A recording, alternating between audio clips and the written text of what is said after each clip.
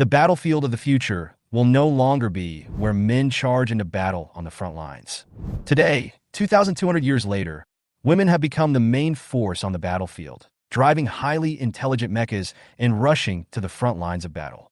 We men are just tactical commanders, mainly standing in the rear to provide them with support and command. As the top graduate of the East China Military Academy, who is only in his early 20s. Although I, Wu Jie, have outstanding tactical talent, calmness, and courage, fate has not allowed me to fully display my talents. Because I don't support extreme feminism, I have never been valued by the organization. I can only serve as an inconspicuous team commander, leading the team members to complete the mission silently. Once upon a time, I thought my future was limited to this path. However, a sudden disaster changed everything.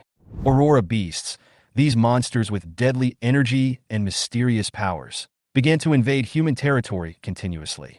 Despite the huge military forces invested by various countries and the establishment of strong fortifications. But no matter how hard they tried, these lines of defense were still unable to stop the endless tide of beasts.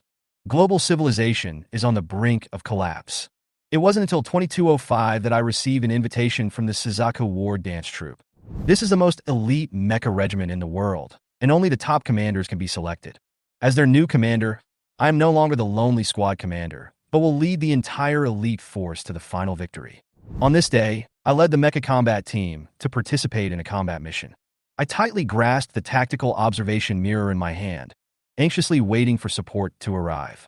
Time passed by minute, but there was no news of rescue. My heart became increasingly heavy, and the situation before me began to become tense. Suddenly, there was a piercing, buzzing sound in the distance, like a cannonball flying through the air. I immediately raised my head and followed the source of the sound.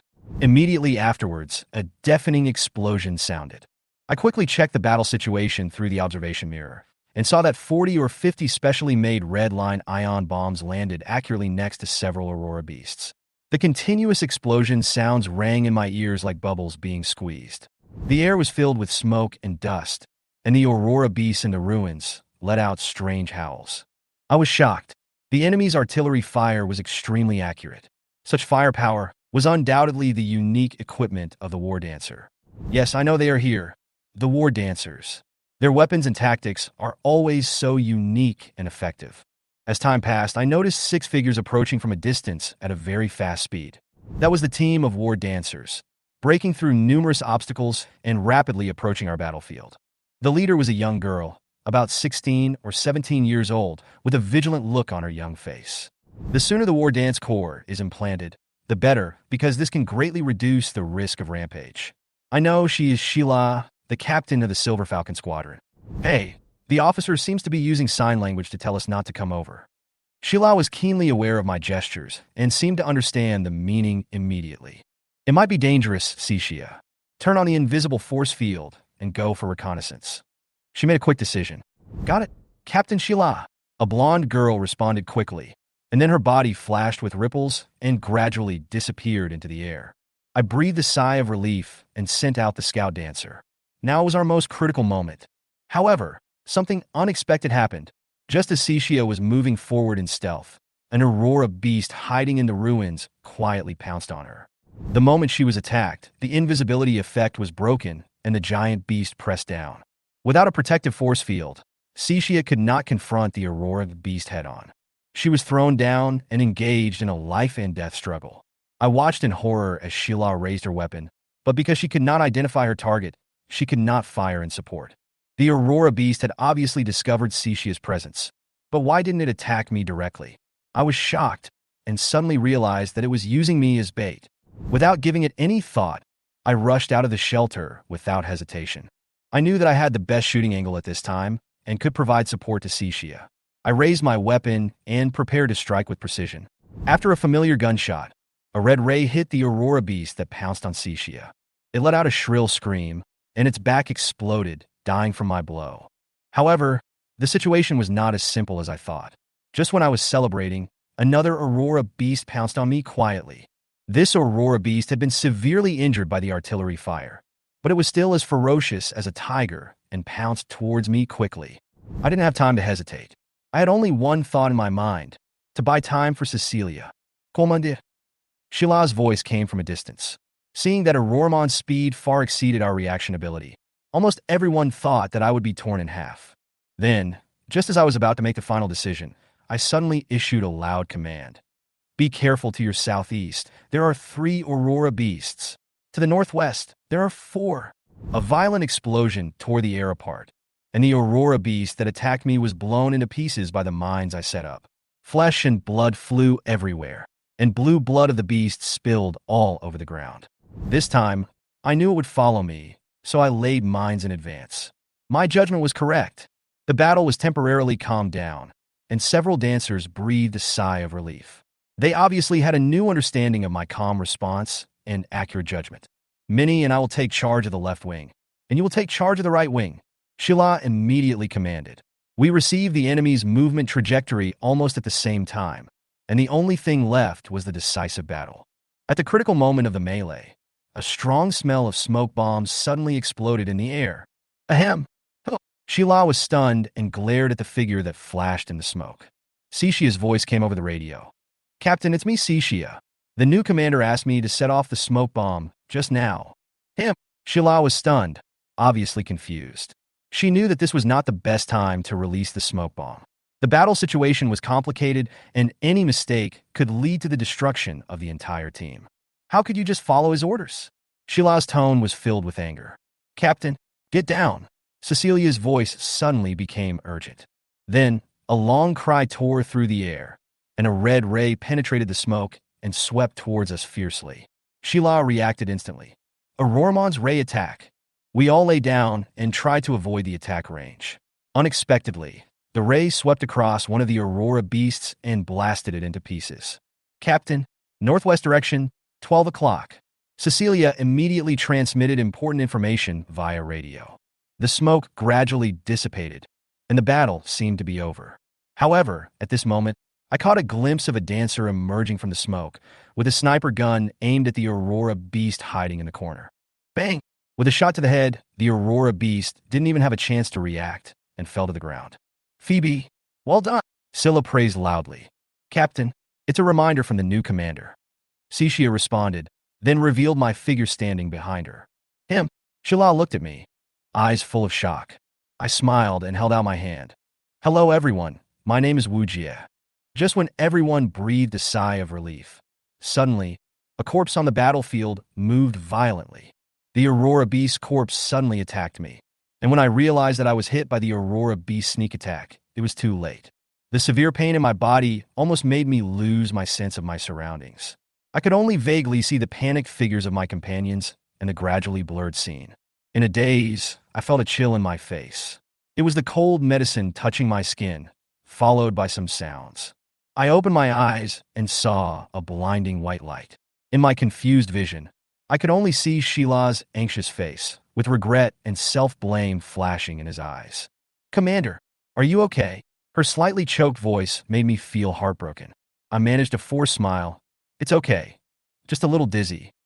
The wound on my hand instantly became more severe and my stomach began to ache. My body condition, which had not yet fully recovered, made my mind even more confused, but I could feel that familiar majestic aura approaching. Suddenly, there was a noise outside the door. Everyone fell silent, and I knew she was here. I didn't have the strength to open my eyes, but I relaxed unconsciously. Even when I was sitting on the hospital bed and heard her voice, I could still feel the determination and invisible pressure. That was her aura, unrivaled by anyone. Captain. Sheila immediately stood up straight and bowed in awe. Yeah. Mingxi's voice came, with a majesty that could not be ignored. What happened? I realized that her eyes were on me, and I felt the unspoken care and attention. I still didn't have the strength to stand up, so I could only lie quietly on the bed and listen to her conversation with Sheila. Captain, there was an accident during the rescue process, and we were ambushed. Sheila explained a little nervously. Ambushed? Mingxi asked, his tone flat, but revealing an unshakable calmness. Sheila was stunned for a moment and seemed a little ashamed. Yes, Captain, it was all my negligence. I failed to fully scout the bunker point, which led to some of our people falling into an ambush. Mingxi didn't seem angry. Her eyes became sharper. You came back alive. It seems like you have turned defeat into victory. Shila's face suddenly turned red, and he seemed a little stunned. Captain, how do you know that we have turned defeat into victory? I haven't had time to write the battle briefing. With him here, I know nothing will happen to you. Mingxi's gaze passed through Shila and fixed on me. Her eyes were as sharp as a knife. I could feel her attention to me, and even read a subtle expectation and recognition in her eyes. Him. Shila was stunned for a moment and obviously did not react immediately. You mean? Yes, he was in command of the battle almost the entire time. Mingxi smiled and continued. Although you sent out scouts, I can clearly see that the command style is completely different. Mingxi said, Wu Jie's ability to respond to emergencies is even more decisive than yours. Your reconnaissance was not in place, and you were ambushed as a result. I could feel her eyes piercing my heart. She knew what I was doing. Maybe she had seen through my intentions long ago. The following tactics were completely decided by him. Mingxi continued to analyze, mercilessly dissecting the situation at that time. That smoke bomb was really brilliant. Even if I was there, it would be difficult for me to think of such a brilliant strategy. Her eyes became sharper, as if they were piercing my soul. This was a brilliant counter-ambush battle, and it was extremely dangerous. If it weren't for his brilliant command, I'm afraid none of you would have survived today. Shila had completely understood at this time, and deep admiration appeared on her face. Even you, the captain, are full of praise for him. I finally understand the deep meaning of your bringing him into Sizo. The corners of my mouth curled up into a smile, but I felt a little bitter in my heart. Yes, my command was recognized by Mingxi, but I knew that I was far from enough. I didn't do these things for recognition. I just did what I thought was right. Captain, I said softly, my voice a little weak. Thank you for your trust. Mingxi listened to what I said and nodded gently. Don't underestimate yourself, Wu Jie. Her tone softened a little, but there was still a firmness in her eyes that could not be ignored. You are much stronger than you think. I knew she saw the potential in me. She looked at the doctor and confirmed my condition before continuing. You have arrived at the Suzuka base. I am relieved to see that you are okay. I am busy now, so I am afraid I cannot entertain you in person. I have already arranged accommodation. Take a day off first, and I will officially hand over my work tomorrow. Although she didn't show much expression, I could sense that she was relieved. I nodded to show that I received it. What shocked me was that my senior schoolmate had become the leader of the Suzuka battle dance troupe. However, after so many years, I am not so sure whether she is still the same senior girl as before. So, I didn't say much, but I was secretly looking at her in my heart. Ziska looked at me quietly from the side, then turned around and left with Mingxi. She didn't say much the whole time, giving off a calm and polite impression. As they left, the war dancers felt relieved and immediately began to discuss in low voices. The sound of their discussion gradually drifted into my ears, and I shook my head, trying to calm myself down. I wanted to stretch my muscles, but before I could move, there was another commotion at the door. What's going on? Shila asked subconsciously with a flash of his eyes. Cixia looked towards the door and replied, It seems that the strongest team of our regiment is back. The Firefox team? Shila asked in shock. I couldn't help but be moved when I heard this. The Firefox squad, the top team in the Suzuka battle dance troupe, had once annihilated a column-level Aurora beast with the power of a few people. Their combat power was self-evident. The information about Firefox immediately came to my mind. Although there were many battle records, they always seemed to be lacking in command and tactical application and failed to exert 100% of their strength. But no matter what, the name of the Firefox team is enough to make people tremble in fear both inside and outside Suzuku. Suddenly, I saw a girl in a sexy red dance costume walking in from the door. She was the captain of Firefox, Qingxiuyu. The extremely tight black dress and fiery red hair made her look like a burning flame, especially her pair of fox ears, which complemented her temperament even more. Several team members followed closely behind her. Each of them had an extraordinary temperament, but she ignored the gazes of others and looked at me coldly. Please leave the Suzuka battle dance troupe. We don't need a male commander here. The moment Qingxiuyu opened his mouth, the atmosphere around them instantly froze. As soon as these words came out, everyone was stunned, especially the members of the Silver Falcon team. They obviously did not expect Captain Firefox to oppose me so bluntly. The members of Silver Falcon's team didn't react for a moment and seemed puzzled by Qingxiuyu's attitude. Well, Captain Qingxiu, it seems that this officer was invited by the regiment commander. Shila was a little confused. However, Qingxiuyu ignored her explanation and continued to stare at me. Don't use the title of team leader to pressure me. Her words were cold, with an unquestionable toughness. I looked at her and frowned slightly. Qing Xiaoyu's attitude clearly showed that she had a strong aversion to me, a male commander. She didn't seem to know that Mingxi arranged for me to be the commander, and my existence might be a shock to her. After all, she had never received such an assignment, and she was obviously skeptical about whether I was qualified for the role. In other words, Captain Firefox is willing to disobey the orders of the leader and drive me away. I whispered, with a hint of thought in my eyes. Qing Xiaoyu did not respond, but just stared at me coldly. I know that her dissatisfaction is not just directed at me, but there are more complex emotions behind it. Judging from her expression, she obviously did not understand the captain's true intentions. But this resistance could not be ignored. I stood there, Qing Xiaoyu's challenge like a punch to the gut, my heart pounding in my chest. Her words just now pierced my heart like a sharp knife, with a strong sense of provocation, forcing me to face a severe choice. Challenge me for a fight. Qing Xiaoyu's words were concise and firm, and there was no room for doubt in his tone. Battle. I was stunned, and quickly recalled these 3 words in my mind. Flag-grabbing battle? That's a form of battle that I haven't participated in for a long time. It's been 3 years since the last time. Qing Xiaoyu's gaze stabbed at me like a knife. The atmosphere around me suddenly became tense, and all the dancers turned their eyes to me. Her provocation was self-evident. She either wanted me to accept the challenge or stand firm. Either I refuse, which means that my days in the Suzaka battle dance troupe will be difficult, or I may even be excluded. Shila's eyes were full of anxiety. She knew that if I agreed to the challenge and stood on the stage, it would mean huge risks. After all, the terrain here is unfamiliar and the enemy is strong. If I refuse, the consequences will be even more disastrous. What should I choose? My inner hesitation almost made me breathless. I refuse, I said calmly, directly and decisively, without any hesitation.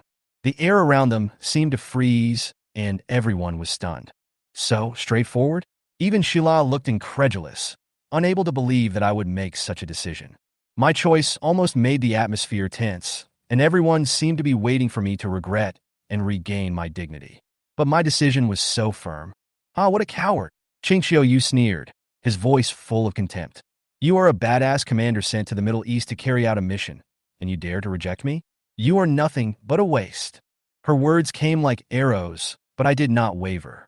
Qing Xiaoyu obviously wanted to suppress me with words, but I knew that the real battle would be on the training ground, not in these words. She was about to leave while taunting me, as if she thought the duel was over. She was wrong. Wait a minute, I said calmly. She stopped and turned her head, with a flash of anger in her eyes. What else do you have to say? I spoke slowly.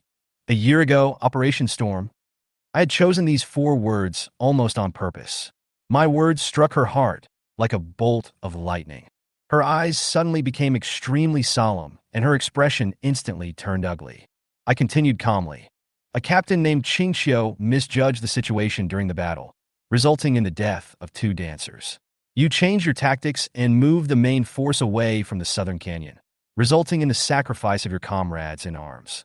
Qing Xiaoyu's eyes flashed with anger, and her body trembled slightly. She obviously didn't expect me to bring up this past event that she was most reluctant to touch.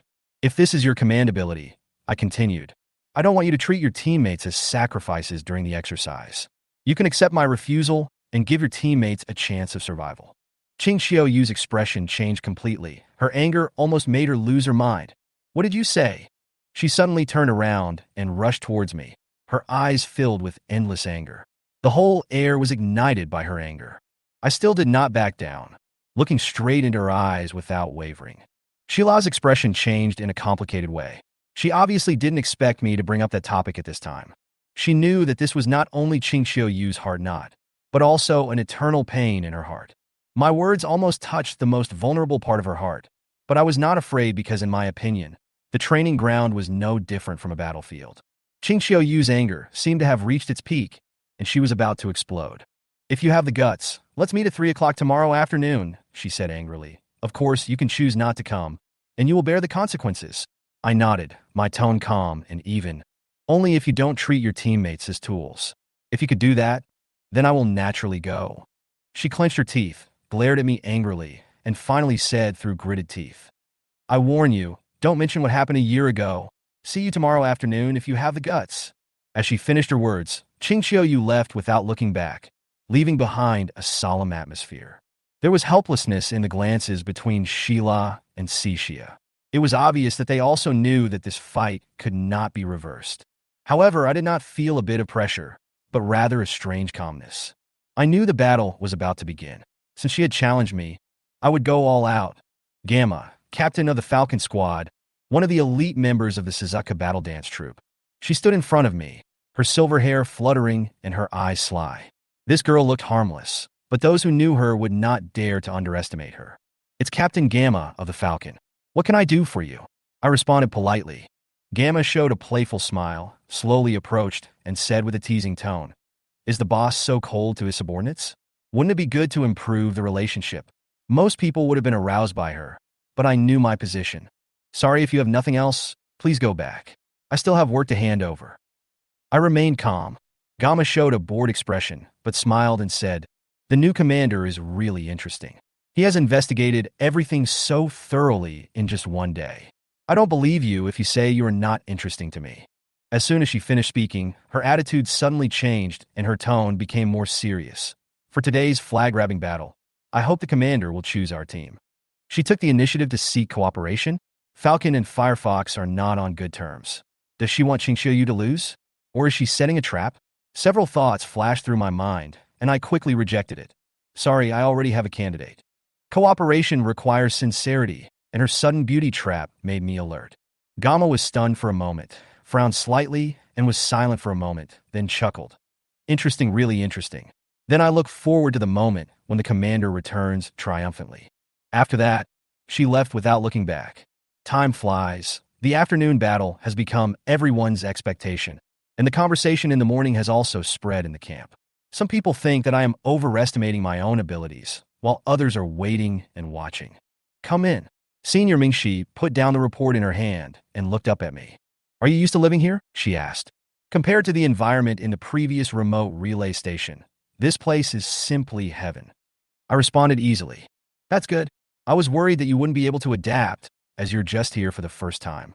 She nodded and smiled. I quickly thanked her. Not only is the accommodation here good, the food is also much better. It's really a world of difference.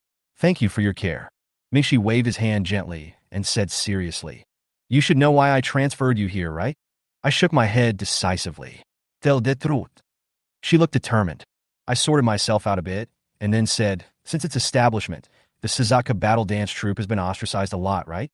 I guess Senior is also facing a lot of pressure. Sending me here is because the higher-ups are weighing the pros and cons, right?" The senior student smiled and said, "That's true, but not entirely. You were not sent here by the higher-ups. I chose you as a bargaining chip." I was stunned. I didn't expect that the senior sister personally chose me to come here. After all, among so many commanders, you are the only one I can trust. I felt relieved, and my gratitude to my senior sister deepened. My efforts over the years have not been in vain. "Tell me which team you like, and I'll arrange it for you now." Senior Mingxi handed me a list with a curious look in her eyes. I glanced at the list and pointed to a team at random. "Let's take this one." "Oh, interesting." Mingxi raised his eyebrows slightly, seeming a little surprised. The Silver Falcon team I chose was the one that saved me yesterday. This is a new team that has just joined the regiment and does not have much experience in special operations. However, I do not regret this choice. She stared at me for a moment, then smiled slightly. "Okay, let's do as you think. But please be merciful to Qingqiu. Don't hit her too hard." I smiled gently. "Don't worry, senior sister, I know what to do." After saluting, I left the leader's office. Ziska, who was observing in secret, showed up. She seemed a little confused. This new commander is really unexpected. Why did he choose a new team? And you asked him to show mercy to Qingqiu. Isn't that too much? Mingxi smiled and said, "Ziska, don't underestimate him, or you will suffer a great loss one day." She handed Cisco a file. As soon as Cisco opened it, her eyes widened and her face became serious. As she turned the pages, her expression gradually changed from surprise to shock. At 3 o'clock in the afternoon, the military exercise field at Suzuka Base was already filled with war dancers who came to watch the game. The Firefox team was ready to go, but the Silver Falcon team led by me was late, which attracted a lot of ridicule and doubts. Isn't the new commander afraid to come? The Firefox team is the strongest in the base, so it's normal for him to be afraid of fighting. Amid the discussions, I and the members of the Silver Falcon team finally appeared at the entrance of the training ground. The war dancers around us looked at us and suddenly became quiet, their eyes full of confusion and puzzlement. Gamma came forward first upon seeing this. "You guys are finally here. I thought you." Her voice stopped abruptly, and her eyes widened, obviously shocked by the team I chose.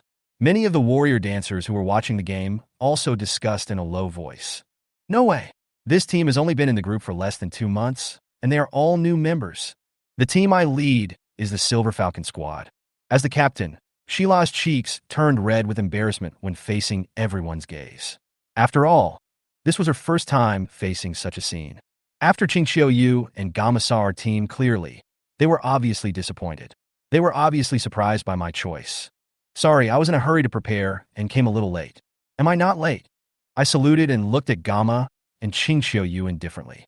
Qingqiu glanced coldly. "Fortunately, I'm not late." She pointed to her adjutant Tang Ling. "Ling Ling, explain the rules." Tang Ling began to explain the rules of the flag-grabbing game in a concise and clear manner, with a hint of professionalism in her words. Her serious attitude showed her respect for fair competition. "I understand. Let's start now." After listening to the rules, I nodded slightly to Qingqiu. Qingqiu responded calmly. "Well, if there is no problem, Gamma will be the referee. How about it?"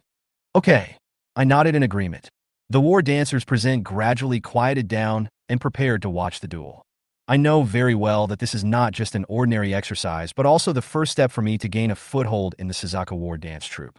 As the exercise began, Sheila asked expectantly, "Sir, what should we do? Please give us the order." I nodded, looked at her determined eyes, and calmly gave orders. As discussed in the combat meeting, Cixia and Boa will be on standby in the forest near the central flag. Once the enemy is spotted, fire the signal gun immediately. The rest of you will stay at the base and wait for the opportunity. Sheila did not hesitate at all and carried out my order neatly. Although the members of our Silver Falcon team are young, they are very capable in execution.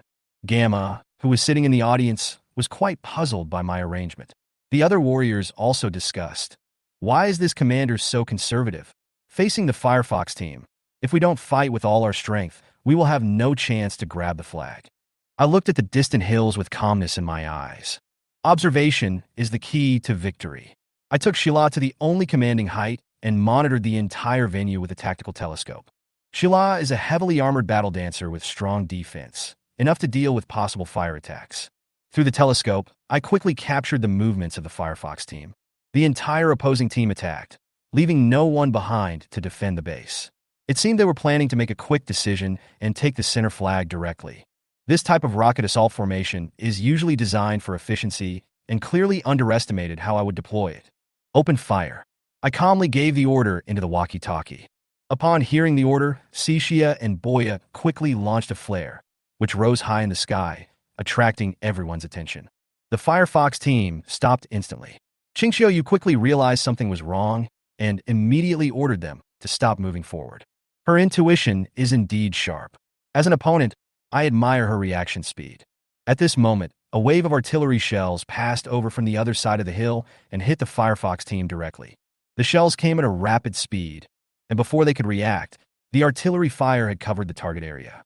Gamma in the audience couldn't help but sigh. First occupy the high ground and use flares to attract the enemy.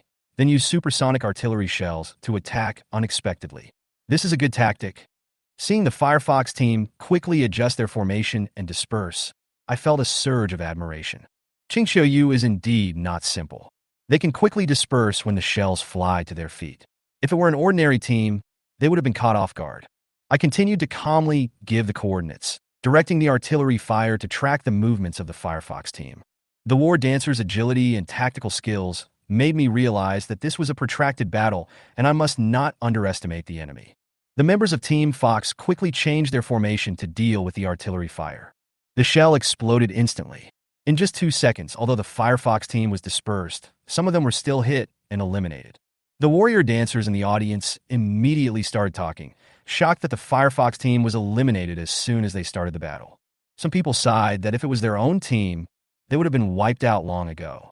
After all, the tactics just now required extremely high speed concealment, and accuracy, which was difficult for ordinary people to handle. I watched the situation on the field and knew that this was just the beginning. I quietly evacuated from the top of the mountain with Sheila and directed the two Silver Falcon team members in the Central Forest to quickly take a detour and head towards the Firefox base. Although the Firefox team members have activated the defensive force field and increased their vigilance, I know that their attention has been drawn to us and the center flag will soon be exposed without any defense. Qing Xiuyu, the captain of the Firefox team, quickly realized the tactical error and ordered his adjutant Tang Ling and two team members to continue to capture the flag, while he and another team member rushed straight to the hill where I was. She had obviously guessed my possible location and tried to turn the situation around by taking out the commander in one fell swoop. "Sir, they are approaching us," Sheila reported in a calm voice. I smiled slightly. Qing Xiuyu's judgment was indeed correct, but I was prepared. "Don't fight too long, just follow the plan." I gave the order calmly, having already arranged every next step in my mind. As we evacuated the mountain, Tang Ling and his team successfully captured the central flag and returned to the base. I continued to observe calmly, knowing that Qing Xiuyu would send someone to pick me up. So I instructed the two invisible war dancers to wait for an opportunity to launch a surprise attack and try to enter the Firefox base directly before they returned to defend. The Qing Xiuyu people quickly chased after us, and our jeep was looming in her sight. In order to lure the enemy deeper into our territory, I deliberately turned off the invisible force field, causing Qing Xiuyu to mistakenly believe that we had lost our ability to hide. Sure enough, she fired frequently, and the shells exploded around us, splashing gravel and dust. But each time they passed us by. I sometimes sped up, sometimes slowed down, constantly changing my route, and successfully disrupted her aim. "TSK, this guy is really troublesome." I saw an anxious look on her face. She fired more than 10 shots, but didn't hit a single one. At this moment, Tang Ling reported on the radio, "Captain, the central flag has been obtained and is ready to be brought back to the base." Qing Xiuyu breathed a sigh of relief, but was obviously still wary, and immediately ordered Tang Ling to send the fastest member to go back and scout ahead of time. Her judgment was cautious, but it was too late. There was actually only one war dancer in my car, and the other war dancer had already bypassed and quickly sneaked into the Firefox camp when they attacked the base, preparing for the final counterattack. Just as Tang Ling and his men rushed back, I finally played my last card. Epsi, a member of the Firefox team known for his speed, immediately reported to Qing Xiuyu when he learned that the enemy had entered the Firefox base. When she heard the news, she was stunned for a moment. She didn't expect that my arrangement would work. Do everything possible to delay the enemy and wait for support from large forces, Qing Xiuyu instructed calmly. But she didn't realize that this was my strategy to lure the enemy. I led Shala towards the hilly area, where the terrain was complex and the undulating ground could not only effectively slow down the enemy's pursuit, but also provide cover. I knew that as long as I could bring Qing Xiuyu into this terrain, I could use Sheila's defensive force field to contain her and buy time for other team members. My command was responded to. Xixia and Boa have set up trenches near the Firefox base and used the flexibility of reconnaissance-type war dancers to set up a defense line at the base to prevent the enemy from returning the flag. Tang Ling led the Firefox squad forward. Although they had activated the defensive force field, their advancement speed was greatly limited by Xixia and Boya, who had the advantage of terrain. Just as they were advancing with difficulty, a cannon shot suddenly came from behind, and Epsi was hit and eliminated. Tang Ling looked back in shock, only to find that she had been surrounded by the ambushed Silver Falcon war dancers. "Ring? Ring?" Qing Xiuyu tried to call her subordinates, but got no response. She realized that the situation was not good as her subordinate's radio had been locked. Regret appeared on her face, but she gritted her teeth, raised her weapon, and rushed towards where I was. Watching her charging over the hills, I did not meet her head-on. Instead, I continued to hide on the high ground and keep a distance from her. Sure enough, her fire only hit the open area, while my team had surrounded it. Qing Xiuyu looked around and found himself surrounded. His two fists were no match for many hands. Eventually, his defense field was broken, and he fell down, killed in action, as judged by the system. Ding! Team Silver Falcon wins. The system's decision sounded throughout the training ground. I walked towards Kinkyu and held out my hand to her. "Wu Jie, come to Suzaku to report." "Captain Kinkyu, from today on, we are comrades in arms. I hope we can put aside our prejudices and move forward together." She stretched out her hand with a slight tremor and shook hands with me in front of everyone's gaze, and the audience applauded. The news of the Silver Falcon Squadron's victory quickly spread throughout the Suzaka battle dance troupe, sparking countless discussions. In the captain's office, Mingxi looked at Ziska. This is Wu Jie's strength. If you face him, what are your chances of winning? Siska pondered for a moment and replied in a low voice. If it is under the rules of the exercise, I am afraid there is no chance of winning. Mingxi smiled and said, Xiaoyu needs such setbacks to understand that there is always someone better than you, and only then can she grow. I stood in front of the Silver Falcon squad, looking at each of them. They were all wearing the armor of the war dancer, with firm eyes, waiting for my instructions. Just now, in the military exercise of the Suzaka battle dance troupe, we defeated the long-famous Firefox squad. This victory gave them more trust and expectations in me. From today on, you will officially start your military career together. My name is Wu Jie, and I am your new commander. Please give me your guidance. I introduced myself briefly. The team members introduced themselves one by one. Shila was the team leader, a heavy battle dancer, responsible for advancement and defense. Xixia, a light fighter dancer, responsible for reconnaissance and pursuit. There are also Boa, Minion, Weiya, and Phoebe, each of whom has her own combat position. Although I have memorized their files by heart, this sense of ritual is still indispensable. I nodded slightly, glanced at them, and said, Thank you for your support. Although I still have a lot to say, this is wartime, and we have just received a new mission from the commander. I briefly explained the mission. We will be heading to the Qinglu River Red Line power plant. There are two missions: eliminate the threats near the power plant and ensure that the power plant resumes normal operations. As soon as the words fell, Phoebe raised her hand and asked, Commander, is the Qinglu River Red Line power plant the power plant outside the city? There was a hint of anxiety in her eyes. I nodded, and although I was a little confused about her question, I soon understood the reason. Sorry, sir, Phoebe's parents are in town, Scylla explained. I nodded in understanding and chuckled. Don't worry, the new United Nations 108th Division is stationed there, and Auroramon won't rush into the city.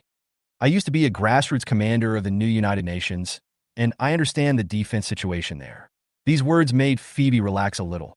Wei also patted Phoebe on the shoulder and said proudly, Don't worry, Phoebe. If an Aurora beast dares to hurt your family, I will be the first to rush over and blow it away. Seeing how harmonious their relationship is, I feel like I have become part of this team. I glanced at everyone and finally said, That's it. This meeting is over. We will leave on time at 5:30 tomorrow morning. Got it? They responded in unison, their voices revealing unquestionable fighting spirit. When the team dispersed, I asked Sheila and Xixia to stay behind. There are still some details that I need to discuss with them further. They looked at each other, confused but full of anticipation. Hey, could this be the legendary after the meeting? Cecilia whispered in Sheila's ear. Sheila's face suddenly turned red, and she quickly stopped her from talking nonsense. I noticed the whispers between them and asked curiously, What are you talking about? No, nothing, Sheila replied quickly, obviously a little nervous. We're just discussing what to eat later. Actually, I knew a little bit in my heart. They probably made more assumptions because I was the only male commander in the base. There are even rumors that male commanders do inappropriate things to their subordinates or issue orders that are difficult to follow. Especially considering some of the dark history before the new United Nations, it is no wonder that there are such misunderstandings. I smiled and decided to let them relax a little. I'm sorry to let you stay and work overtime. I'll treat you later, and we can have something delicious. Really? Sheila looked at me in surprise, seemingly unable to believe it. I nodded and jokingly said, Although the free meals in the group are okay, if you want to eat some private dishes, you still have to pay for it yourself, right? Well, yes, Sheila said softly, her face slightly red. Somehow, when I saw her shy look, I also felt that the atmosphere was a little subtle. I took out 2 documents and handed them to them. Okay, this time you're staying here for a serious matter. This is your reward, a list of new equipment. When they took the documents and looked at them, their eyes widened immediately. Sir, this is too expensive, Sheila exclaimed. Xixia even said directly, No way, such luxurious equipment. I thought it was a dowry. Could it be that the commander has a special fetish and likes a combination of sisters like us? I couldn't help but hold my forehead and explained, Don't think too much. These equipments are the newcomer gift pack that I managed to get from the leader with great difficulty. They're specially used to improve the combat effectiveness of the team. After hearing what I said, they gradually felt relieved, but I could also see that they were touched. Sheila stared at the equipment list, his hands shaking slightly. After a moment, she raised her head, her voice trembling. Thank you, Commander. It is my honor to work with you. I will carry out every order seriously.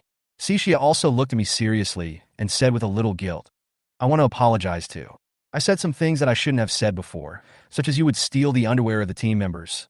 Ha. When she said this, she couldn't help laughing. I shook my head helplessly and said with a smile, Okay, okay. No matter what rumors you have heard, just show your true ability when you take action in the future. While laughing, Sheila warned Cixia seriously. Stop talking nonsense. The commander is not that kind of person. The atmosphere finally relaxed, and I patted their shoulders and said, Okay, today's overtime is over. Let's go.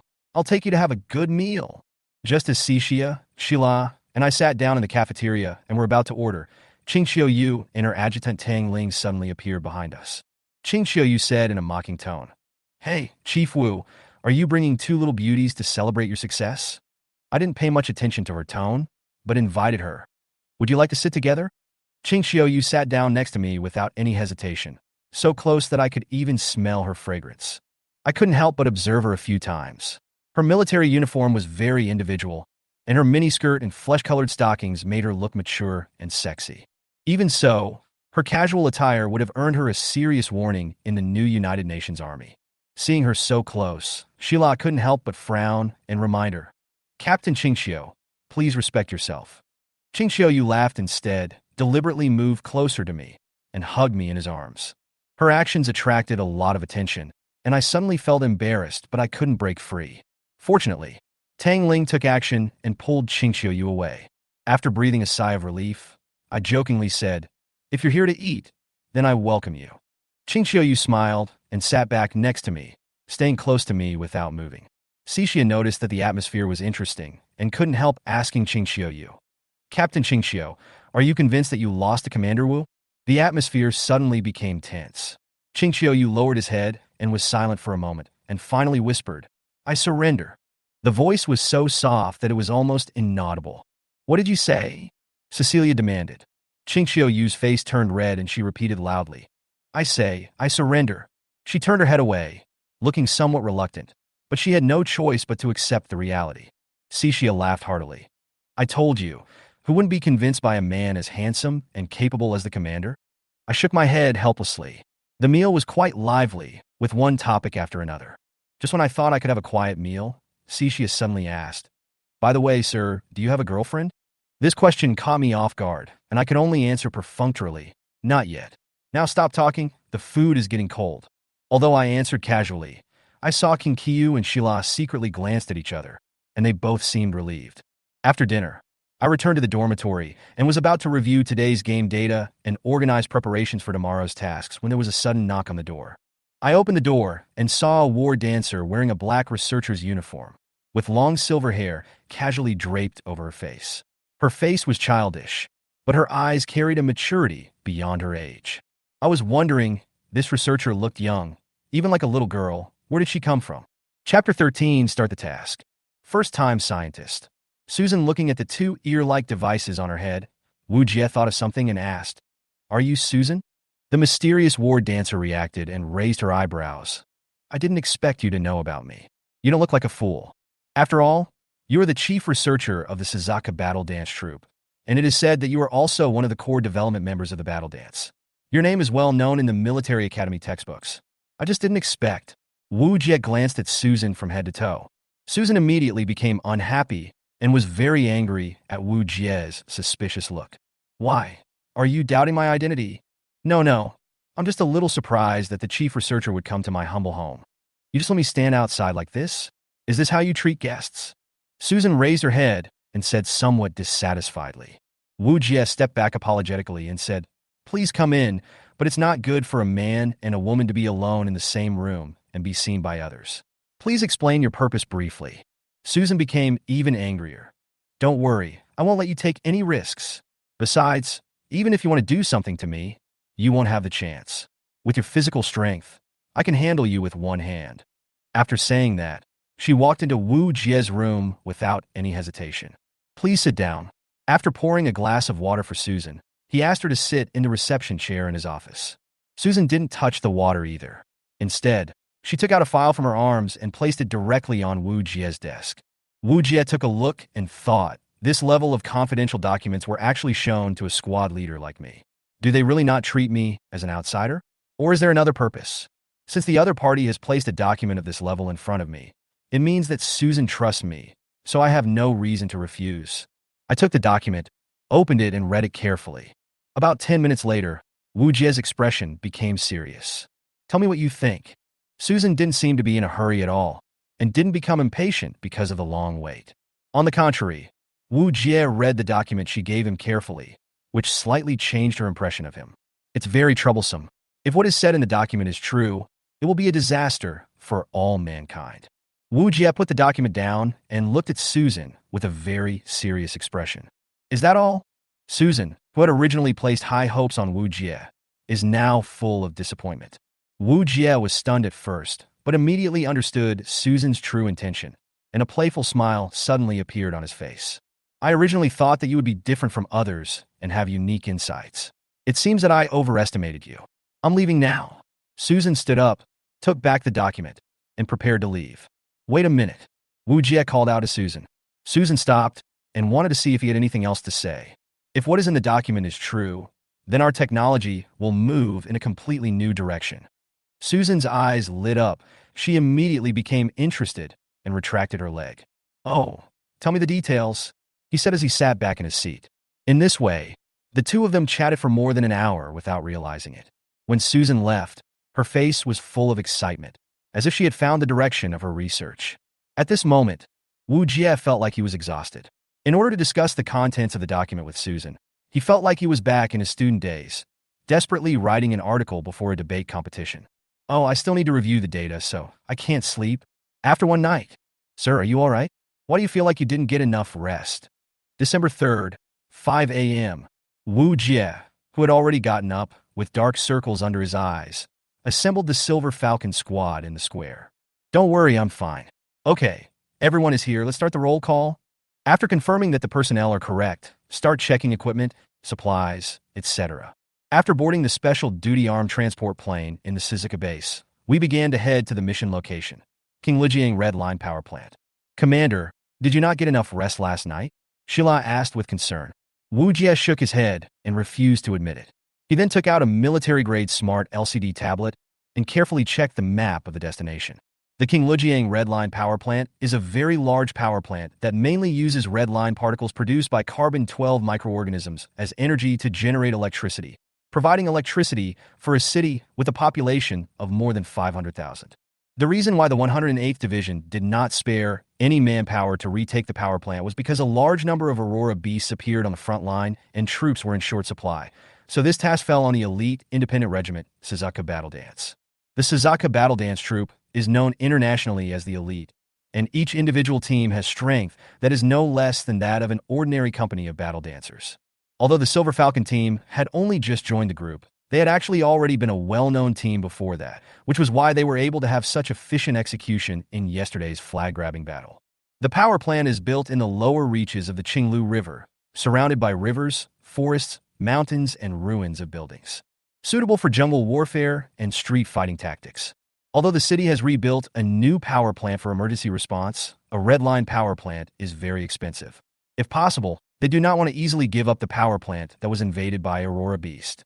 The transport plane found a secluded and safe place to land, which happened to be a small hill to the west of the power plant.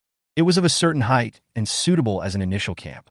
Wu Jie, holding a tactical telescope, immediately put all personnel on alert after landing, and then raised the observation seat of the jeep to about 10 meters. After observing carefully for a while, Wu Jie gave Xixia his first order.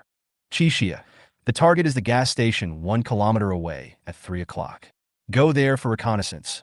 Remember, if you encounter the enemy, do not fight to the death. Count the number and type of the enemy and evacuate immediately. Xixia is a light fighter-type war dancer who is relatively outstanding in speed. Xixia is also equipped with expensive stealth force field equipment, which can greatly increase her concealment capabilities. Boya, you are responsible for assisting Xixia. Remember your position. You need to provide cover and flank reconnaissance about 200 meters to the left of Xixia. Occupy the roof of the small building to the east and count the number of enemies. Just as the two were about to leave, Wu Jie suddenly said, "Wait." They both looked confused. "What's wrong?" Wu Jie said, "Odor remover." "Yes." The two men understood immediately, then took out two spray-like things from their equipment and sprayed them on themselves. As a scout girl, when facing an enemy like Auroramon, you must be extremely careful, and the presence of smell will greatly affect battlefield intelligence. Recalling that at the beginning, Cixia was knocked down by the canine Aurora guy because she smelled the scent. So before going out this time, Wu Jie specially prepared odor remover in their equipment. Seeing that the two were ready, Wu Jie said, "Go." "Got it, sir." After receiving the order, the two men immediately went to the target location for reconnaissance. The restless Minion was a warmonger. If it weren't for the military discipline, she would have rushed out long ago. "Sir, what about us? What about us?" Minion asked hurriedly. "Don't worry. Wait for the news from the front." Chapter 14. The battle begins. Time passed minute by minute, and everyone was patiently waiting for news from the reconnaissance ahead. Suddenly, there was a noise on the radio. "Here they come." Reporting to the commander, there are 30 visible targets outside the gas station, occupying the walls and square areas on the east and west sides of the gas station. There are two different types of Aurora beasts. One is a wingless ape Aurora beast, a total of 20, and the other is a wingless dog Aurora beast, a total of 10. Wu Jie frowned slightly after hearing this, thinking, this is a bit bad. The ape-like Aurora beasts are very intelligent and are difficult to deal with. They know how to use tactics, while the canine Aurora beasts have an extremely sensitive sense of smell. They are within the reconnaissance range of about 1 kilometer around them. I'm afraid a blitzkrieg won't work. The war dancers present were no longer novices on the battlefield. When they heard the information reported from the front, they couldn't help but frown. Shala said, I didn't expect there would be so many dog-like Aurora beasts. Normally, there wouldn't be many of this type of Aurora beasts even on the front battlefield. It's a bit unusual to see so many of them in such a small gas station, plus so many ape-like Aurora beasts. The canine Auroramon is a reconnaissance Auroramon, a rare type of Auroramon that is rarely seen. Not to mention the apes, which basically play the role of a squad leader on the front battlefield. Because of their high IQ, the Auroramon's frontline troops are led by them. Therefore, human scientists have concluded that Auroramon has intelligence, and even speculate that there may be an intelligent civilization behind Auroramon, and Auroramon may just be the advance guard. However, after fighting Auroramon for 5 years, they have never seen the so-called advanced civilization. So this conclusion has gradually become a rumor, and gradually no one takes this theory seriously anymore.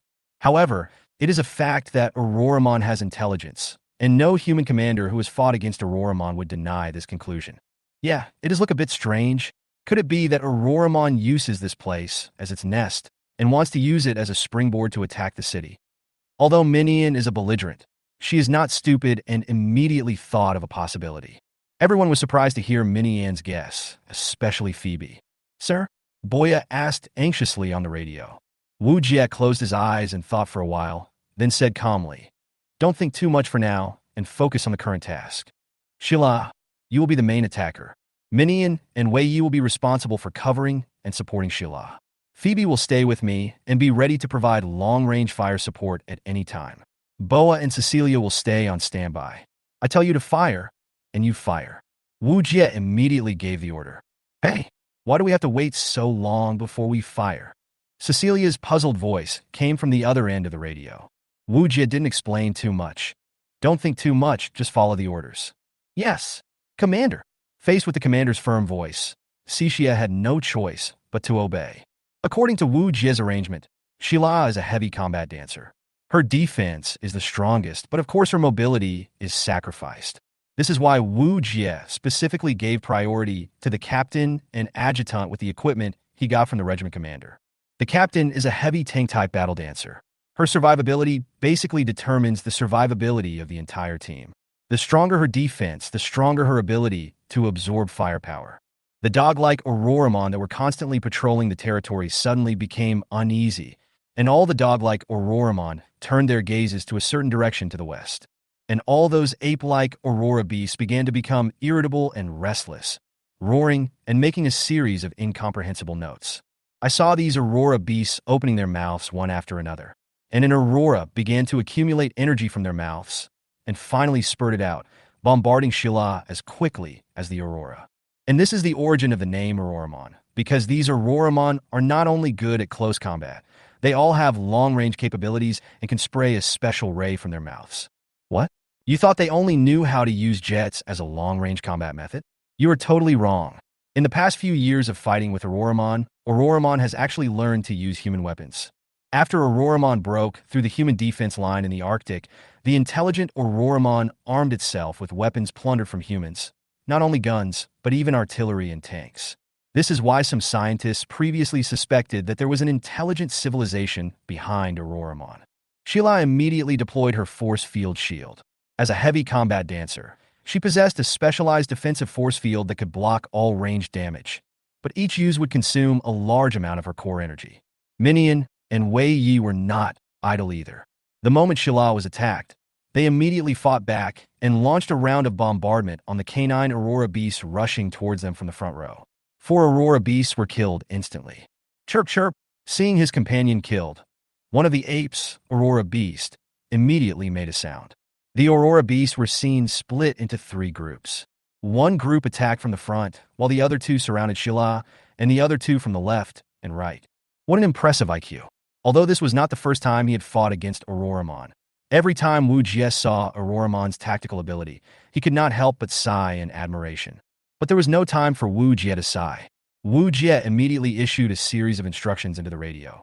Chaixia, attack the Auroramon on the left wing. Boya, attack the Auroramon on the right wing. Fire. As soon as the order was given, the 2 men, who had been suppressing their restlessness for a long time, pulled the trigger the moment they heard the order to fire. I saw more than a dozen shells bombarding the Aurora beasts from the left and right wings. Suddenly, blood rained, shrapnel, smoke and dust flew among the Aurora beasts. More than a dozen Aurora beasts were attacked without any preparation. The back defense of Auroramon is relatively weak, which is basically a certain conclusion based on scientists' research. Chaixia and Boya were fighting from the side, and both of them had concealed equipment, so the enemy was caught off guard and suffered immediate casualties. Chirp Auroramon was suddenly in chaos. Auroramon, who was dizzy from the explosion, realized that he had entered an encirclement and became even more panicked. Wu Jie's eyes suddenly lit up. Got it, that's it. Wu Jie could tell at a glance which Aurora beast had the highest status among the Aurora beasts. All the Aurora beasts were jumping around, but there was only one that was the strangest. It was the only one that calmly kept roaring at the other Aurora beasts. Wu Jie was sure that it was the leader of the Aurora beasts. Auroramon basically looked the same, just like penguins. Even though it is difficult for humans to distinguish their appearances, they still have some commonalities.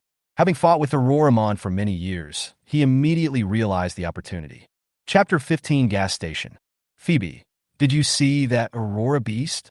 Wu Jie used a tactical telescope to specially mark the abnormal Aurora beast. The specialized war dancer has data vision and can clearly see the Aurora beast marked by Wu Jie. Yes, Phoebe responded. Attack it and kill it with one blow. Wu Jie gave the order. Phoebe was suddenly excited.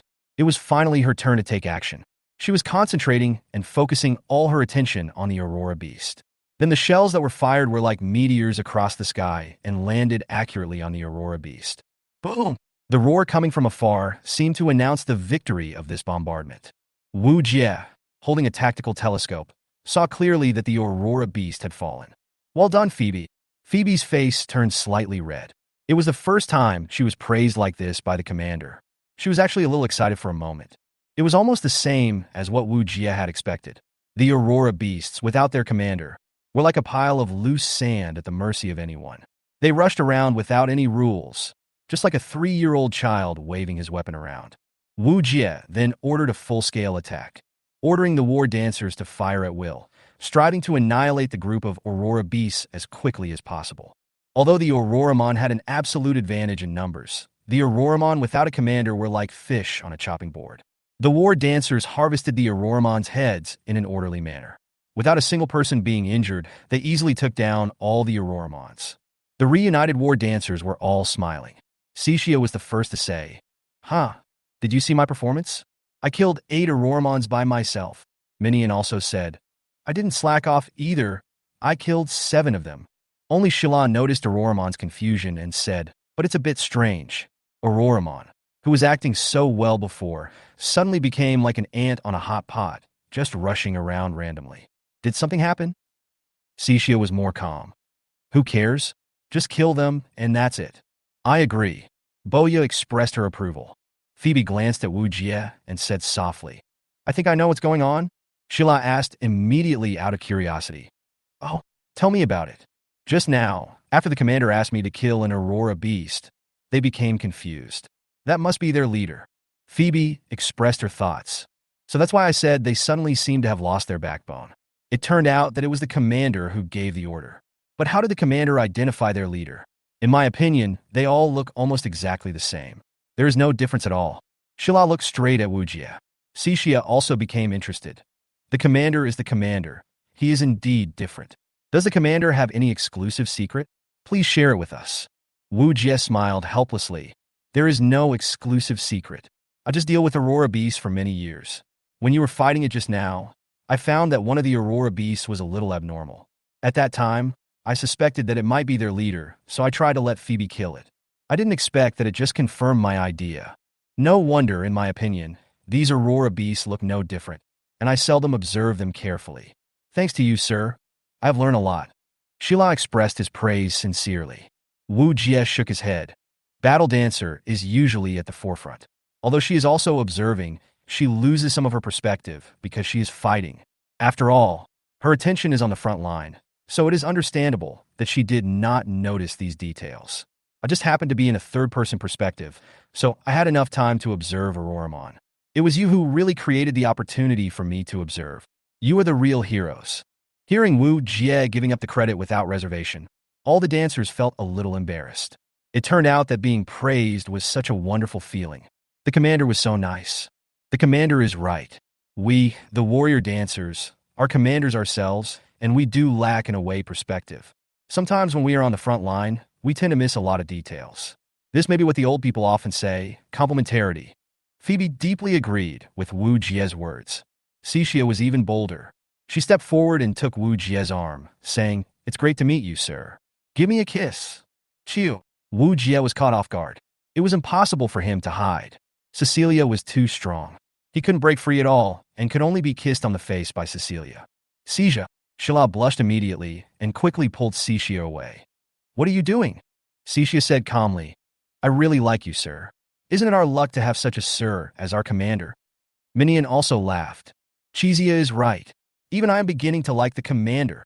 As she said this, she also hugged Wu Jie's other hand, but she did not kiss him as boldly as Cixia. Wu Jie breathed a sigh of relief when he saw this. Oh my, it's only been a short time since I joined our Silver Falcon squad, and the commander has already started hugging me left and right. What a shame, commander. If the scene gets back to the base, there will probably be another disturbance. Phoebe covered her mouth with her hands and giggled. Shila couldn't stand it any longer. You guys, let go of the commander. Are we here to carry out a mission or to enjoy the scenery? Wu Jie was speechless. What the hell was going on? Time flies. Everyone occupied the gas station and used it as a temporary base. According to the intelligence, there are quite a few Auroramon occupying the power plant, but the exact number is unclear, so they have to conduct their own reconnaissance to confirm the intelligence. Retaking the power plant is a huge project, and it cannot be accomplished in one go, so everyone needs to plan for the long term. When they pushed open the door of the gas station, the dust inside made everyone cough. Fortunately, before coming in, everyone had already used a life detector to detect the interior of the gas station, and there were no other signs of life inside, which means that there were no remaining Aurora beasts hiding inside the gas station. Wu Jie pulled open a table and placed the holographic projection map on the table. Soon, the entire Qinglijiang Red Line power plant structure unfolded on the table. The entire power plant is in the shape of an eye, covering a total area of 700 square meters from front to back. The power plant has 6 floors. There is also an 8-story dormitory building near the power plant. The roof is higher than the power plant, and the view is better. Chapter 16, What a Surprise. The surface area of the power plant is not large, and there is actually an underground part. Because a lot of heat is generated when electricity is generated, the latest cooling technology is to build the main energy core underground. The equipment in the building above is mainly used to convert energy into electrical energy. Shila, tell me what you think. Wu Jie did not rush to express his opinion, but first asked everyone if they had any ideas. Shila thought for a moment, pointed to the dormitory building next to the power plant and said, This is a very good commanding height. If we can occupy this place and use it as a temporary fortress, We can consume the Aurora Beast very well. Wu Jie nodded. Do you have any other good ideas? Phoebe raised her hand. Speaking. Phoebe was very careful, afraid of saying a wrong word, and said, well, the power plant is built by the river. Can we use the other side to launch artillery attacks on the other side? Fight a long-range war of attrition. Wu Jie was stunned at first. Then he calculated in his mind and said, it's a very novel idea. Any more? Phoebe shook her head. That's all I can think of. Shala shook his head and said, I'm talking to you, Phoebe. The opponent is Auroramon. Except for you and me who have force fields, everyone else has only ordinary composite steel shields. That kind of shield is fine for temporary defense, but Auroramon's ray attacks and weapons are not to be trifled with. Phoebe immediately acted as if she had done something wrong, like a little girl who was afraid of being punished by her parents. Sorry, I didn't think about it that much. Yes, I'm sorry, Shala. Cixia quickly tried to smooth things over. Well, after all, Phoebe is a long-range support type, so it's normal for her to have such thoughts. Let me tell you what I think. If the number of enemies is not large, I think we can just conduct a sweep operation and charge head-on to defeat the enemy. Wu Jie slapped his forehead and said, your idea is even more dangerous than Phoebe's. Cixia laughed and said, that's what the commander asked us to say. Please don't blame us, Commander. Wu Jie was amused by her. That's really your style. I think I understand you better and better, Cixia. Cecilia grinned, revealing a row of white teeth, looking sunny and cheerful. Wu Jie asked everyone again if they had any other ideas. Everyone said no. Wu Jie summarized everyone's opinions and made his own decision. Everyone should rest here for one night first, and then set out tomorrow. Everyone will take turns to guard the place at night, and the rest of the team members can rest and conserve their energy so that we can strive to capture the power plant in one fell swoop the next day. All the war dancers exclaimed in surprise. They had thought that Wu Jie would seize this opportunity and morale to take down the power plant in one go, but they didn't expect that he would let everyone take a rest. Aren't we going to take it down in one fell swoop today? Cecilia asked first. Wu Jie smiled gently. No matter how tough a warrior is, he still needs to conserve his energy. No matter how sharp a sword is, it will eventually become blunt. Sharpening a sword does not hinder the work of chopping wood. But the first time is the best, the second time is weaker, and the third time is exhausted. Isn't that what our teacher taught us? Cecilia felt very strange. Wu Jie laughed. Aren't we going to take over the gas station in one fell swoop today, Cixia? Cixia still didn't understand. Oh really? Shala gave Cixia a slap on the face. You are greedy. You should eat one bite at a time. Why are you in such a hurry? I understand what the commander means. Cixia, who was violently shocked, looked unhappy. Really, you are all riddlers. I don't want to play with you anymore. By the way, who will keep watch first tonight? Wu Jie said, in my night watch, Shala is first, Cixia is second. Okay, that's it. How can we let the commander keep watch at night? I'll do it. I'll do it. Cecilia looked very positive. You just go and have a rest. Sitting on the roof of the gas station, Wu Jie concealed himself with a military camouflage cloak and turned on the thermal imaging mode with a handheld telescope to not miss any movement. Looking at the telescope in his hand, Wu Jie sighed. If he wasn't the commander of the war dancer, I'm afraid that in the normal army, only battalion commanders or above can be equipped with this thing. The commander of the war dancer is basically equivalent to a senior commander. At this moment, Wu Jie suddenly saw a strange figure appear in the forest. Feeling a little surprised, he immediately pointed the camera at the figure, but it disappeared quickly. I rubbed my eyes, wondering if I had seen it wrong. Wu Jie can't be careless. This is not a safe area. It is not surprising if any enemy appears at night. However, after trying several modes and not seeing the enemy, Wu Jie had to give up. Just as Wu Jie was trying hard to recall the previous details, he was suddenly patted on the back. Sir, I'm here to take over the shift. Turning back, it was Shala. The little girl opened her big, blinking eyes in the darkness. Thank you for your hard work, Shala. By the way, I think I saw something at the 9 o'clock position just now, but I'm not sure. You have to be careful.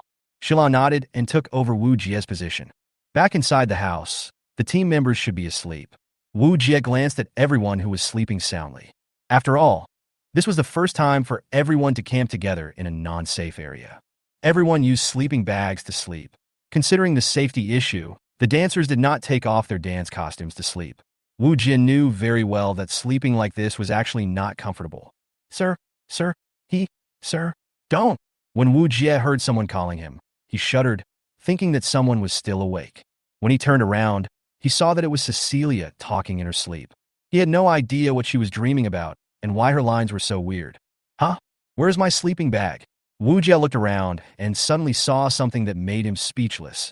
Cecilia was actually sleeping in his sleeping bag. Wu Jie slapped his face, speechless. What should he do? He could only sleep in Cecilia's sleeping bag. I took a look at the two empty sleeping bags on the ground. Which one was Cecilia's? I didn't know which one it was. One sleeping bag has a very cute kitten painted on it, and the other is pure army green. Wu Jie was confused for a long time and had to judge by appearance. With Shila's personality, it must not be the kitten's, right? The military green one must be Shila's, and the kitten must be Cecilia's. No matter what, Wu Jie was already extremely sleepy, so he dived into the sleeping bag with a picture of a kitten on it. Huh? Why is this sleeping bag so big? So wide? Wu Jie was stunned for a moment, then thought. The dance costume of the war dancer must be very big when she sleeps, so it's not strange. Thinking of this, Wu Jie had to explain himself and began to prepare for sleep. But what he didn't know was that his body moved while he was sleeping and buried himself in the sleeping bag. I don't know how long I slept, but suddenly I felt a figure crawling into the bed, half asleep and half awake. Wu Jie didn't know where to put his hands, so he grabbed a soft spot with one hand. Immediately afterwards, a soft female voice was heard. It seemed that because of Wu Jie's grip, she moaned unconsciously. Chapter 17, Why Are You Blushing? In this way, the two of them slept in the same sleeping bag all night without realizing it. The next morning, before the sun climbed up the hillside, the extremely disciplined Shila had already opened her eyes early. However, at this moment, her face was as red as the sunset, and her whole body was like a rusty machine, unable to move. Commander, why are you and I in the same sleeping bag? What is going on? Shila just wanted to find a crack in the ground to crawl into. With his hands on his face, Shila's mind was filled with one sentence. What should I do? What should I do? What should I do? Could it be that the commander is actually a pervert who appears to be a gentleman, but is actually a beast? While I was asleep, he wanted to do something to me. No, it doesn't make sense no matter how I think about it. My clothes are all properly on, and I don't feel anything wrong. Could it be that I was too sleepy last night and got into the wrong bed? Thinking of this, Sheila quietly poked her head out, took a look at the style of the sleeping bag, and suddenly felt unwell. She immediately retracted her head, and her face became even redder. How embarrassing. I slept in my bed with my superior. But what on earth is going on? Why did my superior get into my bed? Wait. When I changed shifts last night, I felt something touching me as soon as I got into bed. Could it be that? Maybe today might be the time for Sheila to talk about something that is hard to talk about? Just as the storm march was playing in Sheila's mind, Wu Jie's gentle breathing sound came into Sheila's ears, pulling Sheila back to reality. Hoo. The distance between the two of them was so close that they were almost breathing face to face. So close. Sheila looked at Wu Jie's face and whispered to herself. Wu Jie slept very deeply today because he did not get enough rest yesterday, and Sheila's voice did not wake him up. It's the first time I've looked at my superior at such a close distance. He looks quite handsome when he's sleeping. Sheila looked at Wu Jie's sleeping face and slowly calmed down, no longer brainstorming. I wonder if I can give my commander a hug. Thinking this, Sheila gently stretched out her hand. Just when she was about to hug Wu Jie frowned sleepily. Is he going to wake up? What should I do? Suddenly, the two looked at each other and screamed at the same time. Now, all the others were awakened. What's going on? Is it an enemy attack? The first to be alarmed was Minion. Bobo Luo Bao, he I love it the most. But Cecilia just turned over and continued to eat the feast in her dream. The huge scream could not alarm her. She was really thick-skinned. What's going on? Is Auroramon coming? The next ones to wake up were Boa and Weiya. Phoebe was on her last shift, so she was not at the rest stop. After everyone was alert, they found the source of the scream. Suddenly, everyone looked at each other and burst out laughing. By the way, sir, why are you sleeping in the same bunk with the captain? Could it be the two of you? Boya reacted, then looked at the two of them with ambiguous eyes and chuckled. Wu Jie was about to explain something, but Sheila was quicker than him. We didn't do anything. Boya, don't think too much. Captain, you are trying to cover up your mistake. The way you and your superior are acting now is not very convincing. Boya didn't buy it at all. While the two were talking, Weiya scratched his head and said, Why is Cixia sleeping in the officer's sleeping bag? Wu Jie keenly grasped the timing of this sentence and quickly said, "After handing over the shift last night, I came back and saw Cecilia sleeping in my sleeping bag. I was forced to choose one of the remaining two sleeping bags." Shila also said quickly, "Yes, it must be like this. The commander accidentally entered my sleeping bag last night. After I came back from my shift, I didn't notice that there was someone in the sleeping bag, and I ended up sleeping with the commander by accident. That must be it." After hearing this, Boya said with disappointment, "What? So that's how it is? I was so excited for nothing. I thought you and the commander were making rapid progress." When Sheila heard this, her face immediately turned red to her ears. "Boya!" Sheila was filled with shame and anger and reached out to scratch Boya. Seeing this, Boya quickly dodged. "He stopped tickling me. Defeating me."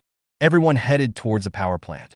According to Wu Jie's plan, Cixia and Boya were to conduct reconnaissance from the periphery to determine the number, type, and deployment information of the Aurora beasts. After that, Shila, Wei Yi, and Minion occupied the dormitory as a temporary fortress, while Phoebe and Wu Jie were responsible for flank remote support in a ruin on the other side of the river.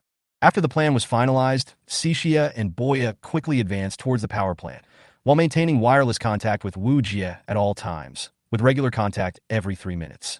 There are 8 insect-type Aurora beasts on the roof of the power plant, 23 visible target Aurora beasts on the western periphery of the plant, and non-intelligent wingless octopus Aurora beasts. Cixia, who arrived at the west side first, sent back a report. At the same time, Boya also reported her reconnaissance data. Report to the commander. 20 wingless, non-intelligent octopus Aurora beasts are visible on the east wall, and 10 wingless, intelligent ape Aurora beasts are visible on the north wall. Wu Jie frowned. "My goodness, the number of Aurora beasts here is almost as large as a column, and these are the currently visible targets. It is not clear what the situation is inside the power plant. It will be bad if you stir up a hornet's nest. Commander, the number is not good.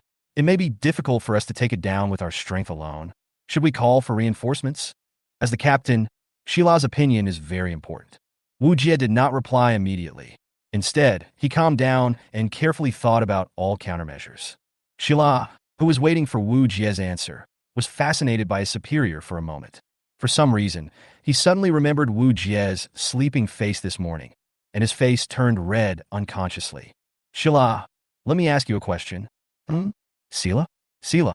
Suddenly, a voice in reality pulled Shila back to reality. She just wanted to find a hole in the ground to crawl into. "Oh my God, I was actually daydreaming in front of my superiors. What am I doing?" "Yes, I'm sorry, sir. Please go on." Sheila responded with regret. Now she really wanted to slap herself in the face. If I remember correctly, the power plant should have a central refrigeration control system for emergency use, right? It's a system specially designed to deal with power failures. Wu Jie is not very familiar with the equipment in the power plant, so he needs to ask Sheila or other team members for their opinions, just in case someone knows about it. Chapter 18, Unexpected Mission. Before coming here, Wu Jie had already consulted a lot of information and was naturally very familiar with some of the designs of the Red Line power plant, but he did not know all of it. Sheila shook his head. "I don't know much about the internal design of the power plant." Wu Jie just nodded after hearing this, thinking, although I know from the investigation data that most power plants have this kind of refrigeration control, not all power plants use this kind of refrigeration control. Some use natural refrigeration measures, such as opening power plants in polar regions in the past. Of course, in addition to natural refrigeration measures, there are also chemical refrigeration measures. It is still unknown what kind of refrigeration the power plant in the city uses. If I had known earlier, I would have gone to the city to ask the relevant personnel before coming. By the way, sir, can we ask the relevant designers over the phone? Sheila suggested a solution. Wu Jie rejected this proposal. No, Aurora Beast is very sensitive to universal signal sources. The city basically uses universal signal sources. If it is not a special signal transmitter, like our radio, it will expose ourselves. Sheila, this is common sense in the military academy. Sheila reacted immediately and blushed. Sorry, sir, I just remembered that this is common sense.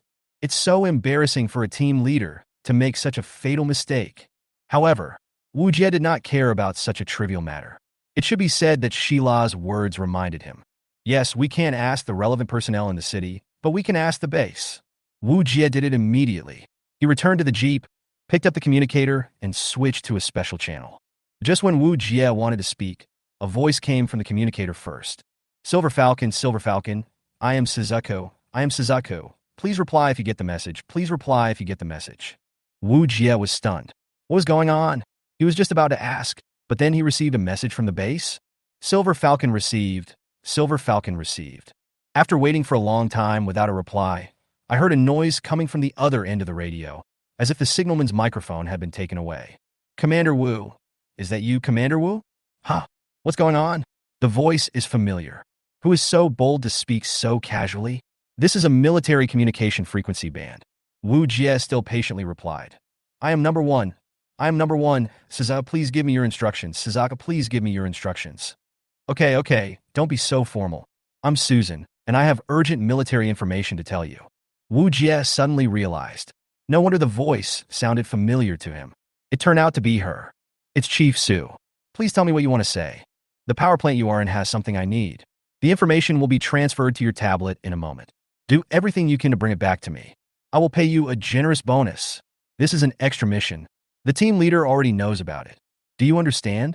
Wu Jie listened to the bossy words over there, but he was not angry. Okay, Chief Su, I will do my best to complete your mission, but can I ask you one thing? If you have something to say it quickly. What kind of refrigeration central control is used in the city's Red Line power plant? Huh? Do you still need to ask me about this? As a commander, shouldn't you have prepared this information before setting off? Wu Jie said helplessly. Chief Su, you should also know that the Red Line power plant has more than one type of freezing mode. Regarding the power plant in the city, it is all confidential. What is taught in the textbook is not applicable to all situations. I think you must know it. There was silence on the other end for a moment. Okay, you have a point. I'll send the information about the city power plant and the files of the new mission to your tablet later. Is that okay? Thank you, Chief Su. By the way, how much is the prize money? You'll know when you come back. You won't lose a penny. The person on the other end of the phone almost roared and hung up after cursing. Wu Jie was suddenly confused. At this moment, all he could think of was Susan's petite appearance and loud swearing. She didn't look like a high-end intellectual at all. Although Shila couldn't hear everything, he still heard the loud voices from the other side. Who was that person? How could he be so rude to the superior? This is too impolite. The superior is working hard on the front line, and the operator at the back has such an attitude. Shila stood up for Wu Jie. Wu Jie looked at Shila gratefully and said, It's okay, as long as we get the information. As he was talking, the tablet in his arms vibrated, and he quickly took it out to look at it. Although Susan is a bit harsh with her words, she is quite efficient in her work. As soon as she hung up the phone, the data was transmitted. After taking a look at the content, Wu Jie's hands trembled, and he almost dropped the tablet to the ground. My goodness, they're going to demolish the power plant. Wu Jie couldn't help but complain. What's wrong, sir? Shila asked in confusion. Wu Jie had no choice but to tell Shila what had happened in the communication just now. That's actually the case. Shila thought of something. So, if we take a piece of the power plant's core and bring it back to the base, it would be the same as paralyzing the power plant. Wu Jie nodded and said, The Red Line power plant uses a special alpha cube array, which is the product of the joint efforts of various great mathematicians, physicists, and chemists. If one cube is missing, it will not be able to operate normally. But Chief Su asked us to take one cube back with us. How are we going to explain the damaged cube to the city government? Wu Jie shook his head. Maybe Chief Su has a solution. Who cares? We are all members of the Sazaka group. Besides, it won't be a big problem to take away one cube.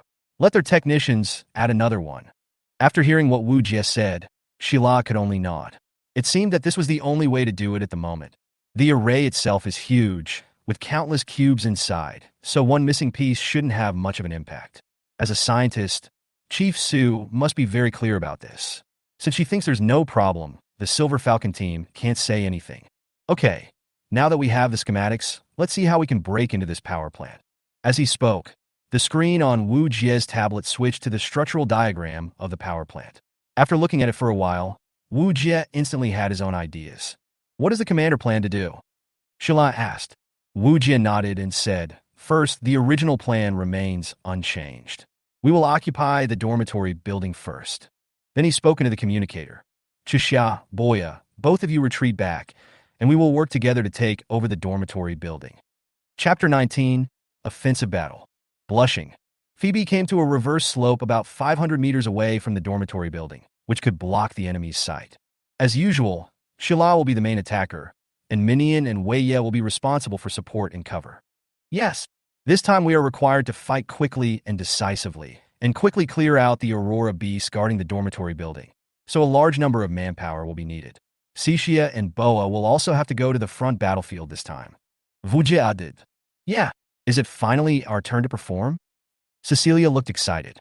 Haha. Let's see who can kill the most Aurora beasts. Minion is a warmongerer. When she heard that they were going to have a frontal blitzkrieg, she became excited.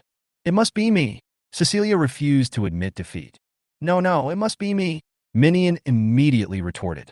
Wujia was very happy that they were so motivated, and it seemed that there was no need for pre-war mobilization. Listen carefully, Cixia. Your and Boya's mission is to seize the dormitory building's wall as quickly as possible and control the nearest bunker point first, so that the slower frontal troops can have a point of advancement. Do you understand? Received. Commander.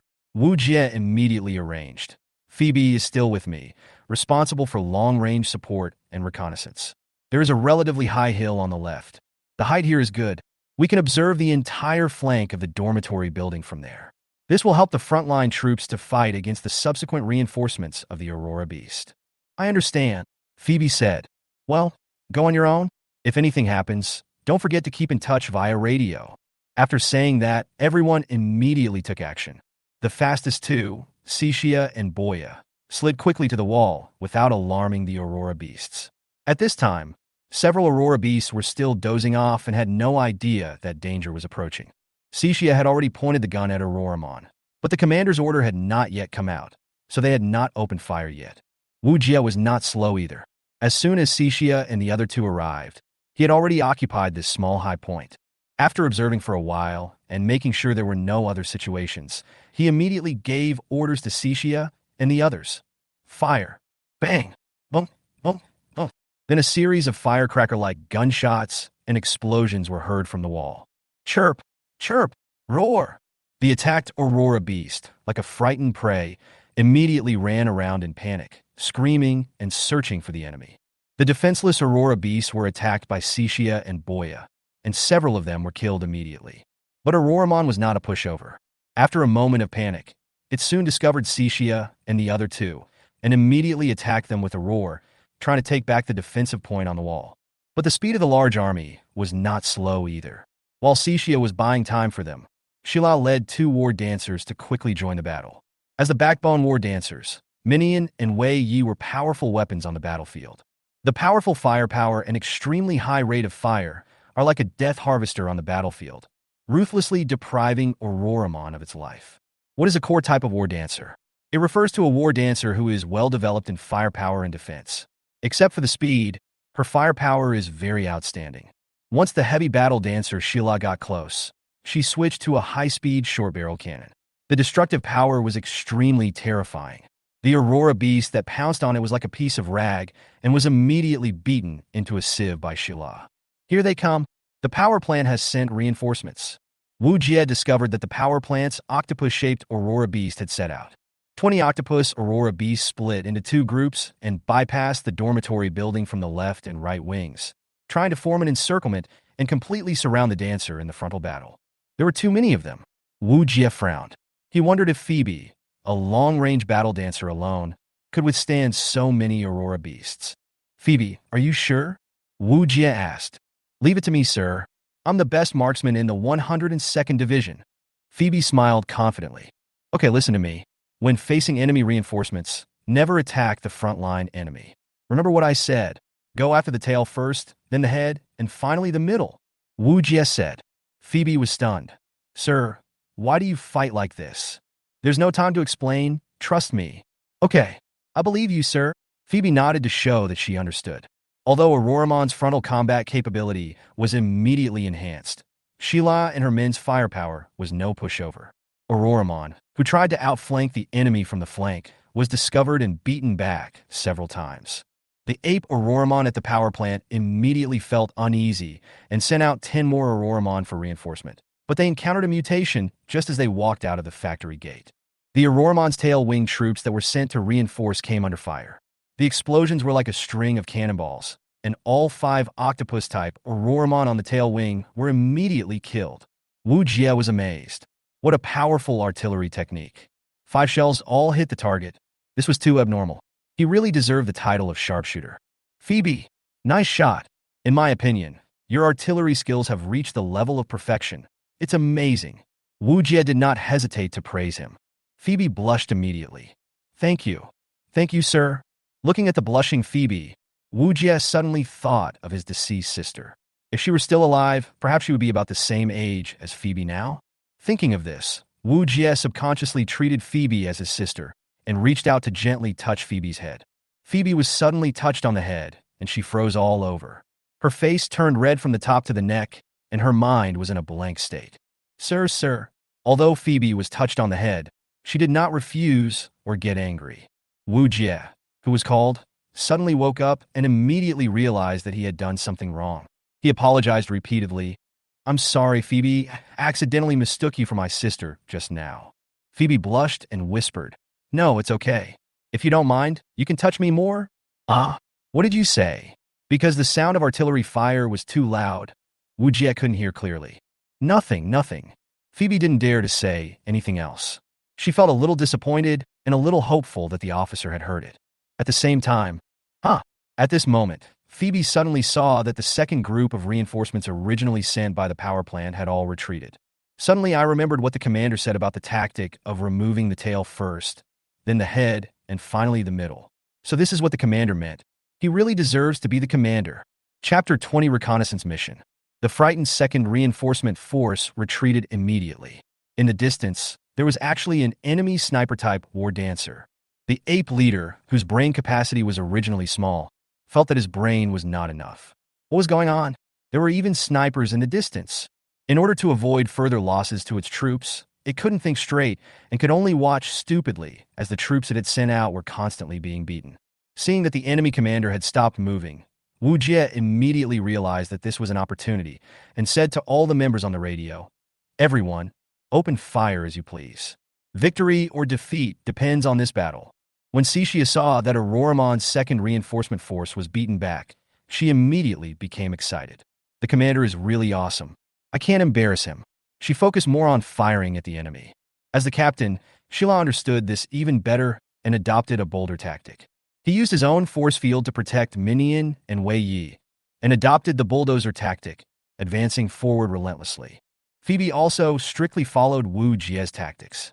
After removing the tail and then the head, she began to harvest the middle troops. The Aurora beasts, who were often sniped from a distance, were also scared at this moment. They wanted to retreat to the power plant, but as soon as they turned around, they were immediately sniped by Phoebe one by one. Phoebe, who had powerful firepower, was simply the god of death on the battlefield at this moment. Unable to go back, and unable to defeat the enemy head-on, Auroramon was almost going crazy. The morale of the Aurora beasts dropped sharply. Having lost the follow-up reinforcements in command, they suddenly became chaotic and just kept roaring and madly attacking Shila, the most obvious target. But how could the war dancers let them do what they wanted? Under the cleansing of the war dancers, the Auroramon that had lost their morale were quickly wiped out by the war dancers.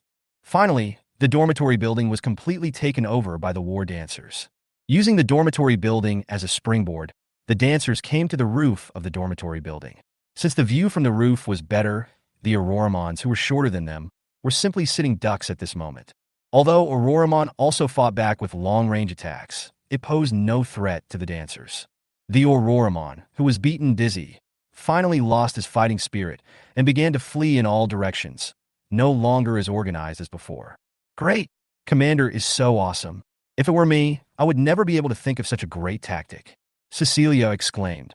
Sheila couldn't help but say, although I can think of using the dormitory building as a springboard, I guess I'll still adopt a blitzkrieg approach.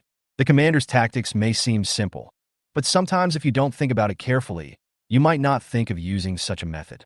Also, the commander had a very good grasp of Phoebe's positioning and managed to completely repel the enemy's subsequent reinforcements. How did the commander come up with this idea? Sheila's fondness for the commander has now turned into admiration. At any time, only the results achieved through actual combat strength are the most impressive. In the military, advocating strength is not primitive, but it is more likely to inspire people's fighting spirit and cohesion. Don't be careless, the enemy has made new moves. Wu Jie's solemn voice came from the radio. The Aurora beasts that were originally in chaos in the power plant all retreated back into the power plant as if they had received some order. Wu Jie, who is familiar with the structure of the power plant, knows very well that although it may look small from the outside, there is something else going on inside. To be honest, it is possible that there are hundreds of Aurora beasts ambushed here. These Aurora beasts suddenly retreated, so there must be something wrong. It's a pity that their mission is to reoccupy the power plant. Otherwise, they really want to use bombs to raze the place to the ground. Who knows how many monsters are hiding underneath? Sir, they have all retreated. What should we do? Asked Sheila. Wu Jie was not in a hurry to give a countermeasure, but said, "Anyway, let's meet first and discuss the specific situation later. After the reunion, sir, we have been observing. The power plant is too quiet right now. It's a little abnormal." Sheila said the first thing they said when they met. Wu Jie nodded and said, "The internal structure of the power plant is very complicated. The passages are narrow, and it is easy to be hit by bullets. There are many corners and intersections, which are also prone to ambushes. Don't forget how terrible the Aurora Beast's close combat ability is. Once close combat occurs, it will be a bloody battle, and it is very easy to get into trouble. What should we do? I have basically no experience in this kind of combat. I wonder if the commander has any good ideas." Sheila expressed his concerns. Cixia patted Xi's back and said, "Don't worry, the commander is here. Everything will be fine." Minnie rubbed her forehead in comfort. "You are really a thick-skinned person. What will you do if the commander is not in the team due to something one day?" Haha. Then fight all the way. The strong fist is the hard truth." "That's really like your style." Minion looked helpless. She really couldn't understand how she thought of becoming a scout girl. Wu Jie clapped his hands, and the chat ended there. "To be honest, I don't have any good solution for this kind of internal battle in a building, but knowing yourself and the enemy is the key to success. First, conduct reconnaissance, then fight. First, Cixia and I will go to the power plant to conduct reconnaissance. Cixia has an invisible force field. I must see the inside of the power plant with my own eyes so that I can formulate a good combat strategy." Sir, but don't we already know it through the structural diagram? Why do we have to go and see it in person? Sir, you are not a war dancer. What if something happens? This is too dangerous. I don't agree. Sheila was the first to object. Boya also raised her hand to object.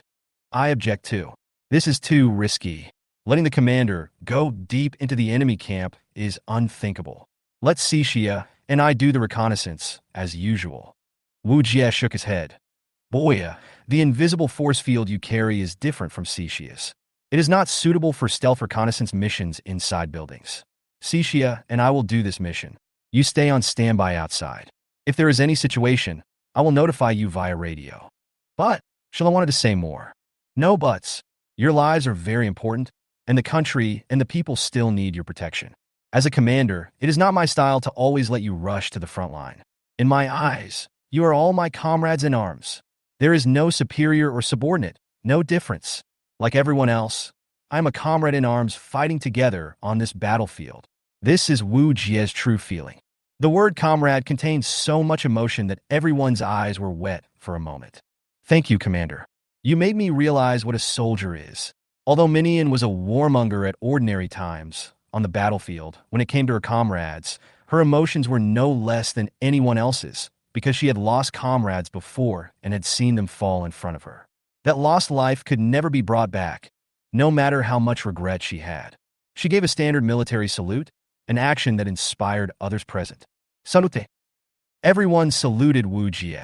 Wu Jie immediately returned the greeting. I'm just going to do some reconnaissance. Don't worry, it's not too dangerous. I'll notify everyone if there's any situation. Chapter 21. Why are you blushing?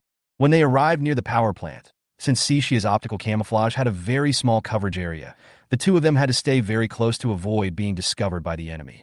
Sir, you're too far away and will be out of the invisible range. Cecilia pulled Wu Jie hard, but she didn't expect that she used too much force, and Wu Jie hit Cecilia's chest. Cixia's face suddenly turned red. Sir, you are so lustful. Wu Jie was speechless.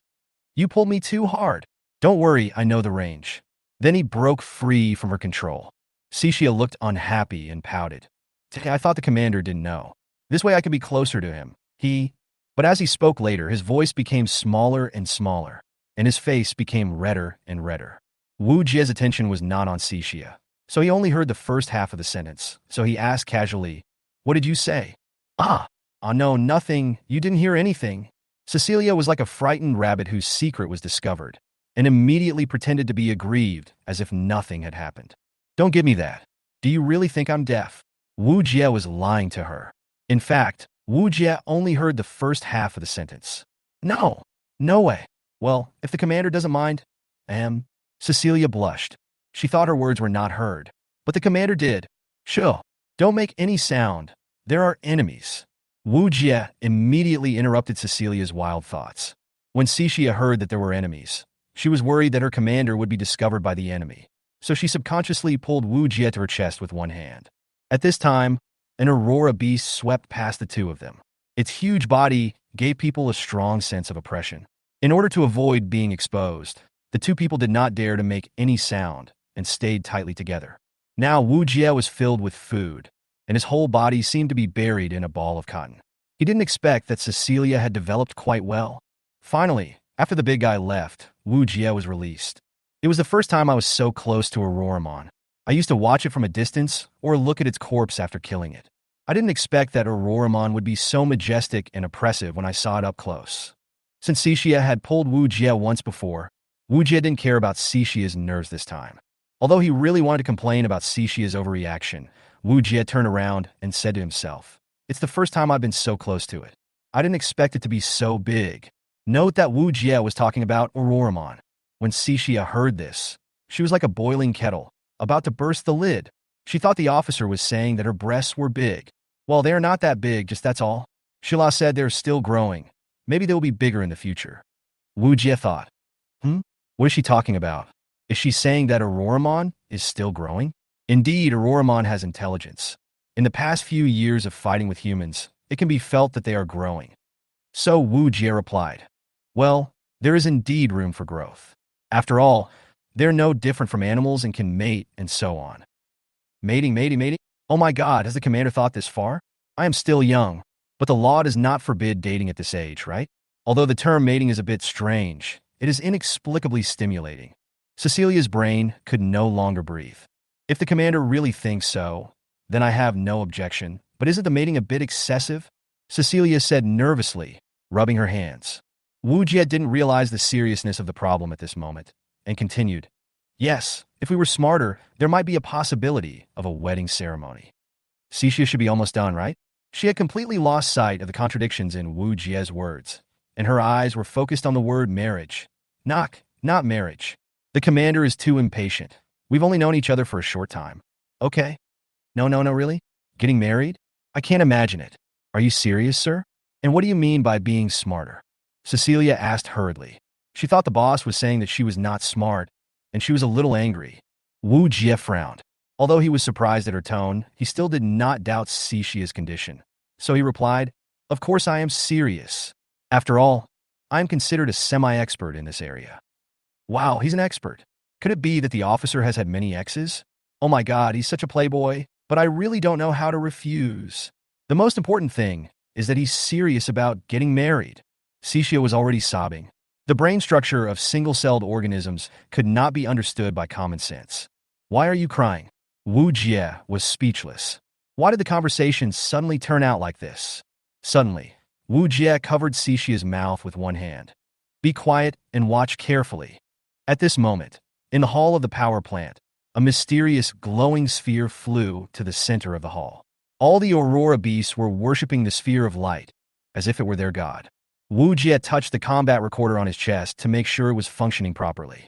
This was the first time they had discovered this type of light ball appearing in Aurora beasts, and they had no idea what it was.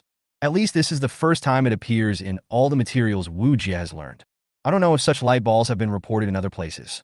It's possible that this is the first time it has appeared here. After all, Wu Jie has never stopped studying Aurora Beast over the years. He updates the latest information about Aurora Beast from military channels every month. No new species of Aurora Beast have appeared in more than 2 years. This is the first time that a light ball type has been seen. I don't know what that ball of light did. Why do these Aurora Beasts worship it so much? It feels like the leader of a cult in a movie. Could it be the leader? Cixia also put aside her brainstorming for the time being and observed carefully. Not long after, the sphere seemed to give some instructions to the Aurora Beasts, and soon the Aurora Beasts disappeared completely. No one knew where they hid, and there was no sign of the Aurora beast leaving the power plant. What exactly is going on? Wu Jie thought carefully. Combined with the Auroramon's previous abnormal behavior of going deep into human territory and the heavy defense after occupying the power plant, a large number of intelligent Auroramon were dispatched. Even when their morale was low, these Auroramon did not abandon the power plant. There must be some purpose. No, we must investigate this thoroughly. The Aurora beasts in this power plant are too abnormal. Wu Jie will always feel a vague sense of uneasiness until he figures out what they are doing. Chapter 22, Shocking Things. Let's go. Wu Jie took Cecilia's hand and walked inside. It was the first time that Wu Jie took the initiative to hold Cecilia's hand and walk with her. But for some reason, she felt an inexplicable sense of security when her superior held her hand and walked with her. How long can you keep the invisible display on your side running for? Wu Jie asked. Cecilia checked and replied, about an hour, without any fighting or extra consumption. Wu Jie nodded and pulled Cecilia deeper. Dodging one patrolling Aurora beast after another, Wu Jie accurately passed through one corridor after another according to his memory of the structure of the power plant. The commander is amazing. Even after looking at the map, I still feel dizzy, but he can remember it so clearly. Cecilia sighed, while being alert to the movements around her. Suddenly Cecilia stopped and said, Sir, wait. Wu Jie asked, what's wrong? They happened to walk onto a suspended bridge corridor with several floors of empty space below. This structural design was to allow for timely pressure relief in the event of an accident in the basement, to prevent the entire building from completely exploding. If an explosion occurs, only the roof will be broken, and the building will not suffer much impact. Sir, look over there. How come there are still humans here? Cecilia pointed to a place on the lower level. Wu Jie raised the telescope, magnified it several times, and began to observe carefully. It really is a human being, and seems to be a young girl. Could it be that she was the warrior dancer who had defended the power plant here before? Was she left here because the power plant was invaded? She was just lying quietly in a container. No one knew who put her in the container. Although there was a telescope, I could only see her side and could not be completely sure of her current condition. Wu Jie looked at the entire space, roughly calculated, and said, this human girl should be in a room on the 3rd floor underground. I have roughly memorized her location. After cleaning up the power plant, we will go to rescue her. Cecilia nodded obediently. Was she as obedient as a young wife at this moment? Maybe. Then the two continued to move forward, but before they had gone far, Wu Jie was stunned. Well, today, strange things happen one after another, and surprise is not enough to describe Wu Jie's mood at the moment. He actually saw an ape-like Auroramon using human tools to repair one of the power circuit breakers. Enlightened? This was the only thought in Wu Jie's mind at this moment. Wait, maybe they are intelligent all along, but they just don't understand human technology.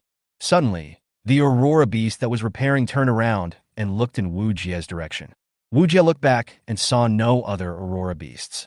So what was it looking at? There is no way to go forward, and a lot of intelligence has been collected this time. Let's retreat first. Wu Jie already has a bad feeling. Weird, too weird, an indescribable sense of separation. Wu Jie said, Cixia, we may be exposed. Evacuate immediately as quickly as possible. Without Wu Jie saying much, Cixia also realized that something was wrong, because 5 or 6 octopus Aurora beasts had climbed over the wall and surrounded them. How was it exposed? Could it be that dividing line? Why has the commander been gone for so long and hasn't come back yet? Shila was already getting anxious, but in order not to make everyone worry, Shila suppressed his inner uneasiness and waited.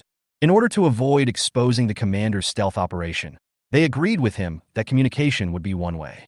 If they sent a message, the sound of the radio might alert Auroramon, so it was safest to have only the commander communicate in one direction. Just when everyone was worried, there was a sudden sound of electric current coming from the other end of the radio. It's Sir! Everyone was startled and immediately focused their attention on the radio, calling out, Sir, I got it, please reply. I got it, please reply. Before Wu Jie could hear what he was saying, the sound of gunfire, explosions, and the roar of the Aurora beast came from the other end of the radio. The commander must be in danger. Let's go rescue him now. Phoebe spoke first. Yes, the commander turned on the radio, but didn't speak. It's obvious that he didn't have time to talk. He must be in a fierce battle now. Captain, let's go. Minion also thought that they should go out. I agree, Boyle also said. Wei Yi also nodded and looked at Shila with a determined look. After looking around, Everyone's eyes were so determined that Sheila only said one sentence. Let's go. However, just when everyone had made up their minds, Wu Jie's voice came from the radio. We are fine now. Just stay at your post, and we will be out soon. Sheila was stunned, but still replied, Sir, are you all right now? What happened? Do you want us to reinforce immediately? There's no time to explain. Stay at your posts. If you see Auroramon fleeing, use all your firepower to destroy them right here. Do you understand?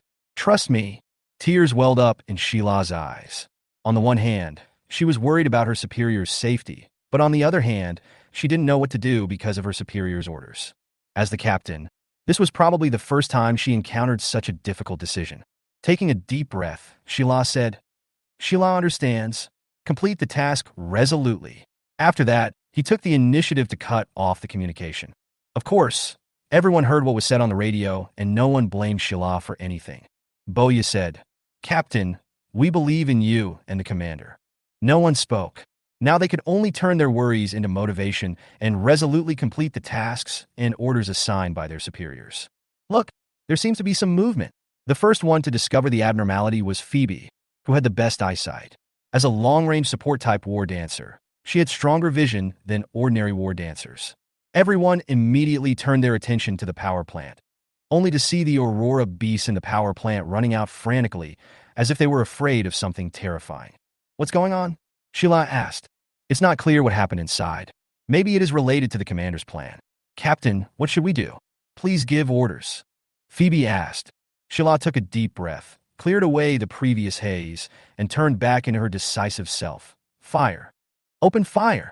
Under Sheila's command, everyone kept pressing the triggers in their hands. Countless shells rained down on the fleeing Aurora beasts. Auroramon, whose morale has already collapsed, is simply no match for them. Tada, tada, tada. The magazine was empty. After Phoebe pressed the trigger a few times, she realized that the magazine was empty and not a single Aurora beast was left. Chapter 23 Rescue Operation. Minion didn't have time to think about why Auroramon suddenly escaped from the power plant, as the commander and Cixia were still in danger. After killing all the Auroramon, Sheila decisively issued an order. Immediately attack the interior of the power plant and rescue the commander and Cixia. Yeah, everyone responded. Going down the stairs one floor at a time was too slow, so everyone jumped directly from the roof. As war dancers, they have physiques superior to ordinary people, and their equipment has a special shock-absorbing system. It was only an 8th floor, and they fell easily.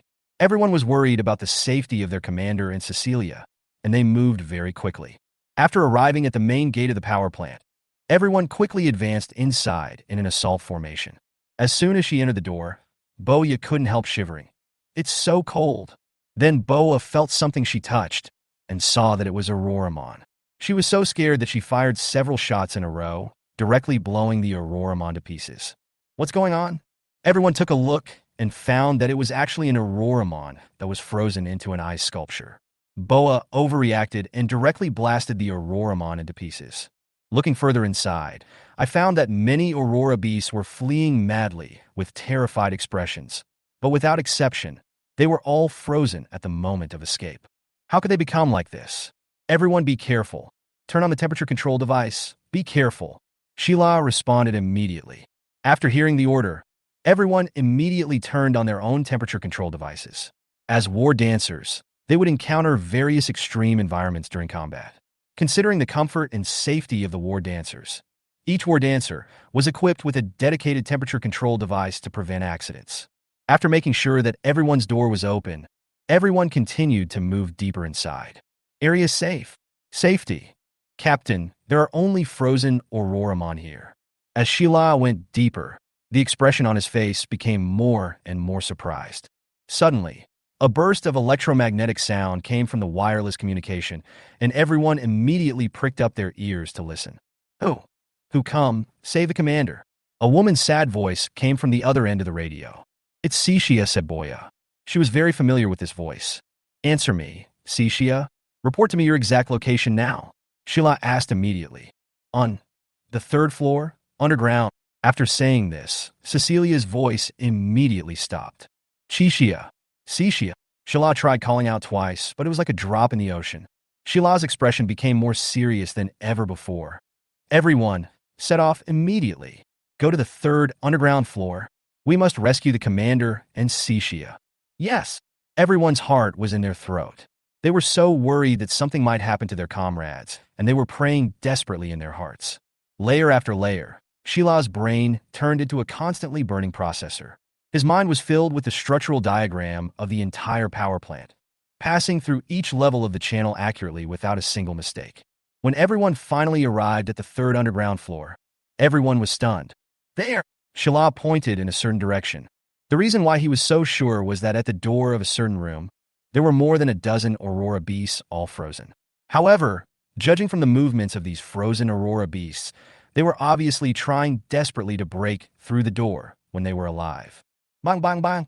When everyone saw these Aurora beasts, they guessed what had happened and immediately took out their weapons and ruthlessly smashed all the frozen Aurora beasts to pieces. Let's go in! Without saying a word, everyone rushed towards the room. There were countless huge gaps and scratches on the door, all of which were left by those crazy Aurora beasts. It was obvious how they broke into the door when they were alive.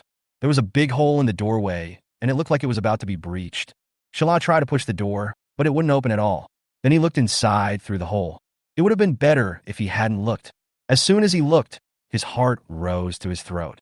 Wu Jie, with blood all over his head, was leaning against an operating table, dying and looking like he would die at any moment. Cecilia used her back to protect her commander, but she also fainted at this time. However, she looked much better than her commander. What on earth had happened? But now was not the time to care about those things.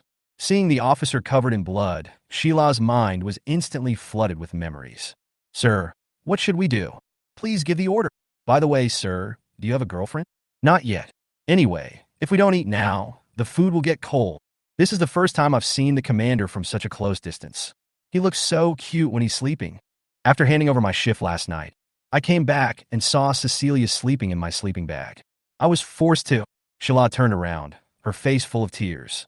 Phoebe, is there any way to open this door? When Sheila turned around, all the war dancers were stunned. It was the first time for them to see their strong-willed captain crying like this. Everyone vaguely guessed what had happened behind the door. Phoebe also felt the seriousness of the situation, and her expression became extremely solemn. As a war dancer who also served as a logistics officer, she carried special demolition equipment.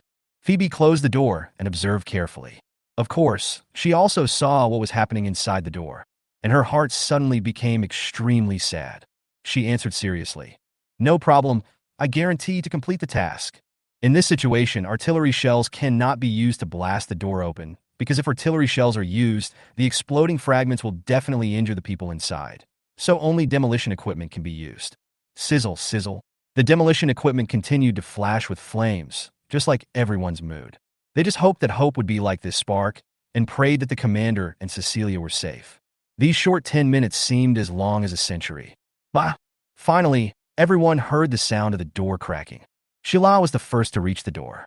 He grabbed it with both hands and exerted all his strength to directly remove the entire door. Quick! Everyone rushed in immediately. Phoebe took out medical equipment from the storage box behind her without saying a word and began to carefully examine the two of them. How is it? Sheila asked anxiously. Xixia is not in any serious trouble. I'll give her a shot of nanotherapy needle and she'll recover soon. It's just that, sir. Phoebe's face looked a little heavy when she said this.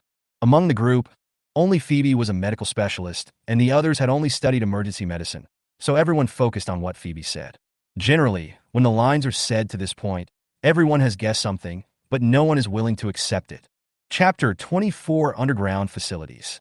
The commander's head was hit hard, his chest was bruised in many places, 2 ribs were broken, and there were signs of internal bleeding. The situation is not optimistic. No matter how little they knew about medical care, after hearing Phoebe's words, everyone realized the seriousness of the matter. What should we do? Boya's expression also became very flustered. As far as they knew, the nearest medical facility was hundreds of kilometers away, and the officer's injuries were very serious, and there was a high possibility that his injuries would be aggravated during transportation. Captain, you tell me what to do. Phoebe frowned and looked at Sheila. Sheila asked, if we call a transport plane and go to the city immediately, will there be a chance of being rescued? Phoebe shook her head. It's hard to say.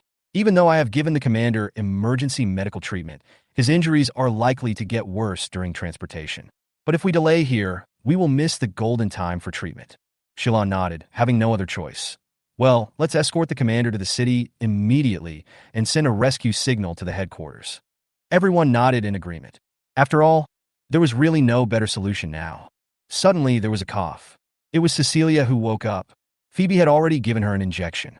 After all, as a war dancer, her physical fitness was much stronger than that of ordinary people. Cecilia was not actually injured, but the load made her feel a little uncomfortable. She soon felt better after an injection. No need to go to the city, Cecilia said. Shila was stunned. Cecilia, what are you talking about? Can't you see how critical the commander's current condition is? Cecilia was not in a hurry, but pointed to the monitor next to her and said, there is a medical center of a power plant in a room here, and there is a dedicated smart operating table there. When Shila heard this, he immediately looked towards the monitor and, as expected, there were medical equipment in this underground facility. Hey, why is there a girl here? Boa pointed to one of the glass containers. Shila shook her head. Don't worry about the girl for now. Saving lives is more important. Boya, you Wei and Minnie and go find a medical center. Once you find one, report the location and we will transport the injured there immediately. Yes. Soon the three of them went out to search. Phoebe and Sela were also busy, treating the injuries of the two. Cecilia was just a little weak because of the excessive load on her core energy. She couldn't move at all at this moment, but her injuries were not serious. At most they were minor. Found it, Captain. Minion brought the good news. Wah! Drip, drip, drip. The sound of an electrocardiogram was heard beside him. In the haze, Wu Jie seemed to see the figure of a girl.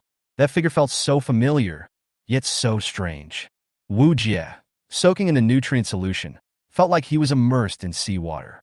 Behind him was the bottomless sea, and above him there was a ray of light slowly shining through the sea level. The light was so warm. A figure is currently in the center of the light, quietly looking at Wu Jie. Who is that person? I want to reach out and touch it, but it's so far, so far. Am I dead? Wu Jie thought. I didn't expect that I have reached the end of my life now. It's such a pity. I still have so many ideals to realize, and so many people I haven't had time to say goodbye to. Sha, Cixia, Boa, Phoebe, Minnie, Weya, the leader, Kinkiyu, and the others, and my sister, right? Am I going to meet her? My sister, we are finally going to meet? At this moment, Wu Jie took a deep breath and suddenly opened his eyes. In front of him was a medical room, shining with white light. At this moment, there were more than a dozen transparent tubes inserted into his body, floating quietly in a nutrient solution. I'm not dead? Wu Jie looked around in surprise. At this time, he was in a cylindrical glass container, which was a special container used for recovery treatment. It was soaked in nutrient solution, which could speed up the patient's treatment. Captain, it's the commander. The commander is awake. The voice was muffled and came through the liquid, sounding so unreal. Shila came to the container with a joyful look on his face and tapped it gently. Sir, how do you feel now? If you are okay, please nod your head. Nuye nodded. Shila finally saw Wu Jie woke up safe and sound. Her eyes were filled with tears. A night of silence. In the early morning, Wu Jie opened his eyes and saw a forest simulated by a hologram next to him. At this moment, the forest was filled with the singing of birds and the fragrance of flowers. The quiet forest atmosphere made people feel that nature was so peaceful. This is a holographic image specially used in medical facilities. It is used to relax patients. This is an underground space which is too depressing and not conducive to treatment, so this kind of equipment is needed. After Wu Jie woke up, he was about to move when he suddenly felt something pressing on the side of the bed. Turning my head, I saw that it was Boya, who was on night duty, who had fallen asleep. She was lying beside the bed like a kitten. After experiencing life and death, Wu Jie now only had a sense of relief for surviving the disaster and began to recall everything he had experienced before. After being surrounded by the enemy, he and Cixia fought and retreated, but the number of enemies was increasing and they had no time to return to the upper level. Forced to break through downwards, Wu Jie suddenly remembered that the cold storage central control was on the third underground floor, so they didn't care about much else. With Cixia's cooperation, they found the freezing control center on the third underground floor. However, Wu Jie was seriously injured because of this. Although Wu Jie's martial arts and marksmanship were pretty good, Aurora Beast's terrifying physical strength seriously injured Wu Jie. After closing the door, Wu Jie immediately started the refrigeration central control, but the refrigeration central control had not been used for a long time, and the startup speed was too slow. Wu Jie thought of a way, which was to overload the refrigeration central control through the load valve next to it. However, what Wu Jie did not expect was that due to the overload, the huge amount of electricity was instantly lost, and Wu Jie was directly knocked away. Wu Jie, who was already seriously injured, was now even more injured and fell directly in front of the control valve. The freezing has been activated. In order to prevent the Auroramon from escaping before he fainted, he issued the final instructions to Sheila and the others, asking them to kill all the Auroramon. Cixia wanted to check on Wu Jie's injuries, but the powerful rapid freezing instantly spread throughout the power plant. In order to protect Wu Jie, Cixia pushed the temperature control equipment to the maximum value. In order to fight against the rapid freezing in an instant, Cixia almost overloaded her core energy.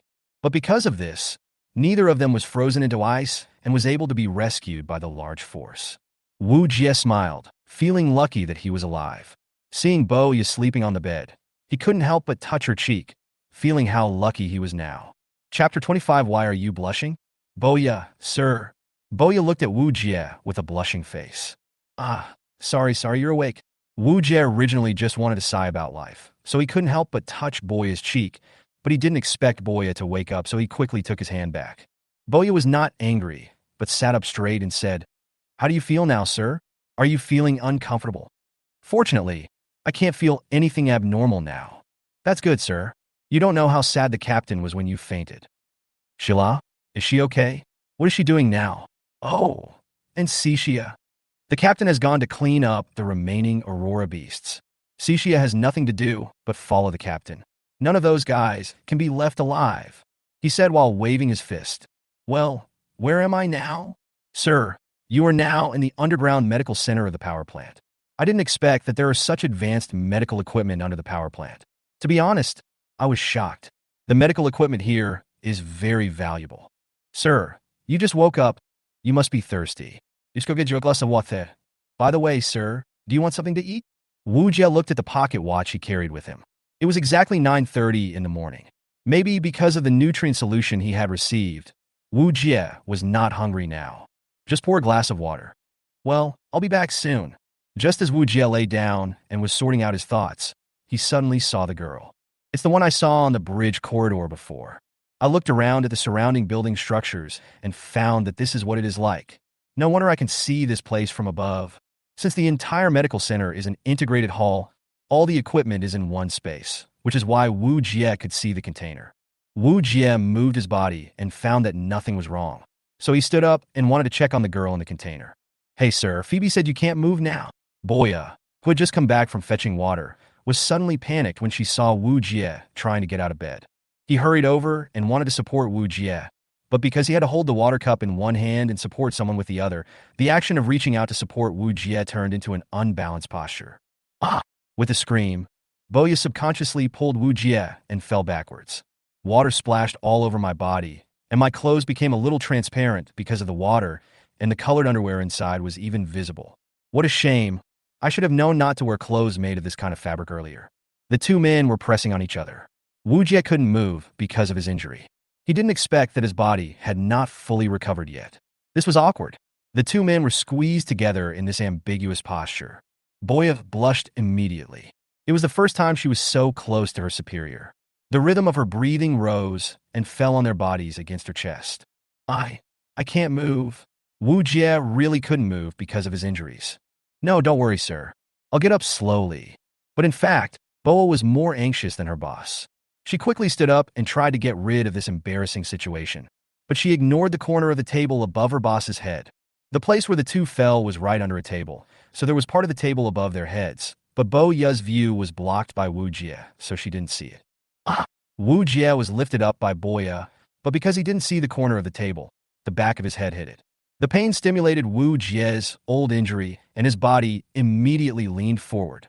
One of them remembered, and the other leaned forward because of pain, and their faces were so close that their lips just happened to touch. Boya's brain froze and short-circuited. Boya blushed. Wu Jie was confused, and space and time seemed to freeze at this moment.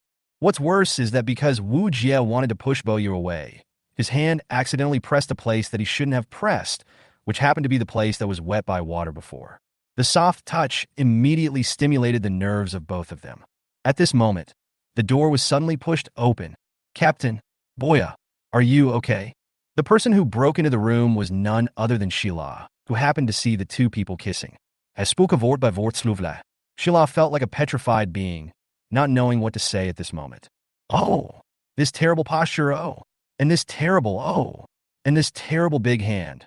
Where is it pressing? Sheila was almost on the verge of exploding. No, no, no. Sheila, listen to my explanation, Wu Jie said hurriedly. Boya also quickly said, "Captain, no, it's not what you think.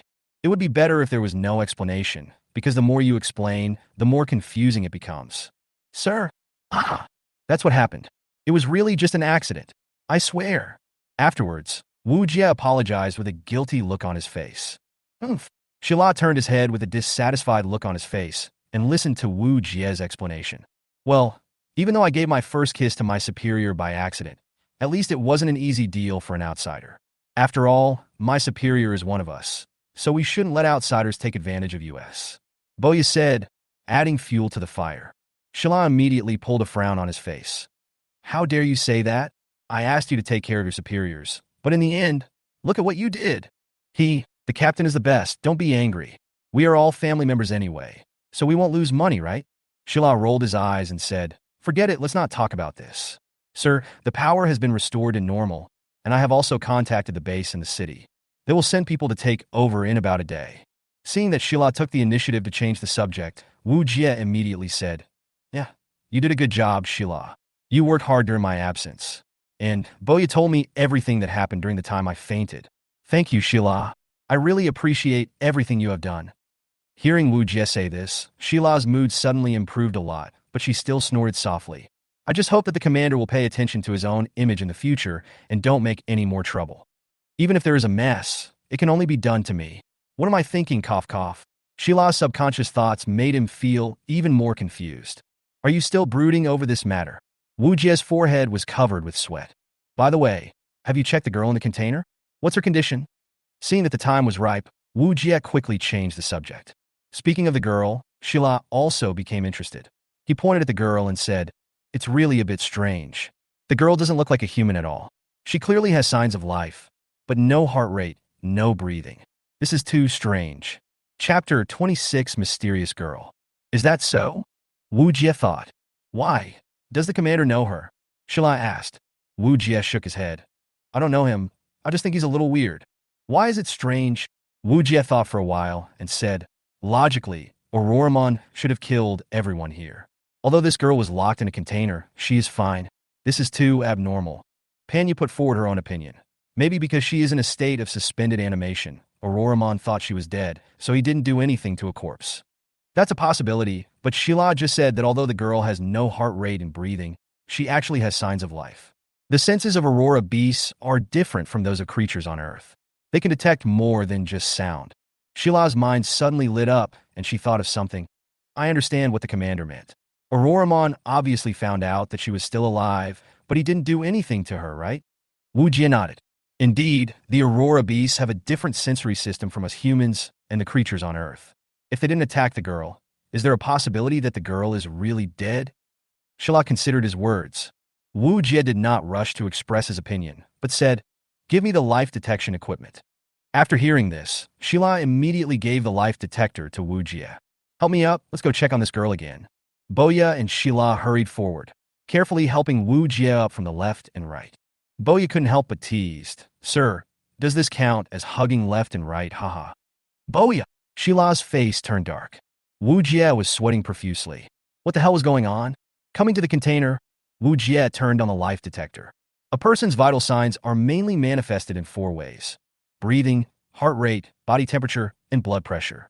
In order to more comprehensively detect survival signals, mainly for military use, life detectors, in addition to the 4 major ways, also include biological pulses, electromagnetic waves, brain waves, etc. Looking carefully at each line of data above, Wu Jie's expression became somewhat uncertain. Sir, do you think it's the same as what I said? Sheila also came over to look at the data above. Wu Jie nodded. It's very strange. Her heart rate and breathing are completely zero, but she still has active brain waves and body temperature. Even without a pulse, she still has blood pressure. This is not scientific at all. Boya tilted her head and said, she has been locked in this container, which means that the previous employees here must have known about it. Then we can ask the staff who worked here before, and we will know, right? Sir, look at her body temperature. It is different from that of normal people. The normal body temperature is around 36 to 37 degrees, but her temperature is 2 degrees lower than that of normal people, only 34 degrees. Shala said, pointing to the temperature panel on the detector. It's so suspicious, but we don't know who she is, and there's no way to investigate now. It would be great if our chief researcher was here. Boa Sigadil Plesli. Wu Jie slapped his forehead and said, yes, why not just ask Chief Su? He did it right away, connecting to the wireless channel and the base. Silver Falcon calling Suzu. Silver Falcon calling Suzuku. Please reply. Please reply. After a while, Suzuka got it. Suzuka got it. Please help me contact. Before Wu Jie finished speaking, a lazy voice came from the other end. Who is it, Inshun? I just happen to need your help. Wu Jie was confused. This guy must be living in the communications room. How come he always happens to meet her when they're on the phone? Wu Jie didn't waste any words and told the story of the mysterious girl in a concise and clear manner. After hearing Wu Jie's words, the person on the other end of the radio fell silent immediately. Hello? Chiefsu? Chiefs? Stop shouting. I'm listening. Listen to me, everyone. Bring that girl back to the base. It's important. Wu Jie was stunned for a moment. He didn't care why he had to take her back because as a scientist, seeing such a bizarre girl, he certainly couldn't help but want to study her. What he cared about was that the girl had been kept in the basement of the power plant and must be involved in some secrets. If she was taken away directly like this, would it trigger a chain reaction? How do we explain to the city government? This girl is obviously not simple. After thinking about it, Wu Jie asked, I don't care what city government it is. Just remember, bring her back to me. As long as you bring her back, I will give you as much money as you want. Susan threw money at the man without hesitation. Wu Jie was a little unhappy when he heard Susan's overbearing tone, but he suddenly thought of something and said, Chief Su, this girl is so abnormal. I suddenly remembered that the textbook mentioned that the war dancer went berserk during the early experiments. Is it possible that the secret research in this basement is related to berserk? Ah, you are a bastard who doesn't do scientific research, but you know so much about it. You are even better at pretending to be crazy than me. I tell you honestly, this girl is very likely an experimental subject of the Bird of No Return project. I only know a few words about the details. I didn't want to tell you, but since you were so smart, I will tell you a brief introduction. I'm sure you're aware of the war dancer's rampage incident 2 years ago. It was caused by abnormal body temperature. Although it was finally quelled, it caused quite a stir internationally. Later, I also participated in the research on the autopsy of the rampage war dancer. Afterwards, the Red Lotus Research Institute, the highest research institution at the core of the war dance, issued a statement. Of course, this statement was mainly for the top management and was not open to the public. It would be useless for you to know the specific content now. Anyway, the Red Lotus Research Institute finally began to conduct secret experiments on Rampage. The full name is the No Return Bird Project.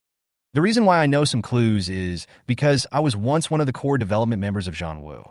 This girl is very likely related to the No Return Bird Project. If she exists, maybe we can find out the reason why Zhanwu went berserk before. After listening to this, Wu Jie suddenly realized that he had never expected that this mysterious girl had such important value. Wu Jie asked, but since this girl is so important, why not give her back to the Red Lotus Research Institute? Why bring her back to the base? Won't this delay the research progress? There was a moment of silence on the other end of the radio, and then someone said, this girl is likely to have been abandoned. What? Wu Jie was shocked. His pupils shrank suddenly, and he was speechless for a while. Chapter 27 New Hope.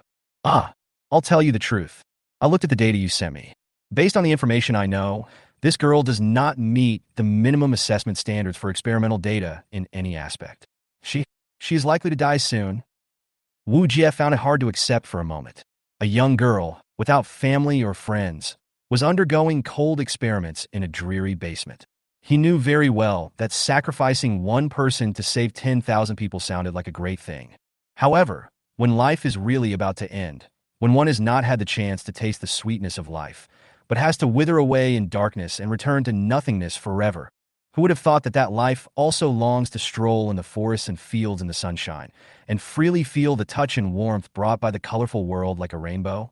Wu Jie is not a saint. He knows that his abilities are limited and he cannot save all the lives that can be saved. He just doesn't want to watch a life pass away in front of his eyes. Moreover, this is just a child who will wither away forever in a cold laboratory before he has a chance to grow up. Is there no way to save her? Wu Jie asked these words, almost gritting his teeth. The person on the other end of the radio replied, "That's why I asked you to bring her back to the base. Based on the information you sent back, she may still be saved." When Wu Jie heard this, he smiled and said, "Thank you, Chief Su. It seems that mankind has not lost hope yet." Susan was stunned. She didn't expect Wu Jie to suddenly say thank you. When she heard what Wu Jie said next, she immediately reacted. "Hey, do you know why I didn't participate in the No Return Bird project?" Her tone was so distant and profound. Speaking, "Because I don't want to go through such a sinful experience again. Every morning when I wake up, I can hear those children wailing in pain. They stretch out their hands to me in despair and beg me to save them. When I wash my face, I always see blood on my hands, which I can't wash off. I've thought about suicide many times, but I control myself because I don't want more victims to appear, at least not in front of me again, even though I know that doing so is for all mankind. I have changed my mind now. There must be a better way to save mankind." Wu Jie understood that Susan was talking about the origin plan, the core of the war dance. It was said that at the beginning of the origin plan, in order to ensure the smooth progress of the experiment, although the experiment was agreed upon by the volunteers, many lives had been lost during the experiment. He also understood how heavy the weight of Susan's words was, because this was a weight accumulated with lives. "Now I suddenly understand why you would dress up for yourself. Thank you, Chief Su. I'm lucky to know you. I will definitely bring this girl back to the base safely. Chief Su, your idea is exactly the same as mine. I will also take a completely different path to save mankind." Wu Jie closed his eyes and said gently, his tone full of gratitude. After hanging up the radio, I turned around and looked at the other two guys with tearful eyes. "Sir Wu, I'm so lucky to know you." Boya cried and threw herself into Wu's arms. "Sir, I don't know what to say. From today on, your life is my life. Wherever you are, I will be there." Sheila's eyes were red. She obviously couldn't help but hold back the tears. She tried hard to maintain the image of a soldier. Wu Jie had never expected that an unexpected radio call would trigger such a significant butterfly effect. "Perhaps from today on, my life will have a new meaning." The next day, under the shining morning sun, even the birds on the treetops became excited. Without the war between Aurora beasts and humans, nature became calm and peaceful. 5 transport planes carrying a large number of personnel slowly arrived at the landing point of the power plant and began to change guards and exchange personnel. "Huh? What is this?" the guard asked, pointing to a huge cylinder wrapped in black cloth. As the commander, Wu Jie had no choice but to come forward to explain. "This is the equipment our Suzuka Ward dance troupe uses to fight the tough battle. After all, there are too many Aurora beasts in the power plant, and it's a bit too much for just a few of us, so we need some tricks." "So that's how it is? All right then, let him go." Because the container was too large, it would take up a lot of space just to fit Wu Jie's entire team and the Jeep, so 2 transport planes were used to transport it. "Did you bring the cube?" Wu Jie asked on the plane. "Don't worry, sir. It's in my bag," Cecilia said confidently, showing her white teeth. "It's incredible. You actually killed half a column of Aurora beasts. Not only did you retook the power plant, but you also successfully completed the task Susan assigned to you." Mingxi looked at the mission briefing in disbelief and checked the mission recorder with some disbelief. After confirming that it was correct, he said this. Standing in the captain's office, Wu Jie was waiting for the captain to issue a new task. "According to the group rules, you have exceeded the mission quota this time, so your team can be given 2 days off." "Got it." Wu Jie saluted with a smile on his face. "I can't believe you killed so many Auroramon without any reinforcements. If it weren't for the recorder, I would have suspected you were lying. Tell me, why didn't you call for reinforcements from the headquarters? You can call for reinforcements in this situation, but don't do this again. After all, you only have one life."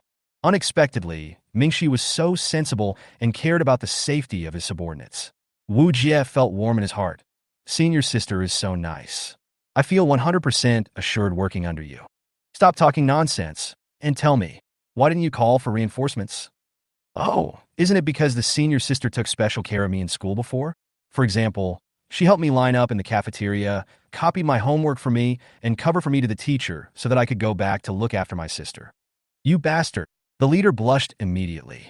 He didn't expect that this bastard still remembered these things. It seemed that it was not in vain to make friends with this guy. So he raised his hand and pretended to hit him.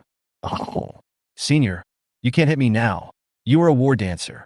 If you hit me with this punch, someone will definitely die. As if he was really worried about something happening, Mingxi retracted his boxer. However, the next words immediately made Wu Jie tuck his tail between his legs. Also, what's up with that girl you brought back? Don't think I don't know. This. Wu Jie was suddenly speechless. Chapter 28, The Loved One. Faced with the questioning from the senior sister, Wu Jie had to tell the truth. He didn't dare to hold back anything from this scary senior sister. That's really your style.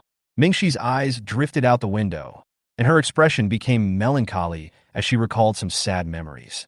Senior, do you know why I created Suzaku? This, I really don't know.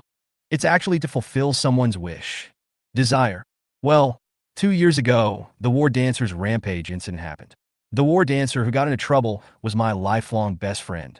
What? Wu Jie was stunned. In order to fulfill her wish, I founded Suzaku. Although I went through a lot of hardships, I finally made it through, right? So what exactly is her wish? Her wish is actually very ordinary. She hopes that all the war dancers can live the life they want like ordinary people. Just simple happiness is enough. Wu Jie was silent. Now you know why Susan came to Suzaku. Okay, I understand. Senior, although I cannot empathize with what you have been through, please believe that I will also contribute to your ideals.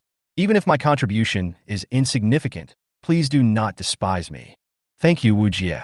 Her eyes were full of determination. Even though she tried her best to hide her sadness, the brightest sunlight could not eliminate the loneliness against the light. When we arrived at the base's laboratory, Susan was busy like an ant on hot pan. While constantly processing various data, he also had to keep giving instructions to other researchers. No, something is clearly wrong here. Check again. And you, what's wrong with you? You can't even do such a simple thing. Wu Jie brought Sheila and Cecilia to Susan, but Susan's attention was now all on the mysterious girl. She had no time to receive Wu Jie and didn't even notice his arrival. Wu Jie did not disturb Susan, but came to the container and observed the girl. Suddenly, he remembered the figure of the mysterious man he had dreamed of when he fainted at the power plant. It really seems. Seeing Wu Jie staring at the girl in the container motionlessly, Cixia walked forward and chuckled. Sir, you have been staring at my body. Do you have any ideas? Indeed, the girl in the container was naked. Although she was curled up and not many parts of her body were exposed, Wu Jie staring at her like that could easily cause misunderstanding. Cixia. Sheila came over and gave Cixia a slap in the face. Oh, it's just a joke. Cecilia pouted and said dissatisfiedly. Sheila ignored her and asked Wu Jie, did the commander find anything? It's nothing. It's just that this girl reminded me of someone I used to know. Who is it? Cecilia asked immediately. An old friend who is no longer in this world. Wu Jie's sadness flashed across his face. Sheila was keenly aware of this. Is he someone very close to the commander? Yes, a very dear old friend. I know. It must be the chief's ex-girlfriend. Cecilia is really thick-skinned. TSK. She. Yeah. Sheila's eyes were about to spit fire, and she glared at him with murderous eyes. We're already talking about the deceased. How can you bring up the commander's pain? I'm sorry, sir. I was wrong. Cecilia, who was very thick-skinned, finally reacted after being reminded by Sheila. Wu Jie shook his head and said, it's okay. The dead are gone. The living must live well and not let the dead down. But who is that person? Cecilia continued to ask questions. Sheila turned to Cixia with a kind look, and veins popped out on her forehead. Seeing Sheila's murderous look, Cixia quickly covered her mouth. It's someone I love very much.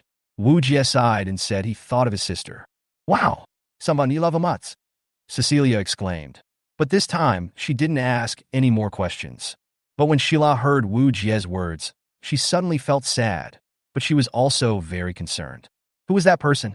Why did the officer love him so much? Was it a girl? Yes, it must be a girl. If it was a boy, he would not use words like love, right? Back to the dormitory. Sheila had a gloomy face and walked absent-mindedly, not even noticing when he bumped into someone. Oh, She had clearly bumped into someone and made a noise, but she didn't notice. Captain, what's wrong with you? The person who was bumped into was none other than Boya. But Sheila still ignored her and just kept repeating in her mouth. The commander has someone he likes.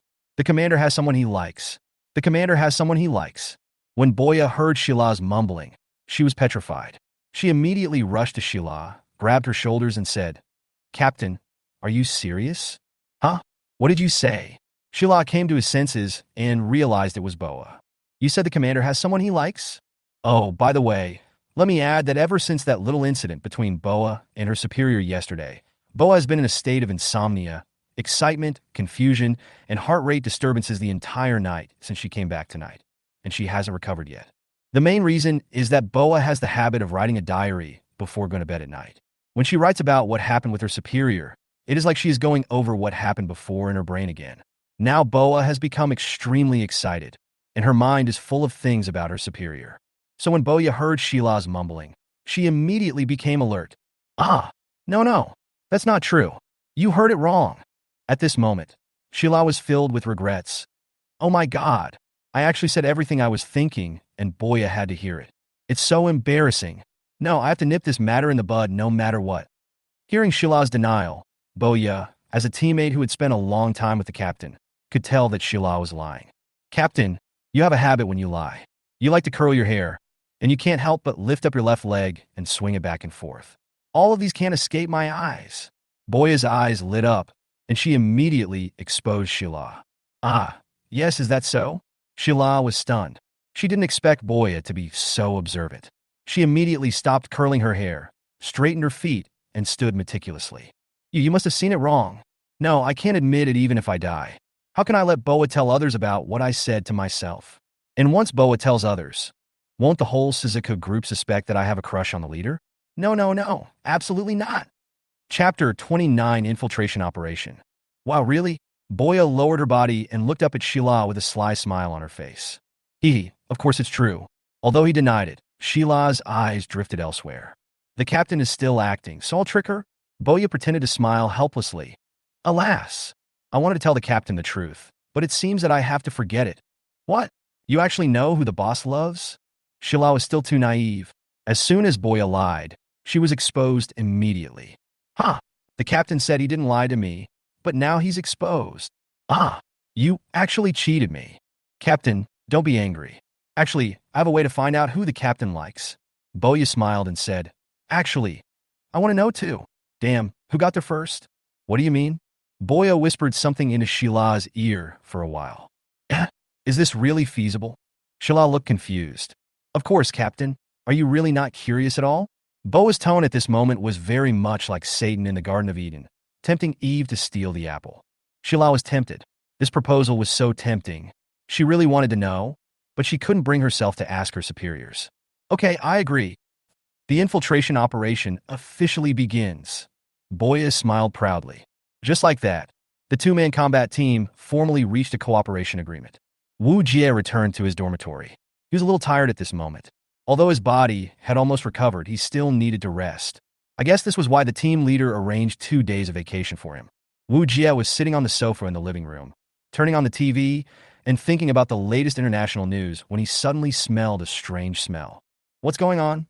It seemed to be coming from outside the dormitory. Why did it smell like burning wires? Could there be a short circuit somewhere? This couldn't be good. Safety first, so Wu Jie opened the door and followed the smell to check. At that moment, 2 figures took advantage of Wu Jie's inattention and slipped into the dormitory. Hey, is this really okay? What if the officer finds out? Don't worry, we just need to read the commander's diary and leave. As long as we move fast enough, we won't be discovered. Okay, there was no other way at this point. The 2 people who came in were none other than Sheila and Boya. They planned to sneak a peek at Wu Jie's diary to determine who Wu Jie liked. Wow, the commander's room is so tidy, not messy at all. Boya exclaimed. Don't look at it. Time is limited. Find the diary quickly. Sheila reminded helplessly. Okay. At this moment, Sheila saw a thick stack of files on the office desk. They were obviously official files. He had no intention of looking at them, but he saw that his own file was on the top layer. Who else could that portrait be but his? Driven by curiosity, Sheila picked it up and took a look. Is the commander so meticulous? Not only did he make notes on each of our functions, equipment, strengths, and weaknesses, he also made notes on how to improve our equipment and even made a budget. Could he be planning to upgrade our dance costumes? As the captain, Shila couldn't help but sigh at his own incompetence when he saw the notes made by Wu Jie. At this moment, a note suddenly fell out from the file. There was a paragraph written on the paper. Shila immediately picked it up and wanted to put it back, but he didn't want to be discovered by his superior. But just as she was about to put it back, she was attracted by the words on the note. If necessary, I will sacrifice myself to bring them back alive. I want them to hug their families, laugh, and be happy. This is my lifelong goal. Sheila's eyes suddenly became moist. Did the commander put the note on the file to remind her all the time? Suddenly, she remembered the scene when the commander was injured in the power plant. She suddenly understood something and became more determined. Captain, have you found it? Boya, who was in charge of searching the bedroom, came over and asked. Sheila quickly put the items back in place and replied, Not yet. What about you? Me neither. Oh, doesn't the commander keep a diary? Boa looked dejected. Just as the two were talking, footsteps were heard in the corridor. Ah, the commander is coming back. Boya was suddenly panicked. How come it's so fast? Get out now. The two quickly came to the gate and were about to go out when they suddenly heard the sound of the door opening. So fast, Sheila exclaimed in surprise. That's strange. I clearly didn't lock the door when I came out. How come it was suddenly locked? Wu Jie took out the key. Sheila and Boya were both extremely nervous. Boya quickly asked in a low voice, What should we do? After opening the door, nothing in the room had changed. Well, maybe I was overthinking it. Wu Jie closed the door and walked into the room. I wanted to continue watching TV, but after thinking about it, I felt less like watching it. Let's take a bath. Wu Jie recalled the scenes in the laboratory today and felt exhausted both physically and mentally. At this moment, he just wanted to take a shower to dispel the negative state in his heart. Every time he was in a bad mood, Wu Jie couldn't help taking a shower. After taking a shower, all my worries are gone and I can face the new day seriously, Wu Jie said to himself. However, in the bathroom at this time, it's over. The commander is coming in. What should I do? Sheila didn't dare to speak too loudly, as he was about to faint. Wu Jie pressed the remote control to drain the water, but he didn't rush into the bathroom. Smart homes are really good nowadays. Let's wait until the water is fully drained before going in to take a bath. At this time, water began to fill the bathtub in the bathroom. Due to Wu Jie's special status, Mingxi specially reserved a high-end dormitory for Wu Jie. The bathtub is quite large and can easily accommodate 4 or 5 people. It is comparable to a small swimming pool. There's no other choice. Let's hide in the bathtub first. Seeing the bathtub full of water, Boa had an idea. Ah, that's right. Sheila's face was already red to her ears. Fortunately, the two of them were not wearing dance costumes. Otherwise, it would have been a bit difficult for 4 or 5 people to fit in the bathtub. No, water is transparent. Even if you are buried in water, you will be seen. Sheila immediately realized the problem. Boya showed an unpredictable smile. Don't worry, Captain. I have a way. Boya operated the control panel in the bathroom, and the water in the bathtub immediately changed color from clear water to dark red. What's going on? Sheila had never noticed that a bathtub had this function before. Captain, you don't know this, right? Nowadays, smart bathrooms have ambient bath gel. Once this bath gel is added, the color will change immediately. This way, we won't be discovered if we hide inside. So that's it. Sheila said he had learned something. Chapter 30. Why are you blushing? As war dancers, they have special breathing devices, and in order to adapt to various combat environments, even underwater is taken into consideration. With the help of underwater breathing apparatus, they have no problem staying submerged in water for hours, so they came up with the idea of staying submerged in the bathtub. Finally, Wu Jie pushed open the bathroom door and was dazed by the scene in front of him. Huh? What happened? Did I accidentally press the wrong button? How did the atmosphere bath gel come out? Wu Jie walked to the control panel, took a closer look, and found that it was true. Wu Jie's forehead was covered with sweat. Oh, really? Forget it. Let's not waste water. Just wash like this. As he spoke, Wu Jie began to slowly take off his clothes, and the two people who were lying in ambush in the bathtub could see it clearly. By the way, although it is difficult to see clearly what is under the water from the outside, you can actually still see something vaguely when you look out from the water. Due to the constant shaking of the water waves, Wu Jie's movements of changing clothes were slightly distorted, but Wu Jie's figure could still be seen clearly. Usually, the commander wears a military uniform, so you can hardly see his figure. Now I know that he has been exercising. His figure is really amazing. Sheila blushed as she secretly watched Wu Jie taking off his clothes. Coming in, because Wu Jie was completely relaxed, he didn't notice that there was someone under the bathtub. In fact, if he looked carefully, it would not be difficult to find that there was someone hiding under the bathtub. Wu Jie stretched out his whole body and couldn't help but let out a long moan of comfort. Since Sheila and Boya were lying face up in the bathtub facing Wu Jie, they instinctively avoided the point where Wu Jie would step, but one of them was still accidentally stepped on by Wu Jie. Huh. Wu Jie felt a little strange, as if he stepped on something soft and comfortable. Could it be some hidden function of the bathroom? Why does the bathtub feel so comfortable today? Wu Jie couldn't help but step on the other side again. However, underwater at this moment, the two people tried their best to resist the urge to laugh due to the itchiness, and their faces almost turned red. Because Wu Jie's feet were not stepping on any other place, but right there. Wu Jie, however, was not conscious at all. Not only did he not doubt it, he also kept rubbing it back and forth, feeling the enjoyment brought by the soft touch. He still thought that this was the massage function of the bathtub. He did not doubt it for a moment, but comfortably experienced this rare, peaceful time. The two people underwater were being caressed back and forth, but they could not expose themselves, so they could only helplessly but force themselves to enjoy Wu Jie's foot massage. If she could speak at this moment, what Boa would most want to say is, "Wow, how embarrassing being bullied by the boss like this." What Sheila wanted to say the most was, "Is there a crack in the ground? Is there a crack in the ground?" Their faces were red enough to fry eggs on, maybe. In this way, the two of them endured it at the bottom of the bathtub for a very long time, so long that they almost forgot the time. Huh? The commander is silent. Sheila suddenly felt something was wrong. She was kind of nostalgic for the feeling before and said, "Ugh, what was I thinking about?" Boya and Sheila looked at each other and nodded in understanding. Then Sheila gently floated up from the water a little bit, wanting to observe whether Wu Jie was asleep. Sure enough, Wu Jie really fell asleep. Maybe it was because he was too comfortable in the bath. Sheila patted Boya and told her to slowly get up and leave the bathtub. Now was the opportunity. The two people gently got up from the bathtub and stepped over Wu Jie, but the water on their bodies dripped onto the ground, making a loud splash. His heart suddenly rose to his throat, and he dared not move. He looked back at Wu Jie and saw that he hadn't woken up, so he continued to get out of the bathtub. Just as the two were about to reach the bathroom door, Wu Jie suddenly spoke from behind. "Don't go! Don't go!" Suddenly, the two men felt like they were electrocuted and dared not move, thinking that they had been discovered by their superiors. Looking back, Wu Jie was not awake and seemed to be talking in his sleep. The two of them breathed a sigh of relief. Fortunately, they were not discovered. At the last moment, when closing the bathroom door, Sheila seemed to hear the officer talking in his sleep. "Don't go, sister. It's all my fault. You will always be my favorite family member." Just like that, the two finally escaped. As soon as they got out of the door, they both gasped for breath desperately, feeling as if they had spent a century underwater. "Captain, are you okay?" "I'm fine. How about you, Boa?"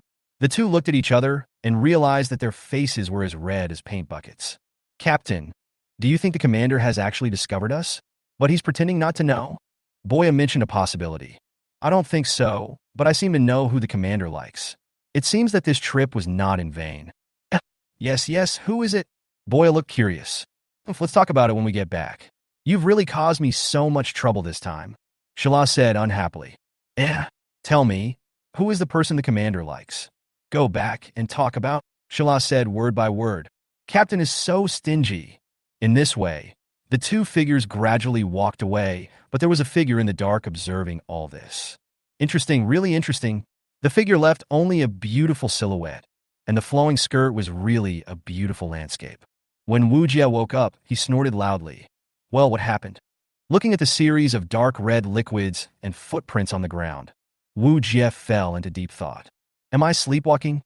And so, the Suzaku War Dance Troupe's peaceful and comedic day continued.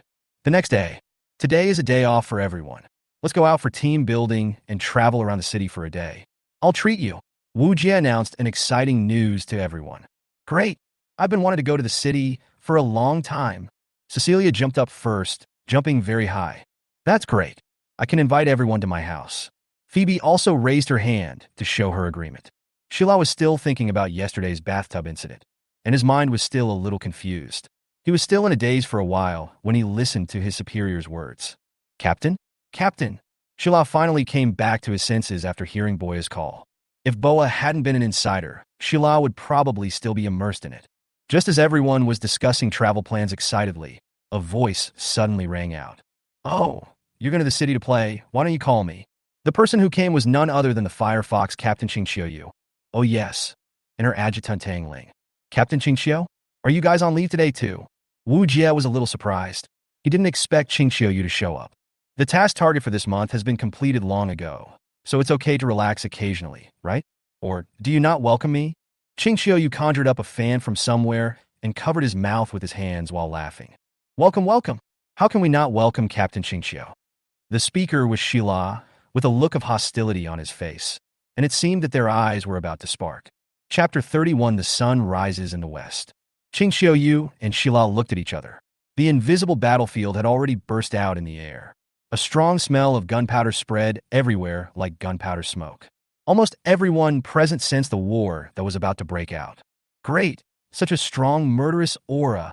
Boya looked at the faint glow of fire between the two of them, just like the battle between the two in the movie The Alliance of Women.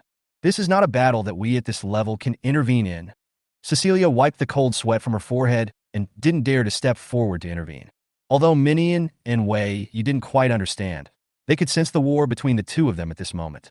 Yes, that's right, it's a war. Phoebe was not far behind, and she moved slightly closer to Shila, obviously standing on Shila's side. Tang Ling adjusted her glasses.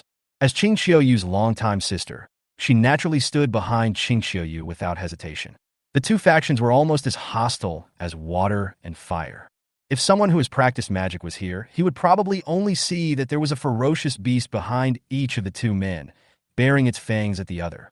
One was a fiery red fox, and the other was a violent silver falcon. That, although Wu Jie didn't quite understand why these two people were so excited, he still stood up with cold sweat.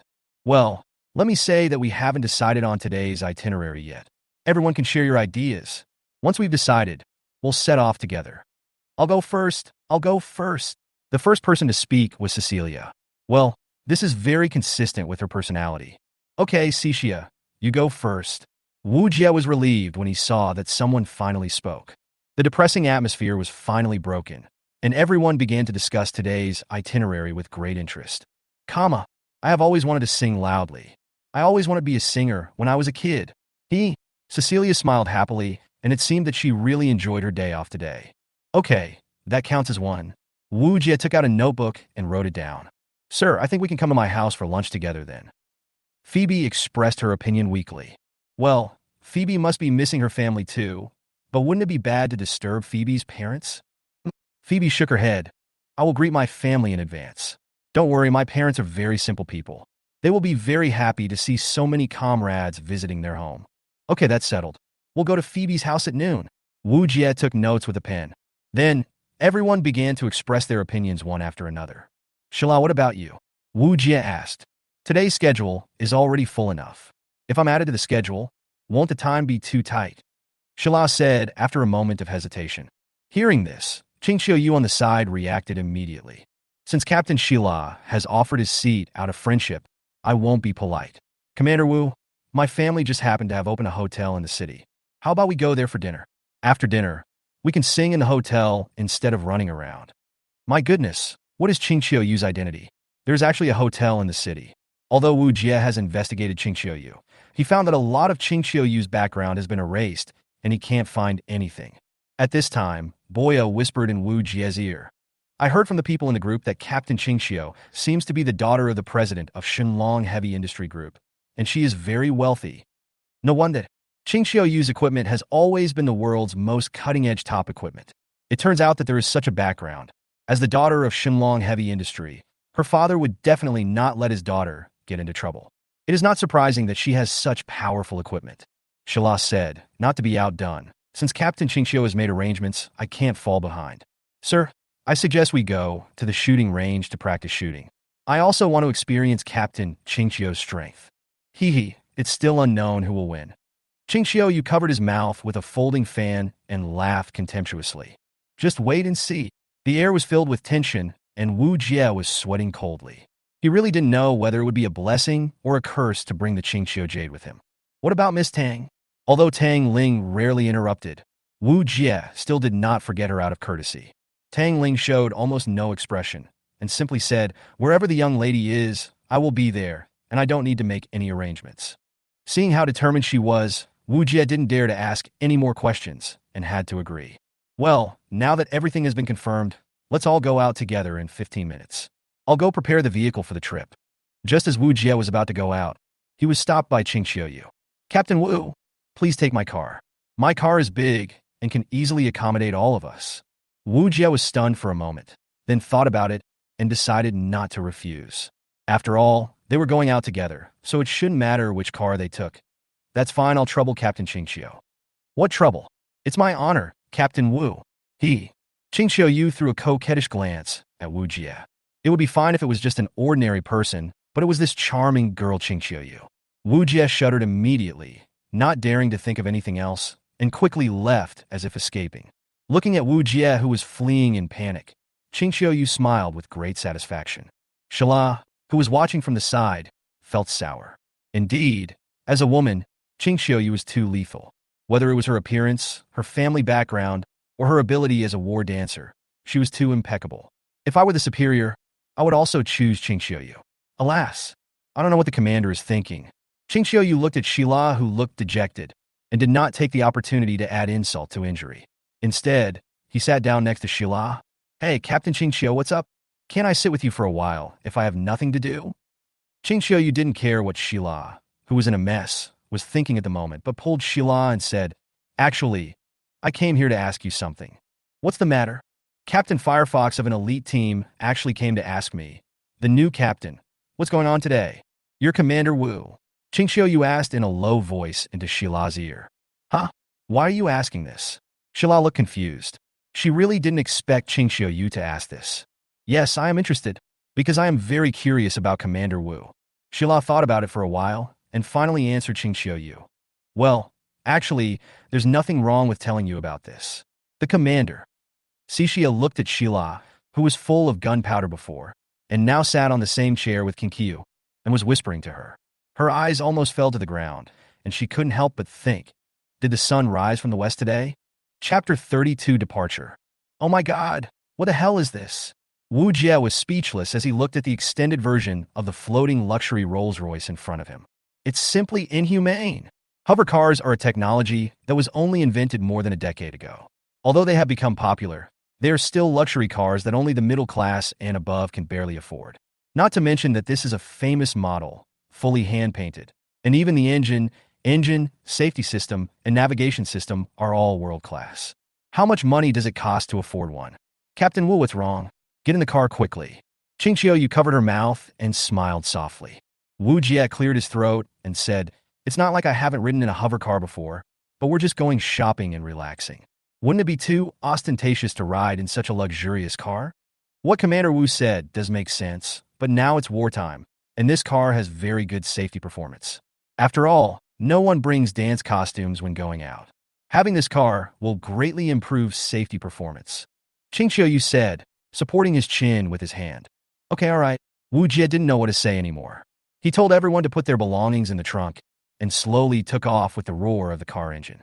It would be great if the levitation technology could be used on the war dancer someday. Wu Jie, who was sitting by the window, said with emotion. Qing Xiuyu heard Wu Jie's words, smiled, and said, "In fact, we have been researching floating dance costumes 3 years ago, but the technology is not mature yet, so we only have trial dance costumes, and they have not been released yet." Considering that Qing Xiuyu might be the daughter of Shenlong Heavy Industry, her words are indeed of great reference value. If I had a floating dance costume, wouldn't it be possible to fly in the sky? Wow, it's exciting just to think about it. Cecilia has already started to fantasize. Now that you mention it, it's true. It feels so good to be able to fly in the sky. Phoebe also found it very novel. Suddenly, everyone started discussing the floating dance costume, and it was very lively. Wu Jie was thinking, and he had already thought of many possibilities. If the floating dance costume is really developed and widely used on war dancers, the battlefield pattern will definitely change dramatically, and the form of war will definitely have to be redefined. Wu Jie was so absorbed in his thoughts for a moment that he stared at the ground and didn't even notice someone calling him. "Commander Wu, Commander Wu, Commander Wu." It was Qing Xiuyu who was calling him, and she called him several times before she brought Wu Jie back to reality. What's wrong, Captain Qingxiu? Just call me Xiu. It's too strange to always call me Captain Qingxiu or Captain Qingxiu. Qingxiu said dissatisfiedly. No buts, it's settled. Qingxiu smiled and slapped the board. Well, okay, Xiu. Yeah, by the way, what was Commander Wu thinking about just now? Why was he so engrossed in it? Qingxiu looked curious. Nothing. I just thought about how the battlefield would change if the floating dance costume was really put into use and how to redefine the new war. It's just like when airplanes were not widely used during World War I, and then in World War II, how the country with airplanes swept the battlefield. Wu Jie expressed his thoughts. Qingxiu was also attracted by Wu Jie's words.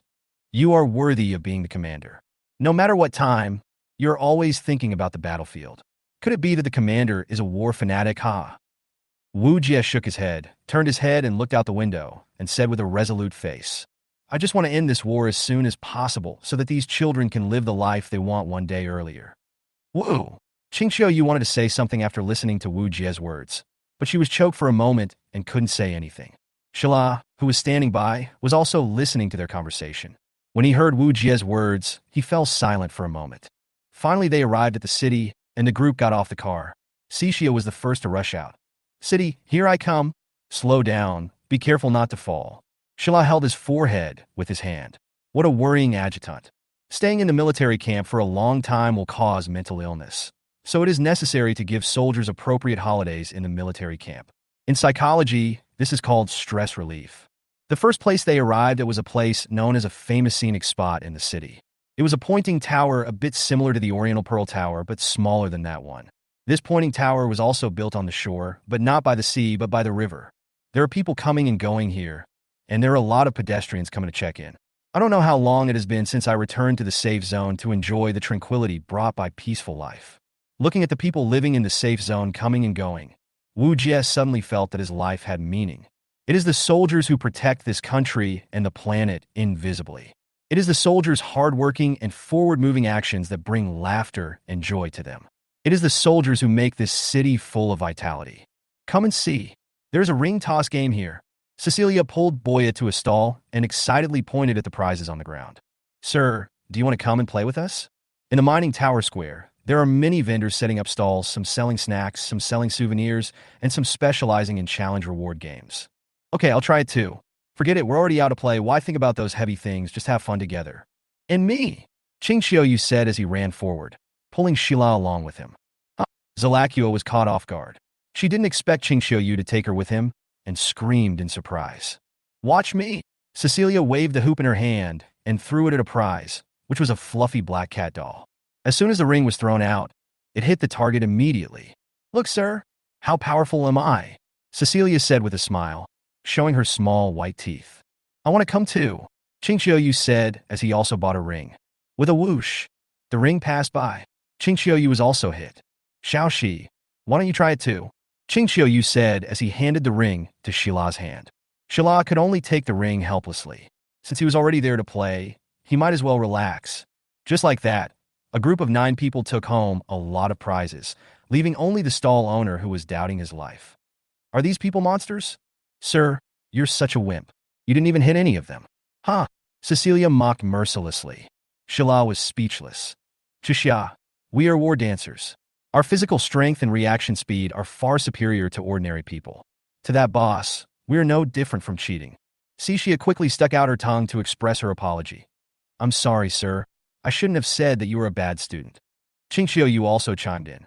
You may not know, but Officer Wu deliberately missed the target in order to prevent the boss from losing his balance. Chapter 33 Group Photo. Oh really? The officer is thinking about the boss. Cecilia was still a little unconvinced. What else can we do? There are so many of us. If everyone hits a few more times, the boss will probably go bankrupt today. Shila rolled his eyes. How about this? I'll return the gift in my hand, and then the boss won't go bankrupt. Wu Jie stood up and said, just go back. Remember to be more careful next time you participate in a game like this. The commander is right. If we go back, wouldn't that be equivalent to telling others that we might have cheated? We just need to be more careful next time. Qingxiu added. Okay then, I'll be sure to pay attention next time. Cecilia breathed a long sigh of relief. In this way, the group continued their vacation trip. Wow, I've been wanting to come to Ming Tower for a long time. I didn't expect the scenery here to be so beautiful. Everyone standing on the observation deck at the top of the Mingji Tower was attracted by the beautiful scenery before them. Pedestrians, like ants, walk through the city full of tall buildings. Countless vehicles are moving slowly like long dragons. From time to time, hovercrafts fly by in the distance, adding a bit of science fiction to the city. A long time ago, when hover cars only appeared in movies, no one would have thought that they would become a reality today, right? Hey, let's take a photo together. Yu took out a camera like a magic trick and shook it in his hand. Okay, everyone thought this was a good idea. After all, it was so hard to get out. Yu, let me take the photos. Tang Ling stepped forward. Yu shook her head. No, you have to come into the camera this time too. As he spoke, he gently raised his right hand, and the camera actually floated up. Unexpectedly, this camera was actually a small robot. Everyone was amazed and talked about it. Wu Jie thought for a moment and asked, Yu, besides this floating camera, are there other types of floating robots? Commander Wu, are you going to ask about drones? Nu Ye nodded. He knew that humans had already had rotor-type drones in the past. Those drones had once shined on the battlefield because they had an irreplaceable position in many intelligent wars. A series of tactics such as enemy reconnaissance, infiltration operations, suicide bombing, etc. have become more complicated and bloody due to the emergence of drones. But since Auroramon arrived, the drone has never been seen again. Because the operation of a drone requires a remote signal source, and Auroramon is extremely sensitive to signal sources, the drones that were once invincible on the battlefield are like children's toys on the battlefield with Auroramon. As long as a drone is sent out to fight, it will be discovered immediately and then destroyed by the rays sprayed by Auroramon. After losing a large number of drones in battle, humans finally gave up the drones that were once invincible and switched to using war dancers to fight. Until now, the special signal transmitters used by humans have only been invented after years of experiments and countless scientific researchers' hard work day and night. However, because the special signal transmitter needs to be carried with you at all times, it must have an extremely large energy supply, so it requires a very large body. So far, it has not been possible to miniaturize it. For example, Wu Jie's Jeep has an extremely large signal transmitter inside, which needs to be loaded in a car. However, people discovered that if the transmitter was installed on the War Dancer, only a very small body would be needed, and it could be mounted on the body like a badge. It is said that because the energy of the War Dancer's core is different from ordinary energy forms, there is no need to carry a huge body, and only the energy supply of the War Dancer is needed. The most incredible thing is that all the War Dancers who have used this special signal transmitter said that using this signal transmitter basically consumes no energy. This floating robot made Wu Jie think of a new possibility that could be useful on the battlefield. Actually, it's a byproduct of my research on floating dance costumes. If you like it, I'll give it to you after today. Yu covered her mouth with a folding fan and laughed secretly. Is it really possible? Wu Jie was a little surprised. Of course. I always keep my word. Thank you, Xiaoyu. I'll treat you later. Really? Well then, sir, remember what you said. Don't forget it. Shila listened to the conversation between the two and felt a little sour. She finally found an opportunity to speak. If we wait any longer, we will soon be a spider web. Start shooting now. Come on, everyone. Face the camera and say together. Eggplant. Eggplant, everyone said in unison. Click, and this shot was captured forever in the photo. Hey, is this Phoebe's house? Minnie and said, pointing to a villa. Phoebe looked at her familiar home and smiled. Well, welcome everyone to my home. Please feel free. As soon as I entered the door, I saw an autonomous rabbit cleaning robot passing by. The corridor at the entrance is filled with photos of Phoebe's family on both sides, including family photos, photos of Phoebe when she was a child, and Phoebe's pet dog. Wow, so cute. Is this what Phoebe looked like when she was a baby? She was so chubby and looked so cute. Cecilia pointed to one of the photos with a look of fondness. Influenced by Cecilia, everyone gathered around the photo and started discussing it. Mom and Dad will be back soon. Everyone please sit wherever you want. I'll go get everyone some water.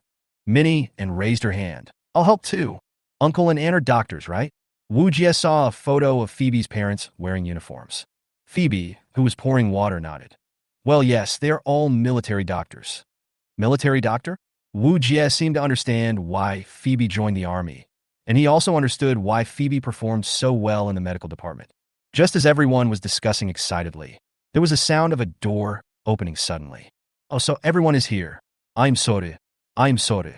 As the host, I arrived later than the guests. I'm really sorry. The speaker was a woman who looked 50% similar to Phoebe. Looking at the photo in the frame, it should be Phoebe's mother. Ah, kids, you're here so early. Sorry for being back late. We'll start cooking right away. A man who looked to be about 50 years old and standing behind Phoebe's mother also spoke. Then this person should be Phoebe's father. Dad, Mom. Phoebe immediately rushed over and gave her parents a big hug. Seeing this heartwarming scene, everyone was touched. Yes, how long has it been since I went home? Should I go back and have a look when I have time? Chapter 34, Mass Petrification. You guys, you work so hard, so don't bother cooking. I'm back today, so let me cook. By the way, are the dishes ready? Phoebe said first. Well, how can that be possible? There are so many guests. It's not good for us to just sit there. Let us come. The old father looked distressed. His daughter was fighting in the army, and she finally came back safely. How could he bear to let her suffer again? No, I'm grown up now. You have to listen to me and sit down and rest. I know how hard work in the hospital is. Phoebe rejected her father's proposal with an unhappy look on her face. Without further ado, he pulled his parents aside and started introducing his comrades in arms to them. This is Sheila, my captain. She's so nice, and she took good care of me in the army. Phoebe introduced Sheila first. Hello, Uncle and Aunt, Sheila said quickly. Thank you, Captain Sheila. Our daughter has received a lot of care from you. I have mentioned you a lot in the letters I wrote home. Now that you are at our house today, you must relax. And this one is our adjutant, Xixia. Just like that, with Sheila's introduction, I finally arrived at Wu Jie's place. Well, on the last one, maybe I'm a highlight? Wu Jie was a little surprised. This is... Phoebe pointed at Wu Jie. Before she could say anything, Phoebe's father stepped forward, took Wu Jie's hand and said, You are Phoebe's boyfriend, right? Huh. Sheila was petrified. Huh. Qingqiu was stunned. No. Cecilia was electrocuted. Puff. The water that Boa had just drunk sprayed out instantly. What's going on? Minnie looked around. Only Wei Yi and Tang Ling were drinking water from their cups, looking calm and composed. For a moment, the atmosphere in the house became a little strange. The temperature in the air seemed to drop by 3 points. Phoebe felt like a patient whose oxygen tube had been pulled out, and her brain was instantly deprived of oxygen. However, Phoebe's father, who was not aware of it, held Wu Jie's hand with a smile on his face and said, Phoebe has been taken care of by you during this time in the army. I have wanted to see you for a long time. Today I finally got the chance. Come on, let's talk inside. Just like that, Wu Jie was dragged into another room by the old father with a confused look on his face. Ah! If Phoebe could scream at this moment, she would definitely collapse the whole building. When I looked back, I saw several murderous eyes looking at me. It was so scary. If these eyes could kill, I would have died thousands of times already. Oh my, come on, everyone must be thirsty. Annie will cut some fruits for everyone. Phoebe's mother didn't seem to notice the murderous intent of the crowd at all. She took out a large plate of fruit that had been prepared in advance from the refrigerator and pulled everyone to the living room. Wu Jie was dragged inside with a confused look on his face. He quickly said, Uncle, are you mistaken? I'm not Phoebe's boyfriend. How could we have made a mistake? As soon as Phoebe was pulled into the inner room, her father's eyes immediately turned kind. Good boy, you have taken away my daughter's heart when she was so young. If you dare to let her get hurt, I will not let you go even if I become a ghost. Phoebe's father's tone gradually became distorted. Wu Jie was sweating profusely and said quickly, I will never let Phoebe lose a hair, I promise. But I'm really not her boyfriend. Phoebe's father glared and said, How is it possible? My daughter wrote clearly in the letter that she has someone she likes.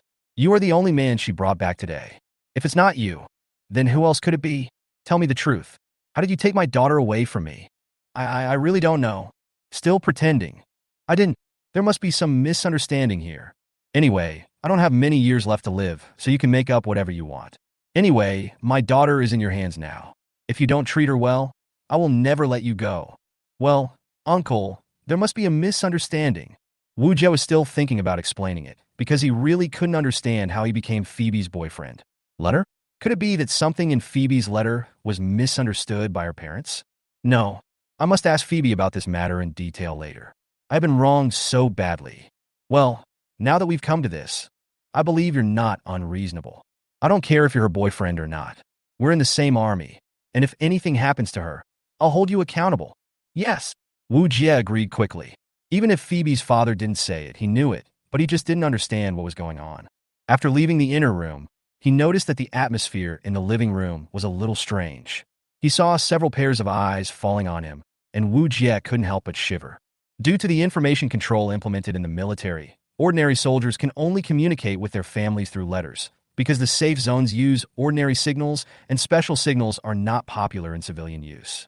Therefore, using civilian signal transmitters will easily expose the location of the military camp, so such an ancient communication method was chosen. Letter transmission and other methods cannot achieve real-time communication, so there will definitely be a time difference in information. In other words, it may be because of the information difference that Phoebe's parents had a misunderstanding. When Wu Jie came out, he thought a lot of things, and there was no other way to explain it. He could only find Phoebe to confirm it. Phoebe, Sheila, and Qingqiu, you were actually crowded together in the kitchen cooking. Do you need my help? Wu Jie came to the kitchen, and just as he opened his mouth, he noticed that the atmosphere was wrong. Two pairs of eyes immediately fell on Wu Jie, and Wu Jie felt a chill all over his body, as if a layer of frost had formed on his body. Phoebe was cutting vegetables with an embarrassed look on her face, as if she was distracted. Seeing that the three of them didn't say anything, Wu Jie assumed that they agreed, so he walked forward and started to help. Hey, sir. Phoebe, who was absent-minded, finally saw Wu Jie coming. Phoebe, I have something to tell you later, Wu Jie said kindly. Phoebe immediately broke out in a cold sweat. Okay, sir. Yes, sir. Got it, sir. Well, sir, go help Sheila. She seems to need help, Phoebe said, pointing at Sheila, who was busy and sweating. Wu Jie turned his head and looked at Sheila, and his face was immediately filled with black lines. Sheila was making wontons, but I don't know if Sheila was a master of abstract art. The wontons were wrapped in strange ways, each one looking like an ancient ferocious beast. Chapter 35. Why are you blushing? Sheila, is this a kitten you made? Wu Jie said, pointing to a wonton that looked like a kitten. Sir, you are dazzled. That's a piglet. Sheila looked angry. Sorry, is this a bird? Wu Jie pointed to another one that looked like a bird and said, Sir, you are wrong again. That is a dinosaur. Sheila stared. Wu Jie couldn't stand the fact that he had guessed wrong again. He took a look and finally saw a guess. Then this must be a puppy. Sheila turned around and said, Sir, if you come to cause trouble, please go sit in the living room and don't waste our time. Wu Jie was petrified instantly. Could it be that he guessed wrong again? The commander looks so cute when he's frustrated. Qingqiu covered her mouth and laughed secretly. Wu Jie took a look at the food made by Qingqiu and was stunned. Oh my god, this is not a dish. It's purely a work of art. Okay? I saw a volcano filled with cold air, which seemed to be about to move, just like an active volcano in reality. Because it was winter, the top of the mountain was covered with snow. The contrast between ice and fire made it look beautiful from afar. Xiaoyu, I didn't expect your cooking skills are so good. It's really impressive. How did you do it? Wu Jie looked curious. Qingqiu was so happy with the sincere praise from the officer that he couldn't stop smiling. He explained, this is made of ice cream and cream. It's called Flame Iceberg. Officer, don't forget to taste it. It will definitely be unforgettable for you. Yes, of course. Wu Jie nodded vigorously. It was the first time he saw such exquisite food. Suddenly he thought, could it be that this rich lady also has a 5-star cake chef qualification certificate? Hearing Wu Jie praising Qingqiu, Sheila's hand stopped immediately, and she pulled Wu Jie over, letting him stick close to her back, and said, Sir, your skills are so good. Come and teach me how to make wontons. Wu Jie was helpless. When did I ever say that I had good skills? Due to Sheila's mandatory request, Wu Jie's chest was pressed against Sheila's back. Feeling the strange touch, Wu Jie couldn't help but blushing. When she was in the army, Sheila was taller than me when she wore a dance costume. Now that she has taken off the dance costume, I didn't expect that Sheila's figure is so petite. Wu Jie, who was taller than Sheila, saw the fair skin on Sheila's neck when he got closer. The faint feminine fragrance hit Wu Jie's brain. Wu Jie couldn't help but blush. It was the first time Wu Jie encountered such a scene, so it was hard not to blush. Wu Jie stretched out his two hands and slowly made the encircling hand movements in front of Sheila. Like this, be slower when turning, and you can be faster when you are proficient. Wu Jie focused all his attention on cooking, no longer thinking about anything else, and carefully taught Sheila how to make wontons. Sheila finally calmed down and learned to make one himself, but no matter how he pinched it, it was still a little crooked. However, it was much better than the ancient beast before. Shila was a little discouraged, so she stopped what she was doing, sighed deeply, and said, "It seems that I am really not suitable for cooking." Wu Jie encouraged, "In fact, no one is born good at something. It is something that is developed slowly over time. Don't worry, I will teach you." As he spoke, Wu Jie took Shila's hand and began to teach her how to make wonton step by step. Shila's face suddenly turned red. It was the first time that her superior held her hand like this. Oh, if a girl can marry a husband like the commander, she will definitely be very happy. Qing Xiaoyu covered her mouth and laughed secretly while saying to Wu Jie. After hearing this, Wu Jie smiled faintly and shook his head. "I'm afraid no girl would like a guy like me, right? If I die on the battlefield one day, she would be so sad. In this case, it's better not to get married. It's better not to start than to leave regrets. Besides, falling in love on the battlefield is too easy to go wrong. If one of the lovers has a problem, the other will inevitably be affected." However, this is what Wu Jie thought in his heart, and he didn't say it out loud. It might not be a good idea to say it out loud in this situation. Qing Xiaoyu, Shila, and Phoebe were stunned after hearing this. They didn't expect Wu Jie to think this way. "It's wrapped, Shila. Do you think it's simple?" "Hey, Shila." Wu Jie stopped what he was doing, but found that Shila was actually sobbing softly. "What's wrong, Shila?" Wu Jie asked with a puzzled look. "That's too unfair, sir. Please don't say such things again in the future, sir. You're really too unfair." Shila clenched his hands into fists and clenched them tightly. "Ah, haha. You must have misunderstood." Wu Jie explained quickly. Shila said angrily, "Sir, I don't see that this is a misunderstanding at all." Wu Jie smiled helplessly and explained, "Actually, it's not like I haven't thought about getting married, but I already have someone I like." "Huh?" Who? Shila was shocked. Qing Xiao, you couldn't help it. The commander actually has someone he likes? Who is that person? Phoebe also looked like she was listening attentively. "It's you, Shila?" Wu Jie said loudly. What? I'm not ready yet, sir." Shila's face had turned as red as a ripe apple. Then, Wu Jie changed the subject and did something that surprised everyone. "And Xiaoyu, I want to marry you too," Wu Jie said, holding Qing Xiaoyu's hand. Qing Xiaoyu blushed at first, but then immediately thought of something. "Wait, sir, aren't you going to go with Shila?" Before Qing Xiaoyu could finish her words, Wu Jie walked up to Phoebe again and said, "Hey, Phoebe, I want to marry you too." "Huh? Why? Phoebe didn't expect Wu Jie to jump like that. "This is a punishment for you. It's your parents' fault for calling me your boyfriend right away. It's hard for me not to marry you." Wu Jie shook his head helplessly. "Ah, does this count as well?" Phoebe looked confused. Without waiting for Phoebe's response, Wu Jie immediately continued. "In addition to the three of you, there are also Boa, Cixia, Minnie, and Wei Yi and Miss Tang should also be included. Let's get married together." "Sir!" The veins on Shila's fist were bulging, and her clenched fist was getting higher and higher. Wu Jie seemed to have seen her raging anger. Qing Xiaoyu also put away her folding fan and approached Wu Jie with a kind face and said with a very, very, very kind smile, "Sir, since you want to get married so much, why don't we go get the marriage certificate now?" Phoebe blushed and said, "Although I have also fantasized about the commander, the captain, and me, but with so many people, it's too much." "You are the most unusual person, Phoebe." Wu Jie looked at the three approaching guys with cold sweat on his forehead. Chapter 36, Red Hair. I'll retreat first." Wu Jie ran away without looking back. "Come back here," the three people said in unison. "Actually, the commander said that so that we wouldn't worry." Shila sighed. "But the way you spoke so arrogantly just now really made you deserve a beating." Qing Xiaoyu was still angry and clenched his fists. "Don't worry, if there was someone who did that in real life, he would have been killed long ago." Phoebe smiled and made a gesture of wiping her neck.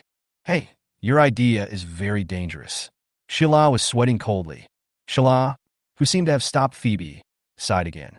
"It's really hard to guess a man's mind." Shila sighed. "Isn't this a woman's heart?" Qing Xiaoyu looked puzzled. "Well, forget it. Let's cook first. Everyone must be starving after waiting for so long." Time flies, and the enjoyable vacation time seems to be on accelerator. Even though we have experienced so many things together, it seems like we can never have enough fun. Wow, so many beautiful girls. She has a great temperament, she looks like a model, and her walking posture is so elegant. I wonder if I can get a contact number.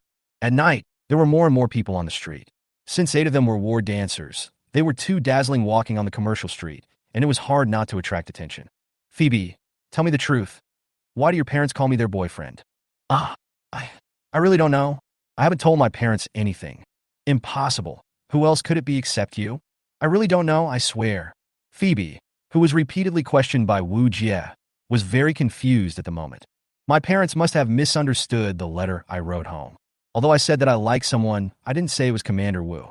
Well, although it is true that I like Commander Wu, I didn't expect my parents to guess so accurately. Could it be that my ancestors have the blood of Sherlock Holmes? Phoebe's brainstorming is in progress. Everyone arrived at the hotel that Qingxiu mentioned, and the hotel manager had already come to the gate to greet them. Welcome, distinguished guests, please come in. The waiter wearing white gloves gently pushed the door open and welcomed everyone in. Wow, this hotel is so luxuriously decorated, and there are so many world-famous paintings on the walls. Cecilia looked around and exclaimed as soon as she came in. Shala stroked his stomach, which was aching. Cecilia really seemed like a guy who had never seen the world, but that was also the guy's style. Led by the waiter, everyone came to an extremely luxurious private room. It's actually prepared in advance. Such a sumptuous dinner. Wu Jie couldn't help but say. There was a huge round table covered with all kinds of delicious food, which was dazzling and eye-catching. From meat to vegetarian food, from soup to dishes, everything flying in the sky, swimming in the sea, and running on the land, it can be said that everything is available. Not only Wu Jie was stunned, but everyone else was as well. Shila said with cold sweat, Captain Qingxiu is too expensive. We can't even finish all this. Qingxiu smiled and said, Don't worry, you can pack up what you can't finish. I never like to waste food. Wow, that's great. There are so many delicious foods. I can enjoy the food to my heart's content tonight. Cecilia's eyes lit up. Wu Jie stood up and said, You guys go first, I'm going to the bathroom. After a whole day of traveling, Wu Jie doesn't have as good physical fitness as Zhang Wu Ji, so it's a good opportunity for him to go to the bathroom and relax for a while. After Wu Jie finished his work in the bathroom, he was walking on the road and suddenly stopped. Hey, what is this? Wu Jie asked. He saw a girl with long, fiery red hair standing in front of a vending machine, seeming to be hesitating about which one to choose. Wu Jie didn't stop because of this girl, but because he saw a war dancer hiding in a corner, her eyes fixed on the red-haired girl. The war dancer's costume was a little strange. Although they were at a certain distance, it was not difficult for Wu Jie to see that the war dancer was wearing a Zero weapon produced by Sakura Heavy Industries. Although Sakura Heavy Industries is not as internationally famous as Boeing Heavy Industries of the United States or Shenlong Heavy Industries of Dragon Country, it is also one of the world's leading dance costume groups. Because the country is located on an island, it is always focused on developing ocean dance costumes, mainly to deal with the water type Oromon. Therefore, it is not an exaggeration to say that its say in ocean dance costumes is among the top 3 in the world. In this regard, Shenlong Heavy Industry has also sent students for ocean-going exchanges to promote the research progress of marine dance costumes and the feasibility of planning composite dance costumes for land and ocean. Every dance costume produced by Sakura Heavy Industries will be branded with the iconic Sakura logo. Wu Jie can be basically certain of this. This war dancer is most likely a famous war dancer in the country. But the strange thing is, why did she appear in the hotel owned by Shenlong Heavy Industry? And why did she keep her eyes on that girl? Is it a bodyguard? Wu Jie was not in a hurry to leave because he always felt that something was wrong. If he was a bodyguard, then this was too unusual. Normally, a bodyguard who was a secret sentry would not be able to wear a dance costume and follow and protect someone in a blatant manner. Not only is it inconvenient, but it may also expose his identity as a bodyguard because the dance costume is too big. In the army, even with a petite figure like Sheila, even after putting on the dance costume, she is still a head taller than Wu Jie. If a bodyguard always wears dance costumes to protect his target person, it would be too ostentatious. Wu Jie realized this, so he didn't rush to leave because he wanted to see with his own eyes what this war dancer was trying to do. Suddenly, the war dancer gently pulled out a katana from the scabbard of her dance costume. The cold blade shone with a terrifying cold light, and the expression of the war dancer was so cold and ruthless, as if she was going to do something. Wu Jie realized that something was wrong and immediately yelled at the red-haired girl, Run! The red-haired girl heard Wu Jie's call and immediately looked towards Wu Jie. Looking at her face, she seems to be somewhat similar to Qingxiu. An idea flashed through Wu Jie's mind. The Sakura warrior, whose whereabouts were discovered, glanced at Wu Jie with a look without any emotion, just like the killers often played in movies. Sure enough, Wu Jie's intuition was right. Then, the war dancer rushed towards the red-haired girl at the speed of wind. What a fast speed! Wu Jie was too late to help the red-haired girl. Chapter 37 Light Electrode String Theory. The flash of cold light was like a star streaking across the sky at night. Apart from very fast, Wu Jie couldn't think of any other words to describe the speed of this warrior dancer. Is this the warrior-type close combat specialized war dancer? I have only heard of it before or seen it in archives, but this is the first time I have seen it in real life. It is said that this type of war dancer abandons bulky machine guns and excessive defensive dance costumes, and all the dance costumes on their bodies pursue extreme lightness in order to pursue ultimate speed and lethality. Rumor has it that the warrior-type war dancer has already broken through the international speed limit for war dancers and can break the speed of sound in an instantaneous burst. Boom! Wu Jie's naked eyes could not follow the figure of the war dancer at all. He only saw that on the wall where the red-haired girl had stood before, a big hole was cut out by the Sakura dancer's sword. The impact was so great that the whole building shook. The huge smoke and dust made Wu Jie unable to open his eyes. My God, this combat power is even more violent than the long-range type. Wu Jie was shocked. Oh no! Wu Jie quickly ran over there, wondering if something happened to the red-haired girl. The smoke and dust were so thick that Wu Jie couldn't see clearly what was going on over there. Although it is not clear why the Sakura dancer wanted to kill the red-haired girl, now is not the time to think about it, because the Sakura dancer has turned around and walked towards Wu Jie. Although the warrior-type dancer has first-rate speed, as far as Wu Jie knows, rashly using the speed of sound will cause a huge load on the fuselage, and the battle dance core needs a certain amount of time to recharge before it can use the speed of sound a second time. Wu Jie is no fool. This Sakura dancer is obviously trying to harm him. He quickly goes back to find Qingqiu Yu and the others before she recovers her ability to perform a sonic sprint. When leaving, Wu Jie glanced at the broken wall, but didn't see the red-haired girl. The huge vibration naturally attracted the attention of Qingqiu Yu and his group. What's going on? Qingqiu Yu stood up and asked the waiter outside the door. Everyone also turned their attention over. Such a huge vibration felt like an explosion. Who was so bold as to act so wildly on the territory of Shenlong Heavy Industry? I'm sorry, miss. We're still unclear on what happened. We've sent someone to investigate. The waiter pressed his headset and said apologetically, I'll go find the commander, he's still outside. The second person to stand up was Shila. Although she didn't know what had happened, she had a vague intuition that the commander was in danger. Imgunto, take me with you. When Shila moved, the other dancers also moved. I agree, but please wait a moment. Qingqiu Yu nodded to everyone. Considering the safety issue, she always had two preparations. She winked at Tang Ling, who was standing beside her. After Tang Ling understood, she dragged out a huge suitcase from somewhere. This weight was not a problem for Tang Ling at all. After opening it, there was a pile of weapons inside. Everyone looked at the Qingqiu Jade in surprise, but picked it up without hesitation. Red line rifle. Shila exclaimed as he picked up the weapon. The latest model of the red line rifle. Although War Dancer seems to be the first combat force, humans have not stopped developing other weapons. In order to allow ordinary soldiers to have the ability to fight against Auroramon, the specially strengthened red line rifle has the ability to penetrate Auroramon's defense, although it is not as perverted as War Dancers. Once an army is formed, its power is still quite impressive. It's a pity that this weapon cannot be equipped on tanks, airplanes, and other war tools at present, because the red line gun must be operated by a living being. Because the energy source of the red line gun is carbon-12, the core part of each red line gun has a transparent glass bottle the size of a little finger, which is filled with millions of carbon-12 microorganisms. Under the stimulation of bioelectricity, carbon-12 will generate a large amount of energy. Combined with the special energy conversion technology developed by humans, the red line particles can be exploded with a bang. Scientists have also used machines to simulate the frequency of bioelectricity, trying to install weapons on airplanes and tanks, but all failed. Later, East China University of Science and Technology in Longwa published a paper discussing this issue, which is the now famous bioelectric light electrode string theory. According to the viewpoint of this paper, it is mentioned that there is natural electricity in nature, mechanical electricity created by humans, and bioelectricity generated by their own cells.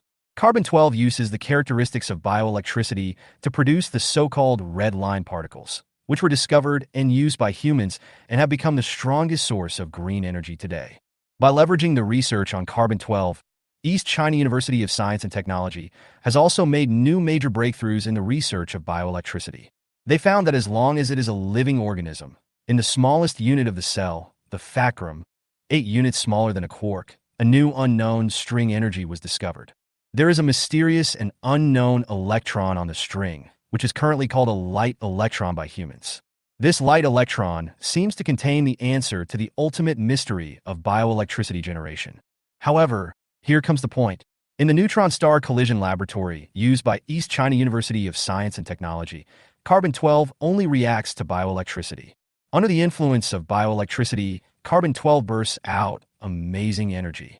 This is an important reason why carbon-12 can be used as the core of the war dance, and it is also the prerequisite for the development of the red line gun. Without bioelectricity, carbon-12 cannot be stimulated to take effect.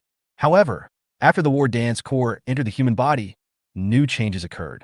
It was as if humans were born with such divine power. No matter how much strength was used, the human body would not collapse due to the huge reaction force. This shocked all carbon-12 researchers and laid the groundwork for the war dance core to come out completely. Some papers say that humans are born with this kind of divine power, but it is blocked by some force, just like a seal. However, after the emergence of carbon-12, the seal was completely removed for humans, and they erupted with power that surpasses all living things on Earth. It's like carbon-12 is the missing link in humanity. However, there has always been a mystery, that is, the core of the war dance only works on women, but has no effect on men. It is like a bomb. As long as a man starts dancing, he will either bleed to death from all 7 orifices or explode. Having strayed off topic, let's return our focus to the hotel. In fact, the bathroom was some distance away from Qingxiu and the others. Wu Jie was forced to hide in one of the rooms in the hotel under the pursuit of the Sakura dancer. Really? Who would build a bathroom so far away? Wu Jie couldn't help but complain. Chapter 38, Sakura Club.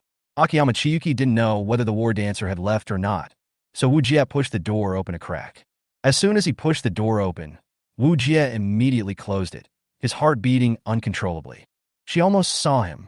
Wu Jie breathed a sigh of relief. While there was still time, he scanned the room to see if there was any way to save himself. Because Wu Jie has been dealing with Aurora beasts for many years, he is used to using radios frequently in the military camp. This time when he went out to play, he did not bring any communication tools such as mobile phones. It was mainly because I had to develop a habit, and I wasn't quite used to the city environment for a while. What a mistake. I'll take my antique cell phone with me when I go back to the city. I don't use it very often, but it can still save my life at a critical moment. Suddenly, with a buzzing sound, all the lights in the hotel went out. What happened? A sudden power outage? Wu Jie was a little surprised. Wu Jie suddenly remembered something. In order to pursue the ultimate melee ability, the warrior-type war dancer removed a lot of useless things in order to pursue the core explosive power. In other words, the war dancers outside do not have additional vision capabilities such as night vision and thermal imaging. This is an opportunity. Wu Jie gently pushed open the door. Sure enough, the corridor was already pitch dark. Looking around, Wu Jie didn't want to hide here and play hide-and-seek all the time. Perhaps waiting for Qingxiu and the others to rescue him would be a good choice. But who can guarantee that the Sakura dancer won't find him? Whether you wait or escape, it is essentially a gamble. Instead of passively gambling, it is better to take the initiative. Wu Jie has always had a good memory. He remembered that the last time he saw the Sakura dancer was on the east side of the corridor, so he just had to walk in the opposite direction. Wu Jie pushed open the door, carefully controlled his steps, and walked towards the west. Fortunately, the hotel's corridors are carpeted, which greatly reduces the possibility of Wu Jie making noise. Just as Wu Jie was walking towards the west along the wall, a dazzling light suddenly appeared. Wu Jie looked back and immediately cursed himself. What an idiot I am! Although it is true that the dancer does not have special vision, it does not prevent her from carrying a flashlight. It seems that I have been fighting with Auroramon for too long and have completely forgotten how to fight humans. This is a mistake. I will write myself a 100,000-word self-review when I get back. Wu Jie cursed himself in his mind. Sakura dancer also discovered Wu Jie's presence and began to accelerate towards Wu Jie. This way, Wu Jie was running wildly when he suddenly heard a clear female voice. Is she calling me? As soon as Wu Jie hesitated, a slender hand pulled him away. Defeating. Why is the power out? Qingxiu took out the intercom from the waiter and asked into the intercom. But all that came from the walkie-talkie was the sound of gunfire and the wailing of terrible horror, as if something horrible was happening on the other end of the walkie-talkie. Ching Xiaoyu realized the seriousness of the matter, immediately took out his mobile phone and dialed a number, which was connected after a while. Okay, I got it. Kinkiyu put down the phone with a gloomy face. Kinkiyu was the one answering the whole time. She didn't even have time to say anything before the call was hung up. Everyone focused their attention on Ching Xiaoyu, because Ching Xiaoyu was probably the only one who knew what had happened. Xiaoyu, Tang Ling asked Ching Xiaoyu with a frown. Ching Xiaoyu looked at everyone, glanced at everyone, and bowed deeply to everyone.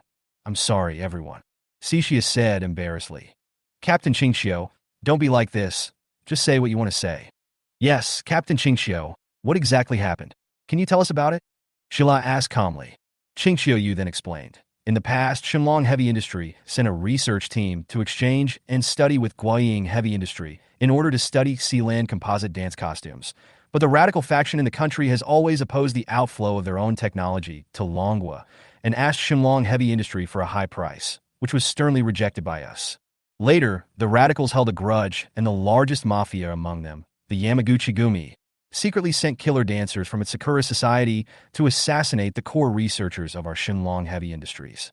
Although they were rescued by our dancers afterwards, we could not find any evidence and took into account the relationship with the friendly faction, so it was kept secret. Just now, the intelligence department of our Shenlong Heavy Industry sent a message that the Sakura Society sent 3 warrior dancers to sneak into the hotel we were staying in. Because the researchers' routes were confidential, in order to ensure my safety, and because I was serving in the Suzuka group, my father did not tell me the researchers' routes. But it seems that there is a traitor in our Shenlong Heavy Industry, and someone has exposed the research team's whereabouts. Sakura Society has already reached out here. Cecilia was completely confused. She had no idea what this political struggle was, but she got the general idea. In short, it's the Sakura Society who are doing the bad things, right? Then can't we solve the problem if we catch them? Cecilia said dazedly. Ching Xiaoyu nodded and said, I'm sorry for involving you all. Let me handle this matter from now on. No one has brought dance costumes. Facing an opponent in full dance costumes, it's better to evacuate. Shala shook her head. Captain Ching Xiao, you are too kind. We are all comrades in the same army. How can we turn a blind eye to our comrades' crisis? Although we don't have dance costumes, this gun is enough. Don't forget that we are comrades. Besides, it's not our style to ask you to leave before we find our commander. The word comrade moved Ching Xiaoyu, who had not been moved for a long time. Her eyes were slightly misty, and she said to everyone, Thank you, everyone, but please don't be too stubborn. We have also sent reinforcements from Shenlong Heavy Industry. They will arrive in about 15 minutes. If you encounter danger, protecting yourself is the first priority. Do you understand? Yes. Got it. Everyone responded immediately. Shenlong Heavy Industry is a military-industrial group. It does not actually open hotels to compete with private businesses. This hotel is mainly used as a transit station and intelligence gathering point. Ching Xiaoyu is also here for the first time and is not familiar with the terrain here. She suggested going back to find the waiter to lead the way. But when they returned, they found that the waiter had been assassinated by someone who had slit his throat with a knife. The technique was very clean and neat. What terrifying strength! There were so many of us, and yet we didn't hear any movement, and he died. All of them were war dancers. Their physical strength, reaction speed, hearing, and vision were far beyond that of ordinary people. Even they couldn't detect the movement, so you can imagine how terrifying the opponent's strength is. Chapter 39 Assassination Attack. I don't know how the commander is doing now, Shila said worriedly. The commander is just an ordinary person. If he meets an opponent like the war dancer, I'm afraid no matter how smart he is, he won't be able to defeat her, right? Cecilia covered her mouth. Chizia. This time it was Boya who gave her a slap on the face. How could anything happen to such a smart man like the commander? Don't be a pessimist. Maybe the commander has already hidden himself and is waiting for us to support him. Boya said unhappily. Okay, let's do this. Everyone listen to my command. There are 8 of us in total. Divide into groups of 2 to go find the commander. If you encounter enemy war dancers on the way, remember not to fight blindly. Share the specific location and number of enemies via radio as soon as possible. Do you understand? Ching Xiaoyu is worthy of being a long-established war dancer. Both her courage and her ability to remain calm in the face of danger have convinced the war dancers present. Got it? Everyone responded in unison. By the way, there is one more thing. The main purpose of the Sakura Society sneaking in here this time is to assassinate a researcher from our Shenlong heavy industry. I don't know who it is exactly, but there is a code name, Dragon Rising from the East. If you see him, you can use this code name to find him. Thank you, everyone. Originally, I should have done this, and I'm really sorry to involve you all. Ching Xiaoyu immediately added. No problem. Leave it to me. Cecilia smiled brightly. I just hope that Lieutenant Cixia doesn't run around and get lost. Boya said with a smile. How is that possible? Boya, stop talking nonsense. Defeat Dingli. Wu Jie was suddenly pulled away by a hand. He was indeed caught off guard. He didn't expect that there was someone hiding in this corner.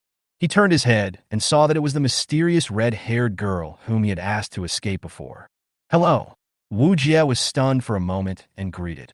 Unexpectedly, the girl immediately put her finger on her lips and said, Shoo. Wu Jie immediately realized something was wrong. He turned around and saw that it was the Sakura dancer who came over. Strange, I was clearly here just now. The war dancer was seen talking to herself. As he spoke, he swept the flashlight around, trying to find any clues of the figure just now. The flashlight quickly shone on Wu Jie and the red-haired girl, but the Sakura dancer didn't react at all. Didn't she notice anything? Invisible force field. Wu Jie discovered that the war dancer couldn't see him. And then he immediately realized that there must be an invisible force field, because the feeling was very similar to that of Cixia using the invisible force field. In addition, there was a power outage in the hotel, and it was very dark. The war dancer in front of him was not very capable in reconnaissance, so she did not notice anything unusual about Wu Jie.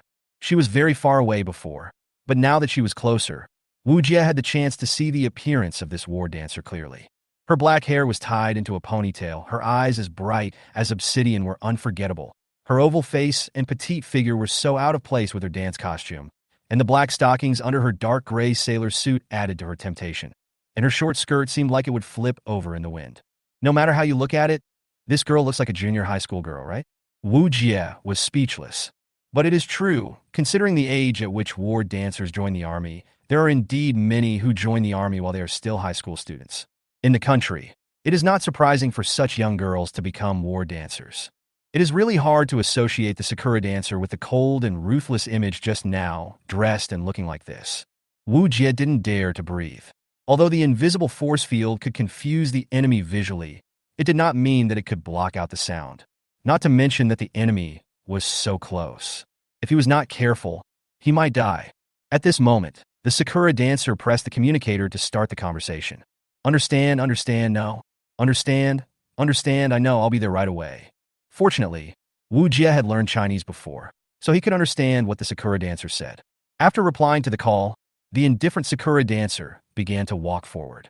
Wu Jie was about to breathe a sigh of relief when he saw the Sakura dancer suddenly turn around, and the sword in her hand was instantly unsheathed and swung at the air.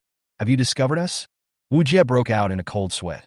Because the Sakura dancer's swing of the knife out of thin air was so unreasonable, Wu Jie had never felt that death was so close to him. Sakura dancer's sharp eyes swept through every corner of the corridor and found that there was indeed no human figure. Ki, is it my illusion? Sakura dancer muttered to herself, sheathed her sword, and walked away without looking back. Only after seeing her completely disappear at the end of the corridor did Wu Jie dare to breathe a sigh of relief. When he came to his senses, he found that his forehead was covered with sweat. Thank you. It was the clear female voice from before. It's okay, my name is Wu Jie. May I ask you? After Wu Jie calmed down, he began to observe the red-haired girl. Just call me Xiaoyan. If it weren't for you, I might have died. The red-haired girl said as she pulled Wu Jie's hand into her arms as if she wanted to feel Wu Jie's warmth. No, come to think of it, why did that dancer chase you? Wu Jie asked curiously. But can you let go of my hand first? This action is too ambiguous. Wu Jie couldn't help but want to complain in his heart. You are injured. The red-haired girl ignored Wu Jie's words and spoke to the wound on Wu Jie's hand. Only then did Wu Jie understand that he was worried about me. It's okay, this little injury. Before he could finish his words, the red-haired girl did something. A white light came out of her hands, and the wound on Wu Jie's hand healed in an instant. Wu Jie was completely stunned.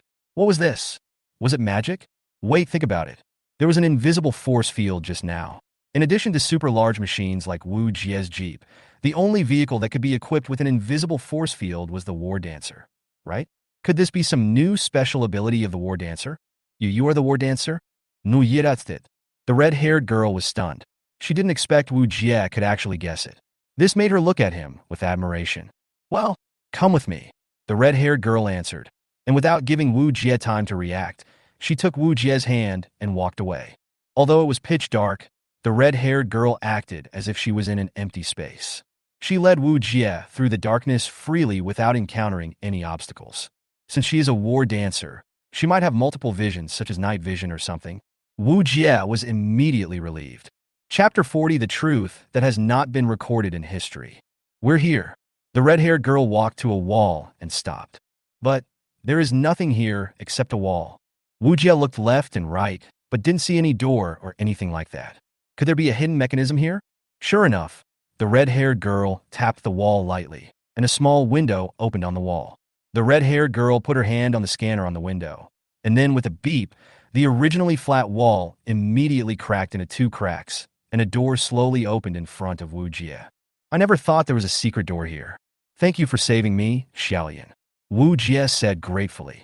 The girl just nodded and took the initiative to lead the way in. Wu Jie was not slow either and followed immediately. After entering, there is a spiral staircase that goes continuously upwards. Hey, shouldn't we go downstairs?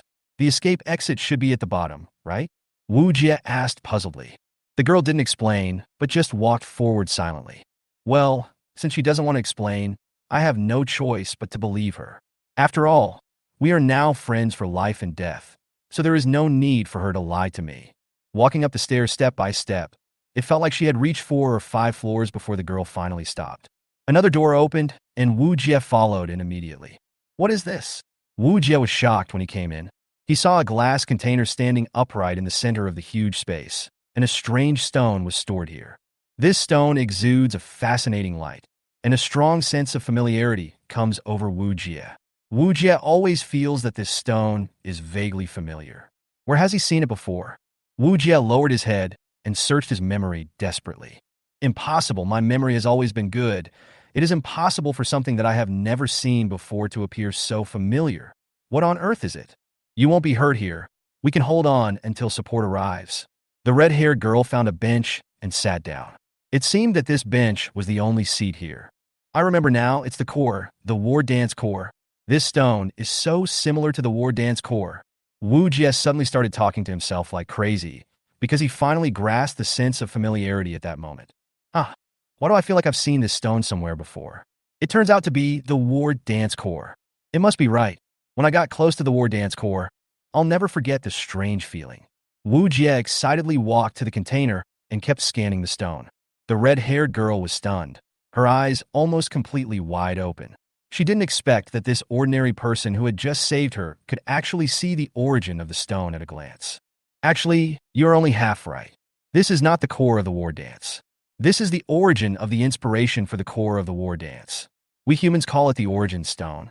The red-haired girl's surprise turned into a smile. She stood up silently and stood in front of the container with Wu Jie. Origin stone? What is that? Why have I never heard of it? Does the name suggest it has something to do with the Origin Project? Wu Jie looked puzzled. After all, what is taught in the textbook is not all there is to it. The red-haired girl let out a long sigh and began to explain to Wu Jie. 40 years ago. 40 years ago? So long ago. Wu Jie was stunned. 40 years ago, during the exploration of space, humans discovered a brand new element that had never appeared on the periodic table. We call it the Taizu element. The reason why we call it the Taizu element is that all elements are derived from it. Taizu elements? Wait, aren't elements created by the collision of protons and electrons under high temperature after the Big Bang? Wu Jie suddenly felt that what he had learned was not enough. The girl nodded. She was very satisfied with Wu Jie's good basics. You are right. Scientists all think so, but the truth is far from as simple as we think. Let me ask you a question. What do you think caused the Big Bang? And what caused the birth of the singularity? I'm afraid no one can answer it so far. I think even if Einstein was reincarnated into the present, it would probably find it difficult. It's a normal idea. The girl did not laugh at Wu Jie, but continued. 40 years ago, when taking pictures of the planet on Titan, the sixth satellite of Saturn, a bright spot was discovered through the atmosphere. In order to thoroughly figure out what this mysterious bright spot on Titan is, So we worked with Tiangong to form a large space station investigation team of 60 people. It took us 2 full years to reach Titan's satellite orbit from Earth orbit. On this methane-filled planet, humans landed on this mysterious planet for the first time. Wu Jie nodded. I know this. It is said to be a major action that went down in history. It was broadcast live around the world at the time. It is now taught in all textbooks. The red-haired girl was not angry because of Wu Jie's interruption. On the contrary, Wu Jie's serious attitude made her very happy. She continued. In order to investigate the mysterious flashpoint, more than 20 astronauts paid their precious lives. When they arrived at the coordinates of the flashpoint, they saw not ice, nor rivers and gems, but an altar. What? Wu Jie was completely stunned for a moment. Could it be that life had ever existed on Titan? But why didn't Longhua and Guo report such an important thing? Seeing that Wu Jie's expression was the same as she expected, she smiled and said, You must want to ask why Guo and Longhua didn't make it public, right? Nuye nodded. When he thought about the mysterious red-haired girl who was about to tell the truth, the hairs on his body stood up. The red-haired girl paused and spoke slowly. It is a huge stone tablet, a white stone tablet without any words or patterns. Wu Jie was stunned. Stone tablet? According to the confidential information left behind, when people approach this stone tablet, blood will flow from all 7 orifices of the body. In serious cases, the body may even explode and die. The red-haired girl said with a gloomy face. War Dance Core. Wu Jie said this word subconsciously. What else could it be? This situation is very similar to the War Dance Core. Studies have shown that when the War Dance Core is equipped on a man, he will either bleed from all 7 orifices or explode and die. Yes, just like the War Dance Core you see now. When men equip the War Dance Core, they either bleed from all 7 orifices or explode and die, said the red-haired girl. You might mistakenly think that this stone tablet has no effect on women, but the fact is that no matter whether men or women approach it, the consequences are the same. After listening to the red-haired girl's shocking words, Wu Jie was completely speechless at this moment. Chapter 41, Procrastination. Because this incident was so bizarre, everyone agreed that the stone tablet had some kind of radiation. Later, after a meeting, everyone decided to use a drone to conduct a remote investigation and research. Fortunately, the drone was effective. Although it was a pity that everyone couldn't get close to the stone tablet for contact research, it was still good to be able to use a drone for research. For this research, the Heavenly Palace hired a large number of human historians, linguists, theologians, chemists, physicists, mathematicians, and other experts from various fields to remotely support the research on this mysterious pure white stone tablet and all the patterns and designs on the altar, in an attempt to find any words that can interpret the origin and function of this white stone tablet. Did you find it in the end? Wu Jie swallowed his saliva. At this moment, he just felt a little dry in the mouth. This was probably the most explosive information he had ever heard in his life. The red-haired girl shook her head. No matter how hard the experts tried, they could not come up with a definite answer, even after staying up all night to deduce and calculate.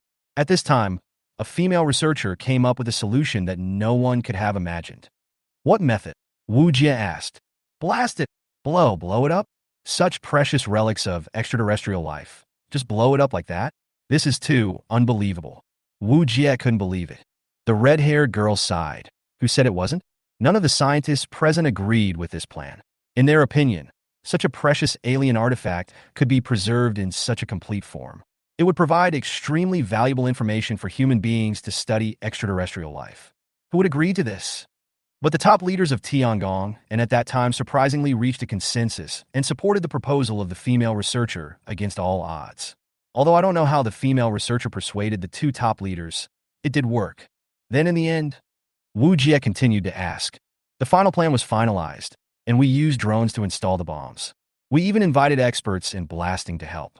Considering the gravity and environment of outer space and the special geographical environment of the Titan satellite, the blasting plan alone took 3 days and 3 nights to prepare, and it cost countless researchers a lot of time. Later, the explosion finally began, but the result was something no one had ever expected. The red-haired man stopped talking here.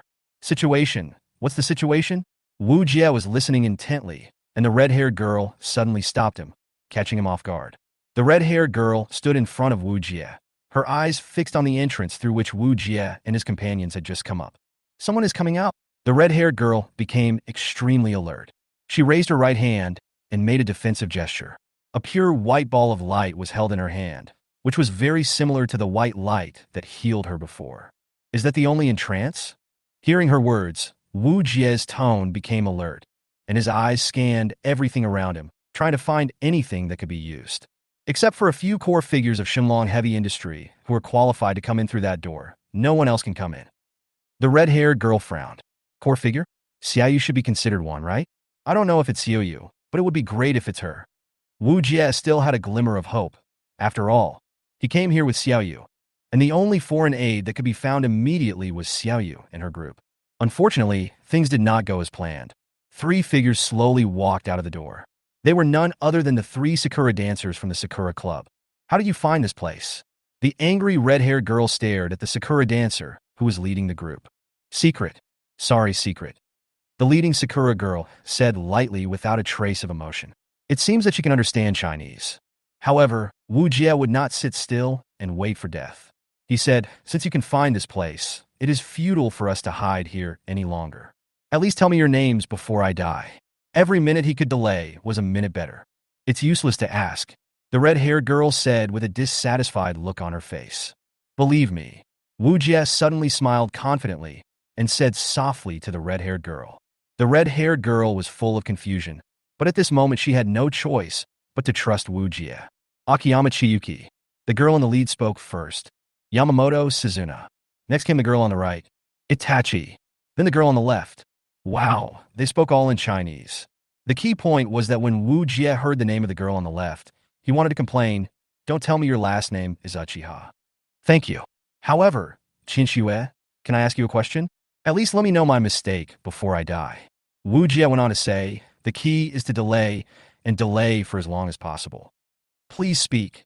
Qinxue was not in a hurry at all, as if she didn't realize that Wu Jie was using the tactic of procrastination. In fact, the 3 members of the Sakura Society really didn't realize that Wu Jie was delaying time. First, because they thought that Wu Jie and the red-haired girl had no way to escape, and second, because they couldn't see any chance of Wu Jie and the other 2 winning. So naturally, they didn't have too many concerns. The most important thing is that the 3 Sakura girls are too young.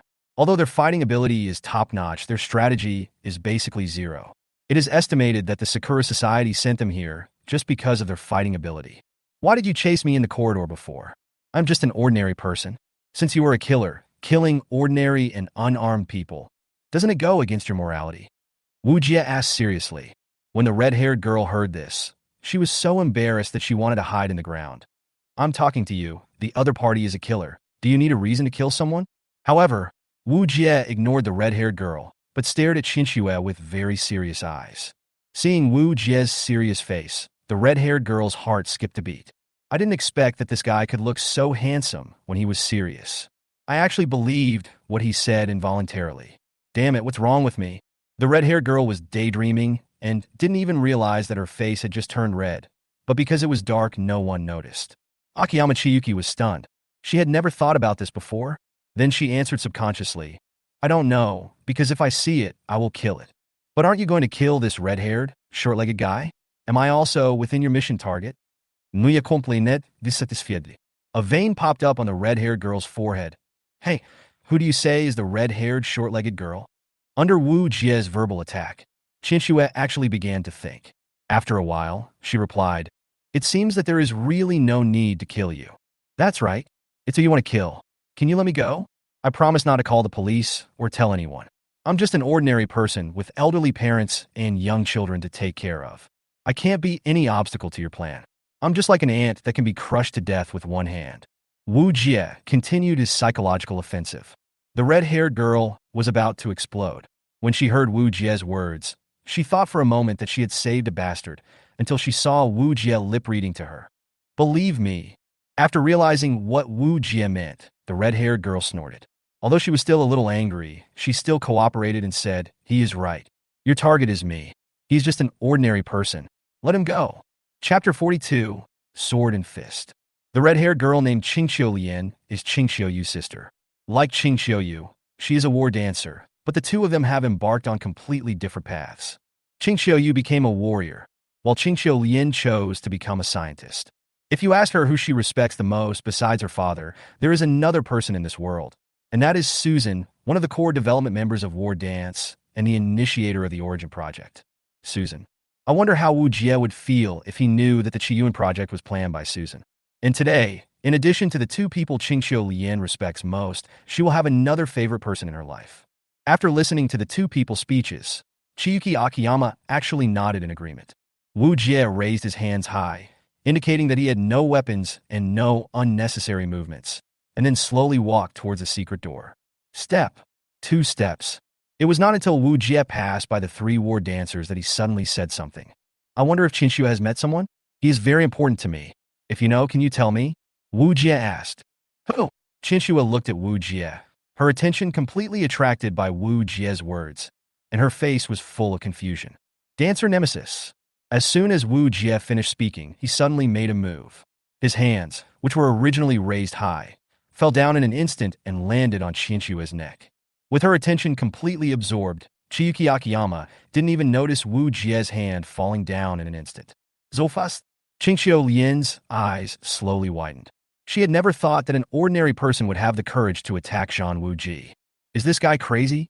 This was the first sentence that popped into Qingxiu Lian's mind. But what happened next completely overturned Qingxiu Lian's 3 views and made her world completely collapse at that moment.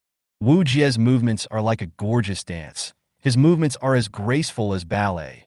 Obviously very strange, yet amazing. Wu Jie's left hand was seen wiping towards Qingxiu's neck. After a single stroke of his hand, Akiyama Qingxiu instantly wilted like a deflated ball. The warrior dancer lost her combat effectiveness in an instant. How is this possible? Qingxiu Lian no longer believed her eyes. How could Wu Jie, an ordinary person, do this? Qingxiu Lian was once a member of the Qiyuan project, although she only joined the Qiyuan project at the end of the plan. After witnessing the powerful strength of the war dancer with her own eyes, she was easily overwhelmed by this force. The reason why she dressed herself up as a dancer was not just for research, but also because she was obsessed with the power of the war dancer. In her eyes, war dancer's abilities have completely surpassed the limits of human beings. She is no longer human at all, but rather a completely new species. But today, an ordinary person, no, a very strong ordinary person, no, a human being who has surpassed ordinary people, let her see with her own eyes how to break through the limits without the help of the war dance corps. Qingxiu Lian's heart at this moment has been completely captured by Wu Jie's actions. In her eyes, Wu Jie at this moment is so perfect, and it makes her heart beat fast. Yamamoto, Suzuna, and Itachi were both surprised at how Wu Jie did it. But the reaction abilities they had developed over the years made their bodies move involuntarily. Yamamoto Suzuna drew her sword and attacked Wu Jie quickly, but Wu Jie was not afraid at all. Wu Jie lowered his body, like a gorgeous ballet, and easily passed through Yamamoto Suzuna's sword. Wu Jie's eyes were highly focused, because this was a ballet of death, and the slightest mistake would result in immediate death. Qingxiu Lian, who was watching the battle on the side, also wanted to take action, but when she remembered that apart from long-range attacks, her melee ability would only lead to her death. Moreover, her long-range attack capabilities are all large-scale attacks. If she attacks rashly, she might kill Wu Jie by mistake. What to do? While Qingxiu Lian was hesitating, something shocking happened again. Wu Jie's hand slid quickly along Yamamoto Suzuna's, and he tapped Yamamoto Suzuna's shoulders twice quickly. The dance costume on Yamamoto Suzuna's chest was actually removed by Wu Jie. What? Yamamoto Suzuna's poker face finally changed a little. Not only Qingxiu Lian was stunned, even his opponent Yamamoto Suzuna sincerely admired Wu Jie. How did he do it? Wu Jie didn't take off Yamamoto Suzuna's dance costume to help her take off her clothes or anything like that. Well, although he was curious whether he could take it off, Wu Jie didn't come here for fun. Wu Jie saw that his goal had been achieved and his men were about to take action, but Itachi beside him also moved quickly. She was not just watching the show the whole time. After Wu Jie removed Yamamoto Suzuna's dance costume, Itachi had already swung the knife across Suzuna's body quickly. The two of them moved in sync and quickly, as if they had discussed it beforehand. After Suzuna dodged Itachi's sword with incredible precision, the next target would definitely be Wu Jie. It's really tricky, using teammates' bodies as cover. This is all Wu Jie could think of in an instant. But Wu Jie's next action shocked everyone again. Facing the rapidly coming knife flight, Wu Jie did not dodge or evade, but directly ran head-on into it. Ishikareshi. Qing Xiaolian had just felt a bit of fanatical admiration for Wu Jie's courage and bravery. Is Wu Jie going to fail here? Qing Xiaolian could only pray silently in her heart for a miracle to happen. But a miracle really happened. Wu Jie did not dodge or evade the oncoming knife, but just when the knife was about to hit Wu Jie, it suddenly stopped. You ask me how I stopped? Maybe the director called a pause? Yes, just like when filming a movie, the director deliberately called a pause at the moment when the attack was about to show the result in order to leave suspense. What's going on? Qing Xiaolian was stunned. Yamamoto Suzuna was also stunned, and Itachi was also stunned. In fact, she had been trying hard to move her hands, but her hands were like welded iron blocks, not moving at all. Could it be? Qing Xiaolian suddenly thought of something in her mind. As a member of the Qiyuan project, she knew very well that Zhang Wuji had some fatal weaknesses, which were only known to researchers. After the core came out and the War Dancer was born, the version of the War Dance core has been continuously updated, and it has now been updated to the 3rd generation. However, no matter how the researchers of the Qiyuan project updated, they still could not find a way to eliminate the fatal flaw in the core of the War Dance. The reason is that during the operation of the War Dance core, the energy of the War Dance core is not continuously output. In order to find a way to make the War Dance core output energy stably, the research members of the Qiyuan project tested a large number of experiments, but all failed. Chapter 43, Why Are You Blushing? Until the 3rd generation, it was only slightly assisted by external devices, which seemed to hide this fact on the surface, but in fact this fatal drawback still existed. The core of the War Dance is a bit like the human heart.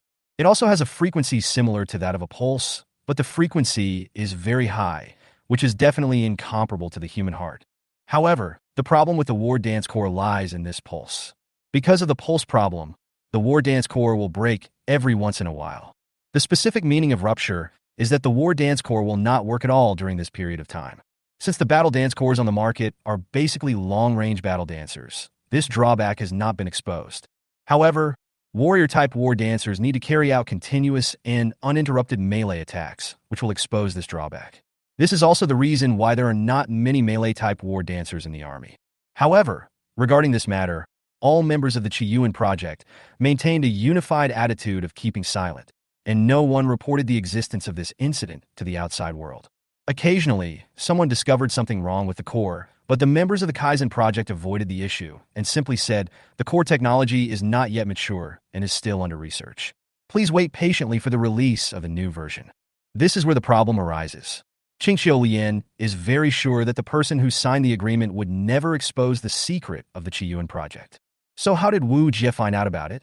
Could it be he discovered it himself? Qing Xiaolian's heart skipped a beat when she thought of this. She didn't expect there to be a genius here. Without anyone's help, he discovered the flaw in the War Dance core all by himself. Wu Jie, I'm really getting more and more interested in you. Who are you? Why are you here? And you appeared right in front of me. Are you an angel sent by God to descend in front of me? At this moment, Qing Xiaolian's inner interest in Wu Jie has reached an unprecedented peak. If the situation permits, she even wants to tie Wu Jie up and take him back to her hometown. It was such a waste to have such a talent wandering around. It would be great if he could do research with me. More importantly, Wu Jie's smooth movements and unparalleled confidence, even when surrounded, allowed him to easily resolve the enemy's offensive. His confident demeanor had completely captivated Qing Xiaolian. Wu Jie didn't have time to care about Qing Xiaolian's messy thoughts and brainstorming. He just froze the Itachi and then reached out to grab it. This is impossible. Before he could finish his words, Itachi collapsed and lost his fighting ability instantly. Qing Xiaolian only then saw clearly what Wu Jie had done. He actually took out the War Dance core directly, taking the core with bare hands, and in combat. Qing Xiaolian, who saw this scene, said that she was about to faint. She couldn't believe that there was such a Superman in the world. No, it should be said that she now believed it. That person was Wu Jie, the man in front of him whose movements were so graceful as if he was dancing a classical dance. Immediately afterwards, Wu Jie made another move. After taking out Chiyuki and Itachi's War Dance cores, he actually took the initiative to rush towards Yamamoto Suzuna. The feeling of powerlessness, fear, and Wu Jie's fearless aura completely crushed Yamamoto Suzuna's fighting spirit. As a well-trained killer dancer, this was the biggest variable she had ever encountered in her career. She never thought that one day she would be afraid of an ordinary person. Seeing Wu Jie rushing towards her, she raised the sword in her hand. Although she didn't understand what Wu Jie had done to cause the death of her two sisters, she was already prepared to die. From the moment they were adopted by the Sakura Society, their fate was determined. Growing up in an orphanage, they had always been alone until one day, a Sakura Society appeared and changed their fate. Training, fighting, and assassination are everything in their lives. They live in battle every day just to sacrifice their lives for their masters at the critical moment. For the master, this was Suzuna's last thought. In this way, in the final sprint, although Yamamoto Suzuna's swordsmanship was precise and sharp, she still could not escape the same fate as the two people before her. Wu Jie just waved his hand lightly, and Suzuna, who had lost her brilliance, fell down like a puppet. Yeah, my whole life might be that of a puppet. Thinking this, Suzuna slowly fell to the ground, and at that moment her spirit lost all color. At this moment, Qingxiu Lian looked at Wu Jie with a blushing face, just like a love-crazy girl who had gradually become perverted due to excessive idol worship. Wu Jie, you are mine, he. As he said this, he wiped the saliva from the corner of his mouth. Then she suddenly realized something. No, she couldn't let Xiaojie see me in this ugly state. It would be too embarrassing. She couldn't help but blush. Lady, stay a lady. Qingxiu Lian silently chanted the heart purification mantra in her heart, constantly suppressing the growing desire in her heart. Qingxiu Lian usually has a stern face and is also called the Iron-Faced Princess. Many men have pursued her, but were all rejected by Qingxiu Lian. Those who had pursued her were either wealthy businessmen or descendants of famous families, but she was unmoved. In her opinion, these people only valued her identity and status in Shenlong heavy industry, and some of them were perverts who coveted her beauty. She rarely reveals her true feelings in front of others, until today's chance encounter with Wu Jie. At that time, she was carrying out an exchange and study mission to the country, mainly to develop a plan for a Sealand composite dance costume, but she did not expect to be assassinated and attacked twice by the Sakura Society. I came to this hotel just for transit, but I didn't expect that I would be suddenly reminded by a boy in the hotel to escape. To be honest, if it weren't for Wu Jie's timely reminder, she would definitely have died there. At this point, Qingxiu Lian's gratitude to Wu Jie was absolutely real. But what was happening now was too intense, one after another, and it was too much to take in. At this moment, she just wanted to give Wu Jie a big hug. But she suppressed her anger, restrained herself strongly, and said with a smile, "You really impressed me. How did you do it? Don't tell me you are from Earth." Yes, he is definitely not from Earth. If he were from Earth, how could he be so powerful? This was Qingxiu Lian's inner thoughts at the moment, but she still spoke calmly. Wu Jie smiled and didn't respond. Then, with a somewhat sad expression, he gently picked up a girl who was lying on the ground, then slowly walked to the bench and leaned him against it. What are you doing? They are not dead. They just fainted due to the powerful backlash of suddenly losing the core of the war dance, Wu Jie explained. Chapter 44, Wishful Thinking. Qingxiu Lian was full of curiosity about Wu Jie at this moment. She really wanted to know how Wu Jie did it, but her strong self-esteem surged up again. She was used to being pampered by others, and this was the first time she felt so embarrassed. After considering her words, she said, "Let me check it out. I am somewhat confident in this treatment." As he spoke, he walked in front of Qingxiu, turned her body over, took a look, and said in surprise, "Wow, you are quite ruthless. These people are all paralyzed. How did you do it?" My acting skills are pretty good, right? I see you still don't want to tell me the truth. Hurry up and tell me how you did it." Qingxiu Lian thought proudly in her heart, still feeling complacent about her acting skills. Wu Jie was stunned for a moment.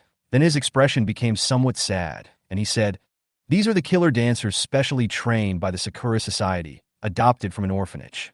They have no father or mother, and have been trained as killing machines since childhood. In the situation just now, if they're not completely paralyzed, I am afraid they will not stop." Qingxiu Lian didn't expect Wu Jie to mention this topic. Having said that, he did study the Sakura Society during this trip to the country for academic exchanges, and what Wu Jie said was indeed true. But how did Wu Jie know that this was the killer dancer of the Sakura Society? I am becoming more and more curious about Wu Jie. After all, this is the exclusive contact station of Shenlong Heavy Industry.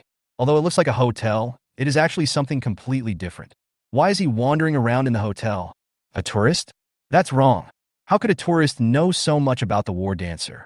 When he first saw through my identity as a war dancer, I had my doubts. This guy named Wu Jie must be a powerful character. So annoying, but I am too embarrassed to ask directly. Really, I usually concentrate on research and have no experience in dealing with interpersonal relationships.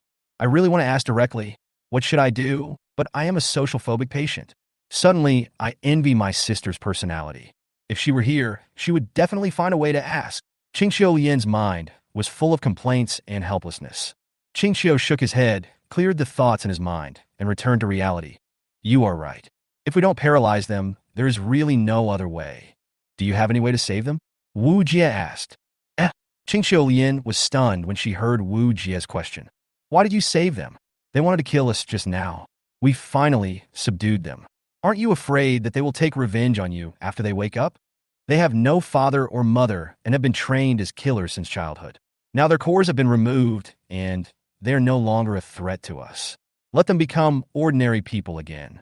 Wu Jie raised his head, looking sad as if he had thought of something. Oh no, the melancholy look is also very attractive. Qingxiu Lian's heart has been conquered by Wu Jie's personality charm. She restrained her emotions, tilted her head slightly to one side, not daring to look at Wu Jie's expression, and tried to remain rational, and said, They can't be normal people anymore, right? Even if we let them go and return to normal life, I'm afraid Sakura society won't let them go. From Wu Jie's perspective, Qingxiu Lian did a good job of controlling her emotions throughout the whole process. He did not notice the rich interchanges in Qingxiu Lian and focused on what Qingxiu Lian said. Well, what you said makes sense. It is indeed a difficult problem to arrange their whereabouts. Qingxiu Lian had completely forgotten what she wanted to ask at first. She was completely attracted by Wu Jie's words. At this moment, she just wanted to follow Wu Jie's words and didn't think about anything else. Or let them live in my house. As soon as the words came out, Qingxiu Lian immediately realized that something was wrong. She had always been extremely rational, but now she was acting emotionally. Could this be the magic of love?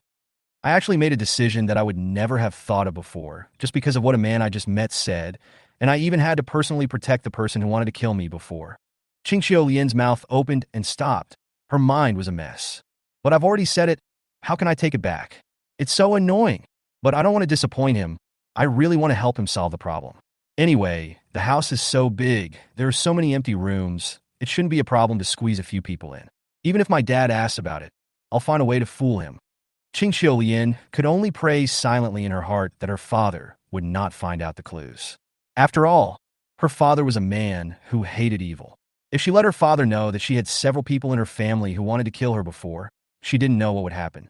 However, it would be nice if Wu Jie could see me more. This seems like a good idea. Leave these three guys at home. Let Wu Jie and I tie them to a warship. Let Wu Jie also take responsibility for these three guys, and then find a bunch of excuses, such as you have to take care of these three guys more, so that Wu Jie can come to my house more often. What a good idea. Yum sihagenis. Thinking of this, Qingxiu Lian was as happy as a child. Even she couldn't control her emotions. Her face turned red, and she continued with an expectant tone. After all, we defeated these three guys together. In fact, I didn't do anything. If I take responsibility, you should also take responsibility. I will leave them at home. You have to visit them often in the future. Otherwise, I will think you are a hypocrite who only wants to save them for self-satisfaction. I have to say that Qingxiu Lian's words were very powerful. Although she had been affected by her emotions, her logic and morality were impeccable. After hearing this, Wu Jie was silent for a moment and did not rush to answer. Agree quickly. Agree quickly. What are you still hesitating about? Qingxiu Lian felt a little proud in her heart, and even she was applauding for her own lines. From a human perspective, saving people in distress does have a lot of meaning, but if you cannot distinguish your own abilities and save people blindly, that is not kindness but stupidity. The Sakura Society was originally a murder gang specially established by the Yamaguchi-gumi to carry out various dirty tasks. Ordinary people would not want to be associated with such an organization and would stay away from them even if they heard about it. Who would want to have anything to do with such a dark organization? Therefore, whether what Wu Jie did was self-satisfying is still debatable. After all, Qingxiu Lian is not very clear about Wu Jie's background and abilities, and does not know whether he has the ability to protect these three people. But she is sure that she has this ability, so she uses such words that seem to test Wu Jie's humanity to induce Wu Jie to give the choice to herself. In this way, Wu Jie would most likely agree to his plan after weighing the pros and cons. After all, He had revealed to Wu Jie that he knew the top secret identity. Even if Wu Jie was stupid, he could see that his identity was not ordinary, right?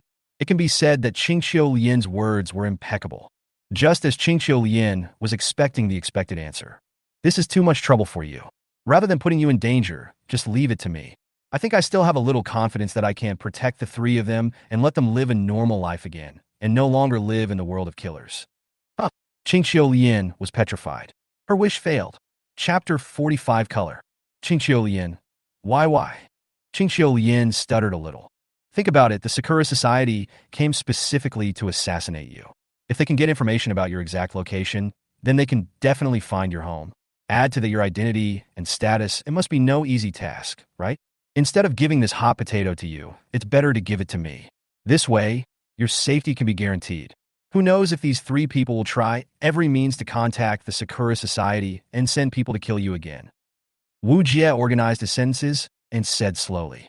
He really shot himself in the foot. Qingxiu Lian was just feeling complacent about her plan, but she didn't expect Wu Jie's words to hit her sore spot. The key point is that she couldn't find any suitable reason to refute it. What a mistake. What a mistake. Seeing that her plan was about to fail, Wu Jie's figure was getting farther and farther away from her, and she could only sigh helplessly at Wu Jie's back. Qingxiu Lian had a flash of inspiration, and an idea that stood out flashed through her mind. Why not just tell this guy who I am and tell him that I have the ability to protect these three people and myself? Qingxiu Lian was delighted. Ahem.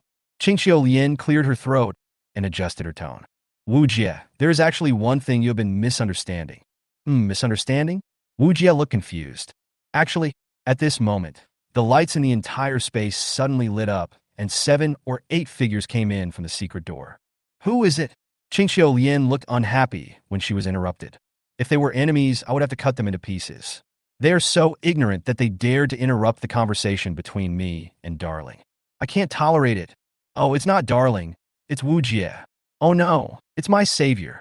Qingxiu Lian immediately raised a ball of light in her hand and looked towards the entrance with a vigilant look on her face. Commander! With a whoosh, a figure threw himself into Wu Jie's arms. What's happening? Qingxiu Lian looked dazed. Just when Qingxiu Lian was in a daze, another figure rushed over. Although not as exaggerated as the first person, that person's expression could definitely not lie. Her eyes were full of admiration for Wu Jie. Sir, you really are worried about us. Why didn't you come to find us? We have to look for us everywhere. The first person to throw herself into Wu Jie's arms was Cecilia. No one else, but her dared to be so careless. The second person to rush over with tears in her eyes was Boa, who looked really worried. The next person to come over was even more important. Commander Wu, if you don't give a reasonable explanation, it will be difficult for you to leave here. Ha! It was Qingxiu Yu who came over with a kind smile. Qingxiu Yu had already seen the 3 girls in sailor uniforms behind Wu Jie and the red-haired girl beside him, and she had already started to have wild thoughts. Qingxiu Lian was dumbfounded. What was going on? Why was her sister with them? When Qingxiu Yu came closer, she realized something was wrong. Oh, it's my elder sister. I didn't expect that my elder sister was with Officer Wu. Can you tell me what happened in between? Shala also walked over slowly and even took Wu Jie's hand, saying with a worried look on her face, I'm so glad that you're okay, sir. If Qingxiu Lian could roar like a lion at this moment, she would have probably collapsed the building, right?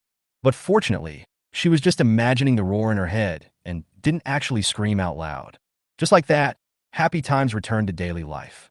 Thanks to Qingxiu Lian's explanation while suppressing her impulse, Wu Jie's calm and composed words, Qingxiu Lian's vivid description, and Wu Jie's lighthearted narration, everyone understood what had happened. Everyone opened their mouths in shock, no longer caring about their image as ladies, because what Wu Jie did really overturned everyone's common sense. Wu Jie scratched his head, looking at the puzzled looks of the crowd, and had to explain, perhaps everyone doesn't know much about my past, so I haven't introduced myself to you all. My name is Wu Jie, the top graduate of the East China Military Academy. I once won the Dancer Nemesis Medal in a hand-to-hand fight with a dancer and was called the youngest rising star by the younger students of the East China Military Academy. Well, I don't think so myself. After all, the real future lies with them. Sir, you are so scary. You are actually the nemesis of dancers. I will stay away from you in the future. Cecilia pretended to be scared and dodged again and again.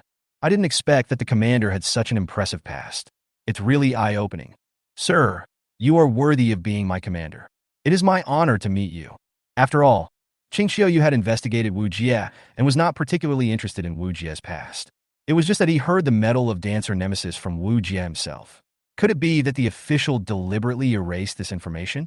Qing Xiaolian, who was listening to everyone talking, actually felt a little envious of them at this moment. What a harmonious atmosphere. This kind of atmosphere should be something I will never encounter in my life, right? Qing Xiaolian sighed inwardly. She was obviously envious, but she just couldn't interrupt the chat. In an instant, she felt that her identity and status, those halos were no longer so dazzling. Well, just watching him from afar is enough. Maybe I'm just a passerby in his life. Maybe after today, he will forget me, forget everything that happened today, and become a stranger in his life. After all, I am a scientist, a crazy scientist who is not cared about by the world. I study and research every day. How can I understand the love affairs of these people? Instead of thinking about it, I should use my energy on research and seek more benefits for mankind. Maybe this is my destiny. Qing Xiaolian felt a little sad when she thought about it. What a shame. It was such a time, and she was still being sentimental like an old lady. By the way, I forgot to tell you something. Wu Jie said suddenly. Sir, are you hiding something from us? Cecilia said with a wicked smile. Yes. The commander is always mysterious and has endless secrets to tell. Boya nodded in agreement. No, it's not as complicated as you think. Wu Jie looked helpless. Wu Jie turned around and said to Qing Xiaolian, now I know that you are Qing Xiaoyu's sister. If you had told me earlier, I would have let you deal with these three guys. Qing Xiaolian snorted and said, so what are you going to do now? Or do you stick to your own ideas? Wu Jie had to think about it again. Indeed, as Qing Xiaolian said, she was discovered by the Sakura Society because of an accident, so she was found by others. However, after this incident, Shenlong Heavy Industry will probably increase its precautions, and it will be extremely difficult for Sakura Society to take action again at this time. Moreover, he currently does not have any good place to accommodate these three Sakura dancers, so it might be more appropriate to hand them over to Qing Xiaolian instead of himself. So Wu Jie said, your previous reasons are indeed reasonable. Although my reasons are stronger than yours, judging from your identity and background, you're more capable of protecting them than I am. Xiaoyan, I'll leave these three girls to you. After saying that, Wu Jie smiled and lip-read to Qing Xiaolian. No one else saw it except Qing Xiaolian. Wu Jie's words were, I will come to see you. Right now, Qing Xiaolian was filled with Wu Jie's words. It seemed that the whole world was no longer gray, but full of colors. Even the light in her pupils began to shine. Chapter 46, the most detailed homework. Actually, Wu Jie originally wanted to say to Qing Xiaolian, I will come to see those three girls. But then he changed his mind and thought, wouldn't it seem that he had other intentions towards those three girls? So she had to change her words to, I will come to see you. But she didn't expect that this would plant a seed of affection for Wu Jie. This may be the old saying of you reap what you sow. It was so hard to get a vacation, but this happened. Even though Wu Jie was usually full of energy, he couldn't stand it. As soon as he got back to the dormitory, he couldn't help but want to fall asleep. In fact, the technique of taking the core with bare hands was discovered by Wu Jie accidentally when he was studying the war dancer. In military school, as a commander, in order to adapt to the new form of warfare, it is a compulsory course to understand the characteristics, functions, and equipment of the war dancers. As the top graduate of the military academy, he naturally scored full marks in every subject and won countless honors in the academy. However, gaining honor in a military academy is one thing, but the honor of a military academy is not worth mentioning when you enter the army. This is why few people paid attention to Wu Jie when he arrived at the military camp. In the process of studying the war dancer, Wu Jie discovered that the war dancer has always had a huge flaw. That is, when the war dancer uses core energy, there will always be occasional interruptions. Of course, this phenomenon was not discovered in actual combat. After all, they were all long-range battle dancers, and the frequency interruption phenomenon had basically no impact because long-range battle dancers did not need to maintain a high-frequency attack mode like melee specialized battle dancers. Among the core exhibits of war dance in the military academy, there are exhibition cores specifically used by students for research and study. This is why Wu Jie felt so familiar when he saw the stone in the secret room. In the process of doing research, in order to observe the operating mode of the core, so as to determine how to cooperate with the war dancer on the battlefield and formulate reasonable tactics, he once stared at the operating data of the core, for a whole night without sleep. This led to Wu Jie completely mastering the secret of the core defect during the observation process. Wu Jie thought that this secret was not particularly difficult to discover as long as one observed carefully. The difficult part was how to use it, how to avoid it, and how to arrange it reasonably. Therefore, Wu Jie wrote a 30,000-word paper and wanted to hand it in to his tutor, but considering that most of the dancers on the battlefield were long-range dancers and there were not many melee dancers, he gave up after thinking about it. To this day, this paper has remained locked in his briefcase and has not been touched. In order to verify Wu Jie's idea, he took the initiative to ask for a fight with Zhang Wuji at the graduation ceremony, in order to get to know Zhang Wuji better. Later, the warrior dancer was easily knocked down by Wu Jie in front of her astonished eyes, and as a result, Wu Jie won the Medal of Dancer Nemesis. But later the military academy considered that this medal was not auspicious and might affect morale, so it was erased from Wu Jie's resume. However, Wu Jie did not care about this medal. He just wanted to better understand the war dancer and cooperate with his own tactics more deeply to achieve his military goals. Moreover, there were not many melee war dancers, so he would not consider them unless it would affect the battle situation. But after witnessing the strength of Sakura Dancer today, he now has a new understanding of melee combat dancers. He believes that if possible, adding 1 or 2 melee combat dancers to the team may form a new tactic. Wu Jie, who tossed and turned and couldn't sleep, took out many years of files from his briefcase. The feeling was still the same as it was back then. Looking at the files, Wu Jie smiled. It's the taste of memories. I remember that I was just a young student back then, but now I'm a commander. Picking up the pen, Wu Jie made some changes to the original immature parts and even added some more. This change took another night. Sure, be careful not to wake the commander. I know. You should be careful too. 2 people cautiously approached Wu Jie. These 2 people were none other than Cecilia and Boya. Cecilia has always been a heartless child with a thick nerve and often does many incredible things without thinking. Just now, Cecilia came to the commander's room and found that the commander's door was not closed.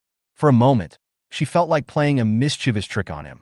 She called Boya, who was as heartless as herself, and quietly slipped into Wu Jie's room, wanting to give her boss a big surprise and wake him up. Because the vacation is over today, the team leader just asked me to call the superior officer, and there is a new task to be assigned today.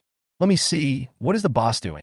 Cixia secretly took a look at Wu Jie's document, which was filled with dense words. Many places were circled, and even special notes were approved, which was very rigorous. Suddenly, Cecilia's eyes almost fainted. When she was in military training before, what Cecilia hated most was the theoretical classes. She would feel sleepy and fall asleep when she saw those words. But after seeing the document written by the superior, I realized how responsible our superior is. Although Cecilia is a bit careless, she actually has a delicate side. She just uses her calmness as a protective color to prevent others from hurting her, and at the same time not hurting others. Adjustments to the tactical plan for melee-type war dancers. Research directions and priorities for war dancers' equipment. It was so complicated that Cixia felt dizzy after taking a second look. She had just woken up from a nap, so why did she feel sleepy again? But Cixia's attentive side was aroused. Commander, you're still doing tactical research so late at night. Commander is really serious and responsible. It is a blessing for our Silver Falcon team to meet such an attentive commander. Cixia. At this time, Boya suddenly called Cixia in a very small voice, which immediately attracted Cixia's attention. What's the matter? Look, this is the commander's comments on us. Real? Cixia came to where Boya was standing, looked down, and happened to see her own file. I saw that there were many circles drawn with a red pen on Cecilia's file, and Cecilia suddenly felt less sleepy. There were detailed information about Cixia, adjutant, equipment, etc. Each piece of information was specially marked with Cixia's equipment functions, strengths, weaknesses, how to maximize Cixia's strengths, and how to avoid Cixia's weaknesses as much as possible. Every note is so detailed, whether good or bad, almost all situations are written down. It was the first time that Cixia felt the feeling of being cared for so much. She had never thought that there was such a person in the world who could understand her so well. Cixia suddenly thought of her parents, and her eyes were misty for a moment. Even those 2 people didn't know me as well as the commander. As Cixia was sighing, she suddenly saw a red note at the bottom of the file, and her heart was immediately shocked. The sentence was, "She is actually very lonely, so you should give her more care." For a moment, he recalled the experience of fighting with his superior, as well as his superior's words and behavior towards him on a daily basis.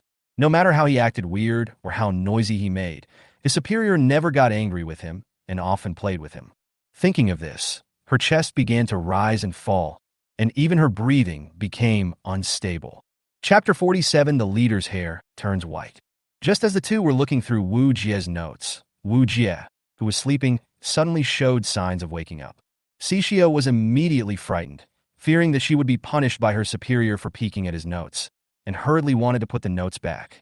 However, she didn't expect that because she was too anxious to put it back, she used too much force. Don't forget that the war dancer has strong physical fitness, and threw the file directly into the air. Wow! Boya marveled at Cecilia's microcontrol. The file flew out like a three-point shot. It happened to fall on the head of Wu Jie, who was about to stand up. Oh no! Cecilia bit her finger, knowing that she was in trouble. Wu Jie had already spotted Cixia, who was about to run away in a panic. But Boya had already slipped away before Cecilia. She stood outside the door, waved at Cecilia, and ran away. This guy is really unreliable. Cixia sighed helplessly. Well, since the commander has found out, I'll just have to accept it. Slowly turned around. Good morning, sir. Cecilia forced a smile, almost through gritted teeth, and greeted Wu Jie. Come here. Wu Jie did not show any angry expression, but asked Cecilia to come over. Calm is the prelude to a storm. Thinking this, Cixia walked towards the commander obediently. Cecilia, who was about to accept punishment, walked in front of Wu Jie with her eyes closed, praying in her heart that the officer would be gentler. When will you learn to be sensible? Wu Jie said this, as if he was reaching out and doing something on Cecilia's head. In Wu Jie's opinion, Cecilia is simply a child who never grows up. When I woke up just now, I found that Cecilia's hairband had fallen off and landed on the ground, so Wu Jie wanted to help her tie it again. Cixia closed her eyes and felt itchy on the top of her head, but she felt somewhat comfortable because of the chief.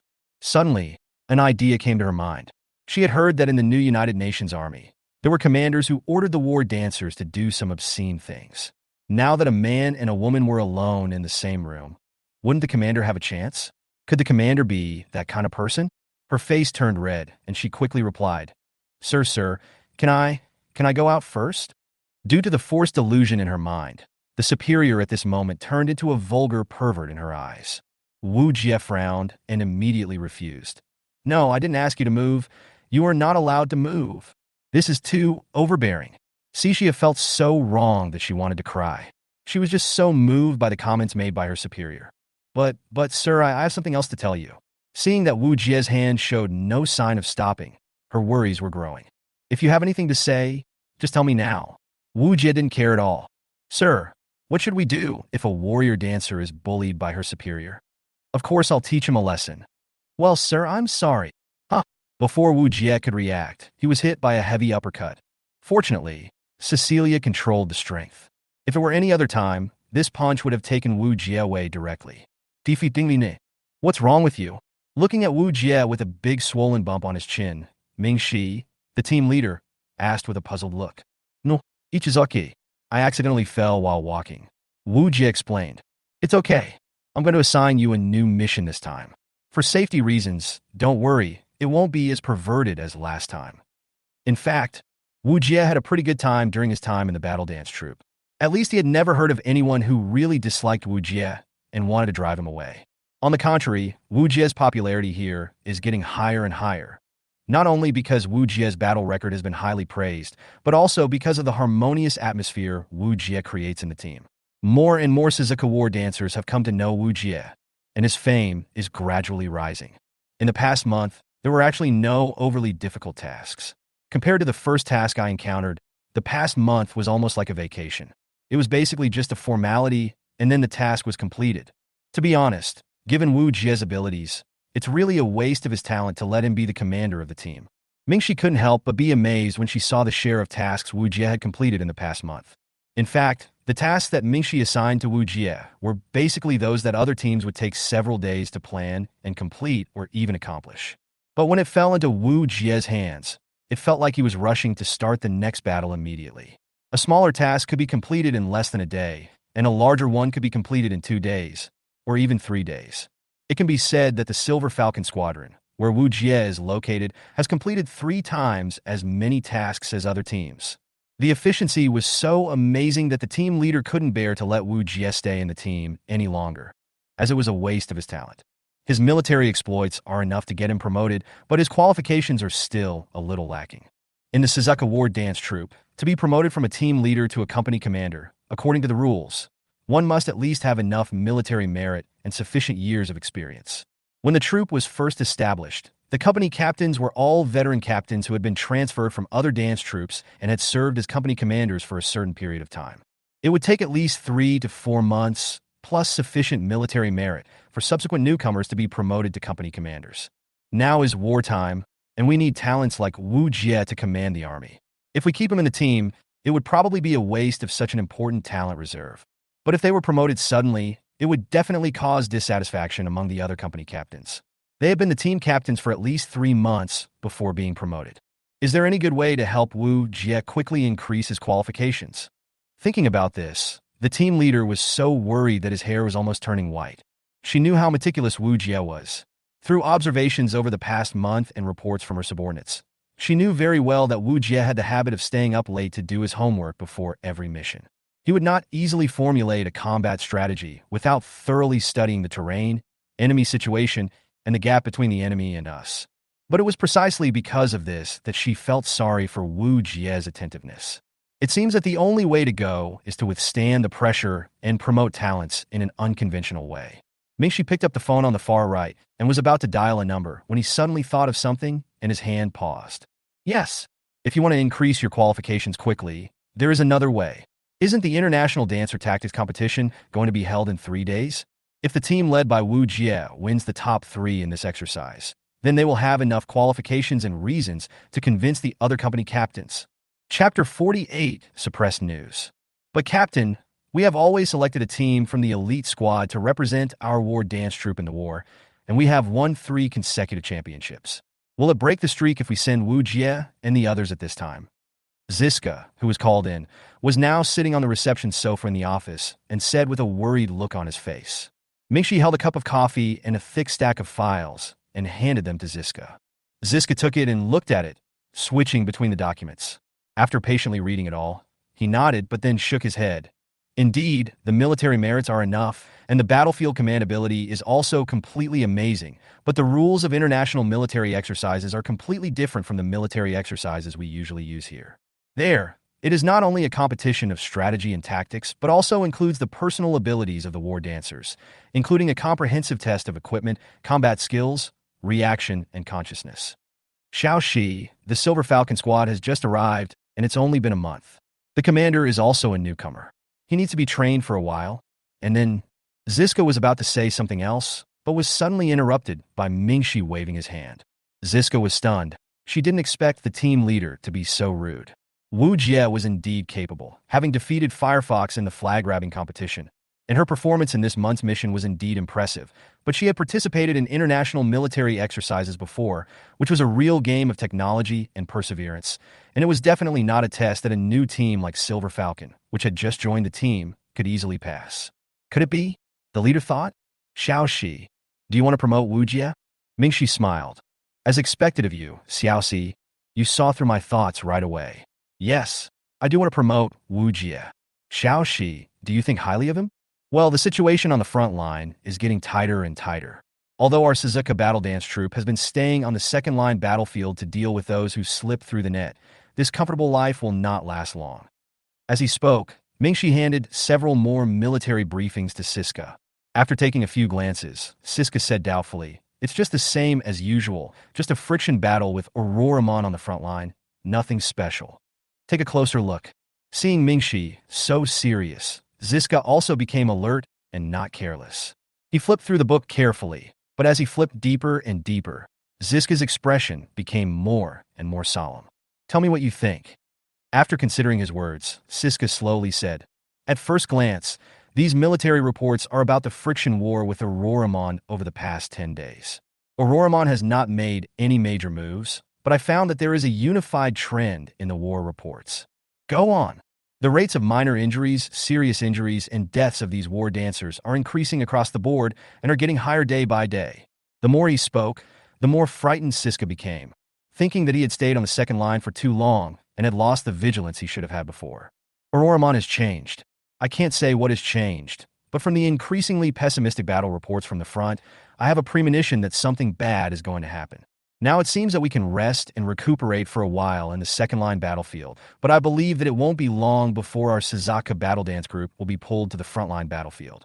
Don't forget how terrible the frontline battlefield is. It is a real meat grinder. When it comes to the word meat grinder, even someone as strong as Mingxi becomes a little gloomy. What does the captain mean? Ziska no longer called Xiaoxi, but called him the captain directly, and she also became serious. We should promote talents regardless of their background. Now is the time to recruit talents. The death rate on the front line is increasing. We must try every possible way to reduce the death rate of the war dancers, and Wu Jie is our new hope. But why did it have to be Wu Jie? Why couldn't it be herself or another warrior dancer? Did the leader really trust this new student so much? She always had a trace of doubt in her heart. In fact, since she came to the Suzuka War Dance Troupe, her ideas and concepts have also undergone major changes. Siska believes that War Dancer is at the forefront of the battlefield and has unparalleled experience in how to fight Auroramon, because that is the experience gained from fighting in the field of life and death.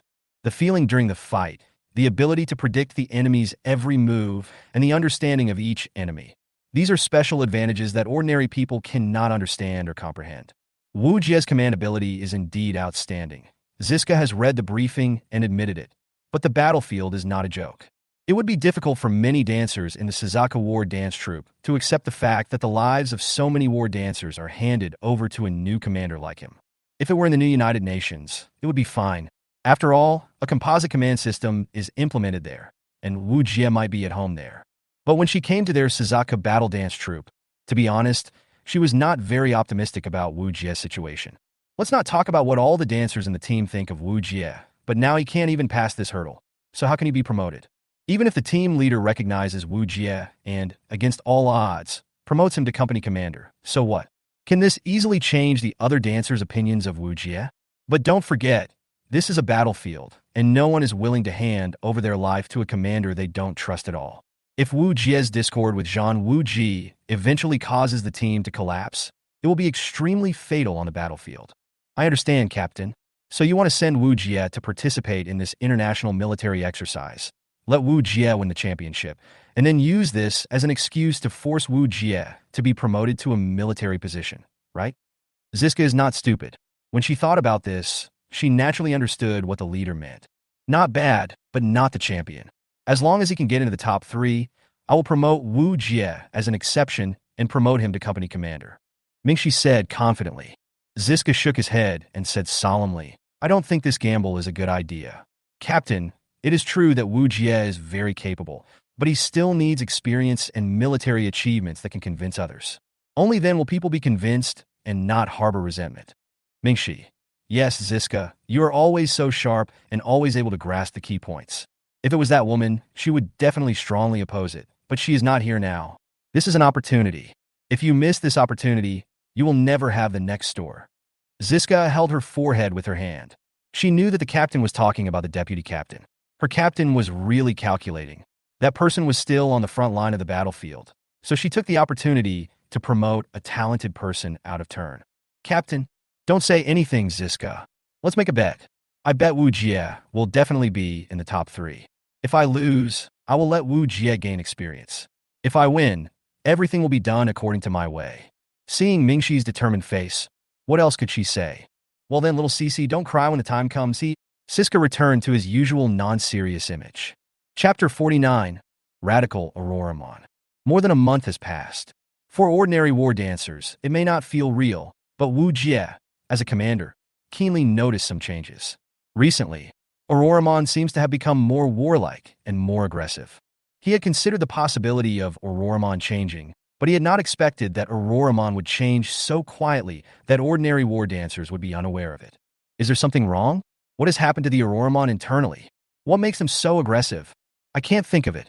Although humans have technological products such as satellites, airplanes, tanks, submarines, and aircraft carriers, and it seems that humans have advanced technology and a prosperous civilization, they do not seem to be on the same level as Auroramon. However, Although the Aurora beasts have no advanced intelligence, cannot communicate with other species, and have no diplomatic ambassadors, humans are simply helpless against them. First of all, Auroramon has an outrageous and abnormal defense. Although it is just a beast, it has turned all kinds of airplanes and cannons that the Earth used to be proud of into a pile of scrap metal, and even laser and electromagnetic weapons are nothing to it. Their fur, which has evolved to be extremely domineering, is harder than any armor made of any material on Earth. Before the appearance of the War Dancer, human weapons were like toothpicks poking an elephant. Although they could cause a little damage, it was not painful. If it weren't for the fact that humans still possess the most powerful weapons such as nuclear weapons that have remained unchanged for hundreds of years, humans would probably have been completely exterminated by Auroramon long ago. The most terrifying thing is that Auroramon has no civilized intelligence and cannot negotiate, which means there is no way to negotiate. From beginning to end, humans have no choice but to fight it to death. Shaking his head, Wujie thought about the series of changes that had taken place recently and began to feel vaguely worried. Although the recent news was all about peace and prosperity, Wujie always felt that something big was about to happen, and this strong feeling made him uneasy. Back at the base, Wujie had just returned from another mission and was feeling inexplicably heavy. Ah, it's Commander Wu. The voice of reality suddenly pulled Wujie back to reality. It was already January, and the spring festival was about to come. The sky was filled with feather-white snow, as if a layer of silver blanket had covered the entire base. The endless stream of patrol officers are like silhouettes walking on the snow, and against the backdrop of the military base, there is an indescribable sense of solemnity. The Suzuka War Dance Troupe is stationed at the junction of the cold and temperate zones, and it is currently the season of heavy snow. The team that greeted Wu Jie was another team, Hummingbird. Ah, hello, Captain Luo. Wu Jie greeted politely. During this month, Wu Jie gradually got to know more than a dozen team members and had more or less established interpersonal relationships with them. This Hummingbird squad is somewhat special. It is a team under the first column. Wu Jie had worked with them on a mission before. At that time, they were in a canyon. It was said that monsters had sneaked into the human safety zone and attacked humans, hindering trade and transportation. There were quite a few of them, so they joined forces with the Hummingbird squad to form a clearing team. In that battle, the two teams cooperated well. Although they were just a temporary mopping-up team, they were like old friends who had fought together for several years. At first, the members of the Hummingbird squad were skeptical about Wu Jie's abilities, but after that battle, all members of the Hummingbird squad recognized Wu Jie's command ability, and their views on ordinary commanders changed slightly. Have you just completed a mission? Luo Jing walked towards Wu Jie. She looked very happy, as if she had solved something big. Wu Jie didn't ask any more questions, but nodded. We are going to the cafeteria to eat. How about you guys? In addition to Wu Jie, Shila and the others also greeted Luo Jing one by one, and the atmosphere was particularly harmonious. We are going there too. Oh, by the way, Commander Wu, I have a hot piece of gossip for you. Do you want to hear it? Luo Jing smiled mysteriously. Wu Jie was a little curious. To be honest, their friendship was not very deep. Although they had fought in combat once, it was not enough for the two to communicate like old friends. Wu Jie glanced at the other team members behind Luo Jing, only to see that they were all standing there, and no one came over to say hello. Thinking of this, Wu Jie felt a little discouraged. It seemed that although he had had a pleasant experience of cooperation, it did not mean that everyone would pay attention to him. Wu Jie is not a narcissist, so he won't get angry just because other people's attention is not on him. Since Captain Luo is interested in telling stories, let's do it together. Just like that, while walking and chatting with Luo Jing, Wu Jie also took the opportunity to inquire about the information from Luo Jing's side. Alas, Commander Wu may not know, but I don't know what happened to the Aurora beast a few days ago. It was like it had been injected with chicken blood, with no organization or discipline. It felt like it had returned to the primitive animal age, fighting with us for its life. Several times, my team members and I almost got into trouble. Luo Jing sighed, pressed his chest, and said fearfully, "Are you in a chicken blood?" This sentence caught Wu Jie's attention. Yeah, what's wrong? Luo Jing was a little surprised by Wu Jie's reaction. Ah, nothing much. I just think Captain Luo's description is still so unique, haha. Nuya Loghit. After all, there is no need to tell others your guess. If rumors spread, it will definitely affect the morale of the army. There is nothing wrong with being a fool appropriately. When we arrived at the cafeteria, a group of 12 people walked together, talking and laughing. Although the other members of the Hummingbird team were far away before, they became like old friends and were very friendly after they got closer. No matter how stupid Wu Jie was, he could feel that something was wrong with the hummingbird team. Rejection? No. Or dislike? No, neither. Wu Jie seemed to be eating, but he was actually observing people's expressions. Ever since the battle with Sakura Dancer, Wu Jie has become more cautious. After all, humans are not always harmonious. Even if they're in the same team, it is better to be more careful. Why did these dancers' expressions become so strange? By the way, I wonder if Commander Wu has heard of the International Dancer Military Exercise Competition? Luo Jing suddenly threw out a question that was completely different from the previous chat. Wu Jie realized that this question was most likely related to their current attitude toward him, and if he didn't answer it well, there would definitely be problems. I haven't heard of it. What is that? Wu Jie looked like a curious baby, harmless, and as if he really didn't know anything. Nonsense. As the top graduate of the East China Military Academy, if I don't even know what the International Dancer Military Exercise Competition is, then I can just jump off the building and commit suicide. Chapter 50. The atmosphere is wrong. No way, Commander Wu. You really don't know? Luo Jing looked incredulous. She suddenly put her face in front of Wu Jie, feeling like she was interrogating a prisoner. Seeing her speak so seriously, Wu Jie couldn't be fooled by her. He immediately touched the back of his head and pretended to be naive. Captain Luo, what's wrong with you today? And everyone in the Hummingbird squad, why are they all so strange? I remember when we first met, we were not so indifferent. If Captain Luo thinks that I have done something wrong, I will correct it immediately. Although I am not your boyfriend, don't worry. I will sincerely admit my mistakes and correct them with all my heart for the shortcomings pointed out by Captain Luo. Well, who wants you to be my boyfriend? Luo Jing blushed and said with a cough. Then she continued, if Commander Wu really doesn't know, please tell me why everyone in the group is talking about Commander Wu's participation in the competition today. Wu Jie quickly shook his head and said in confusion, my participation in the competition? How come I don't know about it? Yes, it's you who are participating in the competition. As Luo Jing spoke, her face got closer and closer, and her tone became more and more unfriendly. Shila couldn't stand it any longer. Captain Luo, what's wrong with you today? Why are you treating your superior like you're interrogating a prisoner? If your superior has done something to offend you, just tell me directly and I will punish him for you. But if not, please speak politely. Shila's words were a bit impolite.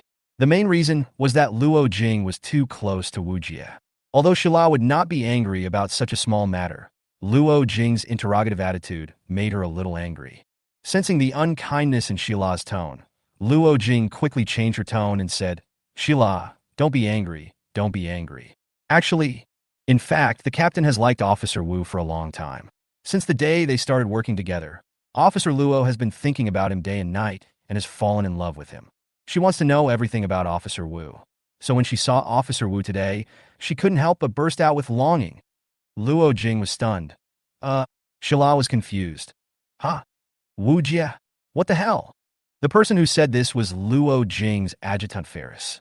Ferris is a native Chinese with pure blood. She has wavy golden curly hair and sapphire eyes that reveal cunning and wisdom. But she has one shortcoming. She always thinks of herself as a noble person, never taking other people seriously, except for a few people. Although she sometimes speaks very harshly, she is actually a completely good person at heart. Flawless. Luo Jing's eyes were about to spit out fire dragons. Wu Jie was speechless. He had experienced too many similar situations and had long been accustomed to other people's pranks. He didn't believe that what Ferris said was true. However, Ferris acted as if she didn't notice Luo Jing's anger and continued to speak rapidly. I don't know who is still looking through Chief Wu's photos late at night. I don't know who is still investigating Chief Wu's experience late at night. And I don't know who has been actively looking for Chief Wu these days. Alas, it's a pity that our captain is so infatuated, but Chief Wu doesn't know anything at all. That's enough, Ferris. There has to be a limit to fabricating stories. Did you take the wrong medicine today? Luo Jing looked angry. To be honest, from a certain perspective, what Ferris said was right, but Luo Jing really had no intention of that kind towards Commander Wu. I looked at Wu Jie's photos purely because I didn't pay attention to Wu Jie's appearance that day, so I wanted to see the photos to avoid the embarrassment of not being able to recognize him later. The reason for checking the archives is to consider the possibility of joint operations in the future, so we need to enhance mutual understanding. The reason why I was so active in looking for Commander Wu was because of the International Dancer Military Exercise Competition that has been making a lot of noise in recent days. But in Ferris's mouth, It became a clue that she liked Wu Jie. This is simply impossible. Now, not only Wu Jie looked at Luo Jing with suspicion after hearing this, but even the other members of the Hummingbird team looked at Luo Jing with surprise. Shila and the others were also speechless, and there was a hint of amusement, curiosity, teasing, jealousy, and other complex expressions in their eyes when they looked at Wu Jie and Luo Jing. Wu Jie suddenly realized a serious problem. He didn't know Luo Jing very well. If the two of them really fell in love, they probably wouldn't be happy. Besides, Wu Jie adhered to the wartime non-marriage policy. It was impossible for him to consider getting married under such circumstances. Luo Jing just wanted to end this topic quickly. Okay, I admit it, I like Officer Wu. How about we get married here and get the marriage certificate immediately? Then you will be satisfied, Ferris. Luo Jing, who had long experienced Ferris's venomous tongue, witnessed the lethality of Ferris's venomous tongue again today. Her anger was ignited, and today she would not explain and would fight Ferris to the end. I don't agree, one person said. I don't agree. Two people. I don't agree either. Three people. The first person who said that he disagreed was Wu Jie, because he really disagreed. What the hell? She asked me to get married, so I got married. Then who am I? The second person who said that I disagreed was Sheila. The third person who said that he also disagreed was someone no one expected. In fact, there were a few people who were planning to raise their hands to express their disagreement, but in the end, because of the last unexpected person, they forgot to raise their hands. Huh? Ferris, you just spoke a lot like a machine gun, and now you say you disagree? Luo Jing was already furious. She had already said what she wanted to say and couldn't save face at all. In fact, the relationship between Ferris and Luo Jing is not as bad as imagined. On the contrary, they are comrades in arms who have shared life and death together. No matter how many unpleasant things there are between the two, they have never had a falling out. I never told you to marry Commander Wu. Didn't you say that, Captain? My goodness, after all the fuss, this girl just set off firecrackers and didn't care about putting out the fire. Then you, Luo Jing, was stunned. Since the captain has agreed to get married, then Commander Wu should reluctantly take our captain home. She is a good wife and a loving mother. Not only is she skilled in martial arts and can be a good bodyguard, she can also cook and do housework. She is a super good wife. Ferris never stopped saying shocking things, so much so that Luo Jing began to suspect that Ferris did it on purpose. I haven't offended her in any way recently, so why is she always targeting me and Chief Wu? She should know that I have no feelings for Chief Wu. Suddenly, Luo Jing thought of a possibility. Ferris, you. Ferris rolled her eyes and turned away, not even bothering to look at Luo Jing. Chapter 51. The atmosphere was deadlocked for a while. No one spoke, and finally Ferris let out a long sigh. She slowly explained the reason. Actually, this is what happened. Perhaps Commander Wu was on a mission yesterday and was not at the base, so he didn't know. Just yesterday, the regiment had already begun preparing for the international competition. For this reason, the regiment leader even spread the word that this time would be different from previous years and planned to nominate candidates for the international competition from non-elite teams. The captain was so excited when she heard the news that she didn't sleep all night. She got up late at night to do homework in order to secure a place in the international competition. However, this morning, a rumor came out from somewhere that the leader seemed to have already nominated the candidates for the competition, so the captain has been asking around since early morning. It turned out that the designated spot was for Commander O. The captain didn't quite believe it at first because she had always wanted to participate in international competitions just to fulfill a dream of hers. But now that her dream has been shattered, she is very discouraged. But she said she had a good idea. If Commander Wu could give her a position on the team, she would rather be under Commander Wu's command and serve as a soldier under your command, and she would also find a way to enter the international competition. But the captain is not frank, and I really can't stand it, so I deliberately quarreled with her. I hope Commander will not be offended. What I said just now is nonsense. I'm sorry. That's how it is. After saying that, Ferris stood up and bowed deeply to Wu Jie to express her apologies. So that's how it is? I was wondering why everyone in the Hummingbird team was acting weird today, but I didn't expect it was because of this. But I haven't received any news from the senior. So how can I be sure whether the senior really arranged for me to participate in the competition? After listening to it, Wu Jie thought for a moment and said, "Thank you, Ferris. Just ignore those jokes and let them go. But thank you very much. In order to maintain the relationship between the captain and me and prevent things from getting awkward, you deliberately used this method to divert everyone's attention. To be honest, I haven't received any order from the team leader to assign me to participate in the competition. But if the team leader really arranges for me to go, it's not impossible to arrange for Captain Luo to join the team. I think it's acceptable to have a substitute during the competition. After hearing what Wu Jie said, Luo Jing, who had a stiff expression and was constantly nervous, finally showed some expression and breathed a sigh of relief. After thanking him 3 times, he said, "Well, Commander Wu, the reason I really want to participate is because I promised my brother that he would see me on a TV show. Since the day of the competition is my brother's birthday, I want to give this to him as a birthday present. I am really sorry for taking up Commander Wu's precious substitute spot because of my willful thoughts." Wu Jie smiled helplessly and said, "Alas, for this kind of thing, you should just say it directly. There is no need to do this. Besides, the order from the regiment has not come down yet, and I can't guarantee that we will be able to participate in the competition, so don't have too high expectations. After all, in previous years, the elite team represented the competition, and I can't guarantee that it will succeed." As soon as Wu Jie finished speaking, a messenger suddenly ran up to him and saluted him. "Hello, sir. The commander ordered me to notify you to go to the commander's office." Wu Jie was stunned and immediately said, "Okay, I understand, thank you." As soon as the messenger left, Wu Jie was speechless. "Speak of Cao Cao. Here comes Cao Cao. By the way, Commander Wu, if this works out before we leave tomorrow, I would like to treat you to a meal as a token of my gratitude. Please do come, Commander Wu." I didn't expect that Luo Jing would work so hard to give her brother a surprise on his birthday. Wu Jie wanted to refuse, but had to take the words back. "Okay then, you decide the place and time. I'll report to the commander's office first." Wu Jie had no choice but to agree. "Thank you, Commander Wu." Luo Jing smiled. When Wu Jie left, he heard Luo Jing and Ferris were bickering with each other, but it wasn't a real quarrel. They were just bickering like close friends, which was very heartwarming to watch. Came to the headmaster's office. "Report, Kumi." Walking into the team leader's office, there are neatly arranged filing cabinets on the left and a huge floor-to-ceiling window on the right. It is evening now, and the winter glow has an indescribable flavor, which sets off the team leader's white jade cheeks, like a piece of unpolished jade emitting red light, which is intoxicating. Mingxi was holding a document, reading it intently. She raised her right hand and supported her cheek. It seemed that nothing in the world could move her.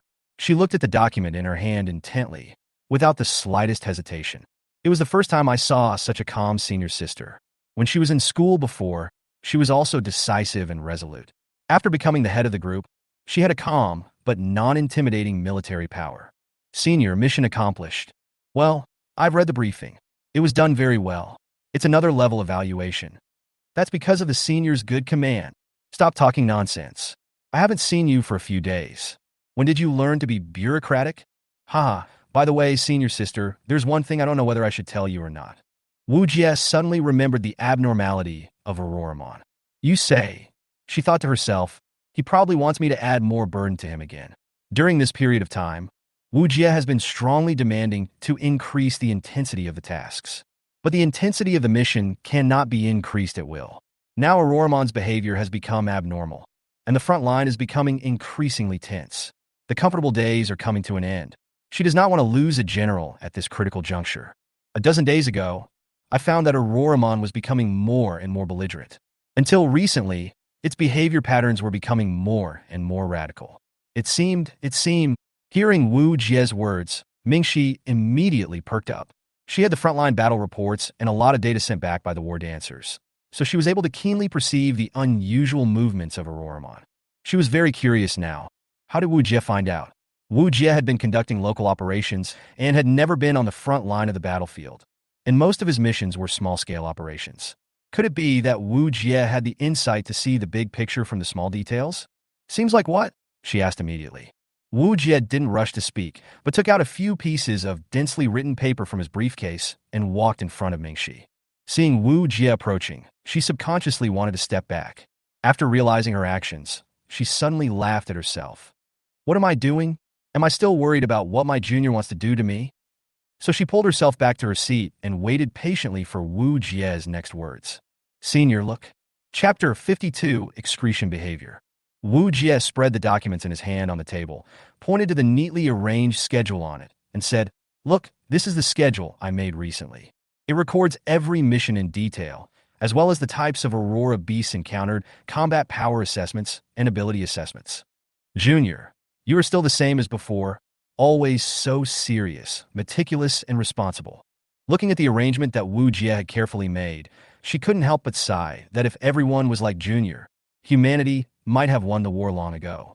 Wu Jie was not proud when he heard Ming Shi's words, but just shook his head. Senior sister, war is a big deal. It concerns the life and death of the dancer. My seriousness is just what I should do. There is nothing to brag about. Ming Shi nodded, but in her heart she had a higher opinion of Wu Jie. A person who is capable but does not show off, who is praised but does not become complacent, and who always concentrates to the highest level, at the very least, has the demeanor of a general. Ming Shi read Wu Jie's notes carefully. This was probably the slowest she had ever read.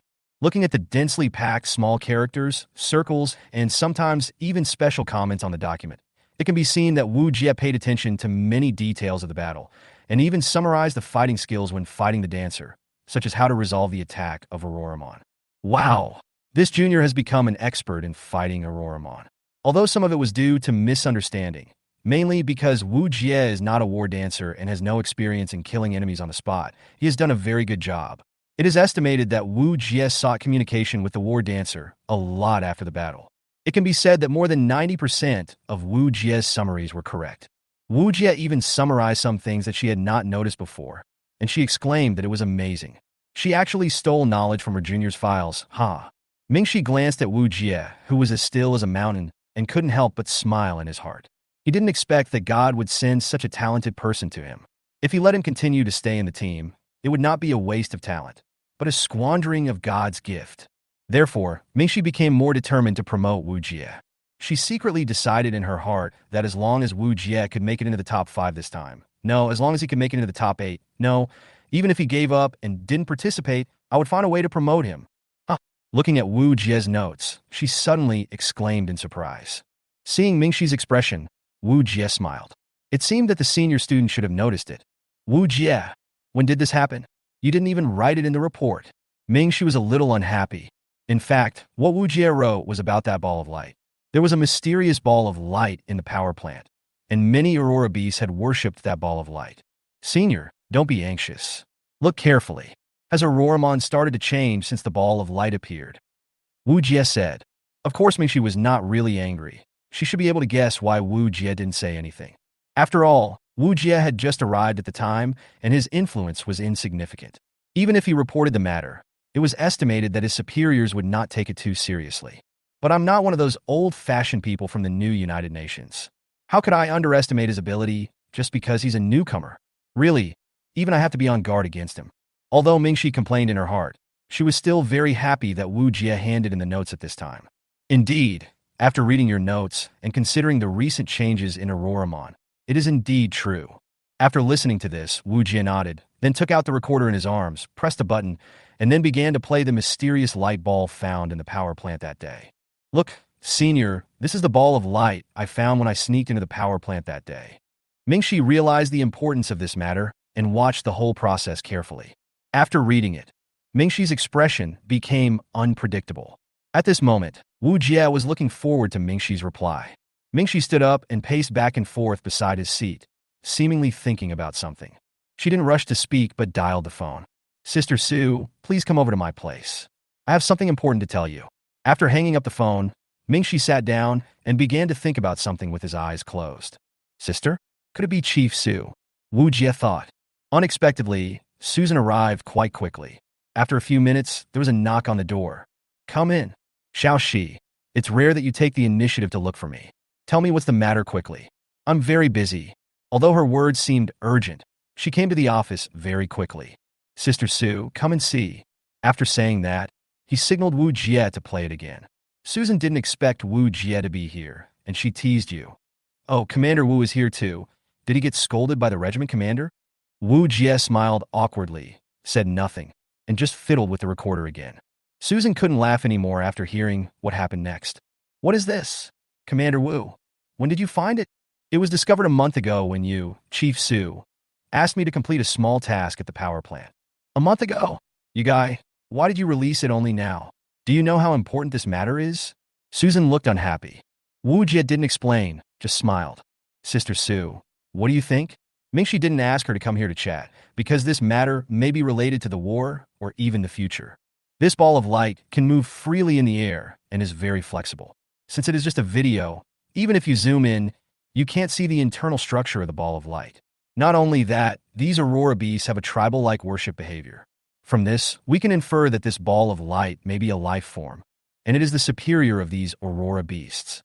The aurora beasts not only obey it, but also fear it very much. Fear? Wu Jie asked.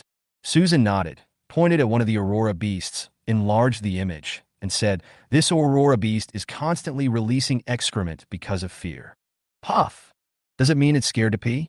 But I don't see that it's really scared to pee, except for some blue water stains on its body. Wu Jie felt a little strange. Susan rolled her eyes at Wu Jie and said, "Those blue stains are its excrement. Aurora beasts are different from humans. They don't need special excretory organs. They just need to excrete waste directly from their fur." Wu Jie was a little surprised. This thing was not taught in the textbook, and the teacher had never mentioned it. But then again, a military academy wouldn't even teach Auroramon how to excrete, right? That's too outrageous, but it's possible if it's a medical school. Well, even if it happened to be defecating at that time, what does that mean? Maybe it was just a coincidence. Wu Jie disagreed. Susan rolled her eyes again. "Captain Wu, if you don't understand, don't question my professionalism. I've been dealing with aurora beasts for more time than you have been eating. Aurora beasts almost never excrete. I once captured an aurora beast alive and locked it in a cell, monitoring it 24 hours a day for more than 3 years before I used a sensor to discover that it had excreted once." What? So that's how it is? No wonder it's not taught in the textbook. Even if the school wanted to teach it, it would probably be difficult. It took 3 long years to get a photo taken once. How difficult must that be? Chapter 53, Jealousy. However, this also made Wu Jie admire Susan's rigor as a scientist. She was able to patiently conduct experiments continuously for 3 years. This kind of boredom and tedium is really not something that ordinary people can endure. The emergence of creatures like Auroramon is extremely unreasonable. They are superior to any creature on Earth, and their genes are more powerful. Their energy utilization rate is almost thousands of times higher than that of creatures on Earth, or even more. If a creature like this didn't evolve naturally, there is only one possibility. Wu Jie and Mingxi said in unison, "It's man-made." Susan nodded in satisfaction and said, "If they are not man-made, then it is hard to imagine what kind of environment and time it would take for such excellent creatures to evolve naturally. Let's not talk about their defense and attack power, just talking about their excretion. This topic can take several years to study in depth." So, what exactly is that ball of light? This is what I'm most curious about and what I am most concerned about. Commander Wu, besides discovering that ball of light that day, did you discover anything else? After listening to Susan's words, Wu Jie thought about it carefully in silence before answering. "It is indeed gone, but there is one thing I almost forgot to tell you.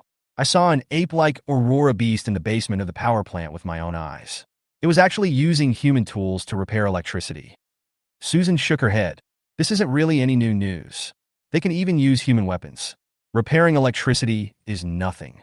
Seeing that Susan didn't realize the point, Wu Jie added, "The power it repairs is not an ordinary circuit board, but a very complex special circuit board that requires a certain foundation in physics and mathematics to repair.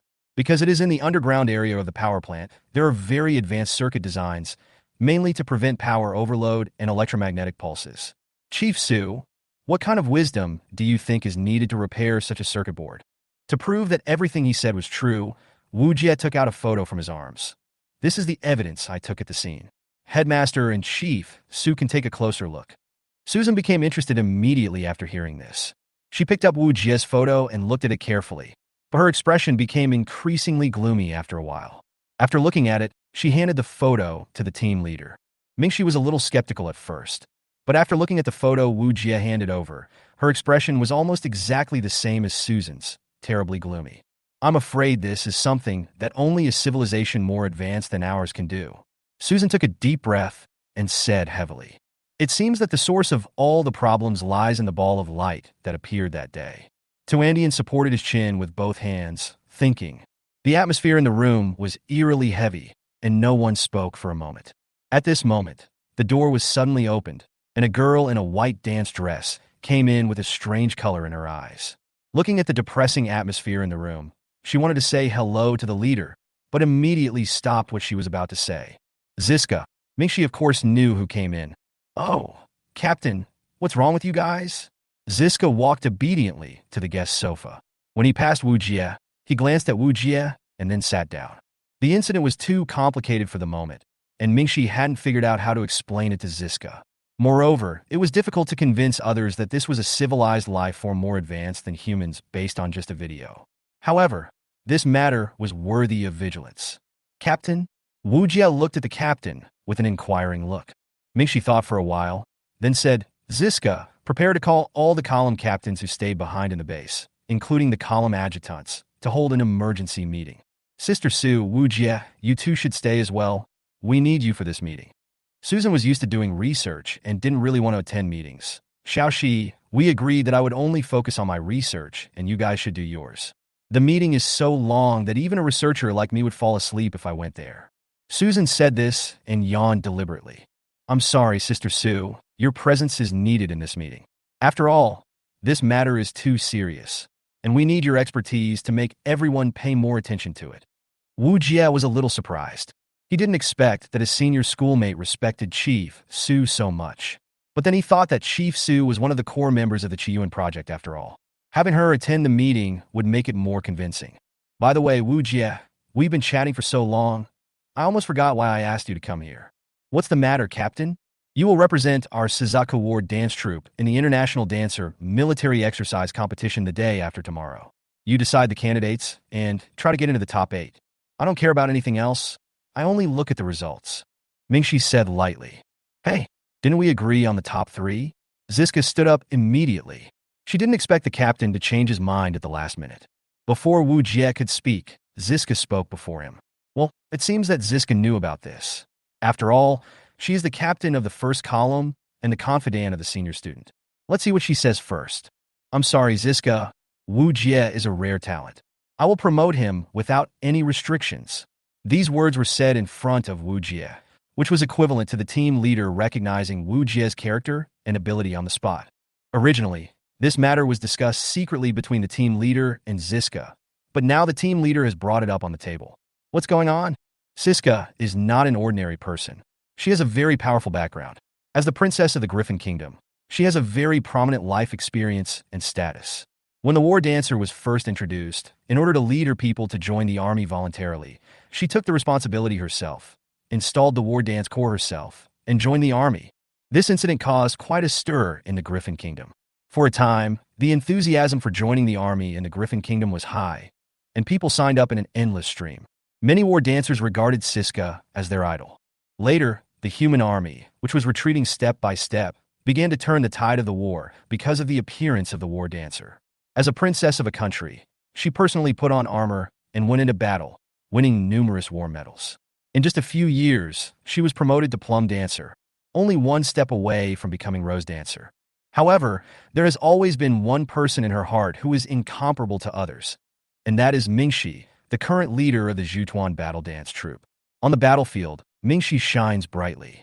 Not only does he have superior combat power, he also has outstanding tactical vision that far exceeds others. He often wins with fewer troops on the battlefield and has fought countless exciting battles, which have now become textbook battles in major military academies. It can be said that Mingxi's current status is all the result of her hard work, and she is the well-deserved king of dancers.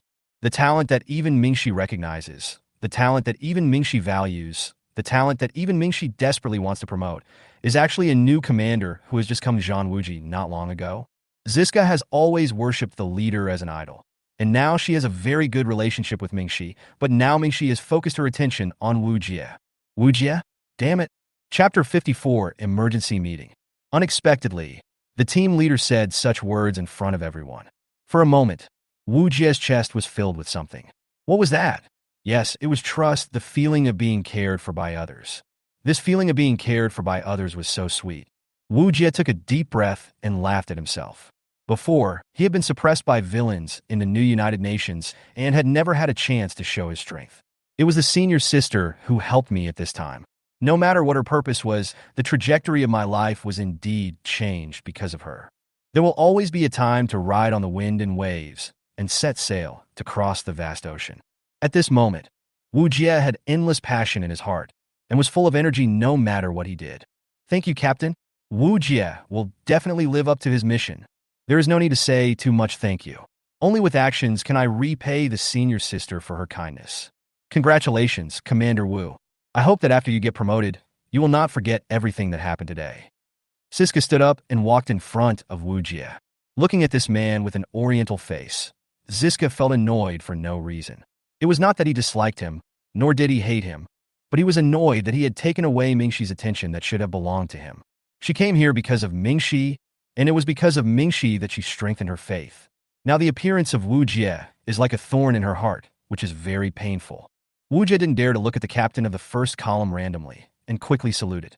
Thank you for your kind words, Captain. Wu Jie will do his best. What's going on? It feels like there's a black hole in Siska's eyes, as if it's going to swallow me up at any time. It's so scary. Wu Jie just felt cold all over at this moment. He was full of heroic spirit just now, but because of Ziska's inexplicable tone, he became a little unnatural. Mingxi coughed, not knowing whether she had noticed anything, and said calmly, Okay, let's stop chatting and prepare for the meeting. Just like that, the team leader convened an emergency meeting. The appearance of the mysterious light ball and Wu Jie's new discovery and evidence of the Aurora Beast's intelligence caused a sensation and attracted the attention of all the column leaders. At first, the captains of each column did not quite believe the words of the new squad commander until Susan personally spoke from her own experience, and then everyone calmed down. In order to avoid causing panic, the regiment commander ordered the captains of each column to keep their mouths shut and not disclose the content of the meeting. They would only make it public to other members of the war dance troupe when the time was right.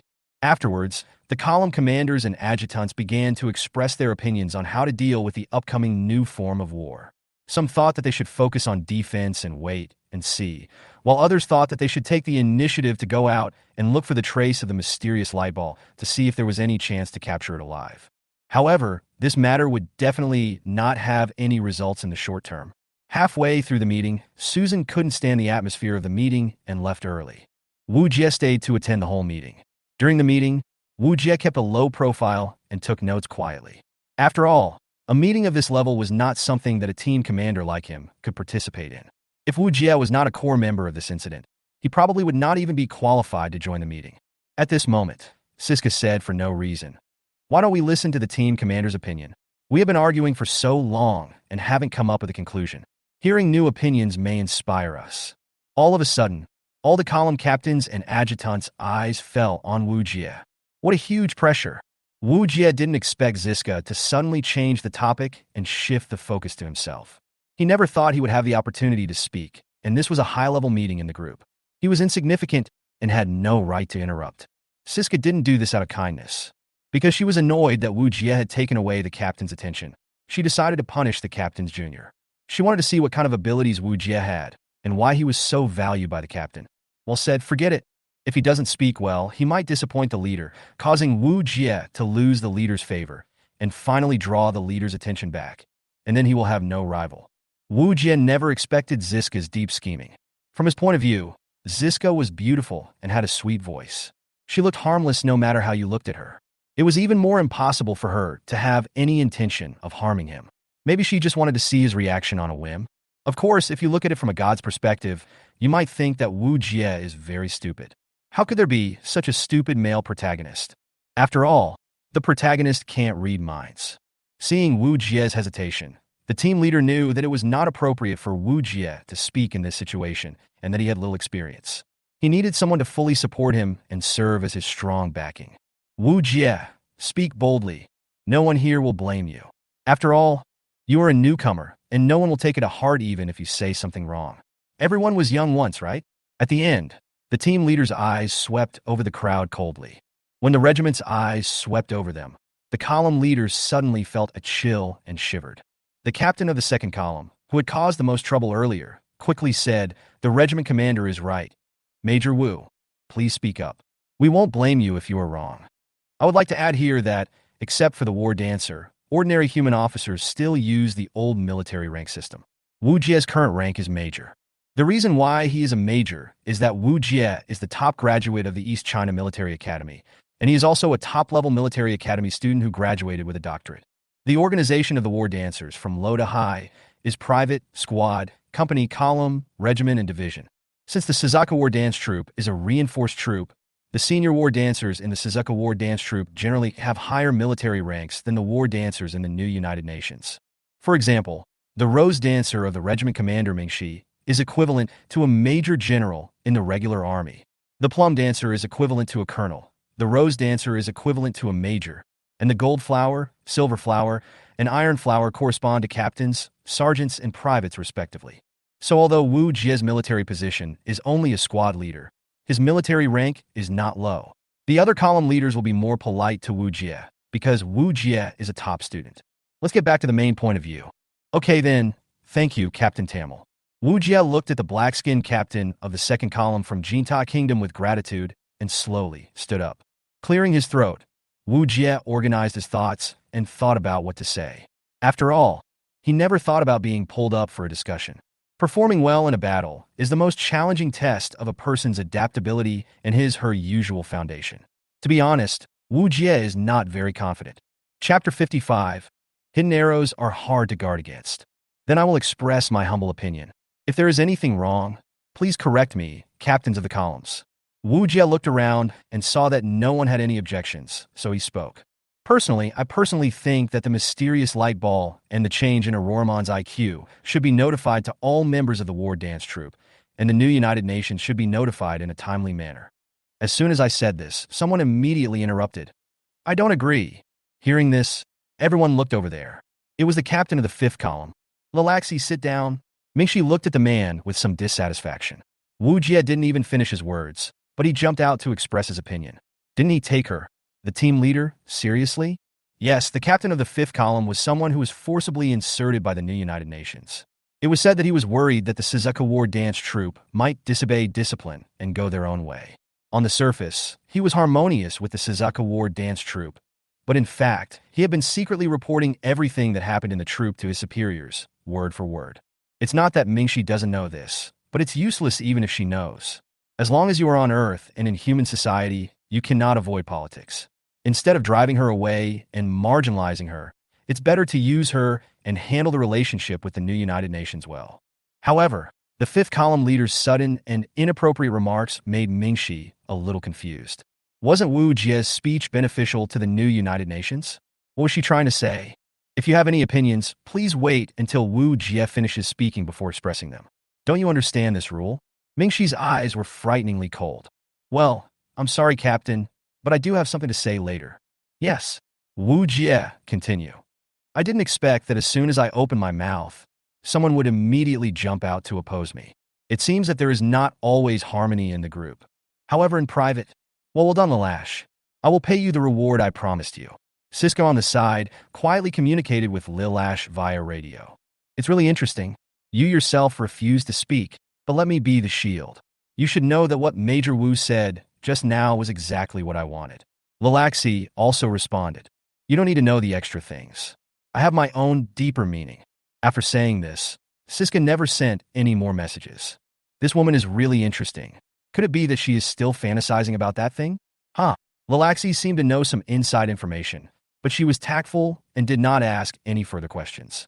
In fact, the reason why Ziska did this was to put pressure on Wu Jie, to interrupt Wu Jie's train of thought and make him lose the courage to continue. Only in this way can Wu Jie be forced to show his ugly side, his fighting spirit can be suppressed in front of everyone, and the team leader can see Wu Jie's true face, so that the team leader will not focus on Wu Jie. It's a pity that the plan was perfect, but the facts were cruel. Wu Jie's next words were again earth-shattering. Back to Wu Jie's perspective. Wu Jie continued, when something like this happens, the truth will come out. Sooner or later, the new United Nations will know, the members will know, and the whole world will know. Instead of this, why don't we take the initiative and adopt a bolder strategy?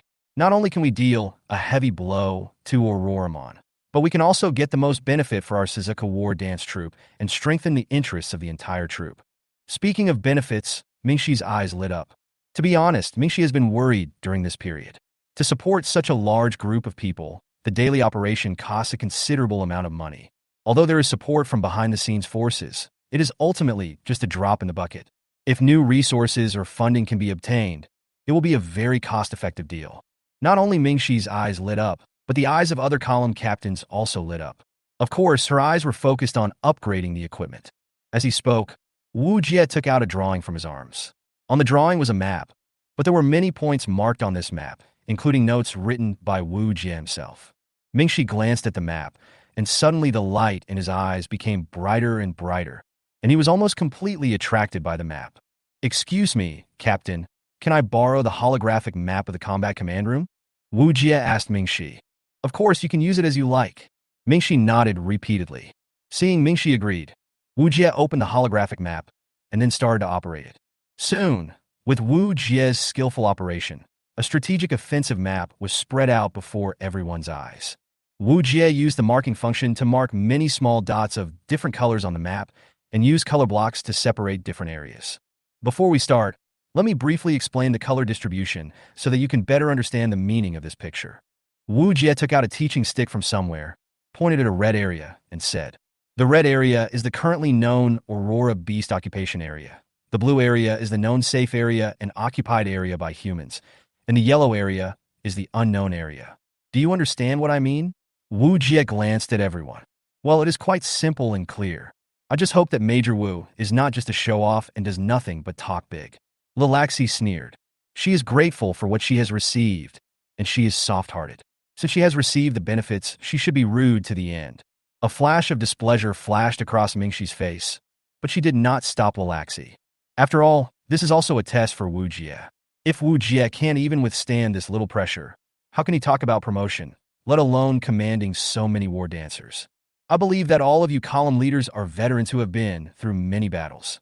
You should be able to guess where this area is without me having to explain it. This is the frontline battlefield of the 15th District in the East, which is the right wing of our Suzuka Battle Dance Troops' front line of defense. Some time ago, while I was on a mission, I discovered signs of Aurora Beast digging caves on a large scale. After further investigation, I discovered that these pig-like Aurora Beasts have a strong desire to dig. In this area, as he spoke, Wu Jie pointed with his teaching stick at a green down at the junction of the two armies. This was a location Wu Jie had marked in advance. And this one, and these dozen or so are all caves dug by the pig-like Aurora Beast. After my in-depth investigation, I found a large number of Aurora Beast eggs inside these caves. It seems that they have used this place as a nest. But I found one thing. These dozen or so caves contain rare metals that we humans are in urgent need of, as well as a large amount of commonly used metals. In order to confirm that I had not missed any of the nests, I later took some time to go back and investigate. I used special mining equipment to detect them, and the facts prove that my guess was correct. The pig-like Aurora Beasts like to eat minerals. Wherever they are, there must be minerals. This is definitely a major discovery for us humans. If we can capture these dozen nests, it will definitely be a considerable income. Chapter 56, Everyone is shocked. So that's how it is? I was wondering what you were doing those few days. You were not in the base for the whole day. It turns out you went out to investigate. Mingxi looked at Wu Jie with admiration in his eyes. But so what? This is the frontline battlefield, and these dozen points are the enemy's nests. How strong are the defenses inside?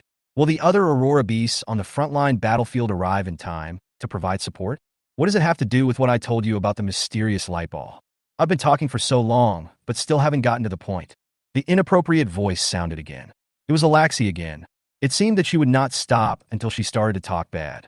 Lilaxi, if you don't speak, no one will think you are dumb. The captain of the third column couldn't stand it anymore. Although Wu Jie hadn't gotten to the point yet, it was obvious that others hadn't finished speaking. Since the captain didn't say anything, why was she in such a hurry to jump around? Well, then I'd like to see what strategic vision this Major Wu has. After saying that, Lilaxi leaned back and looked at Wu Jie proudly. Ziska looked at Wu Jie with a smile, expecting that Wu Jie would panic, become nervous, and at a loss, thus making a fool of himself in front of everyone. But to her disappointment, Wu Jie showed no expression at all. Indeed, if a new commander were in a meeting of this level, he would probably be so nervous that he would stutter and could not speak clearly. But Wu Jie is different. He has the support of the team leader and the basic skills accumulated in his daily life. He often stays up late to do his homework. Do you really think he stayed up late to do homework just for a local task? That's a big mistake.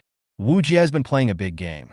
Wu Jie's calmness comes from his strong self-confidence, the accumulation of daily experience, and his constant concern for the country and the people.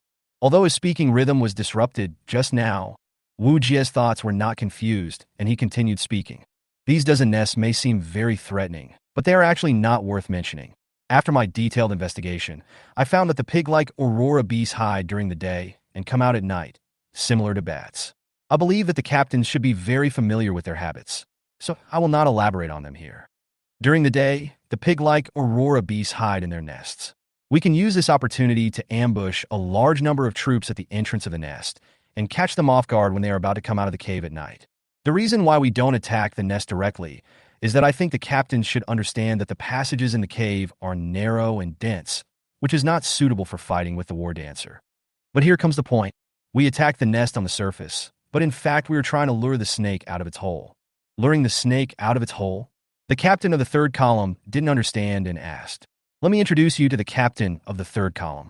His name is Duo Luo, a heavy armored war dancer.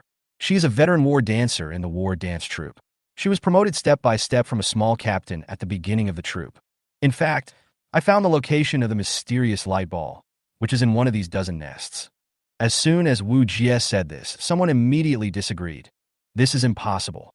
From the beginning to the end, you are the only one who has seen this mysterious light ball. You are talking about everything by yourself.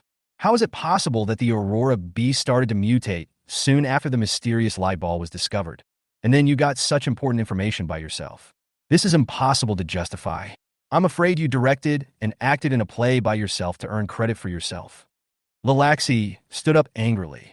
This time she was really angry. In her opinion, Wu Jie deliberately made up a story just to get promoted, making everyone believe it, and then taking the opportunity to show off in front of the team leader. In this way, not only can you gain the appreciation of the team leader, but even if you say something wrong, you can still get away with it as a newcomer. In Lilaxi's opinion, Wu Jie is a complete liar. Ziska looked at Lilaxi in surprise. Although she asked Lilaxi to create obstacles for Wu Jie, she didn't expect Lilaxi to be so devoted. Or was she really angry? The team leader's face suddenly turned dark. Lilasher, watch your words. This is a combat meeting room, not your backyard. You can say whatever you want. Do you still have me as your commander in your eyes? This was a blunt remark, but Mingxi's attitude was unquestionable, and he stood firmly on Wu Jie's side. Lilaxi was about to say something, but Mingxi waved at her. If you have anything to say, wait until Wu Jie finishes speaking. Everything has a first-come, first-served basis. Since you suspect him, I will give you plenty of time to speak after Wu Jie finishes speaking. Is that okay? Mingxi's face was already gloomy enough that water could drip from it. Seeing the team leader defending Wu Jie so much, Lilaxi felt a little embarrassed, but because they still had to work together in the future, he had to sit down angrily. Well, I'll just enjoy Major Wu's speech here. Although he was suppressed by the regiment commander, he still refused to accept it. Wu Jie knew that if it weren't for Ziska's sudden proposal, what he could say would have been his limit without any preparation. Well, since Captain Lilaxi doesn't trust me, I have no choice but to produce some evidence. As he said that, Wu Jie picked up his briefcase. It really is a treasure chest. What is Wu Jie going to do now? Mingxi waited expectantly for Wu Jie's evidence. Wu Jie slowly took out a cube. Where did I get this cube? It must be from chapter 27. This foreshadowing has been buried for so long. Wu Jie is not just here to do it. Captain, do you remember my first mission when I first came to Zhangwu? Wu Jie asked Mingxi. Of course. Wu Jie took the cube, turned it in his hand, and said to everyone, as soon as we got this cube back to the base, Chief Su immediately studied it. According to Chief Su, her high-frequency wave detector recently discovered that the King Lujiang Red Line power plant has always had a mysterious frequency. She suspected that it was related to the power plant. In order to facilitate research, she asked me to take a piece off the cube. What's the result? Mingxi asked. The results show that a completely new type of fragment has appeared on it. Through analysis, it is definitely not from the known Aurora Beast, but a completely new and unknown life form. And its life form is completely different from that of the Aurora Beast. Combining the clues before and after, this should be the mysterious light ball. Later, because of the cube, I went back to the power plant and retrieved all the videos that could be retrieved. Although the video files of the power plant were severely damaged, I still discovered the secret. I found that the mysterious light ball was absorbing the energy of the cube. Later, I asked Chief Su to re-examine the cube, and sure enough, I found some mysterious metal residues on it. With this cube, I collected metal ores from every place where I carried out a mission and made comparisons. It happened that I encountered these nests during the mission, so I did not forget to collect them for comparison. Finally, through technical identification, we determined that these metal residues are exactly the metals in these dozen nests. Although it is not clear which nest it is, I can be sure that the mysterious light ball is in one of these dozen nests. Hiss! This made all the column leaders nervous. Everyone was shocked by Wu Jie's move, and there was a lot of discussion in the conference room for a while. Lilaxi was so nervous that he started biting his nails, but he didn't expect that he would be slapped in the face instead. It was so embarrassing. My good junior, you have such a hidden trick. I never expected that. Mingxi clapped his hands and stood up. Did you really not make any preparations beforehand? Mingxi looked genuinely curious. Wu Jie smiled awkwardly. What kind of preparation is there? Isn't it just an emergency meeting convened by the head of the group on a whim? Mingxi stared at Wu Jie closely, the smile on her face growing deeper and deeper. Is it fanatical admiration? Or is it the love of the superior for the subordinate? Or something else? Chapter 57, 3 Steps of Planning. Then I would like to ask Major Wu, if we attack the nest, but the enemy's combat power and capabilities are still unknown, wouldn't it be too risky to attack rashly? Tamil asked a question. Indeed, the Tamil issue is critical. After all, such a large-scale battle concerns the lives and deaths of countless people. If a war is started easily, then full preparations must be made. Well, I've already thought about this. Before the battle begins, send out the strongest team in our group as a reconnaissance team to find a way to test the ability of the light ball. Regardless of success or failure, we must start the battle first. And I have also designed a retreat route in advance to ensure that the reconnaissance team can return safely. Wu Jie pointed at a white line on the map. Everyone was impressed. They didn't expect that the plan was so thorough.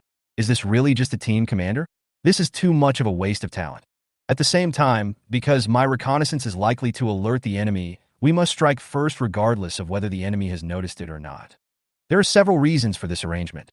First, the battlefield is changing rapidly. There is no absolutely correct plan, only relatively correct choices. I cannot guarantee that my plan is foolproof, so I can only do everything possible to consider the Legion. Secondly, if we capture the mysterious light ball, our war dance troop will not only be able to obtain first-hand information, boost morale within the troop, and enhance our international reputation, but it will also be a huge asset for our troop. At that time, any research institution in the world will actively seek cooperation with us, and we will be able to take the opportunity to obtain a large sum of funds for the troops' operations. Third, once these dozen nests are captured, not only will the large number of Aurora Beast eggs inside become our resources, but the huge underground mineral deposits in this area will also become our material supply and economic source. After Wu Jie finished speaking, he finally breathed a sigh of relief. It was really not an easy task to gain the approval of so many column captains. Pa. Tamil was so excited that he couldn't help but applaud Wu Jie. Major Wu, you have a really good brain. Why don't you be my military advisor, and I will listen to your commands. My brain isn't very good, and I've been scolded by the regiment commander many times. Huh, Tamil laughed. As the captain of the second column, Tamil herself is also capable. She supports Wu Jie so much because she is really attracted by Wu Jie's plan. She hasn't heard such a detailed and thorough plan for a long time. She feels like she is back to the time when she was fighting on the front line with the regiment commander. Captain Tamil, you are joking. These are just my personal opinions. If there are any shortcomings, please feel free to give me your guidance, Captain Tamil. Wu Jie said modestly. After all, I have only been in the group for a month, and now I have already shown my talent. I am afraid that some people will be uncomfortable again. Sure enough, the inappropriate voice sounded again. Tamil, you are too pampering the newcomer. No matter how beautiful his plan is, it is just paper talk after all. He has never participated in a large-scale battle and does not understand the cruelty of war at all. If you ask me, Major Wu should hone his skills at the grassroots level for a few years before coming here. This is a high-level meeting at the column level or above. Here it comes again. Although Mingxi knows that Wu Jie is indeed inexperienced and has little influence, he can't help but humiliate him again and again. She was about to say something when an unexpected situation occurred.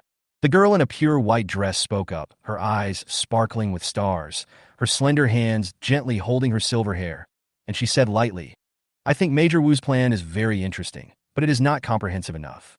It would be better if he could adjust the details. Lilaxi, it is true that Major Wu has little experience, but but it is also undeniable that his plan is indeed excellent. Her tone was neither hurried nor slow, like a jar of fine wine that had been hidden deep underground for many years. Her voice was pleasant to the ears, making people feel like they were in the spring breeze. It was difficult to feel any disrespect towards her. Lilasher was about to say something, but when he saw that it was Ziska who spoke, he didn't know what to say for a moment. Well, okay, since Ziska also thinks it is feasible, then I have no objection. Lilaxi sat down slowly. What does this woman mean? On the one hand, she wants me to help suppress Wu Jie, and on the other hand, she tries to be a good person? Then, am I just being used as a gun? Lilaxi was completely confused. After being in the group for a long time, Lilaxi has a certain understanding of everyone in the group. Although she is in awe of the group leader, she is not afraid of him. The only exception is Siska, who is like a saint in the group. She is the most difficult to understand and the person she fears the most. It was as if Siska saw through Lilash's thoughts. Siska secretly sent her a message. After reading the message, Lilash became quiet and said nothing. Mingxi originally wanted to say something, but Ziska spoke first, so he couldn't say anything else. She smiled and nodded to Ziska. Although she didn't know why Ziska suddenly changed her attitude, since she also supported Wu Jie's plan, Mingxi couldn't criticize Lilaxi anymore. In fact, when they were in the office before, Mingxi had keenly noticed the changes in Ziska. It's not that she couldn't see the resentment in Ziska's heart, but she and Ziska had been together for a long time, and their relationship was like that of sisters. It was not easy for her to force Ziska to agree with her ideas. After all, everyone has their own aspirations, and even the most bonded sisters can accidentally hurt each other. This is reality, not a fairy tale. It is not as simple as telling others, "Believe me, I am a good person," and others will definitely believe that you are a good person. If you want to gain recognition from others, you must rely on your own efforts and actions. Only in this way can you impress others and make them truly identify with you. But she believed in Wu Jie's sincere heart. She had witnessed it with her own eyes when she was in the military academy. Wu Jie is full of confidence and aspirations, but he is envied, suppressed, and marginalized in the new United Nations. Due to his lack of ability, he can only watch his junior schoolmate with excellent grades being trapped at the border and doing nothing, living a mediocre life. This was something she didn't want to see. She knew that the new United Nations had become corrupt and decadent, and that darkness and filth were hidden beneath its magnificent appearance. Wu Jie is a man of gold. He loves his country more than anyone else and loves everything about being a human being. This can be seen from his notes, which are densely written and detailed to the point of being outrageous. She secretly went to Wu Jie's dormitory to observe more than once, and she found that Wu Jie often stayed up late into the night to write plans and woke up with dark circles under his eyes every day. But in order not to worry others, Wu Jie even learned how to put on makeup so that others wouldn't see his tiredness and distress. Chapter 58, Conscience. No one knows all of this better than her, the team leader. At today's meeting, after listening to Wu Jie's plan, the team leader couldn't help but praise him repeatedly. But she couldn't show it. As the team leader, she had to always maintain a fair and just image. She could show a certain level of trust in Wu Jie, but she couldn't be overly partial to him. Otherwise, the people below will be dissatisfied, and it may also make Wu Jie develop an arrogant mentality. Alas, being a regiment leader is so hard. Mingxi couldn't help but sigh, really missing the days in the military academy, when Wu Jie could still talk to him and describe the future and ideals together. But now the two of them have become a superior-subordinate relationship. Because there are countless people watching them, they never have the chance to talk to Wu Jie like friends, have a meal together, take time to chat about their past military school life, and reminisce the past together. Sometimes Mingxi wanted Wu Jie to grow up quickly, let him take his place, and he himself would be a soldier standing on the front line, just charging forward and not thinking about anything else. How about finding a chance to ask Wu Jie out for a day? Thinking of this, Mingxi smiled inwardly and returned to reality. Well, Wu Jie, please sit down. I have heard all your plans. Remember to write me a detailed plan afterwards. As for whether to adopt this plan, let's talk about it after you come back from the international competition. Mingxi said with a smile. Wu Jie was stunned. He didn't expect that he was only called up for a discussion temporarily, but his plan was added to the list of official plan candidates. Captain, my plan is not yet mature. Do you want to consult the opinions of the column leaders? Wu Jie said carefully. Major Wu, I have no objection to your plan. It's great. Tamira was very straightforward and directly supported Wu Jie. Duo Luo, who was standing by, also said, I think Major Wu is very talented and this plan is very attractive. The most important thing is that before we had time to do anything, Major Wu had already made it clear about the enemy situation, terrain, and plan. We are just here for the sake of going through the motions. I think it's a blessing for our Suzuka battle dance troupe to have such a talented person. Also, I haven't felt so relieved in a long time. This is probably the meeting that requires me to use my brain the least. It's really comfortable. At a meeting, the three-column leader seemed very optimistic about Wu Jie's plan, and even the regiment leader hinted to everyone, intentionally or unintentionally, that she was very optimistic about Wu Jie's plan. Only Lalaxi weakly raised his hand and said, I reserve my opinion. After that, Lalaxi didn't say anything more and didn't continue to lower everyone's mood. Well, if everyone has no new opinions, let's end this meeting here. Wu Jie, please stay for a moment. I have something to say to you. Ming Shi signaled the end of the meeting. Me? Wu Jie was puzzled. Just like that, everyone left the meeting room one by one. Only Siska was still sitting in her seat, and it seemed like she had no intention of leaving. Ming Shi was not angry because Zizuka deliberately stayed, but said to Wu Jie in front of Zizuka, Junior, tell me honestly, have you ever thought about getting promoted? Wu Jie was stunned. Did the senior sister keep me here just to ask me this question? He wanted to answer directly, of course I do. But then he thought about it and felt something was wrong. The senior sister seemed to have other intentions. Wu Jie shook his head and said, I have been on the front line for a long time. I have lived and died with those warrior dancers and experienced danger and countless battles together. I don't know if I should be promoted, because I know very well that once I am in a high position, I will no longer be able to chat with the warrior dancers like I was on the front line, and I can always care about their safety. Their lives are like numbers on a chessboard. As long as I have a thought, countless soldiers will fight to the death on the front line because of my orders. Whether they get promoted or not, it doesn't matter to me. Ming Shi frowned, not very satisfied. Have you ever thought about it? Although your command will control the life and death of countless people, you can also use this power to save them. Use your intelligence and wisdom to let them return home alive. Isn't this what you want to do? This is a question of human nature. Ming Shi didn't ask these questions for fun. She wanted to find out whether Wu Jie was an indecisive person. Wu Jie's answer just now had already disappointed her a little. A general must see through life and death and serve his country with his life. If he cannot even see through life and death, more people will die because of the general's indecision. If Wu Jie wants to be promoted, he must have the demeanor of a great general. Without the will to kill and fight decisively, he will surely be dragged down by his character. Ziska was drinking tea on the side. Of course she understood what Wu Jie said, so she shook her head. In her opinion, Wu Jie's answer did not even satisfy her. So how could he convince the leader whom she admired? Wu Jie laughed, not a mocking laugh, nor a self-deprecating laugh, but a happy laugh. Ming Shi was surprised, Ziska was surprised, and they both didn't understand why Wu Jie was laughing so happily. Senior, so many years have passed, and I didn't expect that you were the one who has regressed. Wu Jie really felt that the senior had regressed. You had regressed. Ming Shi looked confused, but she was not angry. She wanted to see what Wu Jie wanted to say. Promotion is indeed important because we live in a human social system, and without a position, there is no real power. Ming Shi nodded and motioned Wu Jie to continue. But I'm sure you didn't understand what I wanted to say. I won't forget to live and die with War Dancer just because I got promoted, nor will I feel resentful because I didn't get promoted. No matter what position I am in, all I have to do is to be myself. If I were a soldier, I would fight bravely on the battlefield to serve my country. If I were a squad leader, I would shoulder my responsibilities and do everything possible to make the right choice so that everyone can return home alive. If I were a general, I would use all means, no matter if they were evil, dirty, bright, or dark, to defeat my enemies so that the soldiers under my command could come back alive and see the sunshine of the next morning together.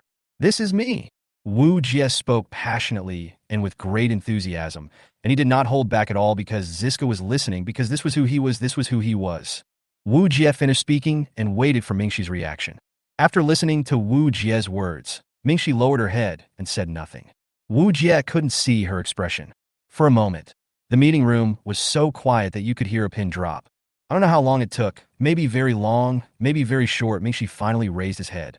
Although she hid it well, Wu Jie could still see that she seemed to have cried, with traces of tears in the corners of her eyes. She opened her thin red lips, and there was a wisp of mist between her words. You are worthy of being my junior. You have passed the test. Senior is crying. Chapter 59, Soap and Accident. The next day, if I were a general, I would use all means, no matter if they were evil, dirty, bright, or dark, to defeat my enemies so that the soldiers under my command could come back alive and see the sunshine of the next morning together. This is me. Siska woke up early in the morning, slowly pulled up her shoulder straps, and put on her long suspender dress. Siska, sitting quietly in front of the mirror and slowly combing her long hair, looks like a beauty in a painting. The cool morning light shone through the window onto her hair, exuding a faint fairy air in an atmosphere that was both cold and warm. A lip gloss was lightly applied on her thin lips, and she pursed her lips slightly. The beauty in the mirror looked even more icy and beautiful against the morning light. All she could think about was what Wu Jie said in front of the team leader yesterday, and the corners of her mouth curved up. Although you have passed the test of the group leader, I have not recognized you yet. Wu Jie, be ready to face my test at any time. Ziska muttered to himself, walked to the window, and looked out with his star-like eyes. Coincidentally, he could see Wu Jie's high-end dormitory area. When Wu Jie returned home, he felt exhausted and fell asleep immediately. He slept until dawn the next day. Wu Jie opened the door and was about to go out to eat, when he suddenly remembered something and smelled it. Oh no, I was too tired last night and didn't take a shower, so I smell. Wu Jie complained to himself. In this military camp full of war dancers, there are many cute girls. They are extremely sensitive to smells. It would be bad if they could smell that they haven't taken a shower. Gurgle, looking at his stomach growling with hunger, Wu Jie sighed helplessly. Forget it, taking a bath is more important. Just as Wu Jie turned around to take a shower, he forgot to close the door. How many times has this happened? Oh, yes, it seems like this is the second time I forgot to close the door. Excuse me, Commander Wu, are you up yet? At this moment, a lovely female voice came into the room. The half-closed door was pushed open a crack, and a small head squeezed in, tilting its head to peek at what was going on in the room. Seeing that no one answered, she thought Wu Jie was still sleeping in, so she bravely pushed the door open and walked in. She wore a light-colored short skirt with a white belt and a pink top with a cute cat's paw printed on the upper right corner. She has tied her long brown hair into two cute buns. If you look at them from behind, they look like two cute ears, making people want to pinch them. She tiptoed into the room, only to find it empty. Hey, where's Chief Wu? Luo Jing changed into a very casual outfit today. She came here because she had agreed with Wu Jie yesterday that she would treat him to a meal. Because their mission quota has been completed, their team is on vacation now, so they have this kind of spare time. Just as Luo Jing was wondering, the bathroom door suddenly opened. Oh no, I'm out of bath products. Luckily, I still have a bar of camping cleaning soap in my closet. Wu Jie walked out of the bathroom, talking to himself. Looking at the naked man walking out of the bathroom, Luo Jing's face suddenly turned red. She didn't expect that Commander Wu was taking a shower so early in the morning. No, I can't let anyone see this. Otherwise, I'll lose my reputation. Thinking this, Luo Jing rushed into Wu Jie's closet as fast as she could. The main reason was that Luo Jing came uninvited and Wu Jie was unaware of it. If Wu Jie saw her, it might cause even bigger misunderstandings. So for the sake of herself and Wu Jie, she just wanted to hide quickly in a hurry. Since the wardrobe had leaf windows, Luo Jing, who was hiding in the wardrobe, could not see Wu Jie who was outside the wardrobe. He's quite handsome. Looking at Wu Jie coming out of the bath, Luo Jing couldn't help but comment on him. This was the image of Chief Wu that she didn't usually see.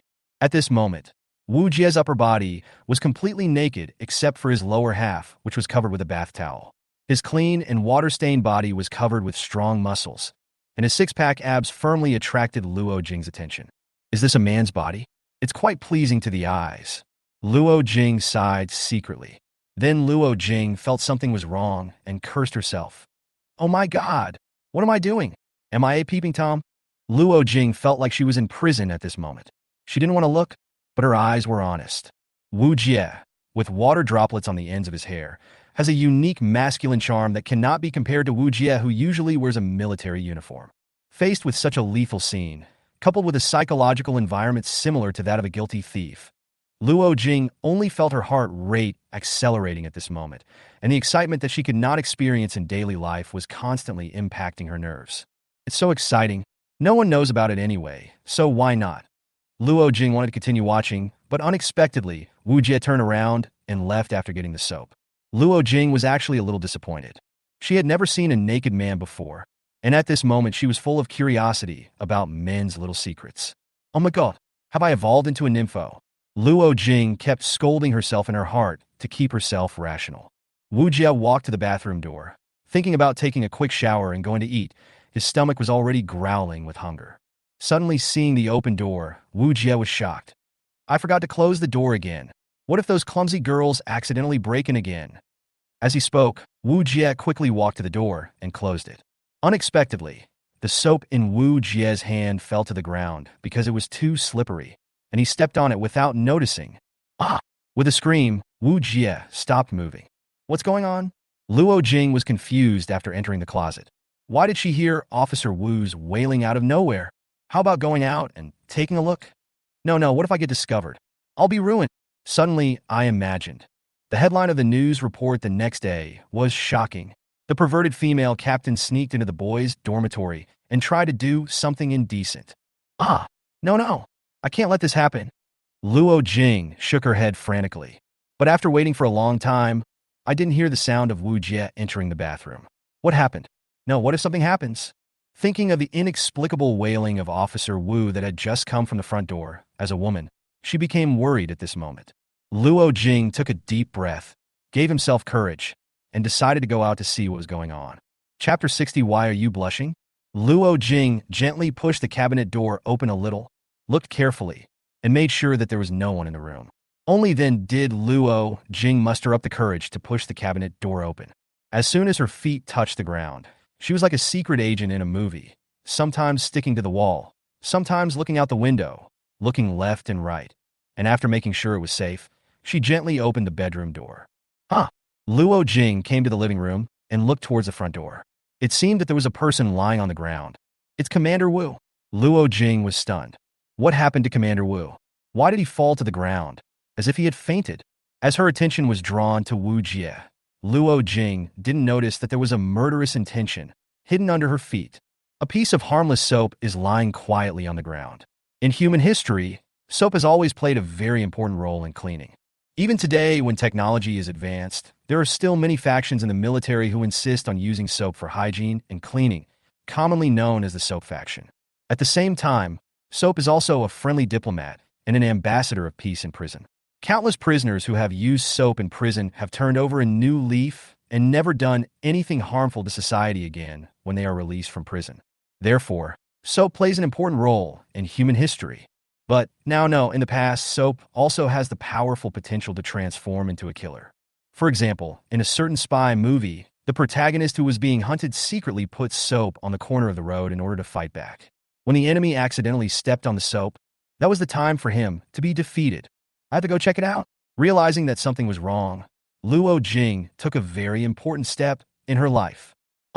Well, in Wu Jie's dormitory, another woman's scream was heard. Luo Jing, who was wearing a short skirt, was lying on Wu Jie at this moment, and Wu Jie finally woke up from his coma because of the second impact. Am I dreaming? Why am I dreaming about cotton candy? Wu Jie looked at the pink in front of him with confused eyes. Gurgle, his stomach growled. Wu Jie, who was trembling with hunger, looked at the marshmallow in front of him and was suddenly tempted. Whatever, marshmallows are marshmallows, as long as they are edible. Wu Jie, who was so hungry that he couldn't tell east from west, didn't care about much at this moment. Looking at the piece of pink marshmallow in front of him, driven by hunger, Wu Jie couldn't help but stick out his tongue and lick it. Wow, so salty. Is this what the marshmallows in my memory taste like? But it's still delicious. Salty marshmallows are really interesting. Thinking of this, Wu Jie couldn't help but lick it again. Marshmallow suddenly screamed. What a weird thing. Marshmallows can talk. Oh, by the way, I seem to be dreaming, and nothing in a dream is weird, right? Salty marshmallows, talking marshmallows, haha, really interesting. Thinking of this, Wu Jie couldn't help but lick it again. Commander Wu, I will kill you. Luo Jing could no longer bear it.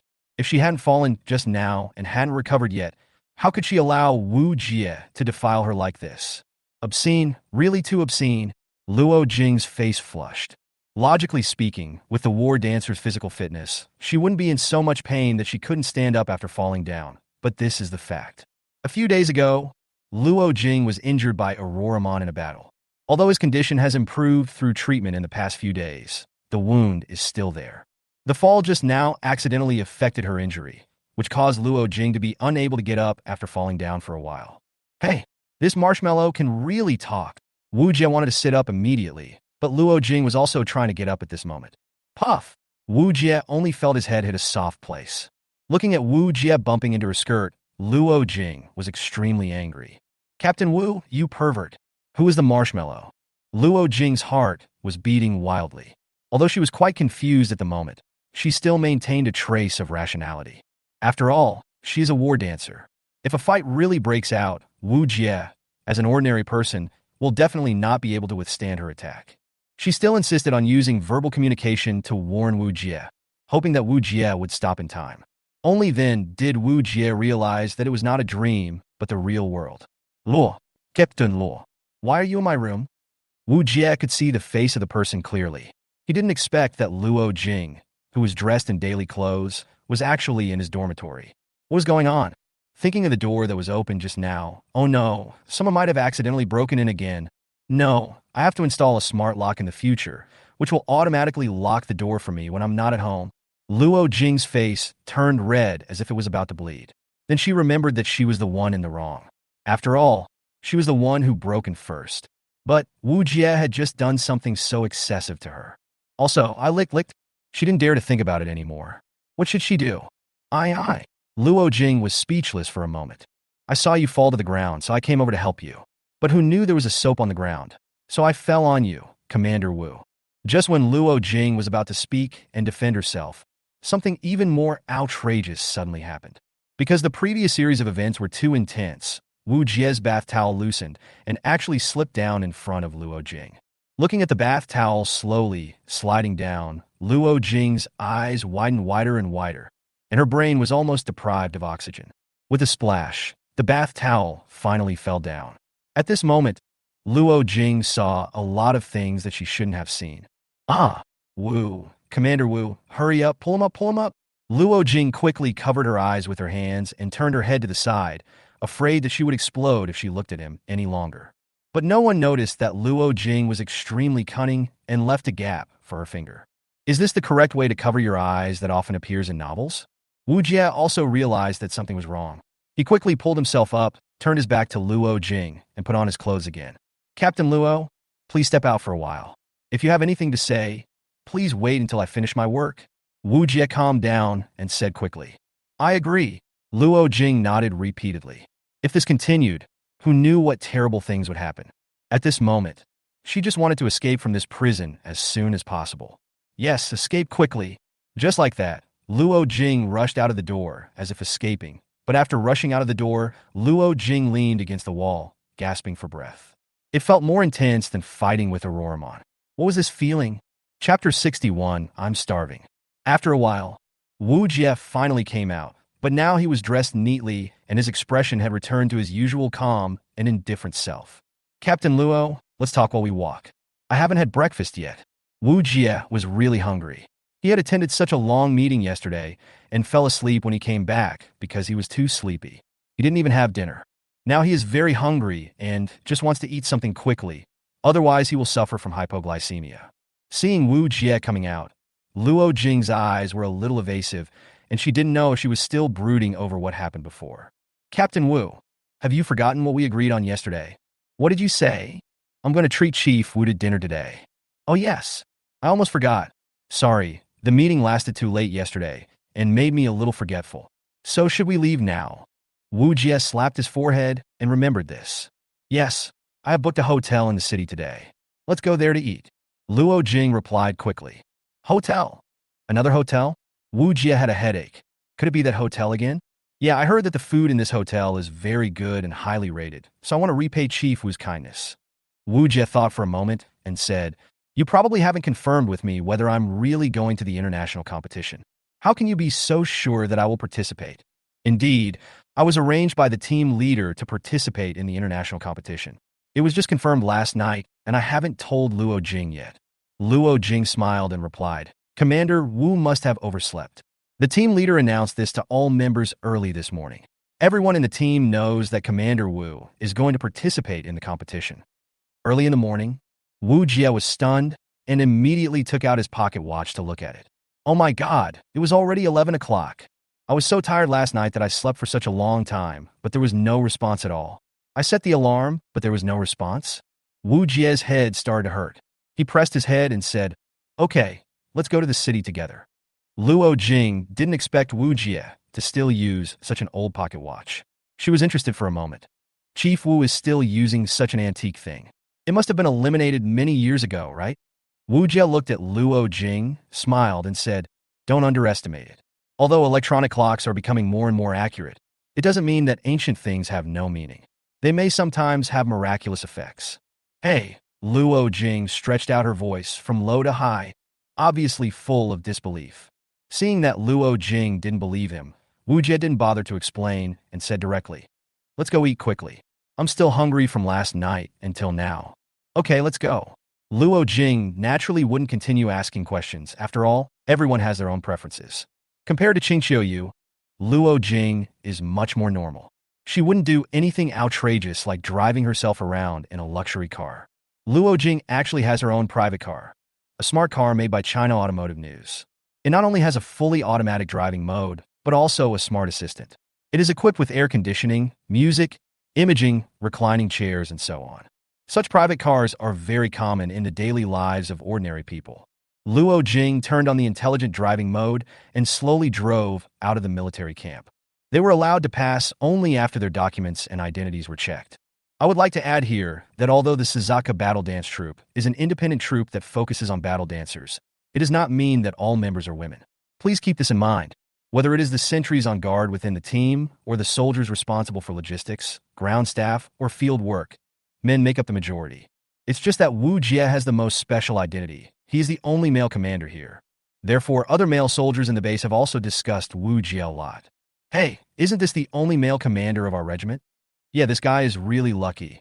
I thought he would be driven out by the opposition on the first day he came here, but I didn't expect him to become the commander now.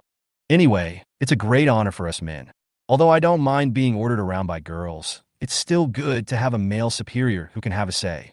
Who says it's not true? If our regiment wasn't special, I guess the commander would have wanted to have all the soldiers be female. "Shoo, stop talking, someone is coming."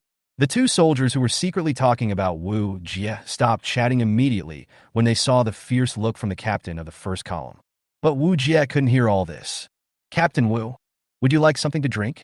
Luo Jing said, taking out a few cans of drinks from the front car refrigerator and shaking them in front of Wu Jie.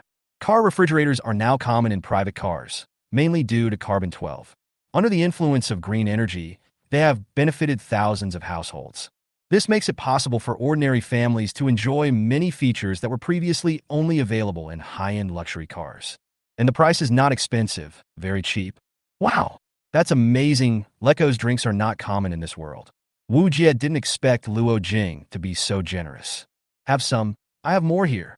Luo Jing took the drink and wanted to hand it to Wu Jie, but unexpectedly, their hands accidentally touched each other. The touch of skin against skin made Luo Jing couldn't help but recall the scene that happened in Wu Jie's dormitory today. He handed the drink to her as if he was being electrocuted and immediately turned his face away so that Wu Jie could not see his expression. Wu Jie was confused. What was Luo Jing talking about? But Wu Jie was hungry, so drinking some drinks would help him feel a little fuller. Took a sip. "Wow, so exciting, it's worthy of being Leke." Wu Jie made an exaggerated gesture to express his satisfaction. "Commander Wu is really interesting like this." "Alas, you don't understand. Ever since the Aurora Beast cut off the transportation lines between the East and the West, many daily necessities that were easily available before are now difficult to get. I'll remember your favor of treating me to a drink," Wu Jie said without any concern. "These are nothing. Commander Wu has helped me this time, and I have already owed him a great favor.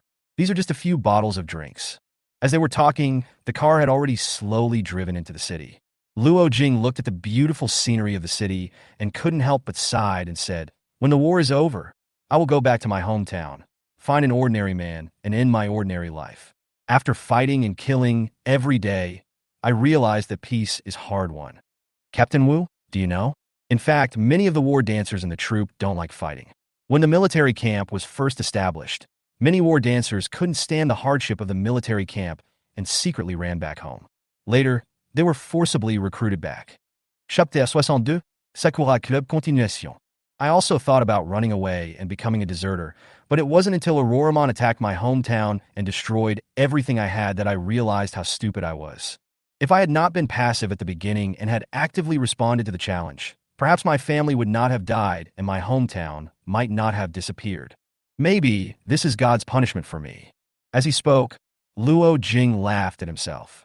Wu Jie didn't say anything, just listened quietly. He didn't know Luo Jing.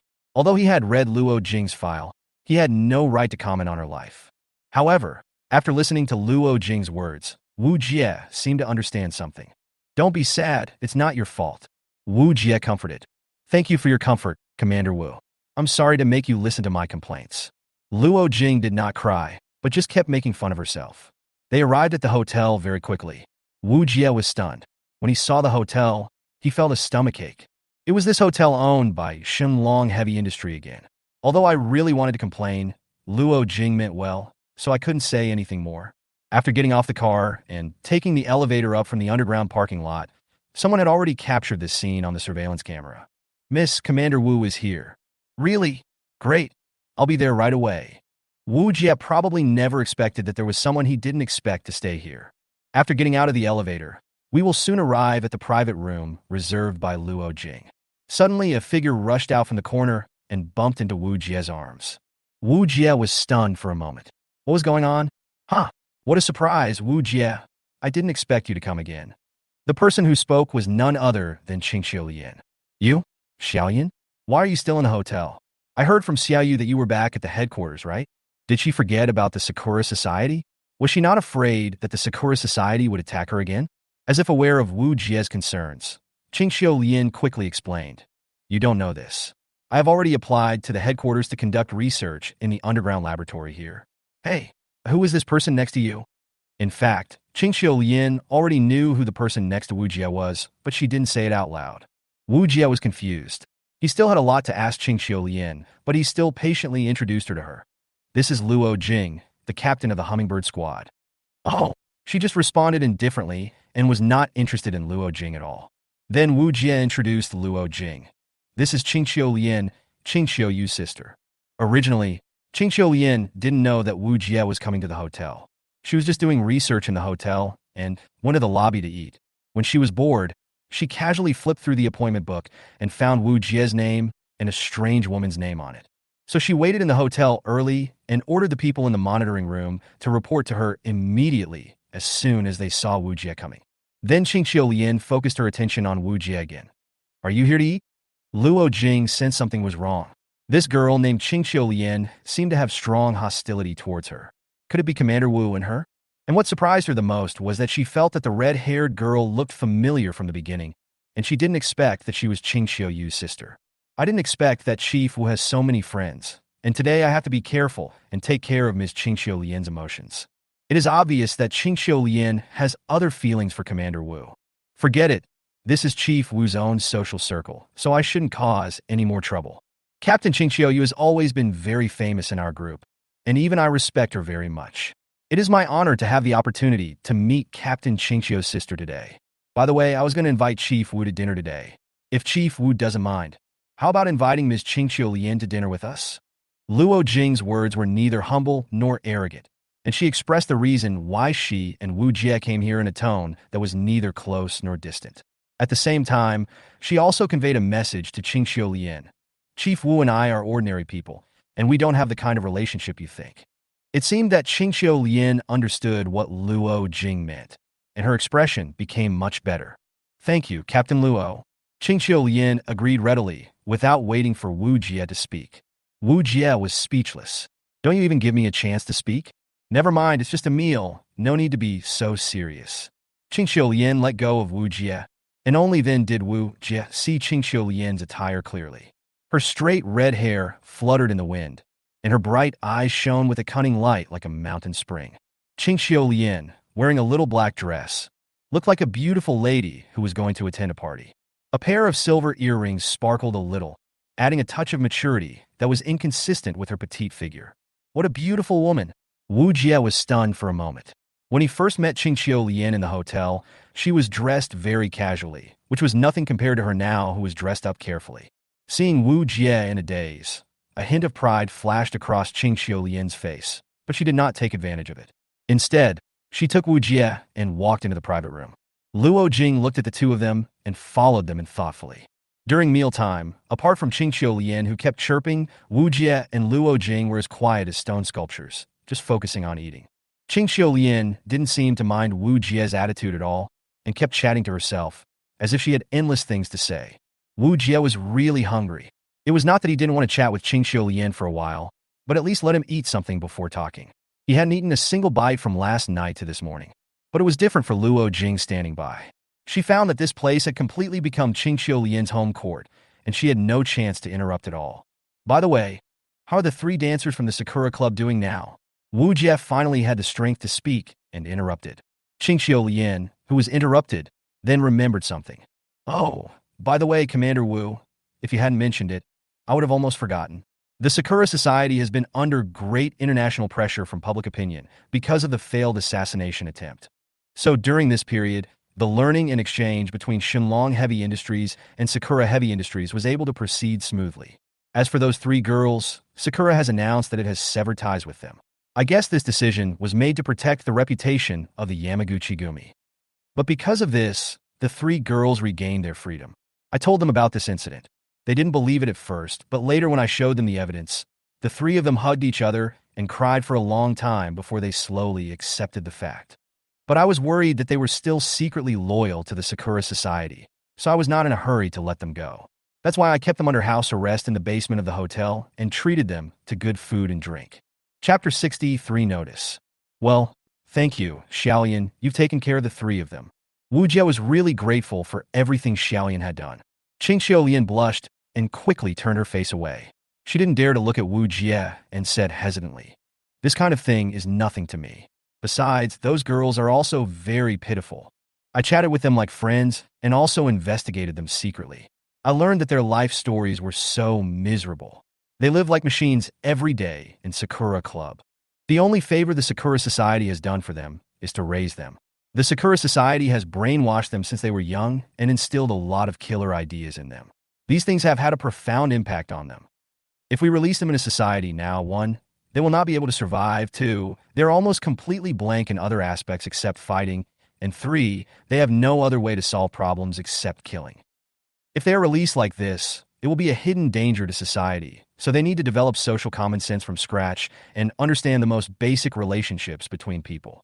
Wu Jie was really surprised. According to his idea, Qing Xiulian was very kind not to harm or abuse those who once wanted to kill her, but he did not expect that Qing Xiulian would actually go to such an extent for them. Not only did they not harm or abuse them, they also took care of their food, clothing, and daily life, and educated them in basic social knowledge. "Xiaolian, you are really an angel," Wu Jie said sincerely. This is Wu Jie's true feelings. Wu. Qing Xiulian blushed like a ripe peach at Wu Jie's sincere praise. She was speechless for a moment. Luo Jing, who was listening to their conversation, roughly understood the whole story. She didn't expect Wu Jie to be so nice to the dancer, nor did she expect that this female friend, named Qing Xiulian, had such a pure heart. I agree with what Commander Wu said. Miss Qing Xiulian is truly an angel, pure and beautiful like a gem. I'm sure the three dancers from the country would be very grateful if they knew what Miss Qing Xiulian did. Luo Jing was also praising Qing Xiulian. Qing Xiulian scratched her head in embarrassment, turned her hot cheeks away, and said shyly, "It's not that exaggerated. I just did what I should do. Who let the Sakura Society be so inhumane and do such terrible things to these girls? I just happened to save those poor girls. Don't be modest. This is the praise you deserve. If good deeds are not praised by anyone, the ground will be covered with dirt. Xiaolian, your good deeds are a light and a beacon for others to move forward," Wu Jie said with a smile. I didn't expect Wu Jie to use such poetic praise. This is really unfair. Qing Xiulian blushed so much that she couldn't face anyone. Wu! Qing Xiulian's mind is now full of Wu Jie's praise. It feels so good to be recognized by the person you like. After dinner, can you take me to meet them? Wu Jie asked suddenly. Qing Xiulian hasn't reacted yet. Wu Jie was afraid that Qing Xiulian would misunderstand, so he explained, "You said that in their current state, there is definitely no way for them to return to society, right?" "Yes, what's the matter?" I think if we can convince them to serve in the Suzuka War dance troupe, it might be a way out for them. Qing Xiaolian was a little surprised. She didn't expect Wu Jie to think this way. This is a good idea, but I'm not sure if they will agree. Besides, they have only learned how to kill people and have almost no experience fighting with Auroramon. They're complete rookies. Qing Xiaolian was a little distressed. Wu Jie nodded. You are right. So before they join the Suzuka Battle Dance Troupe, I will give them a certain degree of special training. Special training? Qing Xiaolian was a little surprised. Well, the Suzuka Battle Dance Troupe is different from the new United Nations Battle Dance Troupe. It has a very strict review and audit system. Not only is the combat effectiveness assessed, but also the overall tacit understanding of the team, the proficiency of mid and high-level tactics, and the familiarity with various weapons and equipment. There are very strict assessments. If they want to join the Suzuka Battle Dance Troupe, it's not enough to just have someone recommend them. Although I can guarantee the chances of a successful recommendation, I can't guarantee that they can successfully pass the Suzuka Battle Dance Troupe's tactical assessment, so I have to give them special training. Wu Jie finished speaking in one breath, waiting for Qing Xiaolian's reaction. Qing Xiaolian didn't speak for a while, thinking carefully, and then said after a while, I can also say hello to my sister. She is the captain of the Firefox team. With her, if you two recommend together, the success rate should be much higher. Thank you, Xiaolian. While the two were chatting animatedly, although Luo Jing was listening the whole time, she did not forget her presence. Well, if I also help recommend it, the chances will be a little bit higher. Luo Jing said, Ah, thank you so much. With you, me, and Captain Qingxiu recommending us together, it will basically work. Wu Jie was very happy. Seeing Wu Jie, who was extremely happy, Qing Xiaolian suddenly said with a wicked smile. Captain Wu suddenly wanted to pull those three girls into the Suzuka Battle Dance Troupe. Could it be that he wanted to do something bad to these three sisters? How is that possible? Wu Jie was speechless. I was just kidding, Commander Wu. Anyway, don't worry. I will do everything I can to help you. If it really doesn't work, I will use the power of Shenlong Heavy Industry to help you get those three guys into the group. Qing Xiaolian said, patting his chest. There's no need to go that far. Wu Jie said helplessly. If that were to happen, it would probably only lead to more groundless suspicion. Having three captains recommending him together is already a big enough sensation, and we can't publicize it any further. Luo Jing also nodded, thinking that Wu Jie was right. Too much help may backfire. Seeing both of them saying so, she thought about it and felt that it was true. Helping too much would indeed be too conspicuous. Okay then, this matter is settled. I'm done eating. Captain Luo, how about you? Wu Jie put down his bowl and chopsticks. Luo Jing didn't have much of an appetite, so she smiled and put down her bowl and chopsticks. Then let's go. Qing Xiaolian didn't care about how much she ate. Looking at the two people who were rushing to go out, Luo Jing felt helpless. It was clearly my treat, but now it has turned into a date for those two people. But it seems that Commander Wu is unaware of Miss Qingqiu's feelings, or that Miss Qingqiu has never had the courage to confess. As a woman, Luo Jing keenly sensed that something was wrong. How about Miss Qingqiu? Chapter 64 New Master Get. The three of them came to a room in the basement of the hotel where the three people mentioned in the previous chat were imprisoned. Wu Jie had three purposes for wanting to recruit these three dancers into the battle dance troupe. The first purpose is indeed to solve the subsequent living problems of the three dancers. They can't always let them live under Qing Xiaolian's roof. After a long time, not only Qing Xiaolian might feel uncomfortable, but the three dancers will also have problems. The second purpose is to find the possibility of warrior-type war dancers to join the battle. Although warrior-type war dancers have flaws due to their core, it cannot be denied that they are powerful. As long as they are used properly, they will be a force that cannot be underestimated. The third purpose is to inject fresh blood into the Suzuka War Dance Troupe. Since the establishment of the War Dance Troupe, there has never been a warrior-type war dancer, which has laid a foreshadowing for the diversification of war. The wars in the future will surely become more and more intense, with the appearance of mysterious light balls and the increasingly restless Aurora Beast. At the same time, floating dance costumes may be released at any time, and Sealand composite dance costumes are also on the agenda. The form of war is also quietly changing. Soldiers born in this era, especially high-ranking commanders, if they do not even have this level of sensitivity to war, can basically pack up and go back home. Only by mastering more and more different types of war dancers can we have a better chance of taking the initiative in future wars. The diverse war dancers will surely shine on future battlefields. By then, the Navy, Army, and Air Force will join forces and will be invincible and unstoppable in the face of Auroramon. It's just that it's unclear what kind of new changes will occur on Auroramon's side due to the development of human technology. Thinking about this, Wu Jie felt a little excited at the moment. We're here. This is their room. Qingxiu Lian walked to the door and pressed a switch with her hand. Ding, identification successful. Welcome, Senior Administrator. Yes, that's the sound of intelligent recognition. It seems that only people of Qingxiu Lian's level are qualified to enter this room. As soon as he entered the room, Wu Jie was stunned. The scene is really exciting. There are three girls wearing extremely tight white gymnastic suits, outlining their perfect body curves. In order to facilitate movement, the three of them tied their hair up high, which gave them a unique charm. Her pointed toes lightly touched the ground, and with a whoosh, Qingxue easily performed a beautiful 360-degree dance on the horizontal bar, comparable to that of a national-level athlete. On the other side, Suzuna Yamamoto, with her exciting chest held high, was pedaling a circular machine frantically. Against the backdrop of the leotard, her slender and firm muscles have a magnetic beauty that is different from men's muscles, making them unforgettable at first sight. Crystal clear beads of sweat slowly flowed down Suzuna's neck, and her delicate and fair skin was revealed through her wet gymnastic suit. Wu Jie just took a look and didn't dare to look again. It was too unfair. Who could control himself?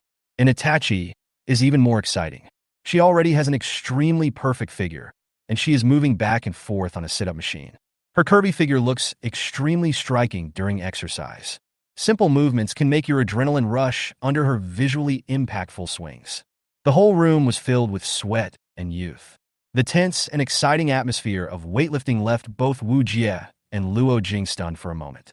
Oh, Chief Wu, you see it's the same again. When they have nothing to do, they just exercise nonstop. I've said it many times that only by arranging exercise reasonably can there be progress. Blind exercise is useless, but they won't listen to anything I say. It seems like they have developed a habit. Looking at the three people exercising in the room, Qingxiu Lian was already accustomed to it and was not surprised. After all, Qingxiu Lian is a girl, and she is a scientist. She is not aware of such scenes, and she does not realize the impact such scenes will have on men. After he finished speaking, he waited for a long time, but there was no response from Wu Jie. Commander Wu? Turning around, I saw Luo Jing and Wu Jie both staring at each other. What's wrong with you? Qingxiu Lian looked confused. Luo Jing couldn't bear it anymore, so she walked to Qingxiu Lian and whispered something in her ear. Qingxiu Lian's face turned red immediately after hearing it. Commander Wu, don't look. After saying that, Qingxiu Lian walked in and closed the door. Hey, I haven't seen enough. This is art. Art. How can you let your imagination run wild? Wu Jie kept shouting in his heart. Fortunately, he didn't shout out, otherwise Luo Jing next to him would have seen it all. Commander Wu, does it look good? Luo Jing asked with a grin. Wu Jie touched his nose awkwardly and said, to be honest, it would be a lie to say it doesn't look good, but I really didn't think wrongly. Huh. Luo Jing half closed her eyes, lengthened her voice with a very teasing tone, and glanced at Wu Jie with an interrogative look. While the two were talking, the door opened. Okay, you can come in. Qingxiu Lian said this and glared at Wu Jie. Wu Jie didn't have any self-awareness at all. I am upright and honest. I have done nothing wrong, and I am not afraid of ghosts knocking on my door. Hey, I am so confident. When I came into the room, the three people inside had already changed their clothes. They looked the same as when I first met them. When the three people inside heard that guests were coming, they changed into the clothes they wore when they first arrived according to the young lady's request. They were all curious about what kind of guest was so important that Qingxiu Lian brought him in personally. Suddenly, a familiar face was seen walking in from outside the door, and the facial expressions of the three people were very complicated. Surprise? Fear? Curiosity? Or some other strange emotion? Wu Jie couldn't tell. Hey, Chiyuki-chan, Suzuna-chan, Itachi-chan, long time no see. Wu Jie spoke in a friendly manner to lower the three people's guard. After thinking about it, it would be better to communicate in their native language so as not to make them too nervous. After hearing Wu Jie's greeting, the three of them didn't rush to speak. Instead, they looked at each other, hesitated for a long time, and finally took action. Qingxue finally moved. She was the first one to move. Biting her lower lip, Qingxue felt extremely complicated and difficult to describe. Facing the person who had defeated them personally, she didn't know what to say. She thought about a lot and hesitated a lot, but after staying here for a long time, she still didn't see the man appear. But now that he appeared in front of them, he didn't know what to say for a moment. Led by Qinxue, the three of them walked in front of Wu Jie. Huh, what are they going to do? Wu Jie looked puzzled. Thank you, Mr. Wu, for giving us a new life. From today on, you are our new master. Your orders are our life. Please, master, accept us. The three people spoke in unison, their voices shaking the sky. Wu Jie was completely dumbfounded. Chapter 65, Adopting Three Sisters. Wu Jie was completely dumbfounded on the spot. What is this about? To be honest, Wu Jie had imagined many situations before he came. For example, they would hate him, or the three of them might rush up to kill him together, or simply ignore him. But who the hell could have imagined this would be the case? These three guys are here again. Qingqiu Lin pressed his forehead, speechless. Luo Jing burst out laughing. She almost cried because of laughing. She found this dramatic scene quite funny. Please don't refuse, master. The three people didn't care about the reactions of the two people next to them at all. They only cared about Wu Jie's reaction. How can a servant force his master not to refuse? Now Wu Jie just wants to complain crazily. Later, through Qingqiu Lian's mouth, Wu Jie seemed to understand what was going on. The three Qingqiu sisters have been like lost souls since they were defeated by Wu Jie. Not only did Qingqiu Lian not abuse them, she also entertained them with good food and drink and treated them like sisters. Although they lost their personal freedom, Qingqiu Lian was really good to them. In the first few days, the three sisters were unwilling to say a word. Qingqiu Lian also tried to communicate with them, but they just remained silent. It was not until later that Qingqiu Lian came to the room again and told them about the series of events that subsequently happened to the Sakura Society and were reported in international news that they finally took action. They hugged each other and cried, crying very hard. From that day on, Qingqiu Lian finally succeeded in communicating with them, and through communication with them, she learned about the life stories of the three sisters. They grew up in an orphanage without a father or a mother. After being adopted by the Sakura Society, they began various killing training from a young age. In order to achieve various ulterior motives, Sakura Society made them participate in several brutal assassination missions. Whatever goodwill there was in the orphanage had been completely worn away by now. They turned into puppets that only knew how to obey orders, without any souls. Qingqiu Lian told them that from today on, they could start over with a new identity as long as they were willing. However, they did not rush to answer at first, but just remained silent. Later on, Qingqiu Lian would visit them almost every day, chat with them, and even install the TV in their room so that they could learn about what was happening in the outside world.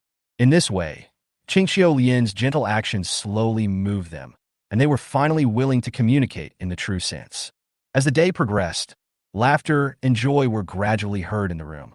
It was the first time that Qingqiu Lian saw these three poker-faced girls smile sincerely.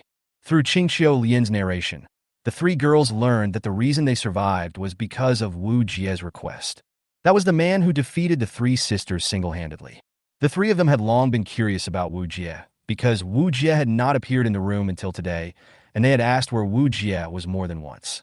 Although Qingqiu Lian didn't know why they were so obsessed with Wu Jie, she still told them that Wu Jie was a commander who was fighting Auroramon on the front line. The three girls who learned all this told Qingqiu Lian something extraordinary. It turned out that after discussion, the three of them decided to make Wu Jie their new master. Qingqiu Lian was also incredulous at first, so she asked them the reason. Finally, after answering hesitantly, Qingqiu told the truth. Influenced by the Sakura Society environment since childhood, the three sisters have always advocated martial arts. They believe that it must be God's will that Wu Jie can defeat them. They are angels sent by God. If it weren't for Wu Jie, they would definitely continue to be puppets in Sakura Society. Qingqiu Lian slowly told the truth, and Wu Jie couldn't help but sigh after hearing it. It was really fate that played tricks on him. Perhaps it was God's will. I was thinking about the melee dancers and wanted to continuously strengthen the human front line, but I didn't expect that three warrior-type dancers would take the initiative to ask to go with me. Master, please don't despise our weakness. We will train hard and try our best to keep up with you. Qingqiu buried her head and said with force. You are weak. Wu Jie thought of the first time he met Qingqiu, when he blasted a big hole in the wall with his sword. Wu Jie was speechless. Qingqiu Lian covered her mouth and laughed secretly. She didn't expect that Wu Jie would also be humiliated. Qingqiu Lian said helplessly. So as you can see, the three of them are working hard every day, saying that they want to make up for the training they missed in the past few days. So that's how it is. When Wu Jie thought of the exciting scene in the room just now, his hormones surged for a moment. I shook my head. I couldn't think about it. I couldn't think about it. The more I thought about it, the more likely something would happen. Qin Shue and the others were not bad looking, and with long-term training, their figures were comparable to those of models on the runway at beauty pageants. If they were to change into sexy clothes, such as gymnastics clothes, it would be exciting just to think about it. What the hell am I doing? I actually want to have any thoughts about three beautiful Japanese girls. Wu Jie, calm down. The main reason was that the previous erotic scene was too stimulating, and Wu Jie's masculine side was aroused.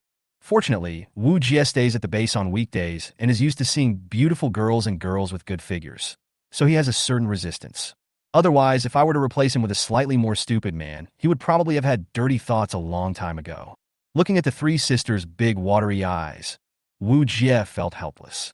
Okay, I agree, but not as a master, but as a friend, Wu Jie said helplessly. Chiyuki pouted and puffed up her lips, making an angry gesture. Then, Suzuna and Itachi followed suit. It was obvious that they were very dissatisfied with Wu Jie's answer. Chaotomadai, who did you learn these moves from? Nuye complinet. Qingqiu Lian shook her head. Where else could it be? I must have learned it from TV. Wu Jie was helpless. The actions taken by these three sisters were so destructive. After thinking for a while, Wu Jie said, Qingqiu Suzuna, Itachi, you grew up in an orphanage, right? Isn't this a question that is asked despite knowing the answer? The three of us looked at each other, not knowing what Wu Jie meant by asking this. But he nodded anyway. Well, although I don't agree to be your master, maybe changing roles will make it easier for you to accept. Master, please speak. I told you, don't call me master. That could easily lead to misunderstandings. Well then, what does Mr. Wu mean? Wu Jie hesitated for a moment, but finally said what he was thinking. If Qingqiu, Suzuna, Itachi, you don't mind, I can accept you as my sisters, and from today on you will live together as my family. Really? Really? The three were stunned. Chapter 66. Teams from various countries. When I returned to the base, it was already 2 o'clock in the afternoon. If Mingxi hadn't given me a day off, I wouldn't have been able to come and go freely in the base. After saying goodbye to Luo Jing, Wu Jie returned to the dormitory, intending to sort out his new ideas. Facing the international competition that he will be participating in tomorrow, Wu Jie is actually unsure about it. You know, in international competitions, there are many masters, and all the long-established teams of battle dancers will definitely gather together. Wu Jie read through the information of previous war dancers that he had obtained from the team leader one by one. My senior really takes care of me. Before I even started, she had already sorted out all the information for me. She also took special care of me, and even marked the people who need special attention. Wu Jie sighed, and then began to read carefully. According to the competition schedule, the international competition adopts an audition system. But because the Suzuka Battle Dance Troupe has been the champion for 3 consecutive years, they were directly invited to enter the top 16, skipping the auditions and starting the competition directly from the top 16. This is really convenient. At the same time, my senior sister really spared no effort to help me get promoted. As long as I make it into the top 8, will you promote me? Nuyes Milet. Top 8? That's too much of an underestimation of me. My goal is naturally to be first. Although I know that the senior is doing this for my own good and that she only needs to win 1 game to give me a promotion. But if I really only want to win 1 game, even if the senior doesn't say anything to me, I'm afraid the other dancers in the Battle Dance Troupe won't agree, right? Don't forget, the Suzuka Battle Dance Troupe has won 3 consecutive championships. If the streak is interrupted by me now, the consequences will be... I can't even imagine it. Thinking about it this way, Wu Jie was under a lot of pressure. Flipping through the information given by a senior, Wu Jie read it carefully page by page. The Tiger Stripe team of the United States is good at advancing tactics. They once fought against an entire column of Auroramon on the front battlefield with the strength of a single team and did not lose the upper hand. They directly defeated Auroramon completely. Although there is no Auroramon like the Firefox team that can annihilate an entire column, this strength is still quite impressive. The Tiger Pattern team was given special comments by the team leader, so it seems we need to pay special attention to it. The Goddess team of China is said to be a popular team on China's 2NEO website. They are very popular in China, but they have been runner-ups for 3 consecutive times, and are nicknamed the eternal runner-up by people on the internet. It can be said that this is a very strong team, and we should not be deceived by their 3 consecutive runner-ups. Being able to be the runner-up for 3 consecutive terms is, in a way, a symbol of strength. Wow, there's actually a giant bear team from China. This team is very good at tearing apart enemies. They especially like to get close and crush the enemy with fierce firepower. When facing such a team, we must be wary of the opponent's close-range tactics. The senior even added the words, "Be especially careful." They are worthy of being called a fighting nation. Even though all the members are women, they still haven't forgotten their national style. Wu Jie is ashamed. There is another up-and-coming team from a Middle Eastern country. The country used to be in a war-torn country, but now it is a completely different place. Not only is it strong, but it also has new technologies that other countries envy. The Vulture team is good at sneak attacks, ambushes, and trap warfare. The senior student's comments said that the tactics of this team are extremely dangerous and require special attention. After flipping through several pages, Wu Jie couldn't help but sigh. It was truly an international competition, with 100 flowers blooming and all kinds of tactics. It was truly eye-opening. Suddenly, Wu Jie stopped what he was doing, turned a page, and stopped moving. Susanoo Sentai? Susanoo is a rebellious god in the Japanese mythology. It is said that because he disobeyed Amaterasu's orders, he secretly came to the mortal world and killed the god's favorite, the Yamata no Orochi, and thus obtained the sacred Kusanagi sword, becoming an evil god who brought disaster to the people. Friends who know mythology may complain, but in order to avoid disputes, the story here is deliberately modified to be different from the original. Wu Jie read it carefully and then gasped. Everyone in close combat. Wu Jie suddenly thought of the 3 Chiyuki sisters. He wondered what tactics the Susanoo team would use. He was really curious. Just at this moment, there was a knock on Wu Jie's dormitory door. They should be here, right? We've seen enough, so it's a good time to get up and formulate a battle strategy. Wu Jie stretched and stood up. As soon as I opened the door, I heard a whoosh and a figure bumped into me. "Oh, sir, I miss you so much." It was Cecilia. Wu Jie looked at the 6 people and smiled apologetically. "Sorry, I'm treating you tonight. I'm on vacation, but I still have to trouble you to help me complete this task." "Well, sir, at this time, you're still saying such things. Aren't you still thinking about everyone in the regiment?" The group of 6 did not show up the whole day today. Wu Jie secretly asked them to do something which might be related to a battle in the near future. Nuye nodded. When he thought of the upcoming battle, he felt a vague worry. He hoped that his advanced preparation would be useful in the future. "Let's go and have dinner. What do you want to eat tonight?" Wu Jie asked. I want to eat hairy crabs." Cecilia didn't hide her thoughts at all. Sheila shook her head helplessly. Every time you mention food, your eyes light up." "Captain, you are wrong. Confucius said that food, sex, and love are the basic desires of human beings. Eating is a big deal. If you don't eat well, how can you accomplish big things?" Cecilia said, shaking her head. You're acting so literary now. When have I ever seen you study without falling asleep?" Sheila got angry when she thought of Cecilia's sloppy look. Wu Jie smiled and said, "Although Cixia is not focused when studying, there is nothing wrong with this sentence. Eating is indeed a major event in life. Only when you eat well can you sleep well and work efficiently." Boya suddenly interrupted. "By the way, sir, the commander said early this morning that we should participate in the International Dancer Military Competition. Sir, are you ready?" Minion also said, "I heard that there are so many masters in the International Dancer Military Competition. I get nervous just thinking about it. I have to fight against so many masters, and I don't know what place I can get." Phoebe sighed. "Anyway, with our strength, we'll probably just go through the motions. Although I'm not a pessimist, I've watched the live broadcasts of previous competitions, and everyone is a master. It's really hard to build up confidence." Wei Yi, who had always been relatively silent, finally spoke up. "I think that with the commander here, nothing is impossible. I believe in the commander." Chapter 67 ready to go. Because the commander has been working very hard to consider everyone. Haven't you noticed? No matter what battle it is, the commander stays up late to formulate combat strategies for us. "Do you remember how long it has been since we were injured?" Wei Yi asked everyone. Everyone began to think carefully. "Wei Yi, let me tell you, since the first day that the commander came to Zhuzhanzhan dance troupe, our team's injury rate has always been 0. Wei Yi said lightly something that none of the dancers had expected. Sheila thought about it carefully and said in astonishment, I am such a failure as a captain. More than a month has passed, and I didn't even notice anything. Amazing, sir. I have fought in dozens of battles this month, and I haven't lost a single hair. I am a core combat dancer, and I have to handle a lot of tasks that other dancers find inconvenient to complete, so my injury rate is very high. But if it weren't for Wei Ye's reminder, I would have almost ignored the fact of my injury. Minion clapped her hands, shocked to discover this.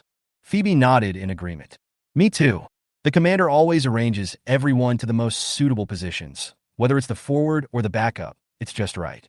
Every time the enemy is about to get close, the other teammates can just support them and avoid being hurt. If you say all this is a coincidence, it's too coincidental.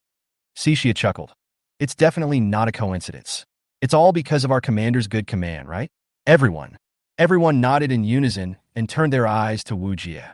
Wu Jie's face turned red, and he coughed and said, "Why think so much? Let's go eat quickly. I'm hungry." Hey, the commander is actually shy. No. The commander is blushing. The chief's expression is so cute. I want to pinch it. Ouch, don't pinch me, Cixia. I want it. Looking at the figure gradually going away, the silver-haired girl seemed to be thinking about something, with an inexplicable light flashing in her eyes. Dividing line. The next day, the Suzuka War dance troupe has welcomed an important day. The Silver Falcon team, which represents the Suzuka War dance troupe to participate in the International Dancer Military Exercise Competition, officially heads to the international arena today. As the group leader, Mingxi specially held a small farewell ceremony for Wu Jie, which is also a tradition of previous years. Major Wu, you are representing our Suzuka battle dance troupe in this competition. I wish you good luck in martial arts. In front of everyone, Mingxi was serious. Wu Jie glanced at the farewell team and did not see Gamma and Qingxiuyu. He heard from others that it seemed that these two teams had important missions. No wonder I was pulled into the competition. Neither of the two teams showed up to stop me. I don't know if they were deliberately transferred away by the team leader. The senior student really took great pains for me. Wu Jie, I will definitely live up to the mission. Wu Jie saluted, then turned to all the dancers who came to see him off. Then everyone boarded the transport plane to the international competition. At this time, many dancers were whispering in the audience. Commander Wu is indeed quite capable, but I wonder what place he will get in this competition. Alas, I don't hold out much hope anyway. In previous years, our three elite teams have always gone to participate in the competition. Although Commander Wu has some ability, I think there is a high possibility that he will fail this time. Yes, anyone with a discerning eye can see that the regiment commander intends to promote Officer Wu. This matter has spread throughout the regiment. Shook, keep your voice down. The captain is watching this side. As soon as everyone got on the plane, Cecilia couldn't help but complain. Wow, I'm so nervous. Being stared at by so many seniors, I feel like my fingernails are going to break my palms. Cecilia made a fist with her hand. Shila didn't say anything to Cixia this time, but asked Wu Jie, "Sir, are you nervous?" The commander has the same expression all the time, like a piece of wood. He is definitely not nervous. Cecilia heartlessly rushed to speak the lines. Shila rolled her eyes at Cixia and ignored her. "Sir?" Wu Jie glanced at the scenery outside the window, turned back and said seriously, "If I say I'm not nervous, it would be a lie. But whether we are nervous or not, what we have to do is to do our best. No matter how powerful the enemy is, we must always remember that we will fight back with our troops and block the water with earth. Do you understand?" "Understood," everyone responded in unison. Luo Jing, who followed the others in a battle, exclaimed, "Commander Wu is really courageous." Hearing Luo Jing sigh, Wu Jie shook his head. "It's not that I have the courage, but everyone is very motivated." After thinking for a while, Wu Jie said, "Captain Luo, you will be the first to compete in the first game this time." Luo Jing sighed, then froze for a moment. "No way. You want me to take the lead?" Wu Jie nodded. "I have checked your information, Captain Luo, and the battle footage of Captain Luo's previous battles, so I have arranged a suitable position for Captain Luo." Wu Jie obtained some authority from the regiment commander. In order to better understand Luo Jing's combat capabilities, he retrieved Luo Jing's combat records from the archives. Wu Jie, who stayed up late to do his homework, has already fully understood Luo Jing's capabilities. Although it seemed a bit like cramming at the last minute, Wu Jie was well prepared this time. "Wait, Commander Wu, I just fought together with you guys, and our tacit understanding is still a bit lacking. At least let me watch everyone's fighting methods live in the first game. Wouldn't it be better to send me to the second game?" This was Luo Jing's idea. Wu Jie did not reject Luo Jing's idea outright, but nodded and said, Captain Luo, I agree with your idea, but the battlefield changes rapidly. If we always fight a prepared battle, we will lose the ability to respond flexibly when encountering an emergency. Captain Luo, the reason for this arrangement is because I took actual combat into consideration. Only in this way can we maximize the potential of people. Wu Jie was not just saying this casually, but he really thought so. Wait, Commander Wu, isn't this a bit too impulsive? This is a military exercise, not a battlefield. Although Commander Wu, what you said is correct, I don't deny it, but one thing is another. Isn't this too extreme? Luo Jing still expressed her incomprehension. She felt that this was too frivolous. Wu Jie smiled and said to Luo Jing, Don't worry, I won't fight a battle without confidence. If there is any accident, I will bear it alone. Luo Jing was silent. There was a sense of dominance and unquestionability in Wu Jie's words. Looking into Wu Jie's eyes for a moment, she didn't know what to say. Chapter 68 World Famous City. World Famous City, Berlin. Okay. I believe in Commander Wu's decision. Military orders are as firm as a mountain. I will leave my life to Commander Wu. After all, this is also a battlefield. Wu Jie smiled with relief. It was good that she understood what he meant. As time passed, the transport plane slowly drove into a special city. Berlin, a city full of history, is no longer the green city it once was in ancient times. High-rise buildings, hovering cars speeding by, and holographic advertisements are spread out like a huge canvas in this jungle of buildings. The city, full of a sense of technology, is surrounded by Brandenburg in a star-studded way. Various luxury cars occasionally fly by the surrounding city walls that are dotted with white light. This is the capital of the country and a city that ranks among the top in the world's economy. It is also the organizer of this international dancer military exercise competition. From time to time, slowly floating advertising airships would appear from the sky. At this moment, a beautiful blonde and blue-eyed woman was singing on the holographic screen, creating an atmosphere for this military exercise competition. Everyone looked at the magnificent scenery and started talking about it. They were deeply attracted by this city full of technology. Wow, it's Neva, Miss Neva. Xixia's nationality is Chinese. When she saw the star of her country, she was immediately excited. Xila pointed at the blonde beauty on the holographic screen on the airship and said, Xixia, do you know her? Xixia said quickly, Captain, you are such a fool. I have told you more than once that my favorite singer is Miss Neva. She is a star in our country, and she is also a war dancer. War dancers from many countries join the army just because of Neva. So that's how it is. Miss Neva is truly a respectable person. Xila exclaimed after hearing this. However, Wu Jie frowned. He didn't expect that the captain of the Tiger Squad was actually a national star. When I was looking at the information before, I only saw the annotation on the information given by the team leader saying that he had a certain fame. I didn't understand it at the time, but now I understand it. This is not just a certain level of fame. This is simply attracting worldwide attention, right? This is an international competition broadcast live around the world. Does the senior have any misunderstanding about fame? Wu Jie was very puzzled. Ahem. Mingxi, who was far away in the group, sneezed. Who is talking about me? Really? Am I catching a cold? Mingxi was confused. Sir, what do you think of our country's star, Miss Neva?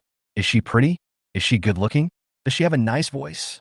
As if expecting Wu Jie to give an answer immediately, Xixia stared at Wu Jie with starry eyes.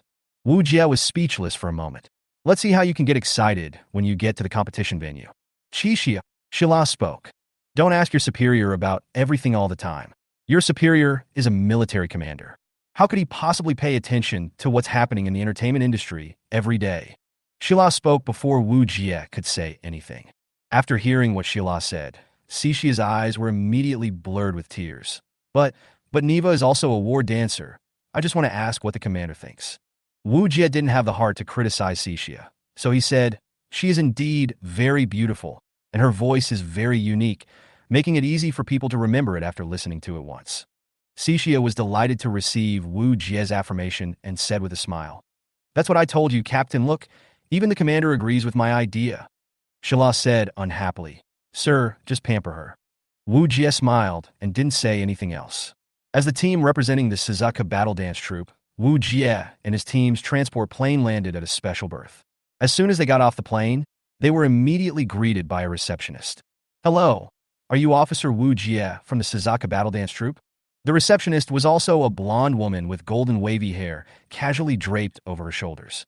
He spoke Chinese so fluently that Wu Jie couldn't help but admire him inwardly. He probably read Wu Jie's information and knew that he was a dragon citizen, so he used Chinese. The tight black business suit wrapped up her curvy figure, and coupled with the unique aura of Europeans, Wu Jie remembered her face as soon as they met. Pretty yet elegant, bold yet not vulgar. Hello, I'm Wu Jie, the supreme commander of the Suzaka Battle Dance Troupe. Those behind me are my comrades in arms. Wu Jie replied calmly. Wu Jie was neither humble nor arrogant, neither overly friendly nor overly distant, and the receptionist who came to greet him nodded secretly. Okay, thank you Suzaka Battle Dance Troupe for your support of this competition. As one of the organizers, our superiors have ordered all of us to receive every member of the Suzaka Battle Dance Troupe. Please follow me. With a gentle and friendly tone and natural and smooth movements, the blonde receptionist led the way for Wu Jie and his group with a smile on her face. Is this the treatment for winning 3 consecutive championships? Wu Jie couldn't help but sigh inwardly. Led by the receptionist, everyone came to a spacious and bright hall. The entire hall is extremely spacious, but not deserted. There is a constant stream of pedestrians coming and going, both men and women of all races and nationalities. The ceiling was so high that it seemed as if there was no end in sight. A huge crystal chandelier hung in the center of the hall. Countless unknown gems refracted the light, making the chandelier sparkle. A bright red carpet was laid directly in front of the gate. 2 black guards in black suits and sunglasses were constantly scanning the pedestrians coming and going, alert for any possible threats. After strict security checks at the gate, everyone was allowed to enter the hall. This is the highest administrative hall in the country. Since the organizer is the government, the participants of this competition will be fully arranged by the government for accommodation. Considering the personal safety, food safety, and hygiene safety of the participants, comfortable and safe accommodation has been arranged for the participants in the government apartment complex in the administrative district. The receptionist said as she walked inside. Oh, by the way, I haven't introduced myself to you yet. My name is Alyssa. Please feel free to call me by my name. If you have any questions, you can call my work number through the administrative network. I will serve you wholeheartedly at any time. Alyssa introduced herself to everyone in fluent Chinese, and her fluency made everyone ashamed. Profesional. So professional. No matter the attitude of service or the tone of voice, it gives people a feeling of being bathed in spring breeze, and people do not feel any dissatisfaction at all. Coupled with the magnificent environment of the country's administrative center, it inspires awe. Is this Berlin, the world's top metropolis? Chapter 69 Takahashi Ayaka. Since the competition does not start immediately, it will not officially begin until all members are present. Of course, there is a time limit, which is tomorrow night at the latest. Wu Jie now has 1 day to prepare. Before that, Wu Jie has copied a lot of information about previous competitions from the team leader to his tablet. I guess I'll have to stay up late again tonight. Rubbing his eyebrows, Wu Jie felt a little tired. It seems that I need to rest for an hour at least. Otherwise, I won't be able to stay up late at night. The apartment complex is 1 kilometer behind the administrative center, and a reception car has been prepared and is already waiting for Wu Jie and his party. Following Alyssa's steps, everyone got on the car and soon arrived at the apartment complex. This is the government apartment complex, which is specially used to entertain guests from afar. It has everything you need for cleaning utensils, kitchen furniture, office living room, leisure and entertainment, and combat meeting rooms. In addition, there is a small commercial center in the middle of the apartment complex. Whether you eat or consume, everything is free, and guests don't have to spend a penny. Alyssa introduced in a professional tone as she walked, and everyone nodded repeatedly. Is this the strength of being the organizer? The hospitality was too good. It was just like being on vacation, and Wu Jie didn't have to pay for the consumption and entertainment. Moreover, the apartment complex adopts a new linked building model, with buildings connected to each other. Not only can you move freely between different buildings, but you can also see the panoramic view of the outdoors from the corridor at any angle. Whoa, the bed here is so soft. Cecilia threw herself onto the bed and rolled back and forth like a little child. Shala held her forehead and said helplessly, Chisha, can you be more ladylike? Hey, who makes it so comfortable to live here? I've heard about this apartment complex before. It's specially used to entertain guests from all over the world. This is my first time coming here as a foreign guest. I'm excited just thinking about it. Everyone was curious and looked around the room. Only Wu Jie stood outside the door and said to everyone, "You guys play first. I'm going to go downstairs to buy some things." "Hey, whatever the boss is going to buy, I want to go too."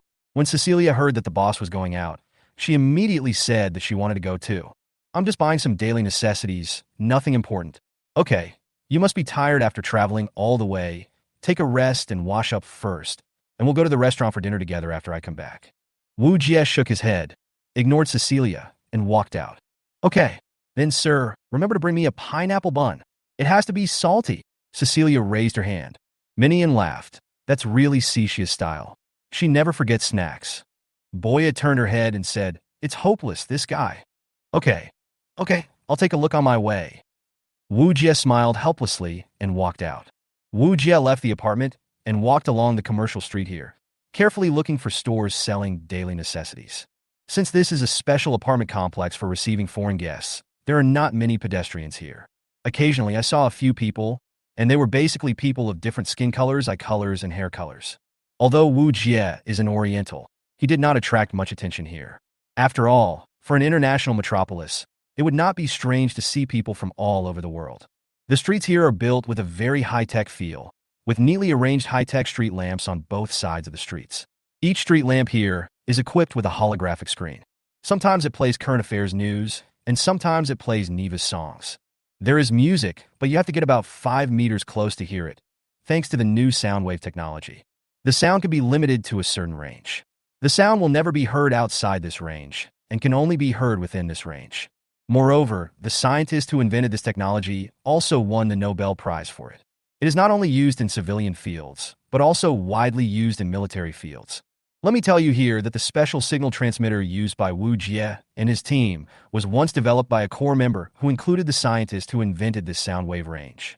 His special range technology was also used in it, so that the signal could be transmitted to other special signal receivers through special methods without alarming the Auroramon.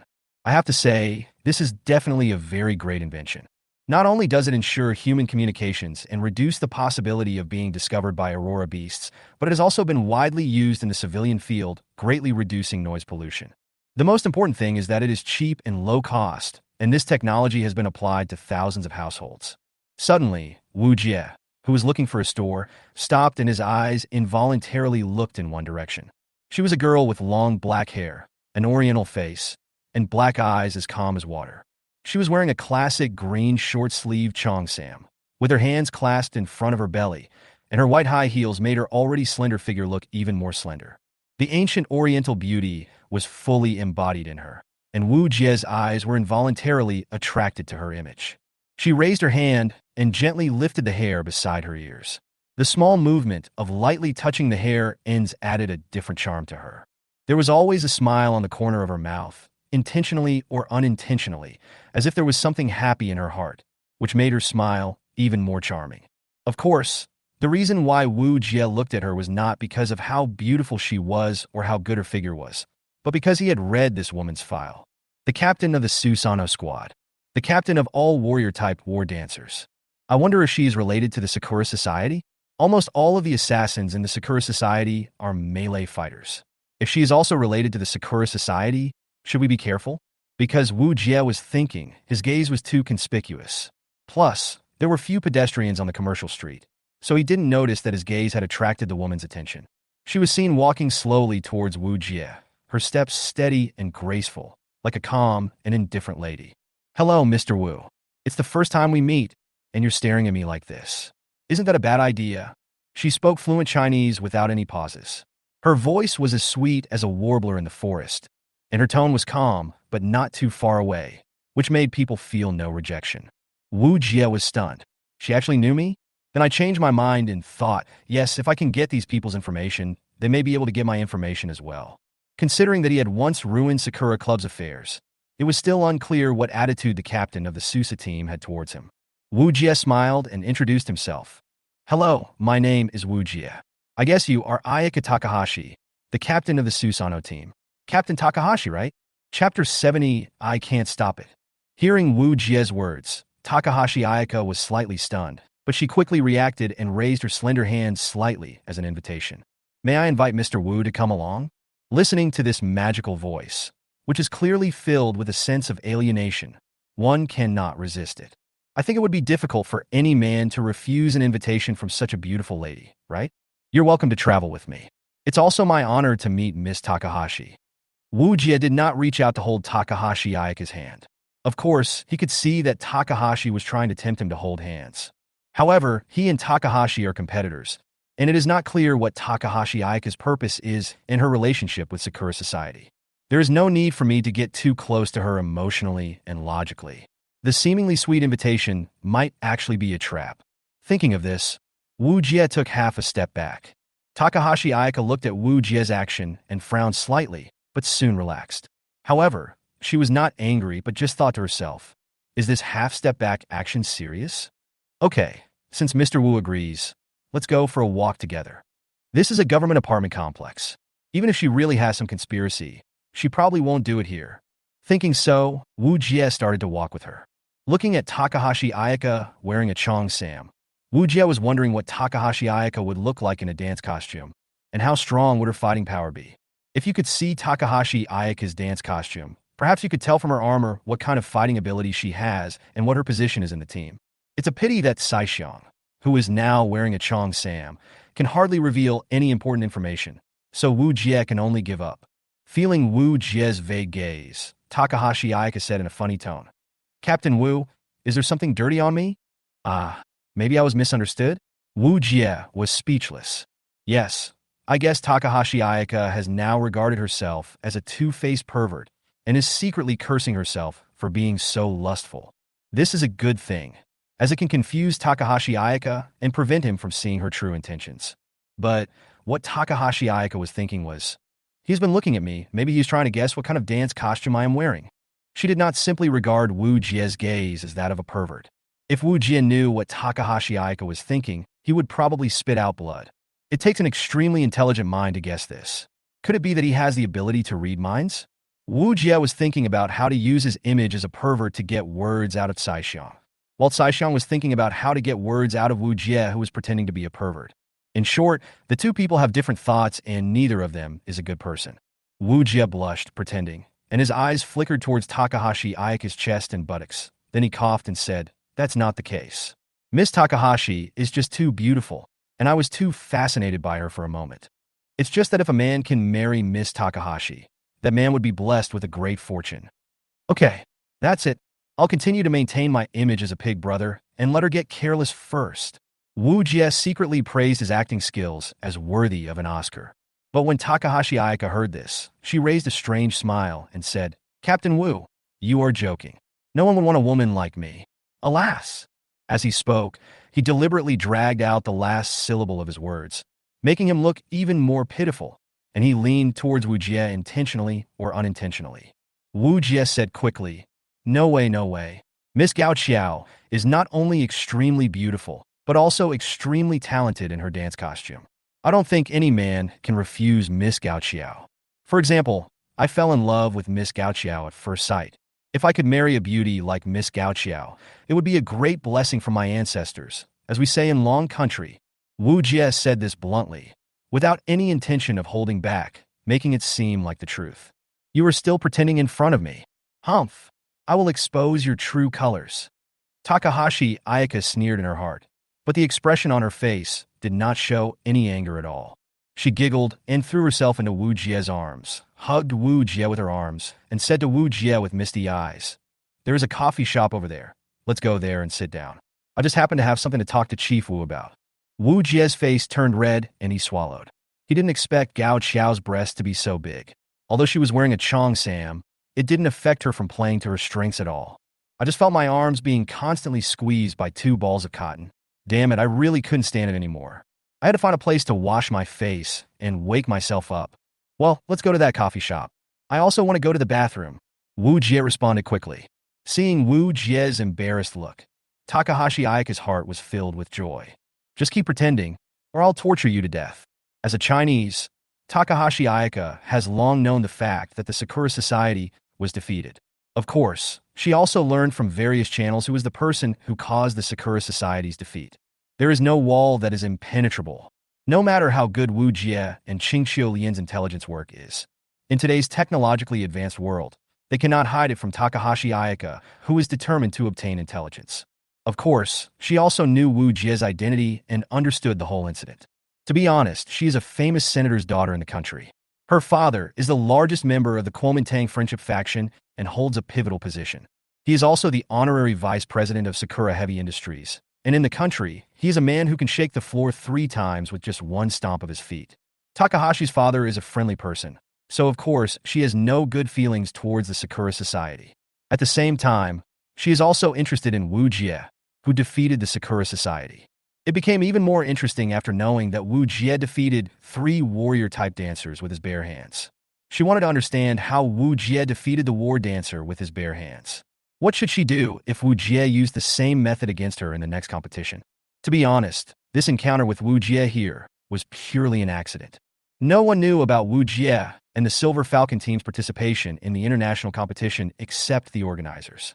If Takahashi Ayaka had not investigated Wu Jie a long time ago, it would be impossible for her to know so much about Wu Jie. In addition, Wu Jie and Takahashi Ayaka both came here to participate in the competition at the same time. There is really nothing I can do about it. It is purely a fateful encounter. I can't stop it even if I want to. Chapter 71: Aquatic Flowers. When Takahashi Ayaka came to the coffee shop, the first thing Wu Jie did was to go to the bathroom. You want to ask why? Maybe Wu Jie's temperature was a little high? Or maybe he accidentally stained his clothes? Wow! The cold water soaked Wu Jie's face. Overwhelmed by the refreshing feeling, Wu Jie instantly regained his former composure and confidence. Looking at the young man in his early 20s in the mirror, Wu Jie smiled helplessly. Who would have thought that I, the top graduate, would now have fallen to the point of selling my body? Back in the lobby of the coffee shop, Wu Jie's feet stopped for a moment. At this moment, Takahashi Ayaka actually changed her clothes, and Wu Jie had no idea when she changed them. Could it be that this woman always carries 2 sets of clothes with her? No yevon did it. At this moment, Takahashi Ayaka, wearing a Japanese yukata, sat quietly in front of the window of the coffee shop, looking out the window quietly. Unlike before, there was a hint of melancholy in her eyes at this moment, and her black eyes reflected colors like a rainbow. The black hair was lightly combed into side bangs, revealing the looming left half of the eye, and was tied into a ginkgo leaf shape with a hairpin. When you look closely, it shows a luxurious temperament. Aquatic flowers woven from pure cotton bloom from the collar of the yukata to both sides. Against the backdrop of the aquatic flowers, the dark purple yukata gives the sitting Takahashi Ayaka the illusion of a beautiful girl from a small family. Her slender hands were lightly folded on her legs. Her body was straight and meticulous, and her lightly made-up face was indescribably beautiful and refined. Sorry, Miss Takahashi, I'm back late.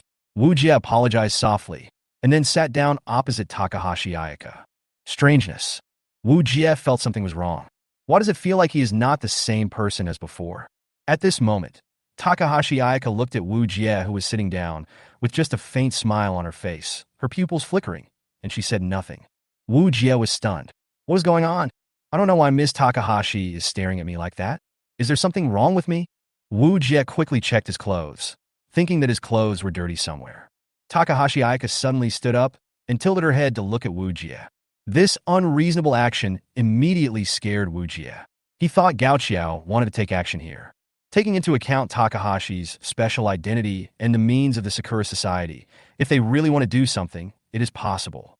Wu Jie's muscles were tense, his eyebrows were slightly raised, and he watched Takahashi Ayaka's every move nervously. As long as she dares to take action, I can't just sit there and wait for death. Looking at Wu Jie, who was nervous and staring at her, Takahashi Ayaka smiled. Even when she was smiling, her movements were very graceful. The voice was not loud. She gently covered her small mouth with the fingertips of her right hand, and her laughter was as loud as a silver bell, which did not make people angry at all. Laughter? Or joy? Wu Jie couldn't tell. He just felt that Takahashi Ayaka looked very weird. Not only did he change his clothes, but he also kept laughing in front of him. No matter what kind of laugh it was, Wu Jie felt a little uncomfortable. I don't know, Miss Takahashi. What are you laughing at? Wu Jie suppressed his emotions. Facing such a dangerous beauty, he had to be extremely careful. Sister, it seems that you are right. Commander Wu is really an interesting person. Takahashi Ayaka spoke, but the voice was completely different from that of the same person. Wu Jie was stunned on the spot. Sister? Could it be that? Wu Jie was shocked. At this time, a figure stood up from behind Wu Jie, as if he had suddenly regained his invisibility. Invisible force field? Wu Jie reacted immediately. I see. Wu Jie understood that Takahashi Ayaka deliberately hid herself by using invisibility, and then replaced herself with her own sister to seduce him. This woman, what is she doing now? Just call me Ayaka, Commander Wu. The pleasant voice of Ayaka Takahashi came. As she spoke, she walked over to her sister, and they sat side by side. The two sisters who look exactly the same but dress in their own unique styles sitting side by side are a feast to the eyes. Although they are rivals, Wu Jie couldn't help but sigh in his heart that it is a blessing to have such an opponent. Takahashi Ayaka made an introduction gesture with her hand and said, Ayaka, my sister, the adjutant of the Susanoo squad. Commander Wu, I think you should know me now, right? Wu Jie nodded and said politely, Wu Jie, nice to meet Miss Saixing. Takahashi Ayaka smiled and said, Captain Wu, you looked really funny just now. I've seen quite a few people like you, but you're the first one. Wu Jie was stunned. Why am I so interesting? Isn't this the reaction a normal person should have? I don't know it's Saixing, so isn't it normal to think she's Saixiang at first glance? I don't know what's interesting about what this woman said. In case Wu Jie didn't understand what was so interesting, Takahashi Ayaka added, Chief Wu is the first person whom my sister doesn't find offensive. Huh? That's it? Wu Jie was stunned. What's so interesting about this? Just because your sister doesn't dislike me, I'm interesting? I'm afraid it's the plot of some third-rate novel. As long as the male protagonist appears, girls will find him interesting. Wu Jie stroked his forehead and felt that it was so tiring to talk to this inhuman person. He had no idea what she was thinking. Wu Jie thought about it and decided to forget it. He didn't care about the problem in her words, but said, If Miss Saixing thinks it's interesting, then it's interesting. I'm just an ordinary person. I don't think I'm interesting. Why don't you explain it to me? Saixiang glanced at her sister and saw that she was silent. After thinking for a while, she decided to tell Wu Jie the reason. Commander Wu may not know that Saixing is different from ordinary war dancers. Since the war dance core was implanted, Saixing seems to have gained a talent that others do not have. Wu Jie immediately became interested. This was the first time he had heard of it.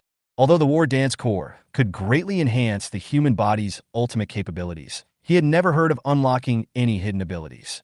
Kai Xing can read minds. Kai Xiang said something seemingly calm, which made Wu Jie drop his jaw. Wu Jie was stunned. Is it really okay to tell himself such important information? Wait, it's such an important thing. Is it really okay to tell me? This is what Wu Jie thought in his heart. Kai Xiang expected Wu Jie to have this expression and explained calmly. Actually, this is not a secret. It's just that Commander Wu doesn't know about it. When Kai Xing unlocked this talent, it was spread by the people in the base. So the commander just doesn't know it now, but he will know it in the near future. Instead of that, it would be better for me to tell him myself. After listening to this, Wu Jie did not say anything, but carefully thought about the meaning of Takahashi Ayaka's words. Chapter 72 Mind Reading. Powerful young ladies like them are bound to be the focus of various forces. There must be all kinds of spies around them, in their lives, at work, or among their parents' friends and colleagues. When they were implanted with the war dance core, they were definitely monitored the entire time. Maybe when the sisters were communicating with each other, the younger sister told her older sister about her ability, and the sound of speaking and lip reading are not difficult to capture and analyze in this era. Thinking of this, Wu Jie felt relieved. So, Wu Jie said, since Miss Saixing said so, I can't say anything. After all, we live in such an era. Freedom is only relative. After listening to this, Saixing was very happy that Wu Jie was not stupid and quickly understood what she said. If Wu Jie can't even think of this, there is no need for me to tell Wu Jie the truth. Commander, Wu really won't let me down. I'll tell you the answer to why I said it was interesting. I'm all ears. Wu Jie waited for the answer. In fact, calling it mind reading is just a bluff. It's better to say that my sister can keenly perceive micro-expressions, micro-movements, and even changes in cells and body fluids. She has dynamic vision, static vision, eagle vision, and microscopic vision that are far superior to ordinary people. In addition, my sister used to be a doctoral student in psychology. For her, every move of human beings is no secret in front of her. After Takahashi Ayaka finished speaking, she carefully observed the changes in Wu Jie's expression. After hearing this, Wu Jie was surprised for a moment, and then he thought of a series of possibilities. First of all, the Susanoo team is composed of all melee-type battle dancers, And Saixing has such powerful visual abilities. Combined with her extremely abnormal dynamic vision, she has an absolute, overwhelming advantage when fighting the enemy head-on. Every move of the enemy may appear as slow as a snail in her eyes, just like the slow motion in the Matrix. She can even capture the enemy's sweat, eyes, and subtle adjustments in movements. Then Takahashi Ayano can steadily formulate combat strategies and tactics, or respond quickly in actual combat, which will give people an incredible illusion. It can be said that whether it is a frontal battle or a sneak attack, it is like child's play in front of her. In other words, there is no chance of winning unless you find her blind spot or when she is careless. This Takahashi Ayano is such a tricky person. Takahashi Ayano looked at Wu Jie's expression, movements, and eyes, and suddenly whispered a series of words into Ayano's ear. Saixing's eyes were slightly surprised, and she said with a smile, "Commander Wu is really interesting. He's the most interesting person I have ever met. Don't repeat the same thing several times, Miss Saixing. Otherwise I will think that you are deliberately trying to drug me and paralyze me." Wu Jie was brought back to reality by Saixing's words and said helplessly, "By the way, didn't you say you wanted to tell me why I'm interesting?" Takahashi Aika then said, "Well, it seems that unless Commander Wu fully understands it, there is no way to understand what is the most interesting thing about you, Commander Wu. Commander Wu, haven't you noticed that from the moment we first met until now, Commander Wu has only been thinking about his own plans, operations, and competitions?" Wu Jie was stunned. Is mind reading so scary? Even this can be calculated. Looking at Wu Jie's astonished expression, Takahashi Aika smiled triumphantly. "That's why I said this is what's interesting about Commander Wu." Wu Jie couldn't laugh anymore and asked seriously, "What do you mean?" "We sisters are not bragging. With our beauty, few people will not be moved by it. From the first moment we met, Commander Wu retrieved our information at the first opportunity. The reason was that Commander Wu said my name in one word." Takahashi Aika said with a smile. Wu Jie was stunned. He didn't expect that this could be seen as intelligence collection, but it was also true that two strangers who didn't know each other recognized each other as soon as they met. This was indeed too abnormal. Okay, but Saixing was not there at the time. Does that mean Miss Saixing can also read minds? Wu Jie asked a key question. Kai Xiang shook her head. Did Commander Wu forget that we, the war dancers, have an internal communication system? The person I was waiting for was my sister Kai Xing, and she was on the right side of Commander Wu, but Commander Wu didn't notice her at the time. What a mistake. I actually forgot about this. I'll have to go back and write another 30,000 words self-criticism. Wu Jie cursed himself inwardly and slapped his forehead. Then, Saixing was seen mumbling to Saixing again. Saixing chuckled after hearing this. Commander Wu, don't be so nervous. In fact, we have no ill will towards Commander Wu. But I still don't see what's interesting about me. Wu Jie had to change the subject again. That's the problem, Commander Wu. All the boys who have come across us, without exception, have had some secret plans for us, no matter if they are high-ranking officials or ordinary people. No matter how well they hide it at the beginning or how nicely they speak, they will always try to do something to us in the end. Wu Jie was speechless. This is interesting? Please don't make fun of me, okay? I'm going to make dirty comments about these two sisters who are strangers to each other in my mind. I'm not that boring. But Commander Wu is a little different. From the moment he saw us, whether it was the conversation or the various tests I just put you through, no matter how lascivious Commander Wu acted, he was always trying to get information from me. Am I right, Commander Wu? Wu Jie was almost dumbfounded after hearing this. This mind reading is too foul, it's almost the same as cheating. Wu Jie has already imagined the next game. If he meets this team, he would better surrender and admit defeat. Our intelligence was stolen before the battle even began. If Saixing uses an invisible force field and lurks near us, wouldn't all of his tactical intentions be exposed with just one look? This is too scary. There's no need to continue playing. Who would want to compete with someone who uses cheats? It's so unfair. Mumbling, Saixing whispered something to Saixing again. After hearing this, Saixing laughed even harder. Don't be nervous, Commander Wu. Don't worry. We can assure you that we will never use mind reading during the competition. Wu Jie was a little unconvinced. Who would be willing to give up such a convenient ability? After all, this is your trump card to win the championship, isn't it? Chapter 73, Mutation. Actually, Commander Wu doesn't quite understand that having the ability to read minds may not necessarily be a good thing. Takahashi Ayaka said as she gently stirred the coffee in front of her with a spoon. Question mark? Wu Jie made a questioning gesture. Just now, I told Commander Wu that our mind-reading ability is no longer a secret. Wu Jie nodded and motioned for her to continue. Because of this, we have been targeted by several forces. Although we are the daughters of the senator and have a certain status and position, others dare not touch us easily. But time is constantly advancing, and nothing in the world remains unchanged. If one day we lose our current identity and status, what will happen to us? Wu Jie was speechless. Hearing this, he could basically guess something. He was very clear about the darkness of human nature. Once Takahashi Tsaishing, who possessed such superpowers, lost her protective color, she would definitely become the focus of all forces. Tsaishing can't use mind reading all the time. For example, when they're sleeping or sick, no one can guarantee that they will be fine. Tsaishing touched her hair and continued. That's why we want to find a reliable husband, someone who is clean and flawless and has no strange thoughts towards us. Only in this way can we be protected in the future. Hearing this, Wu Jie suddenly felt something was wrong. What did this have to do with that? Husband? Xiao Madai, you two should talk to me separately? Seeing Wu Jie's surprised expression, Takahashi Ayano laughed. Her laughter was very clear and sweet.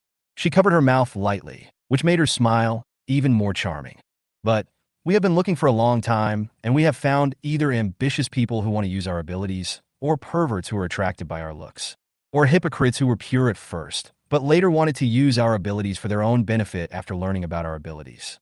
Time and again, we have tried countless methods, but we still cannot find someone who satisfies us. As a result, we gradually understand what human nature is, and we also understand the dark side of human nature. After hearing this, Wu Jie seemed to understand. It seems that having the ability to read minds may not be a good thing. Being able to check other people's mental states at all times is convenient, but it will also make you lose more. Why not try to rely on yourself? With such powerful abilities and your background, if you keep moving up to higher positions, no one will be able to do anything to you. Wu Jie proposed a solution.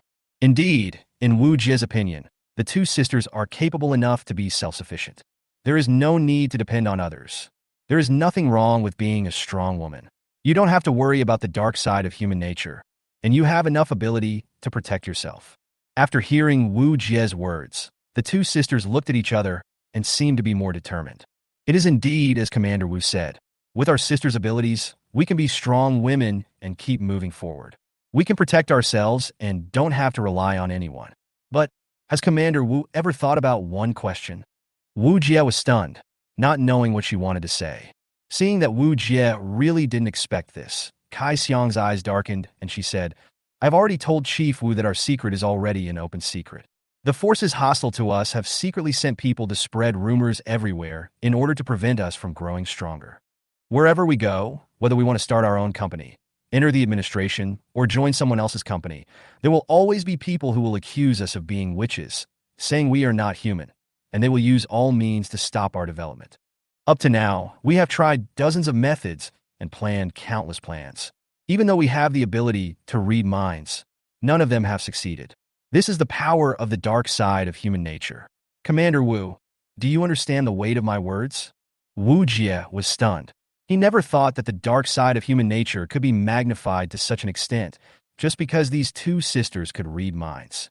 There are so many forces jumping out to hinder their development, and there are so many hands that want to plot against them. As long as we are on Earth and in human society, it is extremely difficult to avoid this situation. So, my sisters and I came up with a solution. Joining the army is the only way to temporarily avoid obstruction from the outside world. Although those forces are very powerful, the army is a sacred place. It is not easy for them to get their hands in. We came here to participate in the International Dancer Military Exercise Competition this time. We also discussed with my father and came here for vacation. We are not interested in winning the championship. We just want to come here to avoid the limelight because those forces are secretly trying to make a move on us. Wu Jie remained silent and said nothing. He didn't know why Takahashi Aika told him so much information. Wasn't she afraid that he was also a member of the dark forces and that I might take action against her? Is it trust or stupidity? Are you so sure that you are a good person just by reading minds? Moreover, people will change. Having the ability to read minds is a good thing, but it does not mean that reading minds can change a person's personality. Seeing that Wu Jie didn't say anything, Kai Xiang continued. So please rest assured, Commander Wu. In the competition, apart from dynamic vision, We will never use mind reading on Commander Wu.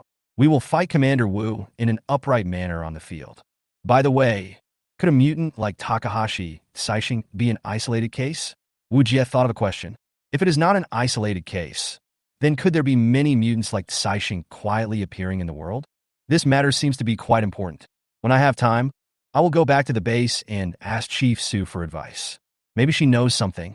After all, she is one of the core researchers of the Chiyuan project. Then what does your ultimate goal have to do with me? Wu Jie asked the most important question. Takahashi Ayaka said so much and laid so much groundwork before. She must have wanted me to understand the situation of the two sisters and win my sympathy. However, I have no identity, status, or background to be proud of, and I don't have the confidence to fight against those dark forces. At least, not now. My ability is not strong enough. If I forcibly accept the sisters' request, it would undoubtedly be a disaster for me. Wu Jie has an emotional side, but he is by no means a saint or gentleman. He will not be completely moved by the other party's words. Before, the identities of the three Chiyuki sisters were not too special, so he was still able to protect them, but it was different for Takahashi Ayaka and Takahashi Ayanoshi. Their abilities are too strong, and their secrets have almost been revealed. They are also the daughters of friendly senators from the Kuomintang. These layers of halos are the source of pressure for Wu Jie. Chapter 74 Dark Forces. If I continue to rise in the ranks in the army, if I become a general, I might be able to protect them, but now, Wu Jie laughed at himself and said, I might as well think about what to eat tomorrow morning. Seeing that Wu Jie asked the most crucial question, Kai Xing whispered something to Kai Xiang again. After hearing this, Sai Xiang also fell silent. For a moment, the atmosphere in the coffee shop became a little deserted. 1 second, 10 seconds. Time passed, and the three people just remained silent, as if there was a huge rock separating Wu Jie and the Gaoqiao sisters, and the air was so stuffy that it made it difficult to breathe. I know that Commander Wu will be promoted in the near future under the care of Captain Sisko. I hope that Commander Wu will be able to incorporate us sisters into his company when the time comes. Hiss. Wu Jie took a breath and said, Wow, this is a big hit for me. Takahashi Ayaka blushed and said, Moreover, we sisters will also provide Chief Wu with a certain amount of financial support as a gift for joining the group. But please rest assured, Commander Wu, the matter of joining the group will naturally be negotiated by the friendly faction of our country, so Commander Wu does not need to bother to file it with the head of the group. I seem to have heard that Commander Wu has always been fascinated by the diversified warfare model. As long as I am here, I can also provide support to Commander Wu, even financial assistance, with the Land-Sea composite dancer costume and the warrior dancer. Good guy, good guy. This is another king bomb. Can you even see it in the content of the comprehensive vision of land, sea, and air that I recently wrote? No, this is definitely not mind reading. There is a reason. Could it be that there are people in the base? Seeing Wu Jie's shocked expression, Sai Xiang and Sai Xing both smiled triumphantly. That smile looked like victory, which made Wu Jie feel helpless. You are indeed a woman who can read minds. Well, you have discovered this. You really have found my weak spot. To be honest, the captain didn't tell me in advance whether to reorganize the team or recruit more dancers after my promotion, so this thing may really work. But don't forget, I'm only providing you with places. I can't guarantee anything else. It's up to you whether you can pass the team leader's test. Wu Jie was really annoyed by this pair of sisters. They had just met, but they trusted him so much. Mind reading was really convenient. The two looked at each other, stood up happily. The joy on their faces was beyond words, and rushed to Wu Jie's side and sat down on his left and right. Thank you, Chief Wu. This is considered as early employment. Thank you, Chief. Sincerely. Sai Xiang said this and kissed Wu Jie on the face. A shallow lip mark was left on Wu Jie's face, but Wu Jie was unaware of it. Sai Xing was not as unrestrained as Sai Xiang. She just sat quietly and looked at Wu Jie. Her eyes seemed to contain countless thoughts. Being surrounded by these two twin sisters, Wu Jie cried out that he couldn't bear it. Who could bear this? Wu Jie thought about it and still felt a little confused. Let me ask you a question. Wu Jie asked. Excuse me. Sai Xiang was in a good mood now and answered all questions. You trust me so much, it's definitely not because I'm handsome or because you fell in love with me at first sight, right? Although I'm not ugly, I'm not confident enough to be stunningly beautiful. How can you two trust me so much? This is what Wu Jie thinks in his heart. He believes that everything happens for a reason and nothing happens without a reason. Love at first sight? It sounds nice, but in fact it is just lust after beauty. Do you trust strangers completely right away? Wu Jie is not a naive person. Even if they have the ability to read minds and can see through his thoughts, so what? Does it mean that a person is a good person? Just kidding. Wu Jie is not yet confident that his personal charm is strong enough to attract women wherever he goes. Hearing Wu Jie's question, Kai Xiang did not rush to reply. She glanced at Kai Xing and saw her nodded before answering.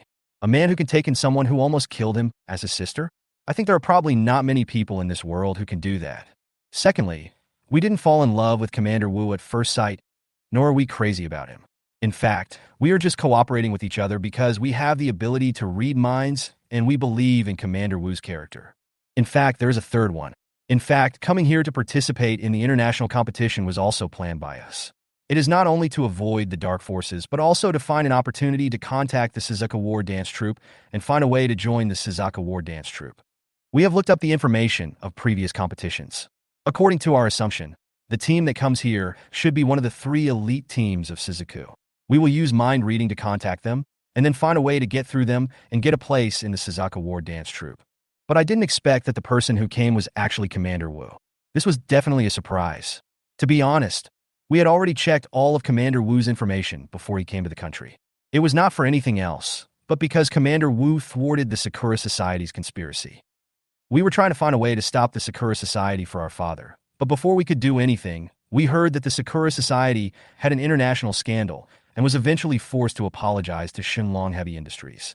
We were curious at the time, who was so powerful that they defeated the Sakura Society. So, through layers of investigation, we discovered your existence, Commander Wu. At first, we just regarded Commander Wu as an ordinary commander, nothing special, but then we discovered the battle in which Commander Wu took the core of the war dancer with his bare hands.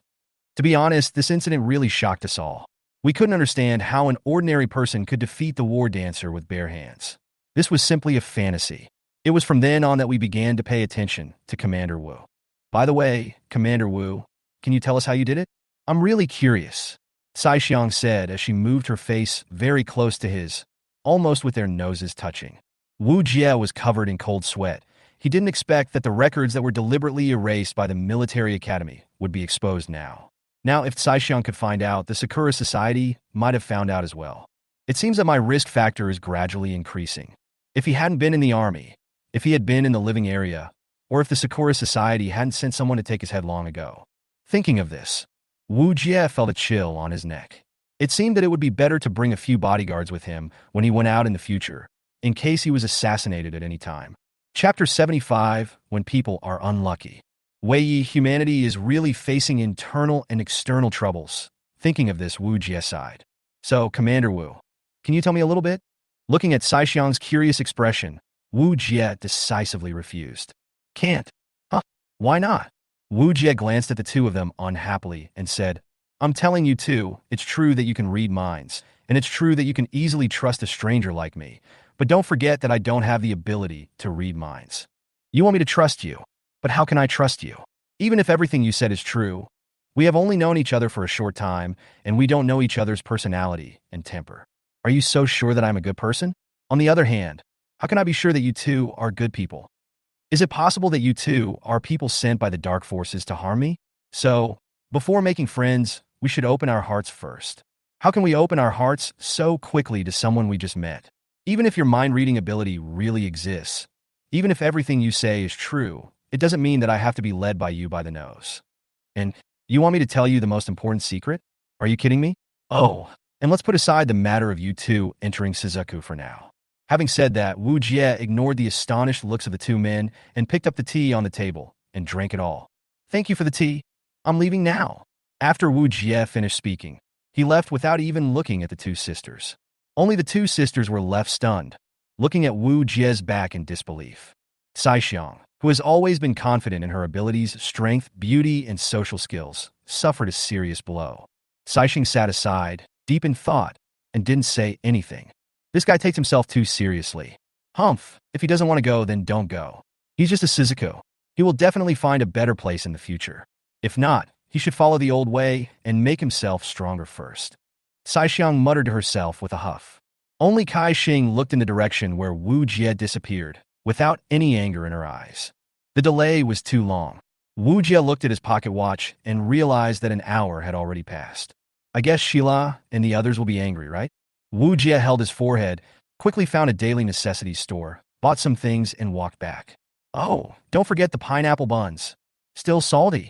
When I walked back to the dormitory, I could hear laughter coming from inside and the occasional laugh from the crowd. Tell me, what are everyone talking about in the hall? They look so happy. Wu Jie was a little curious, but now was not the time to be curious. It was already time for dinner, and they were probably already hungry. Hi everyone. Are you hungry? It's time for dinner. Let's go eat together. Wu Jie greeted everyone as soon as he came back. As a result, everyone looked at Wu Jie, then quickly ignored him and continued chatting about their own things. What's going on? Wu Jie was dumbfounded. What was going on? Oomph. Someone snorted.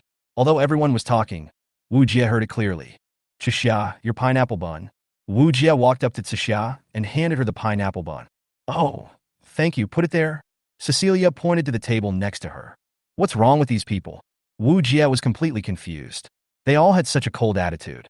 Sheila, Captain Sheila. Wu Jie started out speaking in a low voice, then spoke loudly. Commander Wu, please speak a little more quietly. Sheila glared at Wu Jie with dissatisfaction. What's wrong with you? You are like stones and don't even respond to me. Wu Jie was speechless. At this time, Boya said in a sour tone, it's because of someone who went out for a long time and didn't come back, which made us all worried. As a result, when we went out to look for that person, it turned out that that person was hugging people left and right, so unhappy. Where is our existence? Don't you agree? Wu Jie was speechless. How do I explain this?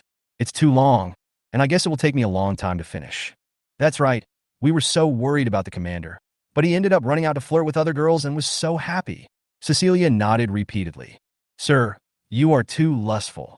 Phoebe's words were still so concise. Minnie chuckled. The commander is at an age of high temper after all, and those two sisters are so beautiful. If I were the commander, I would definitely not be able to control myself. Wei Yi sighed.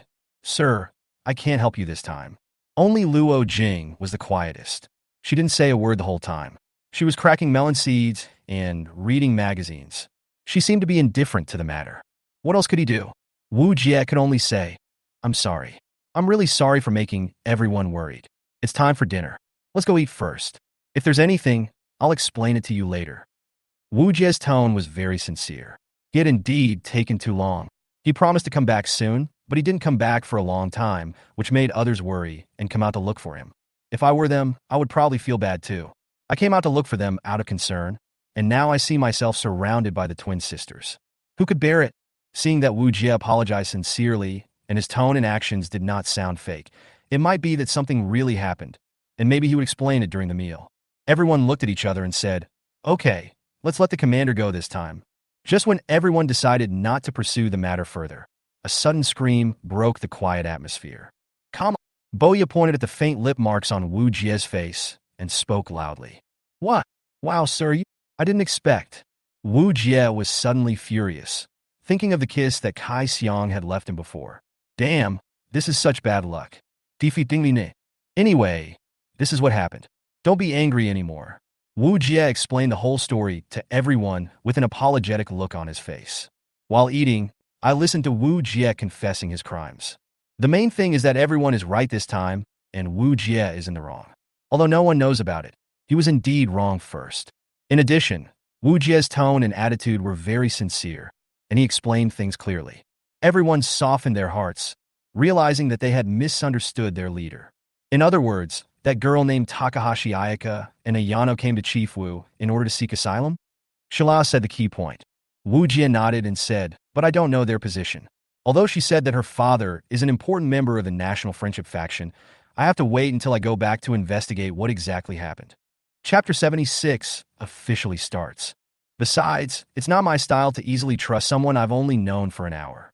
Besides, this matter is of great importance. Considering that I may be promoted to company commander in the future, the person to be selected for the expansion will definitely be very important. If you rashly agree to someone's request without examination and verification, it would be too frivolous and immature. So I think it is necessary to let everyone know about this matter. Besides, the fact that Saixing has the ability to read minds is no longer a secret. Telling everyone in advance is also to give everyone the right to know. If I conceal this matter, it means that I have selfish motives.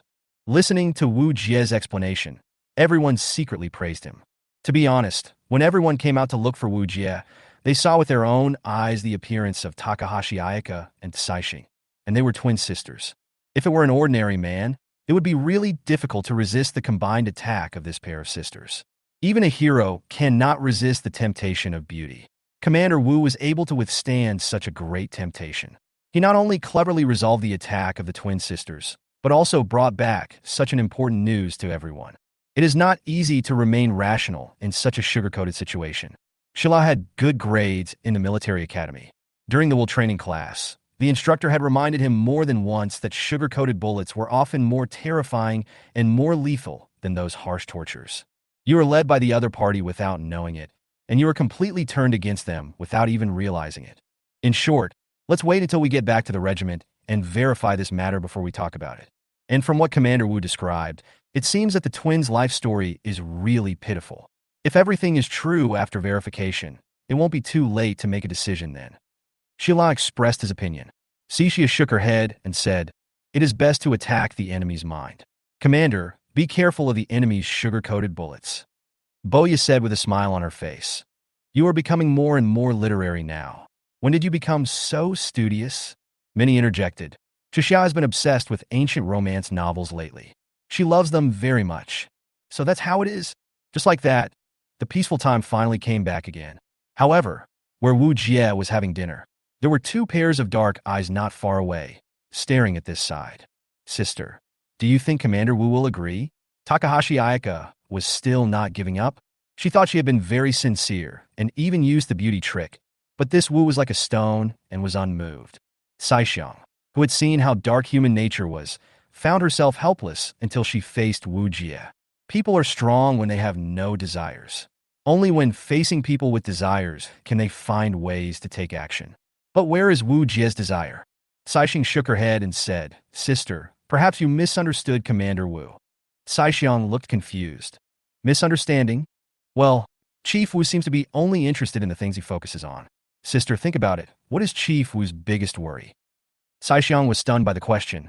What is the most distressing thing? It's war. It's a worry about the future of mankind. Commander Wu is definitely not an ordinary person. He has very lofty ambitions. It's definitely not about the immediate romantic relationship. Saixing slowly spoke out her true feelings. Saixing was silent. She had never thought that there really were such people in the world. Suddenly, she remembered many great men who had appeared in history, such as the founding emperor of the Dragon Kingdom. He never cared about his own gains and losses.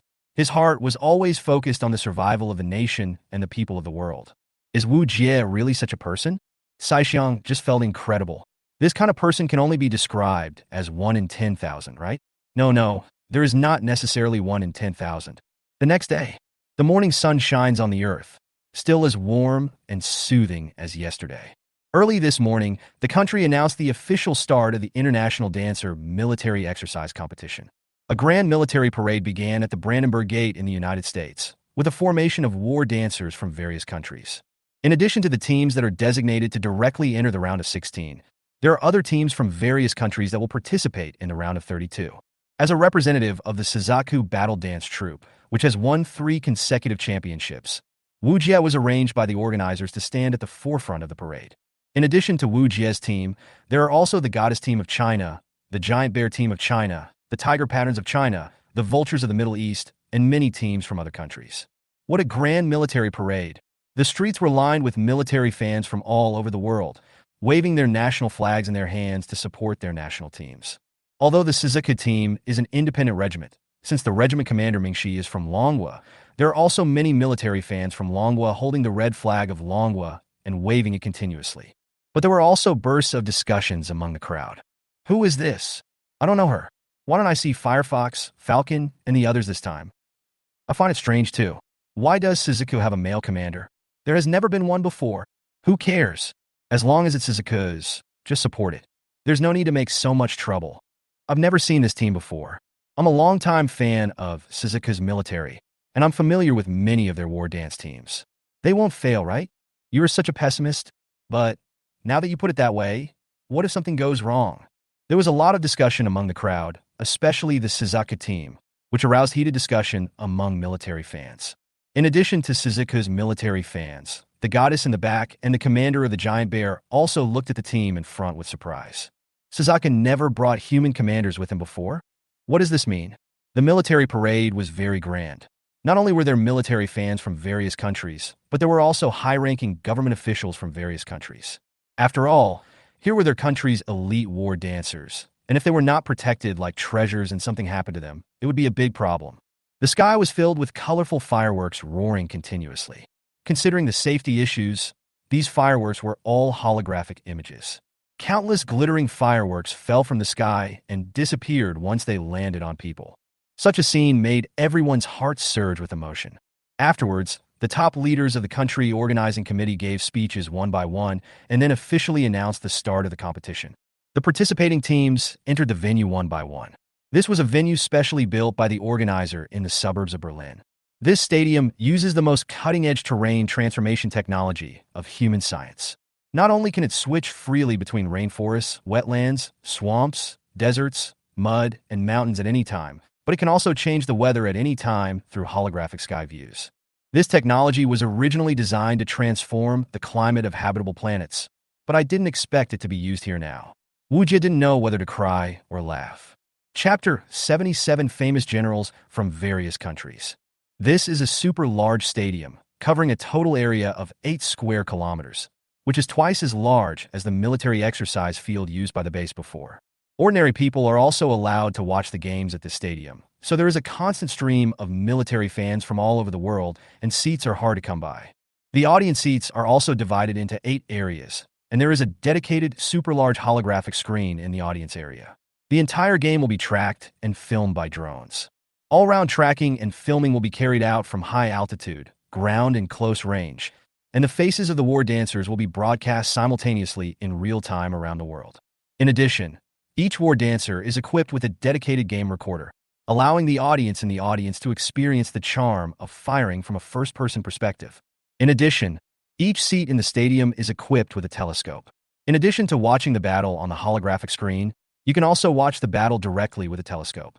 It's really exciting. I saw a huge platform slowly rising in the center of the arena and countless dancers squatting on the ground. Oh, it's the song and dance performance at the opening ceremony. Look in the middle. It looks like Miss Neva. Neva, Neva, Neva, I love you. Whoosh, he whistled as he spoke. The entire audience was boiling with excitement. The blonde Neva slowly raised her hand, then turned around gorgeously and faced the camera. She slowly began to sing. There is no love more intense than fighting. There is no temperature hotter than the flames. There is no sky more vast than the stars. We live in this universe. We seem unique. Are we really lonely? Not in a more distant place. There is a brand new future waiting for us. The opening ceremony was very lively. At this moment, generals from various countries gathered together in the audience stands, sometimes talking and laughing, sometimes paying close attention. This year's competition is also very fierce. Sitting in the front row was an old man wearing a Dragon Country military uniform, with sharp eyes flashing, as if he had thought of something. He was leaning on a red sandalwood cane, with his hands resting on the base, and his sitting posture had an indescribable majesty. Time has not made the old general's temples whiter, but has instead added a bit more aura of a superior. The 5 gold stars on his shoulders showed how noble his identity was, which made the other generals present couldn't help but look sideways. They all knew who this old man was, and they also understood who was the one who turned the tide when Auroramon first appeared and promoted the origin plan with all his strength. The old general sat alone in the front row. The seats on his left and right were empty, but no one dared to sit next to him. Because the seats in the audience stands were specially arranged according to seniority for generals from various countries, no one dared to change their seats rashly. General Wang, long time no see. Do you still miss me? A somewhat stiff Chinese voice was heard next to him, and the old man tilted his head slightly when he heard it. An old general wearing a brown leather military uniform and holding a huge pipe slowly walked to the empty seat next to General Wang and sat down with a proud smile on his face. It would be fine if only one person came today, but why did these two show up together? Yeah, what's going on? Why are both old generals here? I have a feeling this year's military dancer competition will be extremely intense. For a moment, the two old generals attracted their attention, and all the generals from other countries started talking. After all, they are generals of one of the world's top superpowers. Generally speaking, they would not be allowed to participate in such competitions. If there is any general present who does not know these two old generals, then he does not need to stay in the military anymore and should just go back to his hometown to farm. In previous sessions, only a few generals of moderate fame were sent for formality. Why are all the big names coming this time? Is that possible? At this moment, there was another commotion among the crowd. Some generals even couldn't help but stand up, then sit down, then stand up again, and sit down again. What's going on? This year's military dancer contest is too out of scale. I can't believe it. I didn't expect it to be these three. Why are all three of them here? A bearded general slowly walked out of the crowd, with his hands behind his back and a shrewd look in his eyes. He looked even younger than the previous two. But it would be bad if you were deceived by his appearance, because this old general is a figure who would tremble 3 times if he stomped his feet in the military. First came General Wang of the Dragon Kingdom, then General Roselle of the kingdom holding a huge pipe, and General Bostern of the kingdom. What wind is blowing?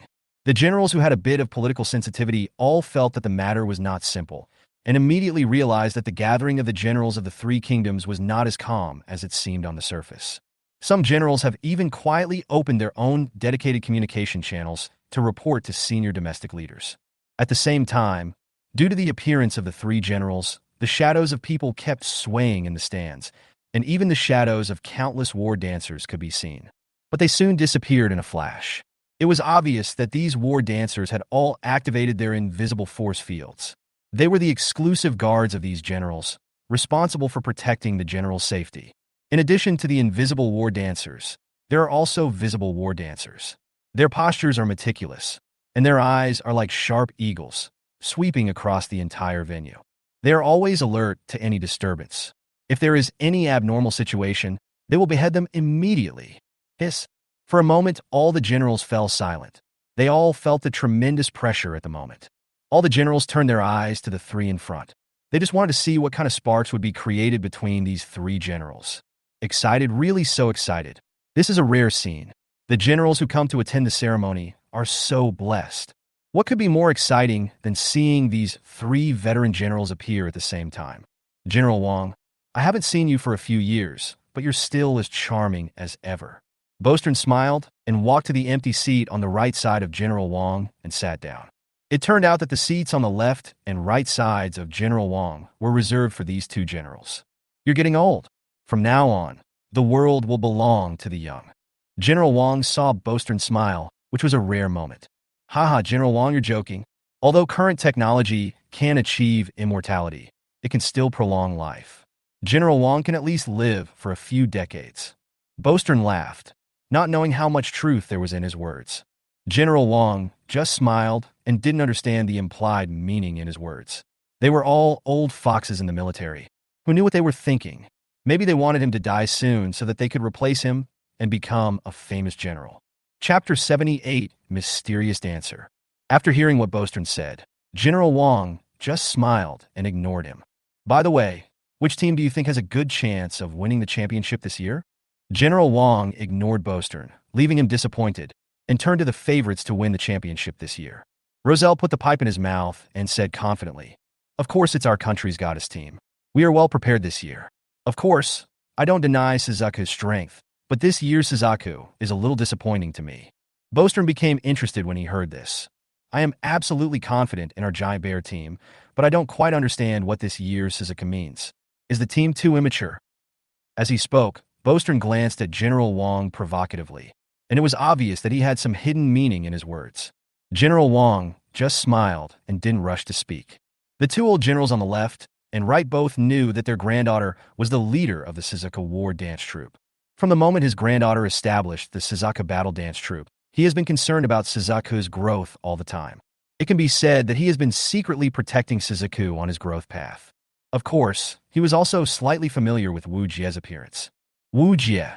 Wu Jie. It turned out to be him. General Wang suddenly remembered something. The top graduate of the East China Military Academy. He is also the commander of the Silver Falcon Squad of the Suzaku Battle Dance Troupe, and also his granddaughter's junior. I don't know if this brat still remembers this old man like me. The corners of his mouth curved slightly, as if he was recalling the time when he was the principal of the East China Military Academy. Remember, Wu Jie, why did you fall asleep again during class? A sharp rebuke came from the podium, which immediately woke up Wu Jie, who was drooling. Report, Wu Jie is here. Wu Jie stood up quickly. Puff! Ha! The students around him couldn't help but laugh when they saw Wu Jie's embarrassed look, because Wu Jie looked so funny. Wu Jie was embarrassed. He had been staring at the core of the war dance all night and hadn't slept. Today, he couldn't hold on until halfway through the class. This was the old principal's class. What a mistake. I can't stay up late anymore. General Wang glared at him unhappily, pointed at a line of words on the blackboard and said, Wu Jie, tell me, when two armies are at war, what should they be most afraid of? What should they be most afraid of? How should they respond? Wu Jie immediately saluted and said, when two armies are at war, the worst thing to do is to go first. The way of war is to be cunning. The first mover should first scout, then think, and then act. The most worrying thing is that the army's morale is weakened. We should guard against words and beware of corruption. If we fail to do our duty and take precautions, there will be endless troubles. So we should mobilize first, then make friends, and then unite. After a pause, Wu Jie added, to reply to Principal Wang, no matter what you are most afraid of or what you are most afraid of, you should always remember your duty as a soldier. Take it as your responsibility to defend your country, and take it as your duty to protect the people. Principal Wang nodded, but did not signal Wu Jie to sit down. Instead, he said, that's a good answer, but it's only half right. Let me answer the other half. Principal Wang walked slowly in front of Wu Jie, his eyes looking at everyone. Practice without theory is blind practice. Theory without practice is empty theory. Please remember at all times that everything you have learned in school is just a summary of the experience of your predecessors. You are just leaning on a big tree to enjoy the shade. See with your own eyes, hear with your own ears, and feel with your own heart. Don't just apply what you learn from books and practice. Experience and feel it with your heart, and use the power in your hands correctly. Do you understand? Yes. Principal. Retracting his gaze from his memories, General Wang smiled and said, that little guy is not as simple as you think. How about I make a bet with you too? Oh. Roselle narrowed his eyes slightly, looking at the old man in front of him who he could never understand in his entire life, his thoughts in a tangle of confusion. Bostern seemed to have guessed something and said with a smile, okay, if someone else bets with me, I definitely wouldn't be interested, but since General Wang has asked, I'll be willing to play along no matter what. He clapped his hands, and a young man with brown hair and brown eyes in his early 30s walked over from behind. But the epaulets on his shoulders were no joke. He was already a major general at this age. The young major general said nothing. Wearing white gloves, he took out a small box that was particularly beautifully wrapped from his pouch. If there is no prize for betting, it would be too boring. This is my little belongings. I will use it as the prize for this competition. In a particularly arrogant tone, Bostern hinted to the young major general to open the box. The moment the box was opened, all the generals behind it widened their eyes. This, Bostern, you are really willing to spend so much money. Seeing what was in the box, the old General Roselle, who was used to seeing all kinds of treasures, became a little uneasy at this moment. A hint of shock flashed across General Wang's eyes. He didn't expect that Bostern would actually take it out for gambling. The stakes were not small. When Bostern saw that the two old guys were no longer calm, a smug look suddenly flashed in his eyes. What do you think? I'm just worried that you won't be able to come up with any valuable belongings. Then it will be you two old guys who will lose face. Ha, okay, since old man like you, Bostern, have taken action, I can't lose in momentum.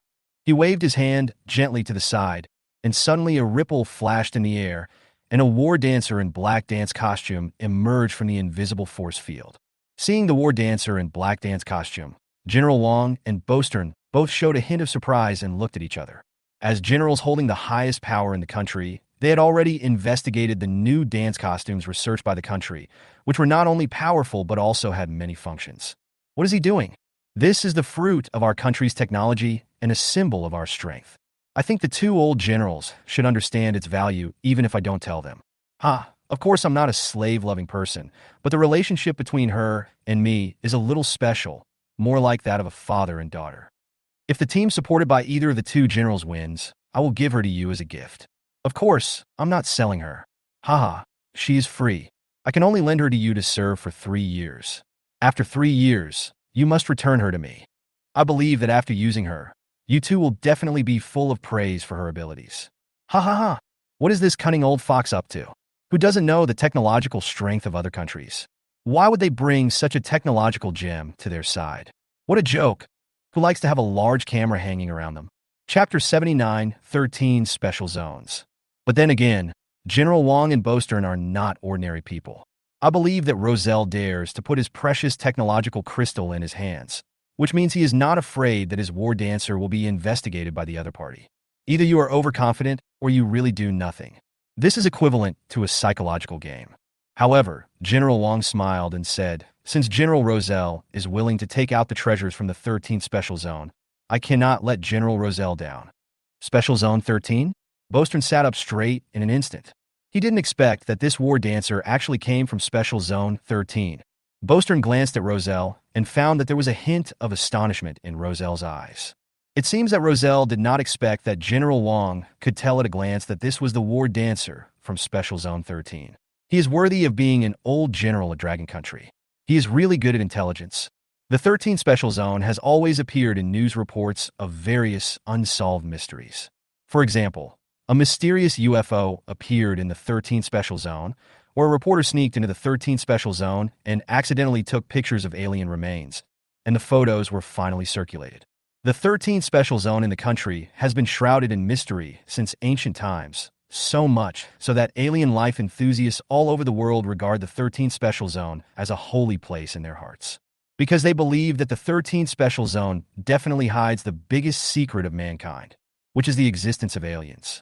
But in the eyes of these generals, it was different. With intelligence agencies like the state apparatus, they could not say that they knew 100% of the details about the situation in the 13th Special Zone, but it was definitely more true and reliable than the gossip circulated by ordinary people.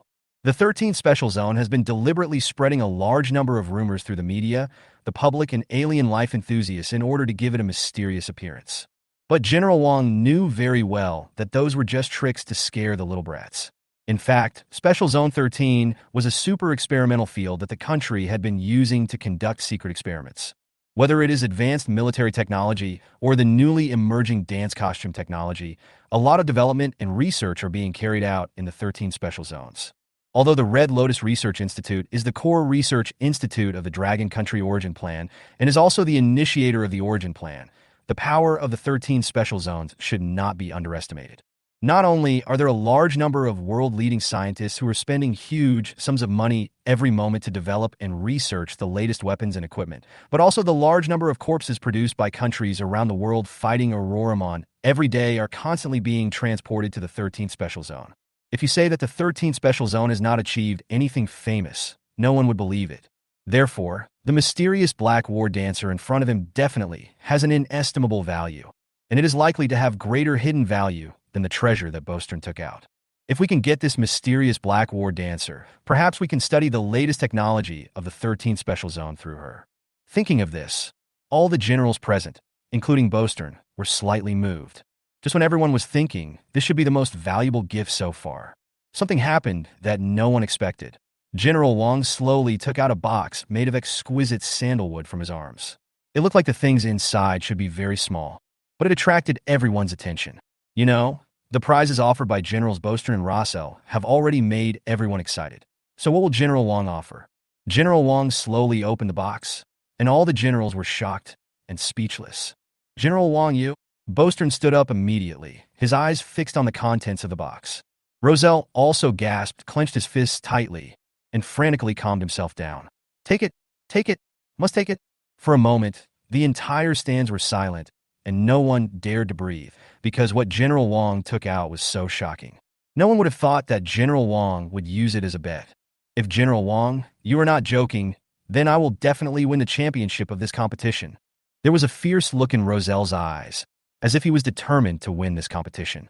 Bostern smiled faintly and said, General Roselle, don't be too proud. I won't give this thing up easily. We'll see. What exactly is that thing?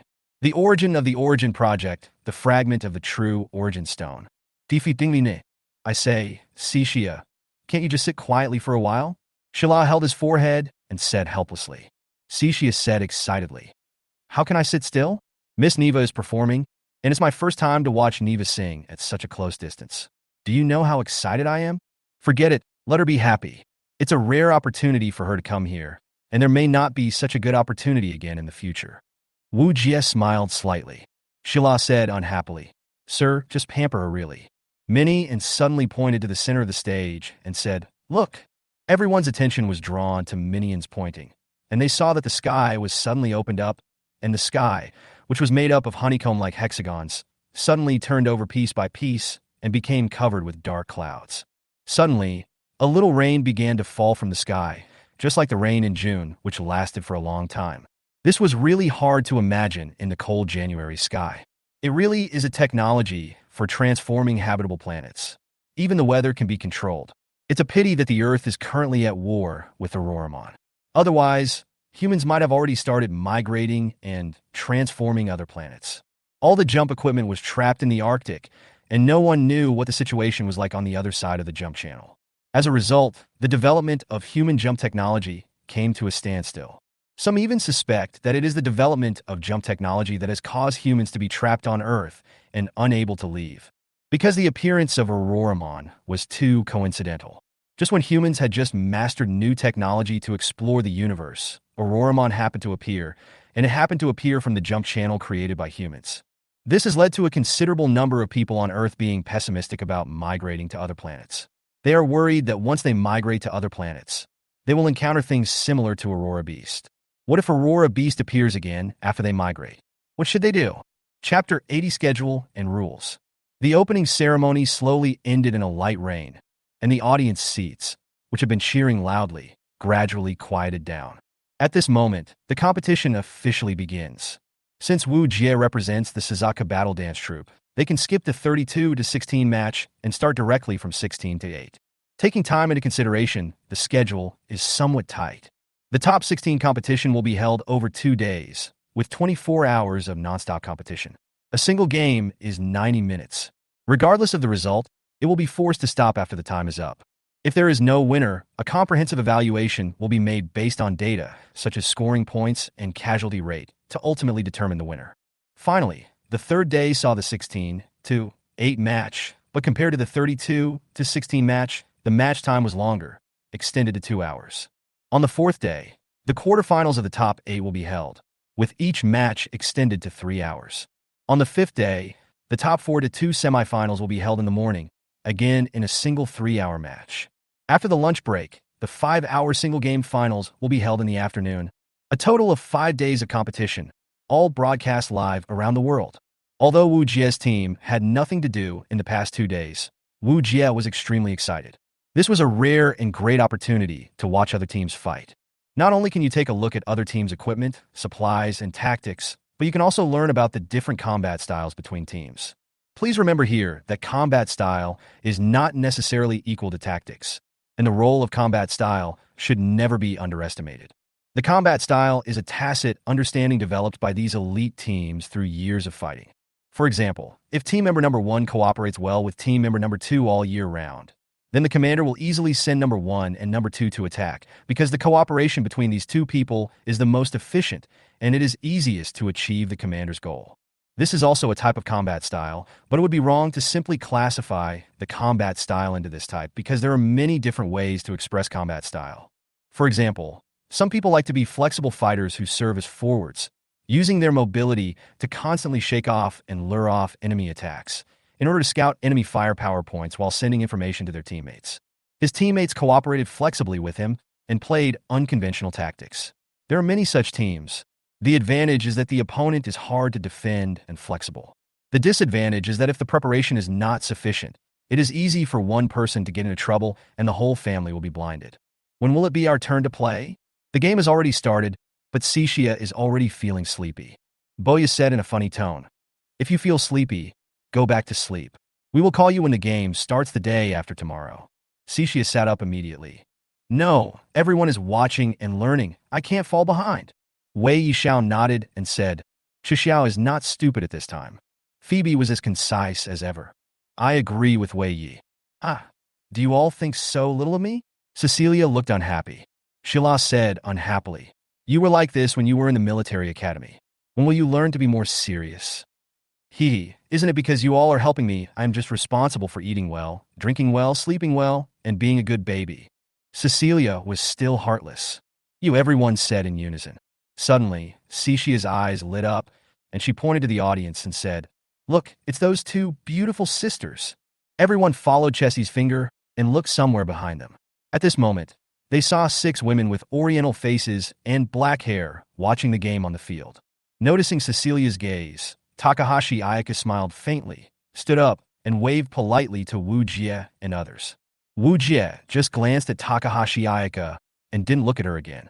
These 2 women are too dangerous. They will explode if you look at them for too long. It's better to stay away from them. It seemed that Wu Jie had no intention of paying any attention to him. Ayaka Takahashi had a vein popping out on her forehead. Takahashi Ayaka forced a smile and slowly sat down.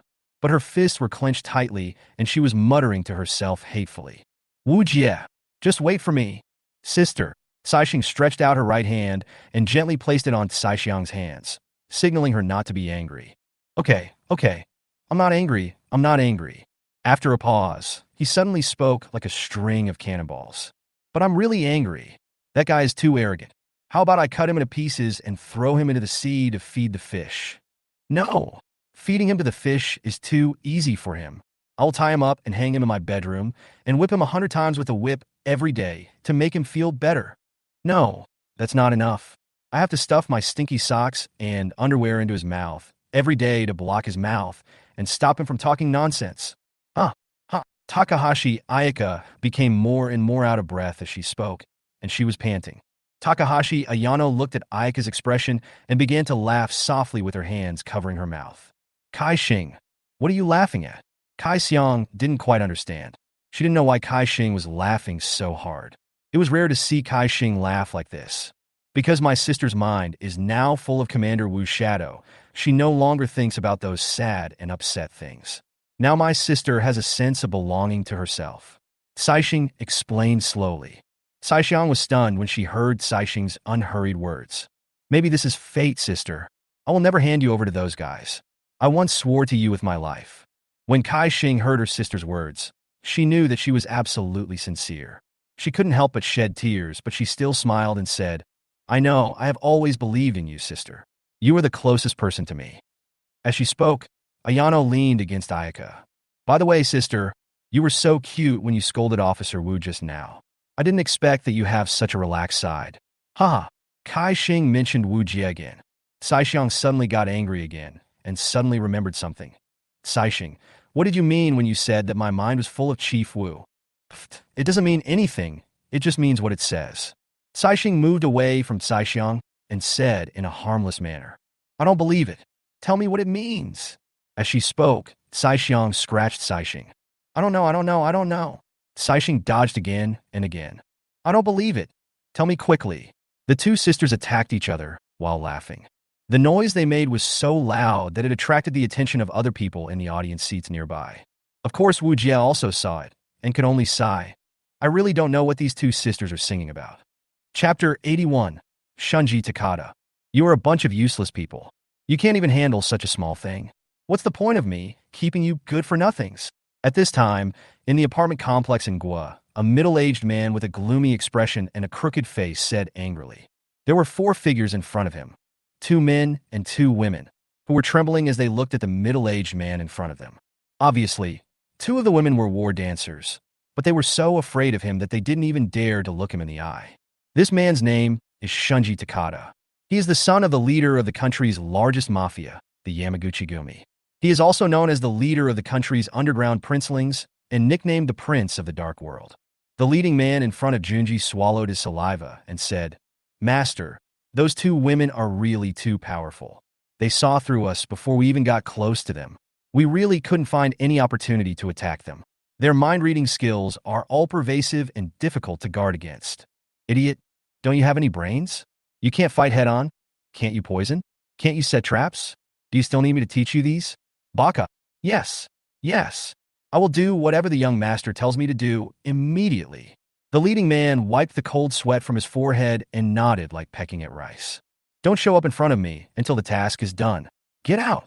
June Air roared, and the 4 men retreated quickly as if they had been pardoned. Seeing these losers retreat, Junji snorted and began to pull out a holographic tablet from his arms. Then he opened the tablet, and the homepage of the tablet was a photo of the two Takahashi sisters. Looking at the two Takahashi sisters, Shunji Takada licked his lips and revealed a perverted smile. Then he used his silky tongue to lick the two sisters fiercely on the holographic screen. Sooner or later, you will become mine. Both your body and soul will belong to me. Just at this moment, there was a knock on the door. Komi? Junji said to the outside. At this time, the door opened and a pair of extremely beautiful twin sisters appeared before him. Because he coveted the beauty of the Takahashi sisters too much, Shunji Takada spent a lot of money to buy a pair of extremely beautiful twin sisters from a certain film company. It is said that the sisters are very good at sex. The sisters, who were dressed very boldly, of course, knew who the man in front of them was. Although they were afraid, they had years of experience in serving various high-ranking officials. They immediately suppressed their fear and greeted him with a weak smile. Mr. Shunji, you are so handsome and charming today. I can't wait. Mr. Shunji, damn it. Although Shunji Takada had done that countless times, it was his first time experiencing the pleasure brought by twins, and he secretly cried out that he couldn't handle it. Suddenly I thought, how exciting it would be if it was the Takahashi sisters. The ancient said that a good night is worth 1,000 pieces of gold. I hope Brothering Tian can hold on until the next morning. Dividing line. Is this the tactic of the Jinta Kingdom? Interesting, really interesting. This special hierarchical advancement method makes 6 people feel like they are fighting against thousands of troops. I feel that this trip to the international competition is not in vain. Wu Jie watched the game on the field, commenting on it in fascination. Yawn, sir. I can't bear it anymore. I want to go to sleep. Cecilia's lazy voice came from the side. Wu Jie looked back and was surprised to see that Cecilia was wearing a high-waisted white t-shirt and a light blue denim jacket. When she stretched, her slender abdomen and belly button were not visible. The delicate and white waist was clearly revealed in front of Wu Jie, and combined with her lazy posture, there was an indescribable charm in her. Because this kind of seductive look was too natural and too pure, Wu Jie was stunned for a moment. Sir, are you looking at me? Cecilia yawned and asked lazily. Wu Jie immediately coughed dryly to hide his expression and said, Ahem, if Cecilia is tired, go back and rest quickly. Everyone else, don't force yourself. I want to stay here for a while because I want to understand the strength of each country. You guys better conserve your strength and energy, otherwise it will be bad if you feel sleepy and doze off during the competition. Wu Jie is used to staying up late. Compared with the negative effects of staying up late, he is more worried about the subsequent competition. Cecilia, the commander was attracted by your waist just now. Boya took the opportunity to tickle Cecilia's waist. Oh, Boya, you really are such a jerk. Cecilia was so tickled by the tickling that she blushed as she thought of something. Cecilia said, Sir, you are such a fool. If you want to see it, can't I show it to you secretly when we go back? What's so good about it here? As she said this, she deliberately seduced Wu Jie with a glance. For a moment, the other people lost their composure.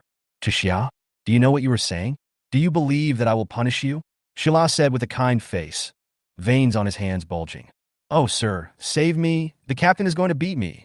As she said that, Cecilia quickly hid behind Wu Jie and dodged left and right in the face of Shila's tyranny. You keep hiding. You keep hiding. Shila also pulled left and right. At this moment, it is not known whether Cecilia intentionally or unintentionally grabbed Wu Jie's hand and pulled it back suddenly. He fell backwards immediately. Hey! Shila subconsciously chased Cecilia. Because he wanted to keep up with her, he lost his balance for a moment and fell forward. Wow! Luo Jing raised her eyebrows, looked at Wu Jie, who was sandwiched like a sandwich, and let out a long sigh. At this moment, Wu Jie was sandwiched between 2 women, one in front and one behind. With one under him and another on top of him, Wu Jie suddenly felt his arms filled with fragrance. At this moment, Wu Jie seemed to understand the profound meaning of from now on, the king will not attend the court early in the morning. Shila's eyes met Wu Jie's, and her pupils were trembling constantly, as if she was too nervous. As Wu Jie's chest and back were pressed against Cecilia and Shila's chests, and he could feel the pulse of their heartbeats, the atmosphere became a little ambiguous for a moment. Wu Jie raised his hands high to show his innocence and said, can you guys get up from me? The strange thing is that Shila was not angry this time. She just blushed and hummed softly. Cecilia said heartlessly from behind, Haha, Captain, you can't catch me now, right? Look, you even pushed the commander down. Chepter nolsvanketu indirect kish. Bah, what do you mean by push down?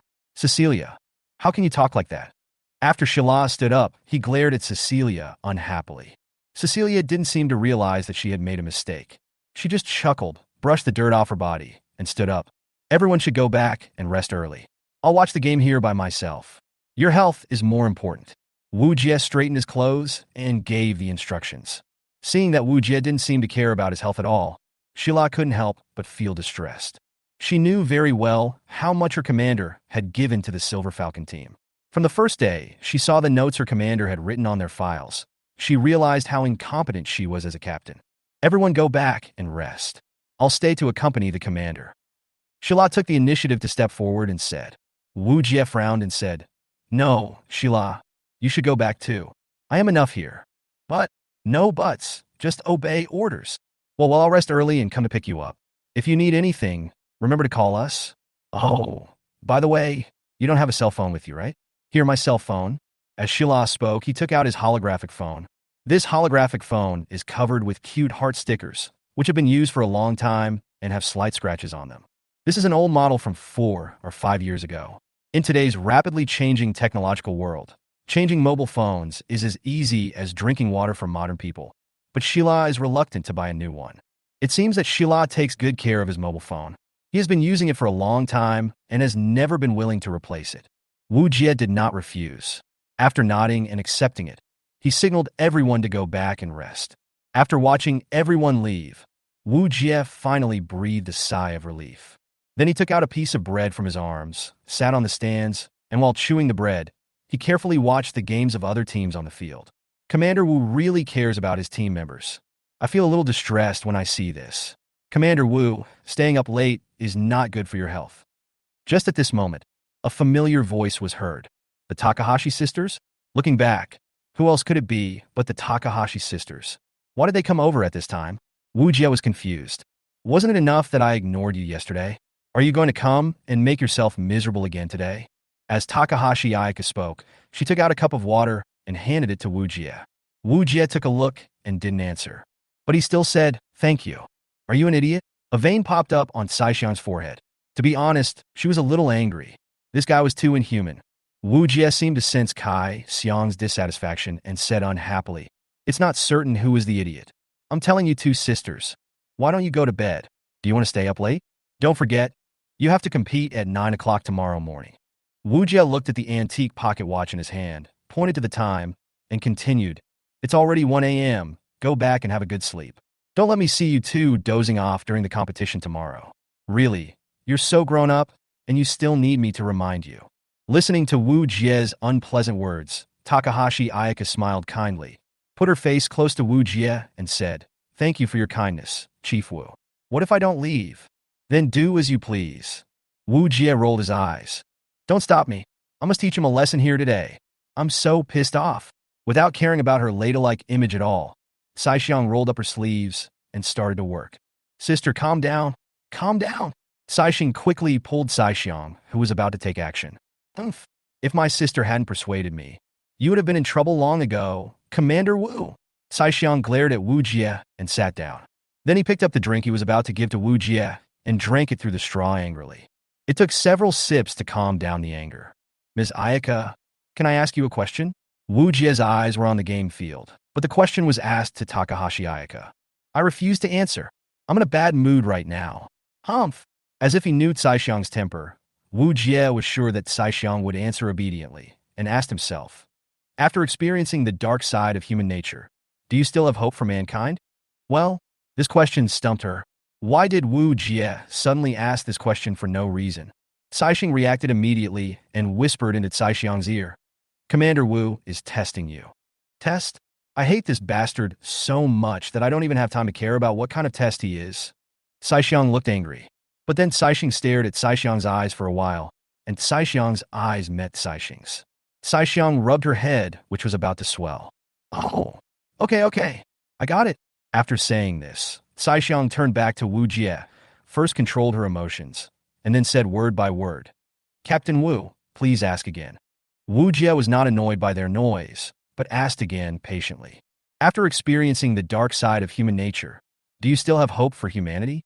After listening carefully to Wu Jie's question, Kai Xiang thought for a moment and looked at Kai Xing again.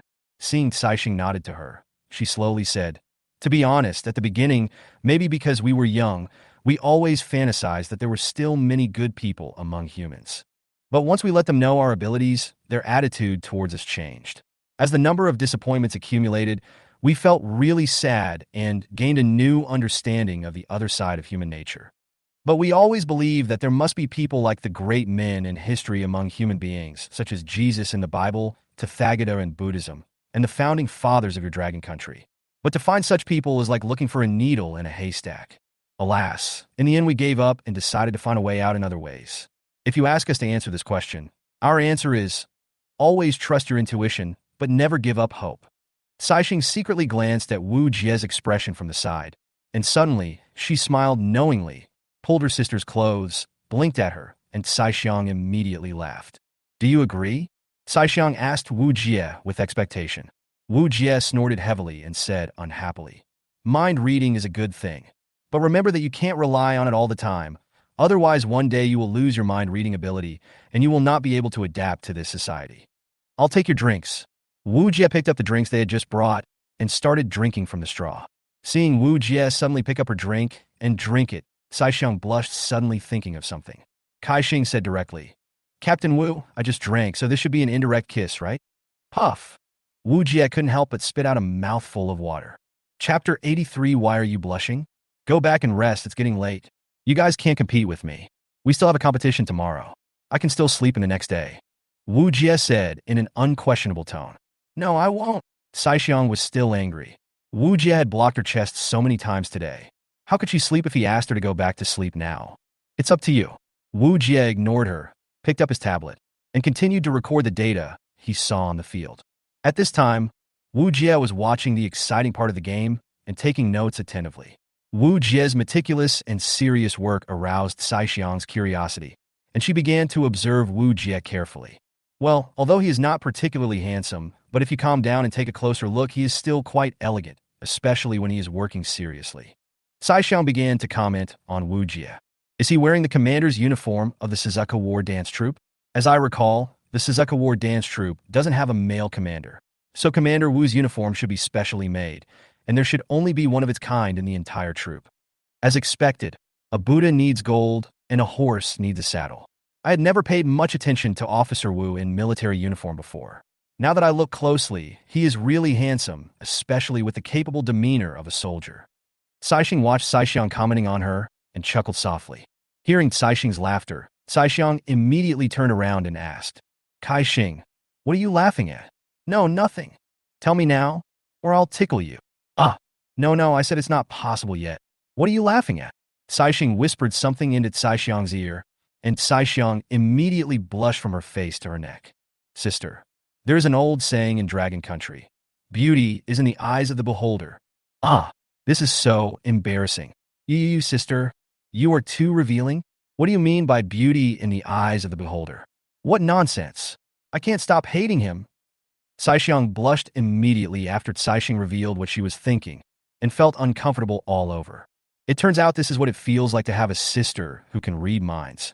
No, if I have any little tricks in the future, my sister will know them and I won't be able to hide them. Cai Xiang, who had never realized the serious side effects of mind reading before, only realized the seriousness of the problem at this moment. But she was not angry. She was just wondering if she could ask her sister to help her see how the person she liked felt about her in the future. "Sister, your plans are written all over your face," Cai Xing said with a sweet smile. "What plan?" Cai Xiang asked curiously. "Commander Wu is not married and does not have an open boyfriend or girlfriend. This is your chance." "Umph. I won't be his girlfriend. He's timid and incompetent, has no status or background, and likes to make things difficult for us. As for me, even if I'm single for the rest of my life, I'll never even look at him." Cai Xiang stretched out a middle finger and shook it and said. Cai Xing was already grinning from ear to ear. She could read other people's minds and knew that her sister was a proud person. "Sister, you are so cute when you are proud. Ha ha ha." Listening to the two sisters chatting nonstop, Wu Jie was completely upset. What was going on? How could he do his homework properly? I don't know how much time had passed, but Takahashi Ayaka finally got tired of chatting, so she stood up and stretched. Although she was wearing a cheongsam, it did not affect her showing off her graceful figure. Although it was already early in the morning, there were still some spectators in the stands. When they saw Ayaka Takahashi standing up and stretching, several male spectators in the back couldn't help but whistle at her. Takahashi Ayaka was too lazy to pay attention to them. After sitting down, she wanted to sleep. "Sir, can I lean on your shoulder?" Takahashi Ayaka seemed to have no awareness of being a rich lady and wanted to lean on Wu Jie in a familiar manner. Wu Jie originally wanted to avoid her, but then he thought of some things and decided to give up and let her be, as long as it didn't affect his work. "Ms. Saixiang, if you feel sleepy, go back and rest." Wu Jie thought about it and advised softly. "Oh, Commander Wu, what did you say?" Wu Jie suddenly felt helpless. Looking at the sleepy Takahashi Ayaka, he had no idea what to do with her. "Ms. Saixiang." Wu Jie looked to the left and saw that Saixiang had also fallen asleep, leaning on Saixiang. Wu Jie did not continue to disturb them, but quietly watched the game that had just ended. At this moment, the field had become quiet. At the same time, she looked back and saw that the 4 dancers who had come with them had already left. Perhaps they had received orders from the 2 of them to go back and rest. Thinking of this, Wu Jie felt a little relieved. He was just worried that she had left the 4 dancers behind. Otherwise, how could she play the game the next morning? Since the entire stadium is covered by a holographic skyscape, the weather conditions inside are different from those outside, giving people the illusion of time difference. The time on the pocket watch was clearly 7 in the morning, but it was still as bright as noon in the stadium, and there was no sense of time discrepancy at all. It is truly the cutting-edge technology of mankind. Wu Jie once again marveled at the greatness of technological innovation. As time passed, Saixiang slowly opened her eyes. "Huh? Where's Commander Wu?" Saixiang was about to get up when she found that she was already wearing an extra military uniform. "It's Commander Wu's military uniform. Are you afraid that I'll catch a cold?" Turning my head, I found that Saixiang was also covered with something, but it wasn't a military uniform, but a blanket. I don't know where Commander Wu got it from. Wu Jie had disappeared, and at this moment there were only a few people in the stands. It seemed that the audience who had watched the game all night last night could no longer bear it. She checked the time, and it was already 7:30 in the morning. She believed that soon, after lunchtime, the auditorium would be packed with people again. Just after she stretched her body, a fragrance suddenly wafted through the air. "Wow, it smells so good." Saixiang, who had rested here for a night, was very hungry when she woke up. Wu Jie walked up to Kai Xiang, raised the lunchbox in his hand, and said, "I don't know if it suits your taste. Mashed potato sandwiches, milk tea, golden omelet, French toast, whatever you want to eat, just take it." They were slightly warmed by Wu Jie's little details. It was as if he had calculated the time. Wu Jie had even prepared breakfast for them as soon as they woke up. "I like all of these, thank you, Commander Wu." After waking up in the morning, Takahashi Ayaka no longer had the bad temper she had last night. At this moment, she was more like the daughter she had just met, with gentle and elegant movements. She patted Saixiang's shoulder gently, trying to wake her up. Chapter 84, There is a Temperature. "Are we going to compete?" Saixiang opened her eyes, rubbed her sleepy eyes, and then opened them again. Wu Jie looked at his pocket watch and replied, "Well, it's 7:30. After breakfast, get ready. The game is about to start. Don't forget, I want to watch your performance carefully today. Don't let me down." Wu Jie raised the corner of his mouth, as if he was looking forward to their performance. Commander Wu, you, just wait and see how we perform."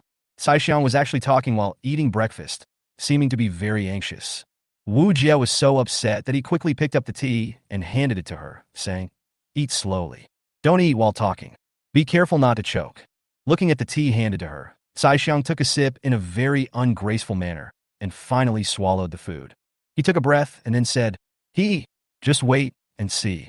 I guarantee that it will open your eyes and let you see the secret of our Gaoqiao family, the Sword of Swallow return. It will definitely surprise you." Wu Jie suddenly became interested. "Sword of Swallow return? Sorry, I have been in the modern military base for too long. I have never really known about these ancient things. Is it very powerful?" Kai Xing didn't wait for Kai Xiang to speak and actually took the initiative to say to Wu Jie, "Commander Wu, the Sword of Swallow return is very powerful." If it was Kai Xiang who said that, Wu Jie might just smile, but Kai Xiang seldom spoke to him, and she said that the Sword of Swallow return was very powerful, so he was really looking forward to it. After all, Takahashi Ayaka is the most special team in the entire competition. Wu Jie checked the archives carefully and found that except for countries like China and Russia, no other country was confident enough in its dance costume technology to dare to use melee dancers. Moreover, it is a team like Gua that is all melee type. This game really made Wu Jie couldn't help but look sideways.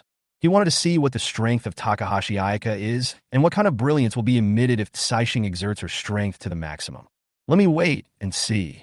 Audience, friends, gentlemen, ladies, welcome to the International Dancer Military Exercise Competition. Today is a new day for Brandenburg. What kind of sparks will our dancers create today? Next, at 9 o'clock, the Swan team from the United States will enter the arena. The Swan team is also a well-known star team in the United States. Their scorching performances in the Battle of Normandy and the Battle of the Black Rose should be clear to everyone present who is familiar with the military. Their gorgeous tactics that bloomed like roses have definitely captured the hearts of all military fans. At the same time, coming from the other side of the field is the Susanoo team from Japan. If you ask me, this team is definitely the most eye-catching and special team in the entire game. All members are melee fighters. Listen, what a domineering team combination. They completely abandoned modern high-tech weapons and focused on solving close combat problems. This makes all the military fans in the world who are obsessed with warrior-type war dancers can't help but boil over. I believe that all the audience here will be able to feast their eyes today.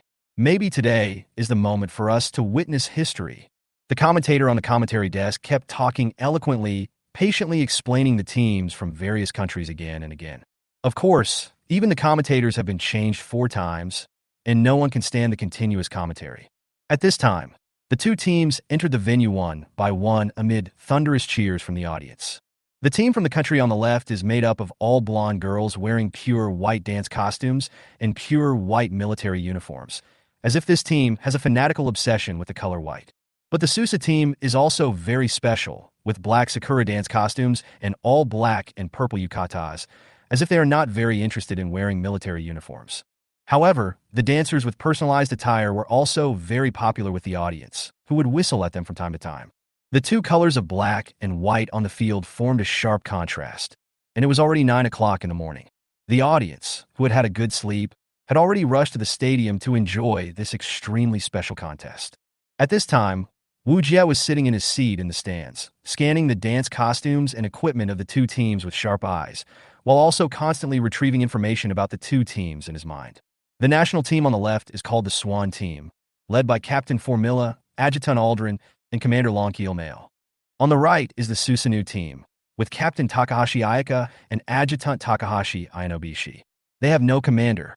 I don't know if they learned this from Suzaku, but I guess it's to send a signal to Suzaku. Thinking of Takahashi Ayano's abnormal dynamic vision and eagle-eye vision, Wu Jie felt a little bit of anticipation. He didn't know what Takahashi Ayano's fighting ability was. That was what he cared about most. As a mutant among the war dancers, Takahashi Ayano has a special ability that ordinary dancers do not have, which is the ability to read minds. Although Takahashi Ayaka promised herself that she would not use mind reading when competing with herself, would she use mind reading when competing with other teams? This is also a point that Wu Jie is more concerned about, because Wu Jie has reminded the two sisters before not to rely too much on the ability to read minds, otherwise they will lose the most basic judgment. Just as Wu Jie was waiting for the referee to announce the start of the game, Shila and the others also arrived. "Sir, good morning. You worked hard last night." Shila looked at Wu Jie with heartache. She knew that the commander often stayed up late to do homework, just to make everyone suffer less during the battle. Cecilia rushed to Wu Jie's side and began to massage his shoulders and back, kneading and pinching him. "Look, sir, your shoulders are stiff. If you don't move them for a long time, be careful of periarthritis of the shoulder," Cecilia said while rubbing her shoulders. I didn't expect Cecilia to be so thoughtful. Wu Jie couldn't help but sigh. He didn't refuse her massage and quietly enjoyed this moment of comfort. Shila also sat down on the other side and gently pressed Wu Jie's arms to help him relieve the pressure of his muscles being stiff for a long time. The audience behind the stands were so envious that they could not help but express their envy when they saw Wu Jie being surrounded by two beautiful women and being massaged back and forth. "Thank you, everyone." Wu Jie expressed his sincere gratitude. Shila shook his head and said, "Commander, finish watching this game and go back to rest. Did you hear me? We have been up all night. Let us watch the game from now on. I will bring my notes to you." Feeling Shila's attentiveness, Wu Jie smiled and nodded slightly. Look, the game is about to start. Chapter 85, Swamp Battlefield. Formilla. Formilla, it seems that our opponent is very special. Are you confident? As the commander of the Swan Squad, Longkeel moved his neck out of boredom. Looking at Longkeel's lazy look, Formilla was silent for a while. Oh, Commander, can't even such an opponent arouse your interest? Aldrian said with a chuckle. As the adjutant of the Swan team, she knew Longkeel's temper too well. After all, they had been fighting together for more than 3 years, and they were a famous old team. Longkeel said lazily, Eldrin, you should know that my goal is to be the champion. If the opponent is not someone like Suzaku, the goddess, or the giant bear, I will definitely not be motivated. But Commander, even if the opponent is not a strong team, we still have to be cautious, right? Aldrian tilted his head, expressing his doubts. That's true, but if it's a crushing victory, I really have no interest. It's a different era now, and they're still using ancient things like cold weapons. I really don't know what's in the minds of those people in China. Longkeel still didn't regard the Sisanu team as a strong enemy at all. After all, he was arrogant. At the same time, the Swans were a veteran-strong team and one of the favorites to win the championship this year. There is nothing wrong with what Longkeel said because according to the current mainstream common sense in the world, everyone knows that the weakness of the warrior-type dancer is not only that they have core defects, but also that they specialize in close-range combat. Once the opponent uses the kite method, it is easy to be defeated in one blow. It would be fine if there were only 1 or 2 melee fighters in the team, but if all of them were melee fighters, it would be a sign of not taking the opponent seriously. The opponent is very strong. Formula, who had been silent all the time, suddenly spoke. Longkeel. Eldrian. Huh? Did you see anything? Longkeel perked up a little after hearing what Formilla said. Fumara shook her head and said calmly, I can't tell, it's just a hunch. After all, he and Formilla have been in a team for a long time. Longkeel sighed and said, Okay, since Formilla has said so, I will cheer up a little bit. At this moment, the sky over the entire venue suddenly darkened, and a huge wall suddenly rose up around everyone, surrounding them. This is the process of terrain transformation. When the team enters the field, a high circular wall will rise to surround the team. Then after the terrain is completely generated, you can start the game. The terrain generation is completely random, which also increases the fun of the game. At the same time, it can also test each team's maximum strength and adaptability when facing different terrains. The reason why it is not generated in advance is to prevent each team from formulating strategies after understanding the terrain in advance, which would lose the meaning of testing on-the-spot command and response. The rules of the game are different from those of Capture the Flag. It is a battle of annihilation. All ammunition for ranged weapons will be replaced with paint bullets, following the same rules as the paint bullets used in the previous Suzuka Battle Dance Troop competition. If the degree of paint contamination exceeds 60, the unit will lose its combat capability. Note, losing combat capability does not mean that it cannot conduct reconnaissance or use communication equipment, but it cannot move, which is equivalent to a serious injury in actual combat. If it reaches 85 or above, you will be directly judged as killed. After death, you will be directly eliminated by the system and can no longer use communication equipment or move. There are also weapons and equipment. If they are hit and stained with paint, they will be deemed ineffective, but the contamination degree must be above 60. The calculation rules for melee dancers are different, and the official definition has been made long ago. All melee weapons of melee dancers are switched to swords made of special materials, mainly to prevent accidental injuries.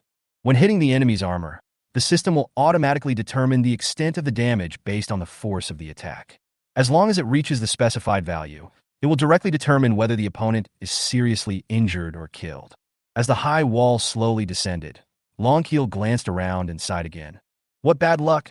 I actually encountered swamp. This kind of terrain is really not suitable for me. Okay, sir, get in the car quickly. The enemies might be here soon. Aldrian kindly reminded. Longkeel responded and immediately perked up, jumping into his own exclusive vehicle, a Jeep with optical camouflage. At the same time, with the press of a button, the tires under the Jeep became larger, and their shape also changed a bit like paddles. This is a special tire specially developed for swampy terrain. The commander can sit on it and walk on the swamp as if it were flat ground. Everyone listen up, switch your wheels to dance costumes. Although everyone knew that they should change into dance costumes in the swamp area, no one changed without the order from their leader. It was not until Longhair gave the order that they began to change. The movements were uniform and very fast, and all the replacements were completed in less than 6 seconds. This aspect also shows Longkeel's authority and allows the audience to see that the Swan team obeys orders. Wu Jie nodded slightly. They were indeed a strong veteran team. Although they were eliminated in the quarterfinals in the last session, it did not affect their international reputation. Looking at the Takahashi sisters, they didn't even bother changing their dance costumes. They had already started moving the moment the wall fell. So fast. Their speed was so amazing that even the drone could hardly keep up. If it weren't for the radar on the holographic screen showing their location, Wu Jie's eyes would not be able to keep up with their speed. Wu Jie picked up the telescope and carefully observed the Takahashi sisters' every move. What were they trying to do? The Takahashi sisters were divided into 2 groups, one led by Ayaka and the other led by Ayano. Since the location information of the game is top secret, it is impossible for them to know the exact location of the other party. But why did Wu Jie always have a vague feeling that the Takahashi sisters seemed to know where their opponents were as soon as the game started? Is it my illusion? Wu Jie was a little curious. He wondered what the Takahashi sisters planned to do, since they neither changed their dance costumes, nor did any reconnaissance. Assuming they really knew each other's location, you have to know that this is a swamp terrain. Not only will the war dancers' moving speed be greatly reduced on this terrain, but the jungle is also dense. If you don't do reconnaissance in advance, you may be ambushed by the enemy at any time. And they don't even switch the wheels. Is there something special about their foot dance costumes? I'm kind of looking forward to it. Seeing that everyone had changed into their hub dance costumes, Longkeel pointed with one hand at the tallest tree on the left and said, "Eldrian, take someone to occupy the tallest tree." Yes. Aldrian didn't waste any words and rushed towards the tree with full concentration. Chapter 86 Tactical Showdown. Formula. Activate the cloaking force field and move toward the center. The rest of you follow me. No one knew what tactics Longkeel would use, and the audience in the stands were talking about it for a while. That team from China is really brave. They didn't even change their foot dance costumes and just rushed in. They really don't take the Swan team seriously. I am looking forward to this Susano team. They are all Oriental beauties, so it is very entertaining. It's useless to be good-looking. Only those who can fight are capable. Those who don't are just pretty faces. Wu Jie listened to the discussions of the audience in the stands and nodded for a moment, deeply agreeing with what Huawei said. The battlefield is no joke. Good looks are the most useless thing. Only real strength can make people feel most at ease and assured. When Wu Jie thought of the personalized costumes of the dancers in the Suzuka battle dance troupe, he felt a sudden stomachache for no reason. Although everyone likes to dress up nicely, this is a battlefield and flashy clothes will only become a target for the enemy. But forget it, Suzaku is so powerful after all, and now he has the invisible force field technology, so it doesn't matter if he wears something flashy, as long as he's not stupid. Longkeel led everyone and rushed south, constantly observing the battlefield with a tactical telescope and using the intelligent driving mode to move forward towards the destination. Since technology is now very advanced, the Jeep will start the intelligent driving mode even if the commander does not manually control the Jeep. On the one hand, it ensures that the commander can observe the battlefield with ease, and on the other hand, it ensures that he is constantly on the move to prevent being targeted by the enemy. Strange, no one from the other side showed up. Aldrian used thermal imaging to observe carefully. Longkeel gave the order cautiously. Through Longkeel's reconnaissance, he found that the entire battlefield was flat, and there was no place that could be called high ground except for a large amount of forests and swamps. Apart from a relatively tall tree, just now that could barely be considered a high point, there were basically not many good observation points. Jungle warfare? If it was more than 100 years ago, it would definitely be a very dangerous war zone. Because jungle warfare is covered with thorns and swamps, people can hide and traps can be laid everywhere, so you have to be extremely careful wherever you go. But with the support of today's high technology, each war dancer not only has a thermal imaging vision mode, but also an electric current vision mode. Not only can it detect the enemy's life units at any time, but even the electronic mines and electronic machine guns buried by the enemy will be pulled out one by one. Therefore, apart from the fact that jungle warfare can have a very good striking effect on normal vision, it can be said to be nothing to the war dancers who have other visions. This is today's high-tech warfare. Of course, these things are of little use to Auroramon, because Auroramon is too abnormal and cannot be measured by common sense. 3 small red dots suddenly appeared in Aldrian's eyes. After zooming in, he found that there were 3 figures approaching the commander's forward route. Report to the commander. Eastern coordinates, 3 enemy dancers have been shared to all our channels. Commander, the enemy is heading towards your route. Please pay attention. With a dripping sound, a red light flashed in the pupils of all the dancers, and everyone knew the enemy's exact location. Okay, Formilla, after reaching the center of the map, stay on standby. I'm going to meet these 3 people first. Longkill was a little surprised. Could it be that the enemy already knew his location? This is impossible. The location information is kept absolutely confidential. The enemy can only take action after detecting your position. But we were just a short distance away from the starting point, not even reaching the midfield one, while the opponent had already crossed the midfield and headed straight for our own route. Is it a coincidence? A trace of doubt flashed through Longkeel's mind. Impossible, there are not so many coincidences in this world. Everyone, listen to my orders and retreat immediately. Lay mines, increase the alert level, and target the direction of Eldrian. Realizing that the problem was unusual, the arrogant but cautious Longkeel immediately gave the order. Seeing this, Wu Jie couldn't help but nod his head. As expected of a veteran commander, although he was a little arrogant before, his intuition developed over the years still made him realize that something was wrong. Shila asked in confusion, "Sir, in this situation, shouldn't we just fire at the enemy? Why are we retreating?" After hearing this, Wu Jie laughed and said, "This is your weakness, Shila.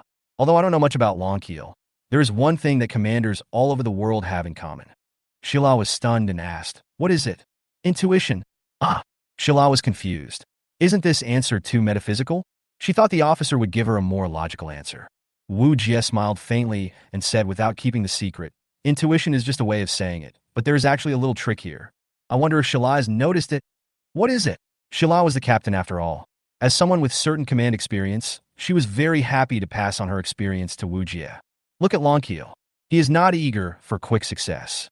After discovering the enemy, he did not rush to open fire. Instead, he chose to retreat because he wanted to first figure out whether the enemy had really discovered their position or it was just a trick. If the opponent is bluffing, Longkeel will take the opportunity to use the numerical advantage with the adjutant who has joined him to form a defensive formation, secretly observe, and wait for the opportunity. After all, this is a full half of the opponent's team. They can use static to counter dynamic and gain the advantage in the opposite direction. But if the other party is not bluffing and has really discovered their position, then they will not suffer any loss if they retreat. First, they should quickly merge with Eldrin to form a numerical advantage of 5 against 3, and at the same time force the other 3 opponents to reveal themselves. Moreover, Captain Formilla, who is hiding in the dark, will be like a steel needle piercing the enemy's heart from behind. When the enemy focuses their attention on our main force, Formilla will take the opportunity to launch a devastating attack on the enemy's back, forming a pincer attack from the front and back. Don't underestimate Formilla. Although she is alone, she is a dancer of the Rose Dance Army class. She is also a veteran dancer who has been famous for many years. Her combat power alone is even comparable to that of an entire team of combat dancers. In short, retreat is to show weakness to the enemy and then take advantage of the enemy's carelessness to launch a counterattack. This tactical technique is called when the enemy advances, I retreat. When the enemy tires, I attack. When the enemy retreats, I pursue. Shila was stunned after listening to Wu Jie's clear and logical analysis. Dirty. Really dirty. People who play tactics have dirty hearts. Although Shila thought that his tactical command was pretty good and his grades in the military academy were among the best, after seeing the world competition, he realized that war is not just a competition of tactics. It is also the pinnacle contest of psychological warfare and reaction warfare. No wonder the captain wants to bring the superior into the war dance troupe. It seems that I still have a lot to learn from now on. Chapter 87. Fire at Will. Of course, if it were just that, it would be fine. The key is that in war, the stronger the individual strength, the stronger the chess piece can be, bypassing the opponent's main force and attacking from the rear. The more powerful pieces you have, the more power you can freely use. If I have 2 or more players like Qing Xiuyu and Gamma, I will probably adopt a more radical strategy. Only in this way can I deal the greatest blow to the opponent. Wu Jie smiled and continued. So-called intuition is actually on-the-spot judgment, which is different from what we learn in books. Large-scale battles focus on momentum, while small-scale encounters focus more on time. After hearing what Wu Jie said, Shila only hated that he was not strong enough to help Wu Jie. It would be great if he could be like Captain Ching Xiao and hit the enemy's heart like a steel needle. It's a pity that I still have so much to learn, and I'm still too young. Shila thought of something and felt that he should listen to his superiors more carefully and study hard. So she asked, Sir, what exactly is this time? Wu Jie did not hide his shortcomings, but said carefully, if I were to explain it in detail, it would probably take days and nights to finish. It focuses more on understanding. But based on my personal summary, this time represents time and space. Time and space. Yes, that's right. Space and time are divided into time, opportunity, and space. So that's how it is. Let's not talk about it for now.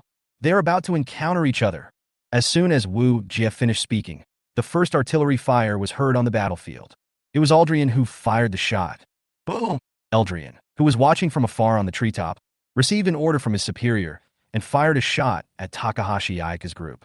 Why only fire one shot? Just when everyone was confused, Takahashi Ayaka's team suddenly went crazy and sped up. With so much jungle and trees blocking the view, it is easy to crash into a tree if you speed up rashly. Commander, the enemy speed has increased to 150 kilometers per hour. A strange light flashed in Aldrian's eyes. Kilometers. This speed is not considered fast if you're just driving on the road. With today's technology, 150 kilometers is normal. But don't forget, this is a jungle swamp with randomly staggered trees blocking the way everywhere. When moving at high speed, the inertia generated by the body is very strong. This is the law of physics. In addition, the weight of the dance costume of the war dancer itself. If a tree suddenly appears in front of you, it is impossible to dodge it quickly. So in a jungle like this, based on past experience, 80 kilometers per hour is pretty fast, but even so there is still some danger. The other party rashly increased the speed to 150 kilometers, even in a jungle swamp. Isn't this crazy? Of course, it is not impossible if the opponent starts to use a defensive force field or uses a dance costume to forcibly crash into the tree. But that would certainly greatly affect their speed of travel, thus disrupting their formation, and the crowns and branches of the fallen trees would also affect their vision and concentration. What on earth do they want to do? Aldrian felt incredible at this moment. At this moment, she exclaimed, so that's how it is.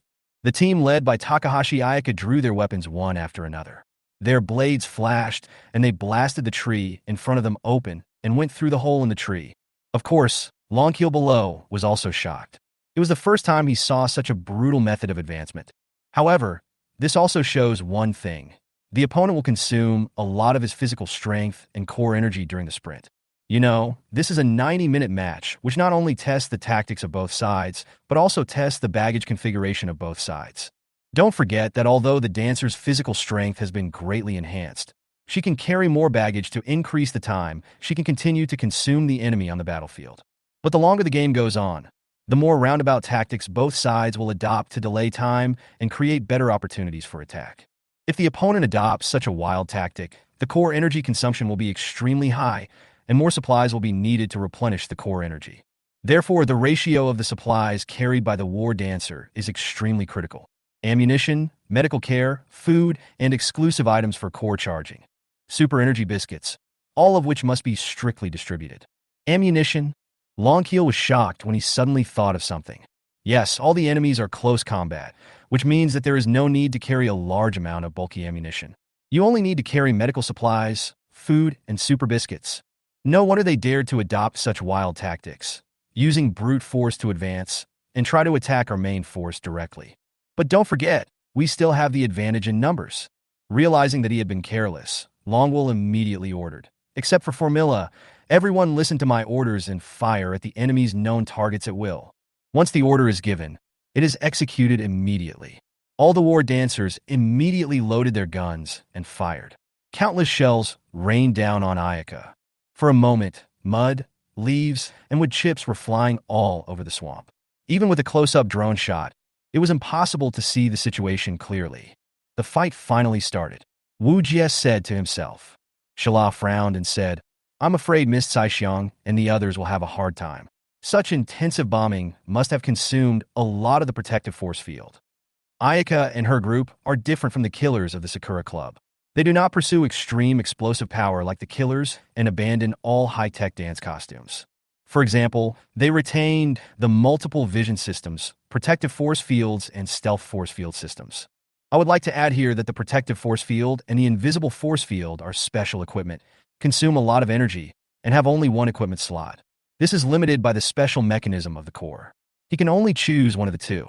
Wu Jie still remembers that Saixiang was equipped with an invisible force field, so it is impossible for her to be equipped with a protective force field. It is impossible to equip two force fields at the same time. One reason is that the core specifications do not allow it, and the other is that the core cannot bear the load. In the past, a scientist tried to let one core carry two force fields in order to increase the survival rate of the war dancer. As a result, the war dancer died on the spot due to excessive load and bleeding from all 7 orifices. In the end, the scientist was imprisoned.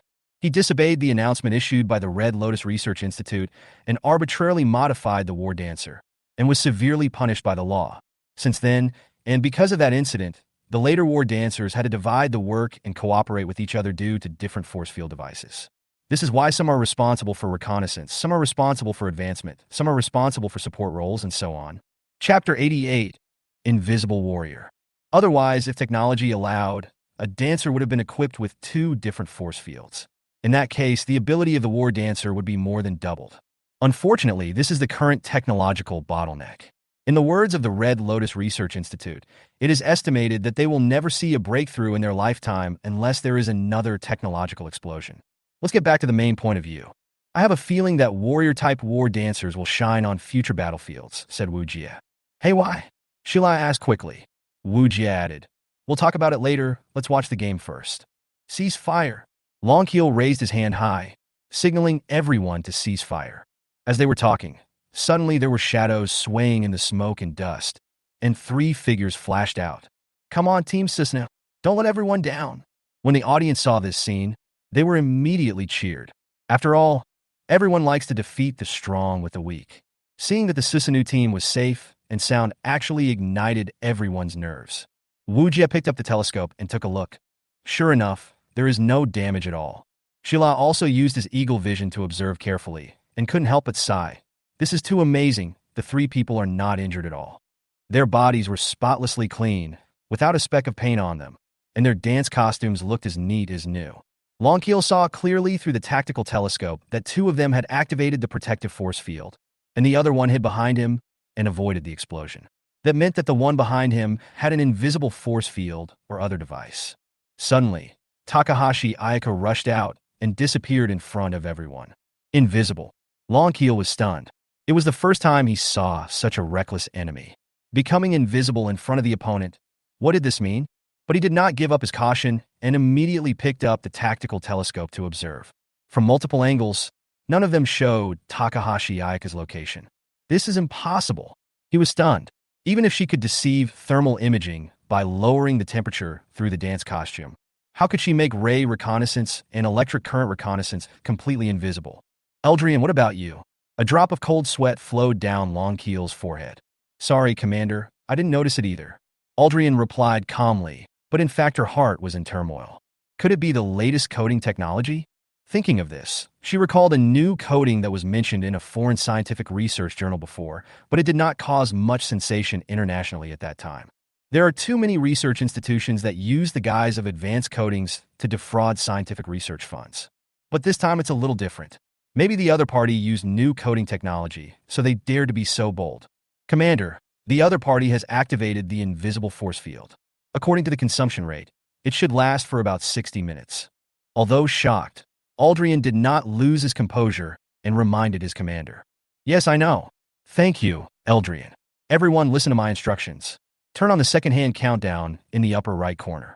At the same time, equip smoke bombs and fill the area within 500 meters around with smoke. Also, turn on the electric current vision at all times. Don't miss any clues. Longkeel is indeed a veteran commander. Although he no longer has the convenience brought by visual assistance, he has not forgotten the ancient traditional methods. In the smoke, whenever an enemy passed by, no matter how invisible she would always leave traces of the smoke being stirred. Yes, upon receiving the order, everyone immediately loaded the smoke bombs. There was a series of gunfire sounds, bang, bang, bang. The sound was quite nice, and smoke bombs soon exploded around. Because the number of smoke bombs is limited, spreading it within a radius of 500 meters is already a considerable consumption. Taking into account the subsequent battles, in order to prevent the enemy from having a stealth force field, Longkill will not use up all the smoke bombs at once. He felt a little distressed to have to use so many smoke bombs just for an invisible war dancer. In his opinion, the two war dancers in front of him did not pose much threat because they were always within his field of vision. But the invisible war dancer is different. Not only may she have a special coating to counter reconnaissance, but she may also have other means. After all, she has not taken action yet. However, the two war dancers were not in a hurry to attack at this time, but hid behind the trees, waiting for the opportunity. Longkill was no fool, of course. The smoke bomb had a limited time, and it was impossible to keep wasting time. He said to everyone, "Eldrian continues to monitor, and the rest of you continue to attack the enemy behind the tree." As they spoke, everyone immediately started firing at them. However, since these two war dancers were carrying protective force fields, and they did not stand still and take the beating the entire time, they kept dodging left and right while continuing to advance towards Longkill. "Change the bullet," said a team member. Due to the continuous bombardment, ammunition is consumed a lot. Although a single magazine contains a lot of bullets, there is always a time to change bullets. Eldrian's eyes suddenly flashed with a fierce look. At this moment, she had switched the cannon in her hand to a sniper cannon. With her electric vision turned on, she captured something in the fog in an instant. Without time to explain, she pointed the gun at the team member who was reloading. With a whoosh, a shell instantly flew out of her gun muzzle, leaving only a trail of smoke. Immediately afterwards, the shell passed right through the side of the face of the team member who was changing ammunition. If it had been a little bit more off, the shell would have hit her. Then there was a ding sound, and a katana suddenly appeared from the fog, like ripples in the water, and Ayaka's figure was clearly visible in the fog. Ayaka's sword was just a few centimeters away from the enemy's heart, and she was about to pierce it, but was interrupted by Eldrin. Ah! The team member who was changing the bullet was startled, but she reacted quickly, gave up changing the bullet, took out a hand cannon from her thigh, and emptied the magazine at Saixiang. Ding ding clang clang. Ayaka kept swinging her katana at an astonishing speed. The enemy's attack seemed to have been predicted. None of them hit Ayaka. All of them were deflected by Ayaka's sword. What? The team member made a shocked sound. Is this still the war dancer? Although war dancer's motor nerves and reflexes were indeed very strong, this was the first time she had seen one so strong that it could deflect bullets with a knife. "Get out of the way!" Aldrian roared on the radio, and then her gun fired again. But Saixiang just glanced at Eldrin indifferently and swung the sword in her hand fiercely at the air.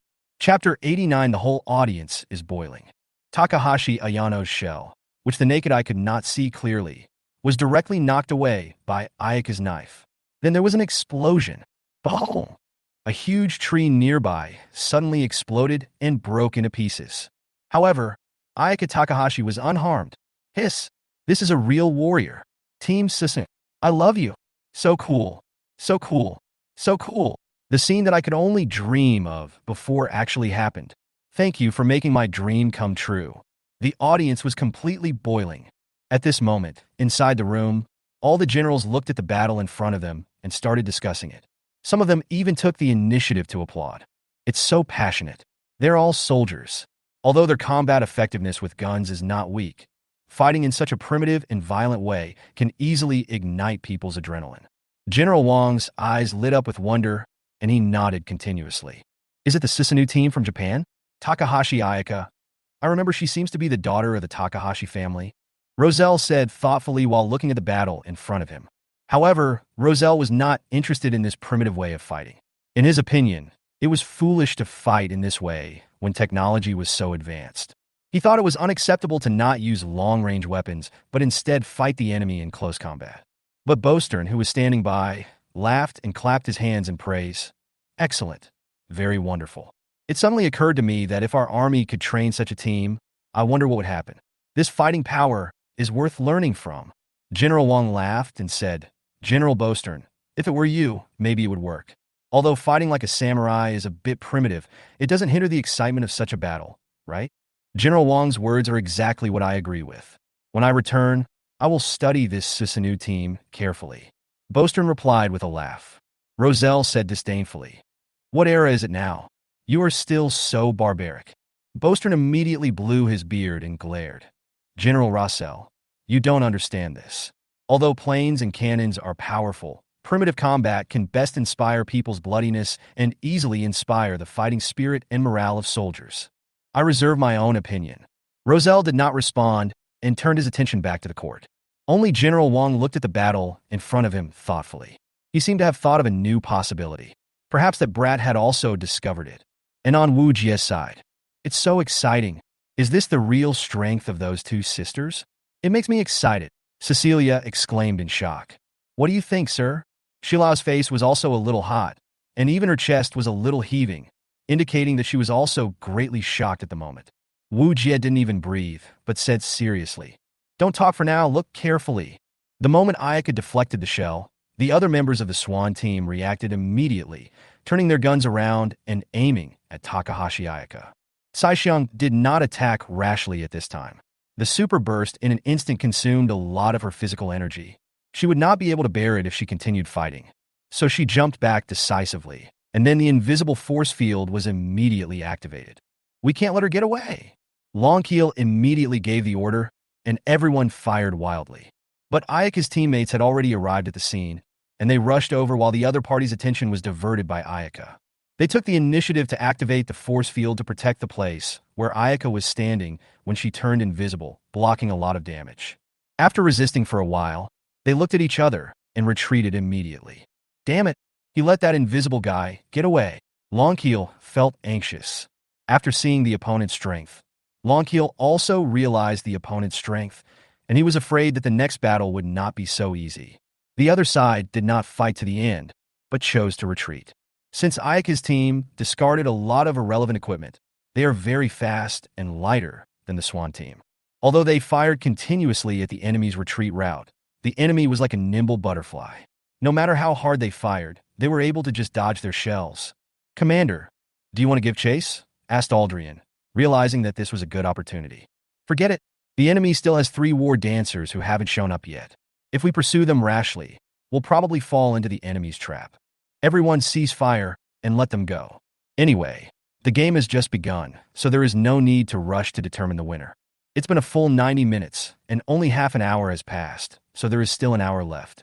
Moreover, after witnessing the enemy's capabilities with his own eyes, Longkeel now needs to re-evaluate the enemy's strength. A rash attack will only result in more harm than good. Except for Eldrin and Formilla, who continue to be on guard, the rest of the team will check the ammunition, supplies, and damage. With a clattering sound, everyone took out their weapons and checked them carefully, as well as all the items in the backpacks. Even those that had not been used before were taken out and checked again. This is discipline. Even if the props are not used, they must be checked again, because the battlefield changes rapidly and no one can predict what unexpected situations may occur. Report the situation. Yes. Ammunition reserves decreased by 37. Core energy decreased by 42. Super energy biscuits were not lost. Medical supplies were not lost. Members were not slightly injured, and no members were seriously injured. Longkeel nodded. He didn't expect that about 1/3 of the ammunition reserves would be lost as soon as the battle started. This team called Susano was really not simple.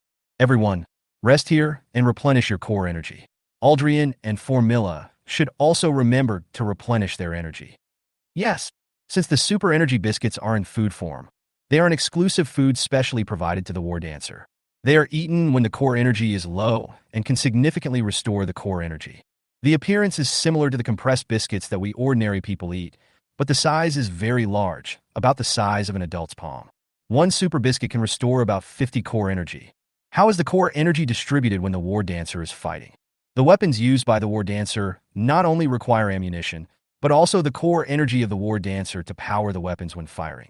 Although a single shell does not consume too much energy, continuous firing would be a very scary number. Not only does firing consume energy, but the visual system used by the war dancer and the physical energy used to offset the recoil when firing are also provided by the core. So all in all, a battle of that intensity would consume about 50 points per round. Of course, Longkeel inferred that the other side was not feeling well either. They must be very sad facing such a large amount of artillery suppression from our side. Chapter 90, Long-Range Strike. It is not clear how much damage the enemy suffered from the previous shelling. Since the battle was so intense, there was no time to observe the enemy's damage. And here is Caixiang. Sister, are you okay? There was a hint of worry in Caixing's tone. Saixiang ate the super biscuits and said with a smile, "Don't worry, your sister, am an indestructible cockroach." "Pooh, pooh, pooh, what's the big deal?" "Sister, I don't allow you to say that about yourself," Kai Xing said angrily. "Sister, what are you going to do next?" Although the first confrontation did not produce any result, it was within the expectations of the two sisters. After all, it is a team that has been famous in the country for a long time. The enemy not only has rich combat experience, but also has a quick reaction. If it weren't for my super dynamic vision, I'm afraid something would have happened. In fact, Saixiang hid a secret from Wu Jie. She did not tell Wu Jie that she also had super dynamic vision. But I believe that after Commander Wu sees it this time, he will definitely know. I was careless. Too much information was revealed in this fight. It also consumed a lot of my physical energy. I need to rest first and then take action later. Saixiang thought for a while before speaking. Since she had abandoned the ammunition, Saixiang's bag was filled with a lot of super biscuits. For a soldier, the consumption of physical energy was really great. Saixiang's tactics are simple. She lets two team members activate a protective force field to protect her. When the enemy gets close, she activates an invisible force field, quickly approaches the enemy, and uses assassination tactics to quickly kill important enemy units. This tactic is simple and crude and has many shortcomings. It is very effective the first time you launch a surprise attack, but it may not be easy to defeat the opponent the second time if the opponent is able to react. By the way, sister, I found something wrong in the middle of the battlefield. It may be that the enemy has hidden someone in the center. Kai Xing thought about it and reported her discovery to her sister. Although Formilla activated the invisibility force field, Saixiang's eyesight was even more abnormal than her sister's. Even the trembling of a pore or the dripping of a sweat could not escape her eyes. If Formilla makes the slightest movement, it will be captured by the colorful stars. "Have you checked it with the visual system?" Saixiang asked. Saixiang replied, "I have used it, but there is nothing there. I suspect that the other party should have used a similar coding method to hide their tracks and resist reconnaissance." Saixiang nodded and said, "Be careful. If I am in the open and the enemy is in the dark, if we are attacked from behind, the impact will be quite large." Kai Xing suddenly smiled and said, "Sister, if Commander Wu was our commander, how would he arrange us at this time?" Saixiang was stunned. She didn't expect Saixiang to ask this suddenly. After thinking for a while, he said, "How do I know what that bad guy is thinking? He might use us as cannon fodder. After all, after seeing our abilities, he must be thinking that we are like a sharp knife, stabbing wherever we can." "Humph! Poochie, sister, this is really your style. But I think Commander Wu will definitely treat us like treasures. Do you believe it?" "Huh? Him? I don't believe it. We should be thankful that he doesn't abandon us like a piece of trash." "Umitba. Well, it looks like my sister has no confidence in herself at all. Don't give me that. Let's wait until we can enter Shizuku. That guy hasn't given in yet. I don't know what he's up to. He's trying to whet our appetite." Takahashi Ayaka rolled her eyes in annoyance. However, at this moment in the stands, Wu Jie suddenly sneezed. "Oh, sir, you don't catch a cold, do you? Why don't you go back and rest now?" Cecilia spoke the fastest and immediately asked with concern. Minion also said, "If you feel uncomfortable, go back and rest. I will help you here." Shila also looked at Wu Jie with concern. "No, Ichizuki. It won't be a problem for you to finish watching this game. Besides, now is the beginning of the real competition between the two teams. It's the crucial moment. How can I leave?" Wu Jie looked nervous. He didn't want to leave now. After all, he had long wanted to see the abilities of the Takahashi sisters. This battle made Wu Jie think of many possibilities. If I leave now, it will definitely interrupt many of my thoughts and ideas. Even though Shila will help me record everything, it will not be as real as seeing it with my own eyes. "Okay then, sir, don't force yourself. If you feel uncomfortable, go back and rest immediately." "Yes, I understand." Return to the battlefield. Longkeel took out the holographic tablet and carefully looked at the temporary map drawn by Formilla. Although it was drawn temporarily, it also provided him with considerable help. During the time that Formilla was invisible, she did not just watch the show. She climbed a tall tree at the center point, turned on her eagle-eye vision, and used the system's intelligent map drawing module to scan the entire battlefield within her sight. This is the power of technology. With the support of today's cutting-edge technology, War Dancer already has the ability to carry a portable processor with her. The torso is an important part of the dance costume, and most of the current War Dancers have a special processor installed in it. Today's technology is far superior to that of 100 years ago. Processors are no longer nanometer level, but picometer-level processors. Of course, in order to advance to the picometer level, humans have also experienced a major industrial revolution. Nowadays, the core only needs to be very small to handle a large number of tasks. A single war dancer is equivalent to a mobile supercomputer. It can perform calculations through the visual system wherever it goes. It is very powerful. At this moment, Longkeel slapped his thigh and said happily, "Everyone, our chance has come." "Commander, what have you found?" Aldrian asked curiously. Longkeel did not hide it and said directly, "Although the entire battlefield looks flat from here, in fact the terrain is getting higher and higher from south to east." "But so what?" Aldrian asked doubtfully. Longkeel said, "Think about it, the entire map is only 8 square kilometers, and we have long-range weapons while the enemy does not. 2 of our weapons have long-range strike capabilities of more than 10,000 meters. What if we occupy high ground and snipe the enemy?" But the other party is not stupid, he will dodge it." Aldrian was confused. Longkeel laughed and said, "Eldrian, why are you being so stupid at this time?" Aldrian expressed his incomprehension and didn't understand why Longkeel was so happy. Although we could fire artillery at such a long distance, the missile's flight time was also quite long. How could we possibly hit the enemy when they were so alert? Chapter 91, Scoring Mechanism. You'll know in a moment. Longkeel didn't explain much.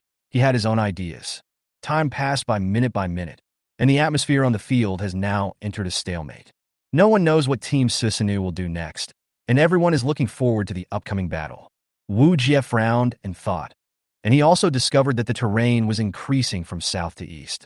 If Longkeel were to occupy the eastern high slopes, it would be very disadvantageous for the Susanoo team. "Hey sir, why are they going east?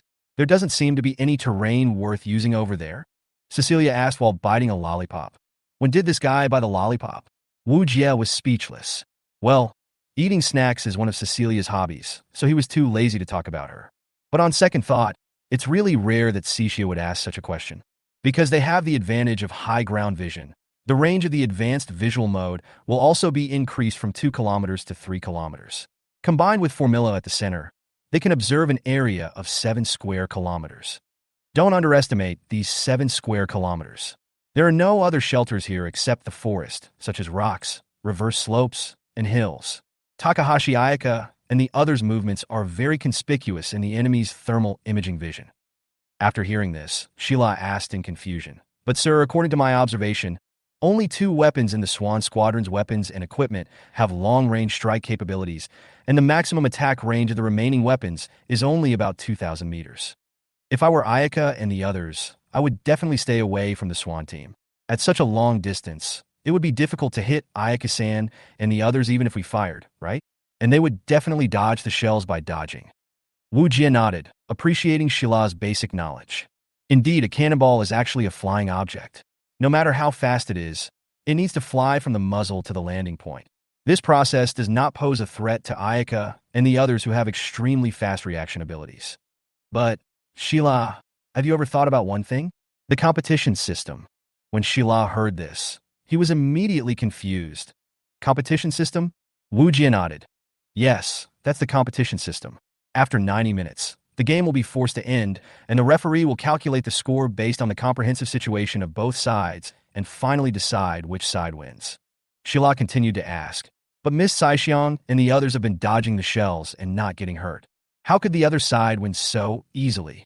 Wu Jie smiled and replied, "This is where you have an illusion, Sheila. The organizers had already considered this situation when setting this rule, in order to avoid meaningless delays by both sides, which would lead to a draw. So the organizer added one more point at the end of the rules. The party that does not take the initiative to attack after a certain period of time will be penalized with points. Remember? At the very beginning, the rules mentioned that there is a way to calculate the points. A long period of no attack record is also a deduction point.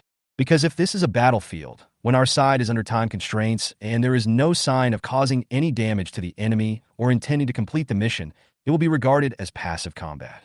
Longkeel uses this to fire at the opponent every once in a while, which offsets the penalty for passive combat and allows him to firmly hold the points. The Susanoo team, who have been patient and have not fired, will continue to lose points. Don't forget, this is both a competition and an actual battle. Why is it called actual combat? For example, the fake enemy buried a bomb on the scene to blow up our important facilities, and the countdown is 90 minutes. If we don't attack, will the important facilities be blown up? So this is why it is a point deduction. After hearing this, Cixia clenched her right hand into a fist and hammered the palm of her left hand. Suddenly she realized, no wonder the Swan team wants to occupy the high ground. It turns out that they have mastered the competition system. So that's how it is. Everyone was thoughtful after hearing this. They didn't expect that there would be such a tactic in the game. Wu Jie continued, and now Long Keel has mastered the vision of the entire battlefield. It can be said that he can see the enemy clearly. The Susanoo team has almost no room for operation. As long as Ayaka shows her head, she will be bombarded by the enemy at regular intervals. No matter how Ayaka and the others try to hide, there will always be a time for them to fight with bayonets. As one side gains strength while the other loses strength, the Swan Squad will gain more and more initiative. And all the members of the Susanoo team are melee fighters, and they have no way to provide long-range support. Once they engage in close combat with Long Keel, the other group of the hidden colorful star team will definitely be exposed to Long Keel's sight. In this way, Long Keel will have no worries and can attack the Susanoo team at will. After listening to Wu Jie's story, everyone was amazed. It was indeed a competition of intelligence. It seemed that combat power on the battlefield was one aspect, but the intellectual confrontation was also extremely important. At this time, on the battlefield, Long Keel and the other war dancers had their visual systems almost fully activated, like 6 radars, constantly scanning everything that moved on the battlefield. It seems that the opponent is really a newcomer. He comes to participate in the competition without even understanding the competition rules. I will definitely win this game. Long Keel laughed. His tactics were perfect. No matter how good the Susanoo team is, he has already controlled the entire field of vision. Even if they grow wings and fly into the sky, they can never escape from his control. Since they occupied the eastern high ground, all members have been on alert, cooperating with Formilla at the center to carefully search for the enemy. With such a large-scale visual control, it seemed to everyone that Team Susanoo was having a hard time. Although Ayaka and Ayanaboshi are both in visible force fields, their teammates are not. The Susanoo team can't just send 2 people to fight, right? That would be too weak. In the audience, some military fans who have experience and a certain degree of common sense have already started discussing. It's not good. Team Swan occupies the high ground, and Team Formilla at the center controls the key field of vision. I'm afraid Team Susanoo will have a hard time. Well, after all, this class of Susanoo team is still rookie. Let's wait for the next class. Maybe they will be stronger. No, look, all members of Team Susanoo are missing. What? There was a lot of discussion on the field for a while. No matter which drone angle was used, not a single member of the Susanoo team was seen. How is this possible? Wu Jie scanned all the drone shooting angles with a look of astonishment, while constantly observing the battlefield with a tactical telescope, but there was nothing. Chapter 92, Radar Red Dot. Look, sir. Shila pointed to the radar system on the large map and saw 6 small dots approaching Long Keel from the north. Oh yes, they all have the system installed on them, and the referee can check the opponent's position on the radar in real time. Wu Jie just remembered it. But that's not right, sir. Even with the radar system, I can't see the real bodies of Miss Ayaka and the others. Shila also observed the drone's perspective while scanning the battlefield with his own visual system. Since Wu Jie and his team's audience seats were located on the north side, they could just see the location where the Susanoo team passed by on the radar. It's really strange. Wu Jie was puzzled. Could it be that all the members were temporarily replaced with invisible force fields? This is impossible. The invisible force field and the protective force field are special equipment. Without special surgical instruments, they cannot be replaced on the spot. Why is that? Long Keel was already getting a little impatient waiting on the field, and even had a vague sense of uneasiness in his heart. Formilla, is there anything unusual? No. Eldrin, what about you? Reporting to the commander, there is nothing unusual. Longier paced back and forth. Then his frown relaxed and he laughed loudly. It seems that I was worrying too much. The other party is really a rookie with no experience. In this case, it is impossible for him to break through my blockade. Then he said to the other 2 team members, remember, as soon as you find the opponent's trace, open fire immediately and get the points. Yes, time passed by minute. Although there was still a long time before the end of the game, the waiting was always so anxious. Looking at the red dot on the radar approaching Long Keel, Wu Jie carefully searched the moving position of the red dot with his eyes. Wu Jie's eyes lit up, and he finally understood how Xiong avoided the other party's detection. Sira, do you understand how Ayaka and the others avoided detection? Shila shook his head and looked at his superior in confusion. Wu Jie smiled slightly and uttered 7 words: land and sea composite dance costume. Ah! Shila was stunned for a moment. Of course, the other team members also reacted, and the smarter Phoebe was the first to speak. Sir, isn't that dance costume still in a research stage? I don't understand why either. It could be a prototype, but I suddenly understand why Ayaka and the others ignored the swamp terrain at the beginning. Swamp terrain is terrain with water, and I have used measurement methods to calculate that the deepest water in the swamp here can reach about 2 meters.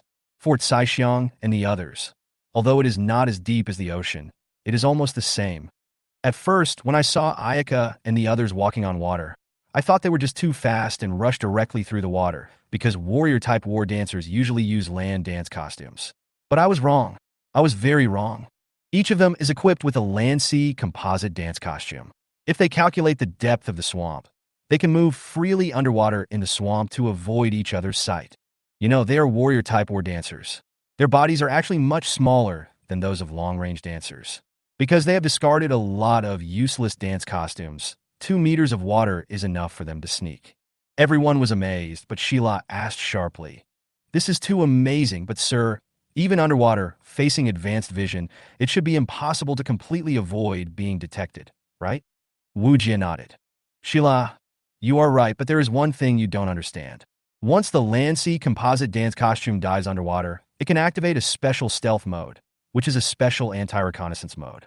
The nano shell of the dance costume will also change.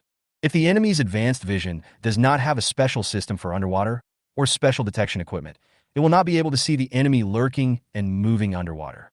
This is really an eye-opener. I didn't expect that the swamp terrain would be just the right place for Xiong and the others to thrive." Shila praised repeatedly, saying that this trip to the international competition was really worthwhile. "Stop talking for now. They're about to engage the enemy." Just as Wu Jie finished speaking, he heard a system prompt sound suddenly coming from the field. Ding, Swan Squad, 1 member was killed, Sisanu Squad, score increased by 1. Longkeel looked at the scene in front of him in shock. The enemy suddenly jumped out from underwater for no reason, which terrified him. He saw a Susanu dancer swung her sword and killed one of his men on the spot. "Everyone, open fire at will and retreat to the south." After this order was issued, ripples were seen in the air. Xiong suddenly appeared from invisibility and fiercely cut the other team member, who opened fire in half. In the horrified eyes of the team member, she fell down unwillingly. Ding, Swan Squad, 1 member was killed, Susanu Squad, score increased by 1. The system's cold reminder sounded, and the Susanu team was like the god of death on the battlefield. The Swan team was unaware, and 2 members were killed immediately. Longkeel was completely panicked and no longer had his previous composure. He frantically stepped on the accelerator with his right foot and kept retreating. "Fumilla, take action quickly. I will go to protect the commander." Aldrian did not expect the opponent to be so fast. He had just heard the first prompt and turned the muzzle back, and the second member had already been killed. The Swan team immediately lost 2 members in the battle. What a devastating blow this was. The only 2 remaining team members were guarding around Longkeel. As the commander, if Longkeel was killed by the opponent, he would lose a lot of points. It's almost equivalent to defeat. In order to protect the commander, the 2 team members opened their firepower to the maximum and fired wildly at Ayaka and another Sisanu team member who had already appeared. But at this moment, in the swamp on the right, 2 more Sisanu team members suddenly jumped out of the water, holding a long sword, and slashed at the side of the 2 team members. "Not good," Longkeel exclaimed. But at this moment, 2 gunshots were heard in the distance. It was Aldrian firing. Eldrian was fully focused, her sniper scope firmly locked on the 2 Sisanu dancers, firing shot after shot. Bang! Bang! Fortunately, the 2 Sisanu dancers activated their protective force field, but the opponent's shells had strong penetrating power at such a close distance and had already hit the paint on their bodies. The damage rate of both of them reached 30. If both of them were hit by another bullet, they would probably be seriously injured. "Great!" Longkeel breathed a sigh of relief. Fortunately, Eldrian was an excellent marksman. If it weren't for her timely rescue, his life would probably be in danger. "Commander, leave now." Aldrian only had time to say this one sentence. At this moment, another Sisanu dance girl jumped out from behind Longkeel and slashed at his jeep. Chapter 93, Cannonball Storm. Eldrian, boom! The violent explosion directly catapulted Longkeel out of the car, and a human-shaped cannonball was seen shooting directly out of the car. Commander! Everyone in the Swan team exclaimed in surprise. At this moment, a platform suddenly emerged from the ground and caught the flying Longkeel steadily. The soft pads protected Longkeel's entire body, protecting him from physical damage. Phew! Fortunately, this is a competition and the safety system saved Longkeel's life. Otherwise, with the war dancer's terrifying strength, he would have been blown to death. Wu Jie was still frightened when he saw this scene. Commander, when we participate in the competition, you must protect yourself. Although there is system protection, accidents are bound to happen. Shila expressed his concern. Well, thank you, Shila. Let's watch the game first. Wu Jie expressed his gratitude sincerely. Although Longkeel was caught, according to the system's calculations, Longkeel was seriously injured at this moment. Although he was still allowed to use wireless communications and reconnaissance equipment, he could not move. You guys protect the commander. I'll deal with these 3 guys. Aldrian was also aroused at this moment.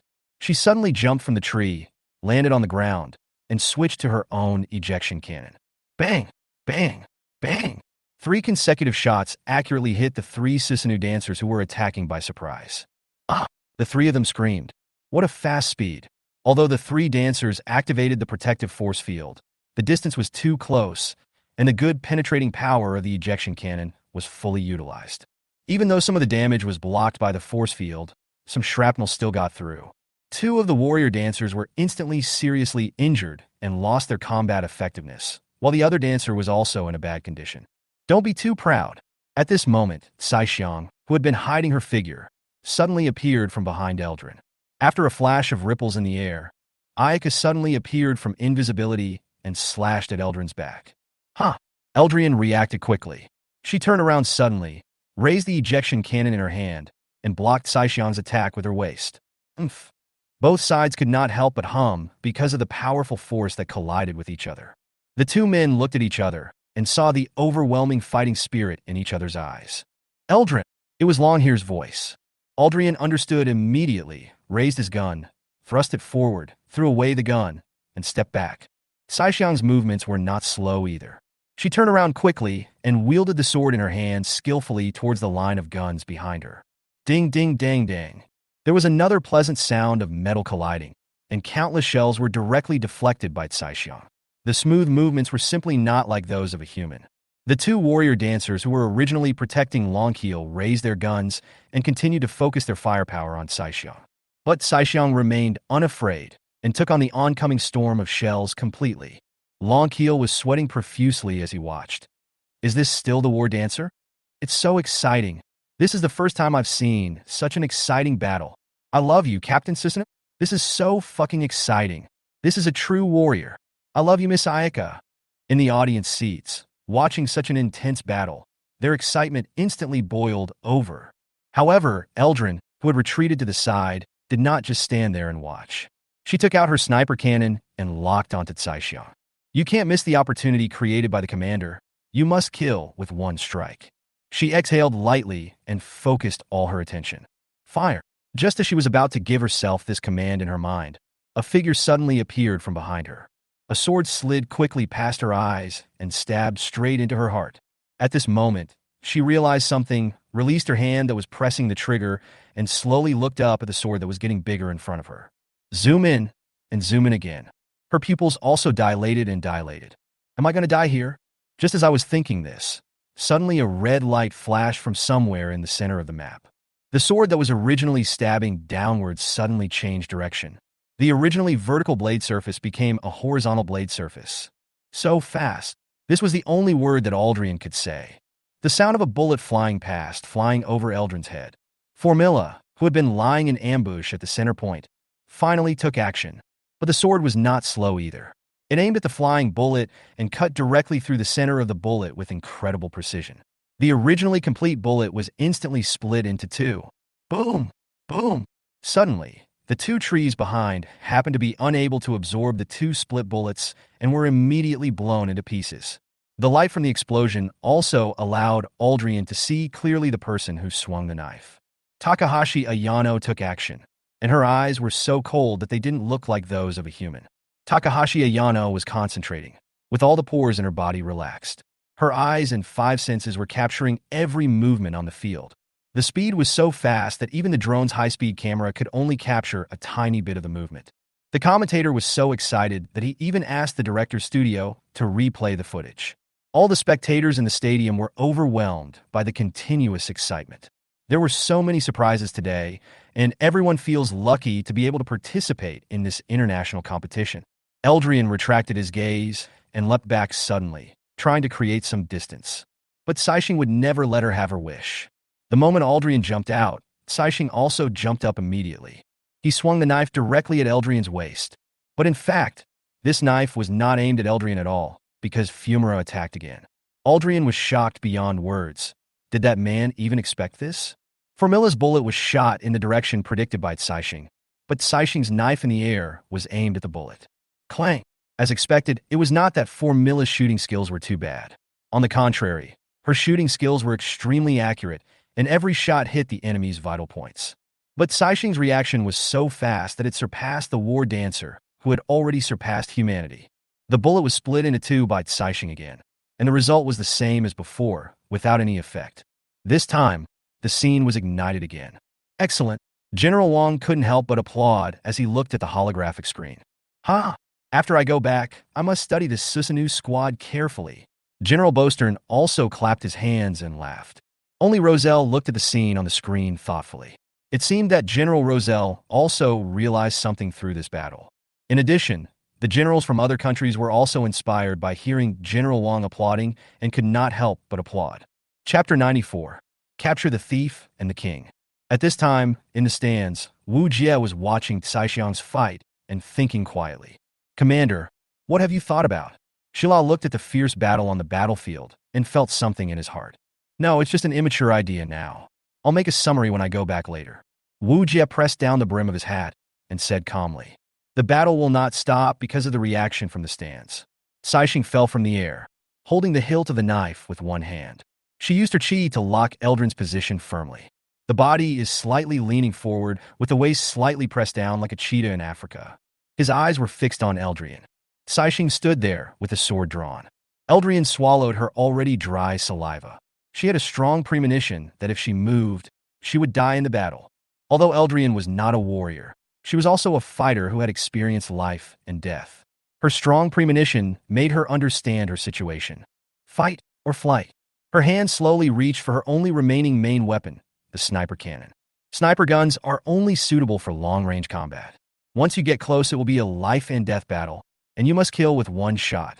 Although he also had a hand cannon, after witnessing the horrific reflexes of Saishing and Saixiang, he knew very well that it was just the last bit of self-consolation. The only thing she could rely on was the sniper gun. What to do? The enemy would not give himself time to think, and a drop of sweat had already slid down Eldrian's cheek. She thought that this must be the only enemy she had ever seen in her life. Having experienced countless battles, she felt her breathing was a little unstable at this moment. Even as they were facing off here, Ayaka did not stop fighting Longkeel.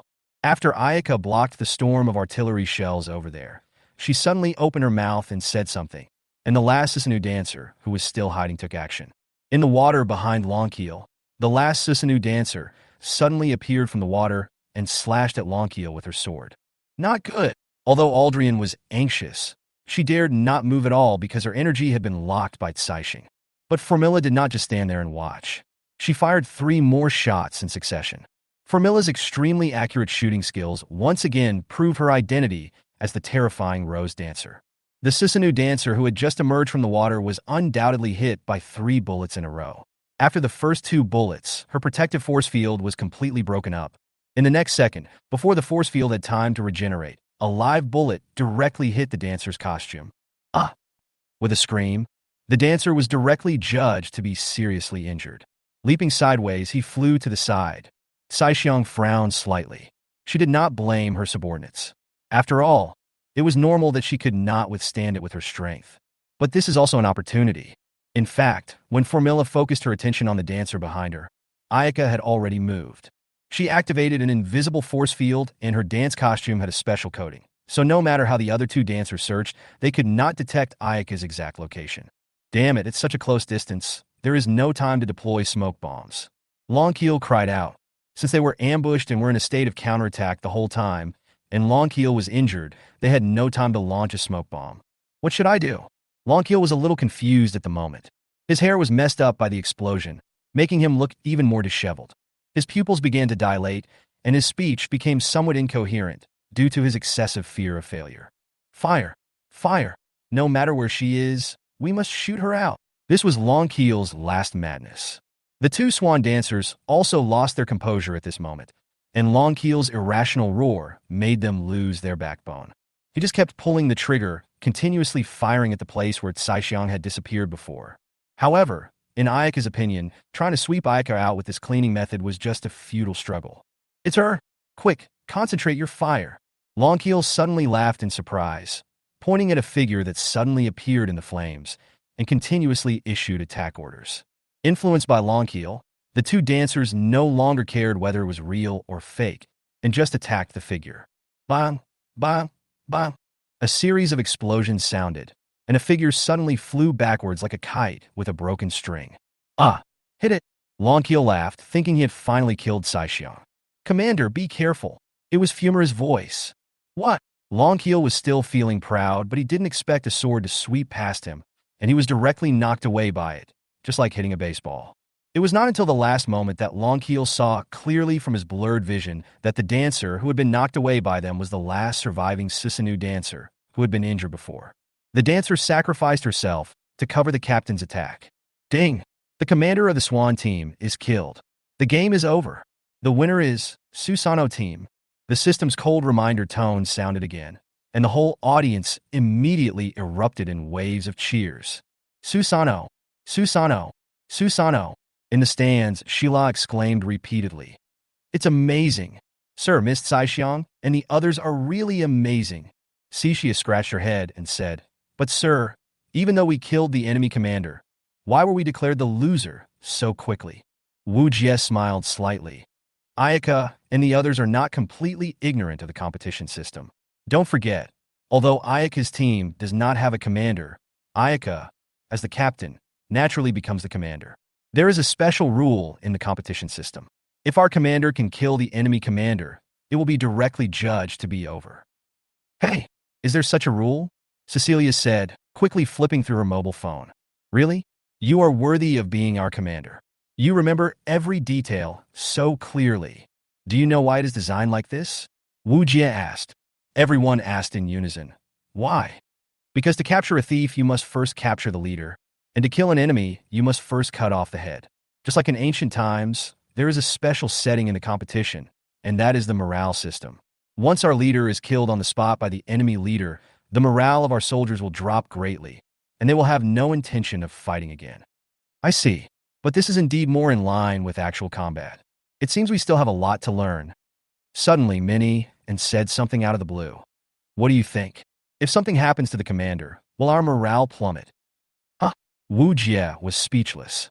Minnie Ann, you are worthy of being my good sister, Cixia said with her eyes shining. Why are you so happy?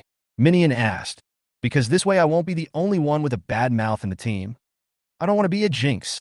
Chapter 95 Special Guard. But because it is a modern war, this kind of thing is difficult to do.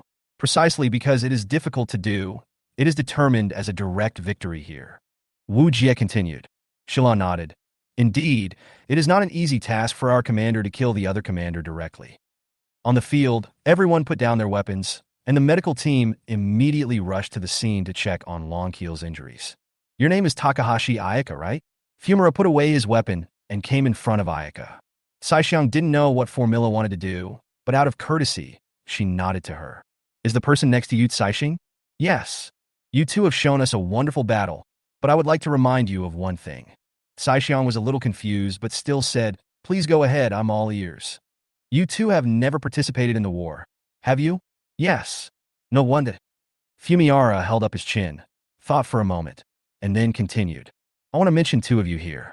On the battlefield, no matter what time it is, remember not to abandon your comrades easily, because they are our comrades who fight together. After saying this, Fumara left Saishiang with only her back. Formilla walked up to Longkeel, staring at him with her eyes, holding his hand with one hand, and her eyes were full of concern for Longkeel. Then, under the escort of the medical team, the Swan team slowly disappeared from the sight of the Caixing sisters. Sister, Caixing stood behind Caixing and gently pulled the corner of her clothes. Although I still don't quite understand what formula means, I seem to have realized something. After saying that, Caixing turned around and came to the subordinates who were traveling with her to check their injuries. "Ah, young lady, we are fine. It's just a small injury," one of the dancers said with a blushing face. Indeed, from the dancer's perspective, although the paint shells have a certain impact force, they will not cause fatal injuries. As long as you get proper treatment, you will recover quickly. But Caixing still carefully helped everyone clean the wounds, and Caixing also came forward to help when she saw this. Wu Jie looked at Caixing and Caixing's behavior on the big screen and nodded. "Sir, go and have a rest, it's getting late." Shila looked at the time and reminded quickly. Wu Jie stood up, stretched his neck, and nodded. "Yes, I've been up all night and can't stand it any longer. It's time to take a rest." Wu Jie left his seat and was thinking about some tactical matters when suddenly he seemed to be staring at someone. Wu Jie glanced towards the stands and seemed to see a golden figure disappear in a flash. "Huh? Strange, there was clearly someone here just now." Wu Jie looked at the place where the figure disappeared thoughtfully. "Forget it, never mind." As soon as he left the audience seats, a cool breeze blew and Wu Jie felt a chill. Wu Jie took a breath. The temperature in the audience seats is different from the temperature outside. When I first came out, I was a little uncomfortable because of the temperature difference. Feeling the sunshine approaching noon, Wu Jie walked slowly on the way back. Although he was very tired, Wu Jie didn't feel sleepy at all. Buzz! Suddenly, the phone in my arms vibrated. Wu Jie took out his cell phone and saw that it was a message from Cecilia. "Has the commander arrived home yet?" Wu Jie replied with a no. Then there was another buzzing sound. "Sir, remember to take out the food from the refrigerator and heat it up. Sister Shila got up early this morning to cook. Sir, remember to eat it. Love you. Kish." She also sent a kiss emoticon. Wu Jie suddenly felt warm and replied, "I know. Don't forget to eat lunch." As he was replying, Wu Jie didn't look at the road and suddenly turned a corner. With a bang, he knocked down someone. "Ah!" At this moment, Wu Jie just felt that he was buried in a ball of soft cotton, soft and elastic. What was that? Wu Jie opened his eyes suddenly, only to see a pair of eyes staring at him fiercely. "Yes, I'm sorry." Wu Jie apologized quickly. Wu Jie's posture at the moment was as bad as it could be. His head was pressing on the chest of this beautiful woman, and his hands were pressing on her breasts. Wu Jie wanted to get up, but unexpectedly, a knot on the other person's clothes got tangled in Wu Jie's clothes. He pulled hard and tore the other person's clothes directly. "Ah!" Wu Jie never expected this to happen. At this moment, Wu Jie looked up and could not tell the girl's emotions at all. She just glanced at Wu Jie coldly and didn't even care that her underwear was exposed. I'm sorry. Muy apologized repeatedly. He never thought that he would be so unlucky and tear other people's clothes. Just when he was about to say that he would compensate the other party with a set of clothes, he heard a cough behind him. "Ahem, you little brat. You even dared to tease my guards. I haven't seen you for a few years, and you've become more courageous." Hearing this voice, Wu Jie was stunned. It sounded somewhat familiar. When Wu Jie turned around, he found a black-haired old man with a rosewood cane, wearing a gorgeous robe and looking at him sharply. Principal. Wu Jie was shocked and immediately saluted. The blonde beauty whose clothes were torn put away her torn clothes, not caring about her current image at all, and walked quietly behind the old man whom Wu Jie called the principal. Only then did Wu Jie see the image of the blonde woman clearly. The bright orange top was torn by Wu Jie, revealing large areas of snow-white skin. The white lace bra was tightly attached to her breasts, and it was quite big. She has long blonde hair, but a face like an oriental girl from the south of the Yangtze River. Is she a mixed race? Her blue eyes reveal an indescribable chill. The long skirt that only reached her calves hid her legs, but it still couldn't cover up her proud figure. Her straight figure is comparable to that of a veteran in the military, and her every move reveals her amazing qualities and good mental state. If Wu Jie were to judge the appearance of this woman, I'm afraid only Ziska and the senior in the group could compare with her. Well, it seems that you, a bad boy, haven't forgotten about this old man like me. Wu Jie was sweating profusely and said quickly, "Principal, you are joking. What do you mean by old and immortal? In my opinion, you can still live for several more decades. By then, you will have many children and grandchildren, and you can go home to hug your grandchildren and enjoy a peaceful life. Hee. Ah, who did you learn this way of talking nonsense from? I've never seen you so slick before. General Wang pointed to the mixed-race blonde beauty next to him and said, let me introduce you to this girl. She's called Dongfang Xingyue. She's a national-level special guard who's here to protect my safety. Wu Jie was overwhelmed. He had offended a powerful person. Chapter 96, Dragon Kingdom Plan. I'm really sorry for what happened just now, Miss Dongfang. Nuye bonnet depli. Wu Jie glanced at Dongfang Xingyue and found that she neither spoke nor looked at him. She just looked straight ahead and had no intention of paying any attention to him. Alas, she must be angry. Wu Jie was helpless. Anyone with a little bit of common sense could understand a girl's temper. It seemed that he would have to find a chance to help her calm down later. Okay, Xingyue is not as fussy as you think. After all, you didn't mean it just now. After saying this, General Wang turned around and slowly walked in the direction Wu Jie was going. Wu Jie immediately realized that the principal wanted to say something to him, so he hurriedly followed. At the same time, General Wang's words made Wu Jie feel even more embarrassed. It would be great if Xingyue was really the kind of girl who didn't care about things, but why did he feel a vague sense of uneasiness? So Wu Jie quickly waved his hands and said, it was indeed my fault. I didn't pay attention to the road when I walked. I will definitely apologize to her when I have the chance. Wu Jie's attitude was pretty good. Although he had already pointed it out to him, Wu Jie still knew his limits. General Wang nodded slightly, but Wu Jie was actually feeling a little puzzled. As a special guard, her skills should be quite strong. But why did she not react at all when he knocked her down just now? Just like an ordinary person. You must have some questions in your mind. As a national-level special guard, how could he be knocked down by your collision? Right? General Wang said as he walked, but he revealed what Wu Jie was thinking in one sentence. Yeah, why? Before Wu Jie had time to ask, the principal spoke first. She just finished the core version update operation, so she can't move freely for the time being. But if it's an hour later, you will be in trouble. General Wang said lightly. When Wu Jie heard this, he broke out in a cold sweat. He didn't expect it to be like this. Wait, core version update surgery? Wu Jie looked at Xingyue carefully and found that because his clothes were torn, the plum blossom badge that was originally fastened on his chest was pinched in Xingyue's hand. A drop of cold sweat dripped down his face, and he suddenly remembered that a special guard who could serve as a guard for a principal like him must have a rank of colonel at least. Then he looked at the plum blossom medal in her hand. Plum blossom dancer? And there is another problem. All the warriors are still using the third generation core that was updated only half a year ago. Could it be that the woman named Dongfang Xingyue has only updated to the third generation? No way. Noticing Wu Jie's gaze, Dongfang Xingyue rarely reacted and actually stared straight into his eyes. Wu Jie was startled. Was it murderous intent? Or hatred? Wu Jie didn't know. He just felt a chill all over his body. Okay, stop guessing. I'll tell you. Xingyue just had a fourth generation core transplant.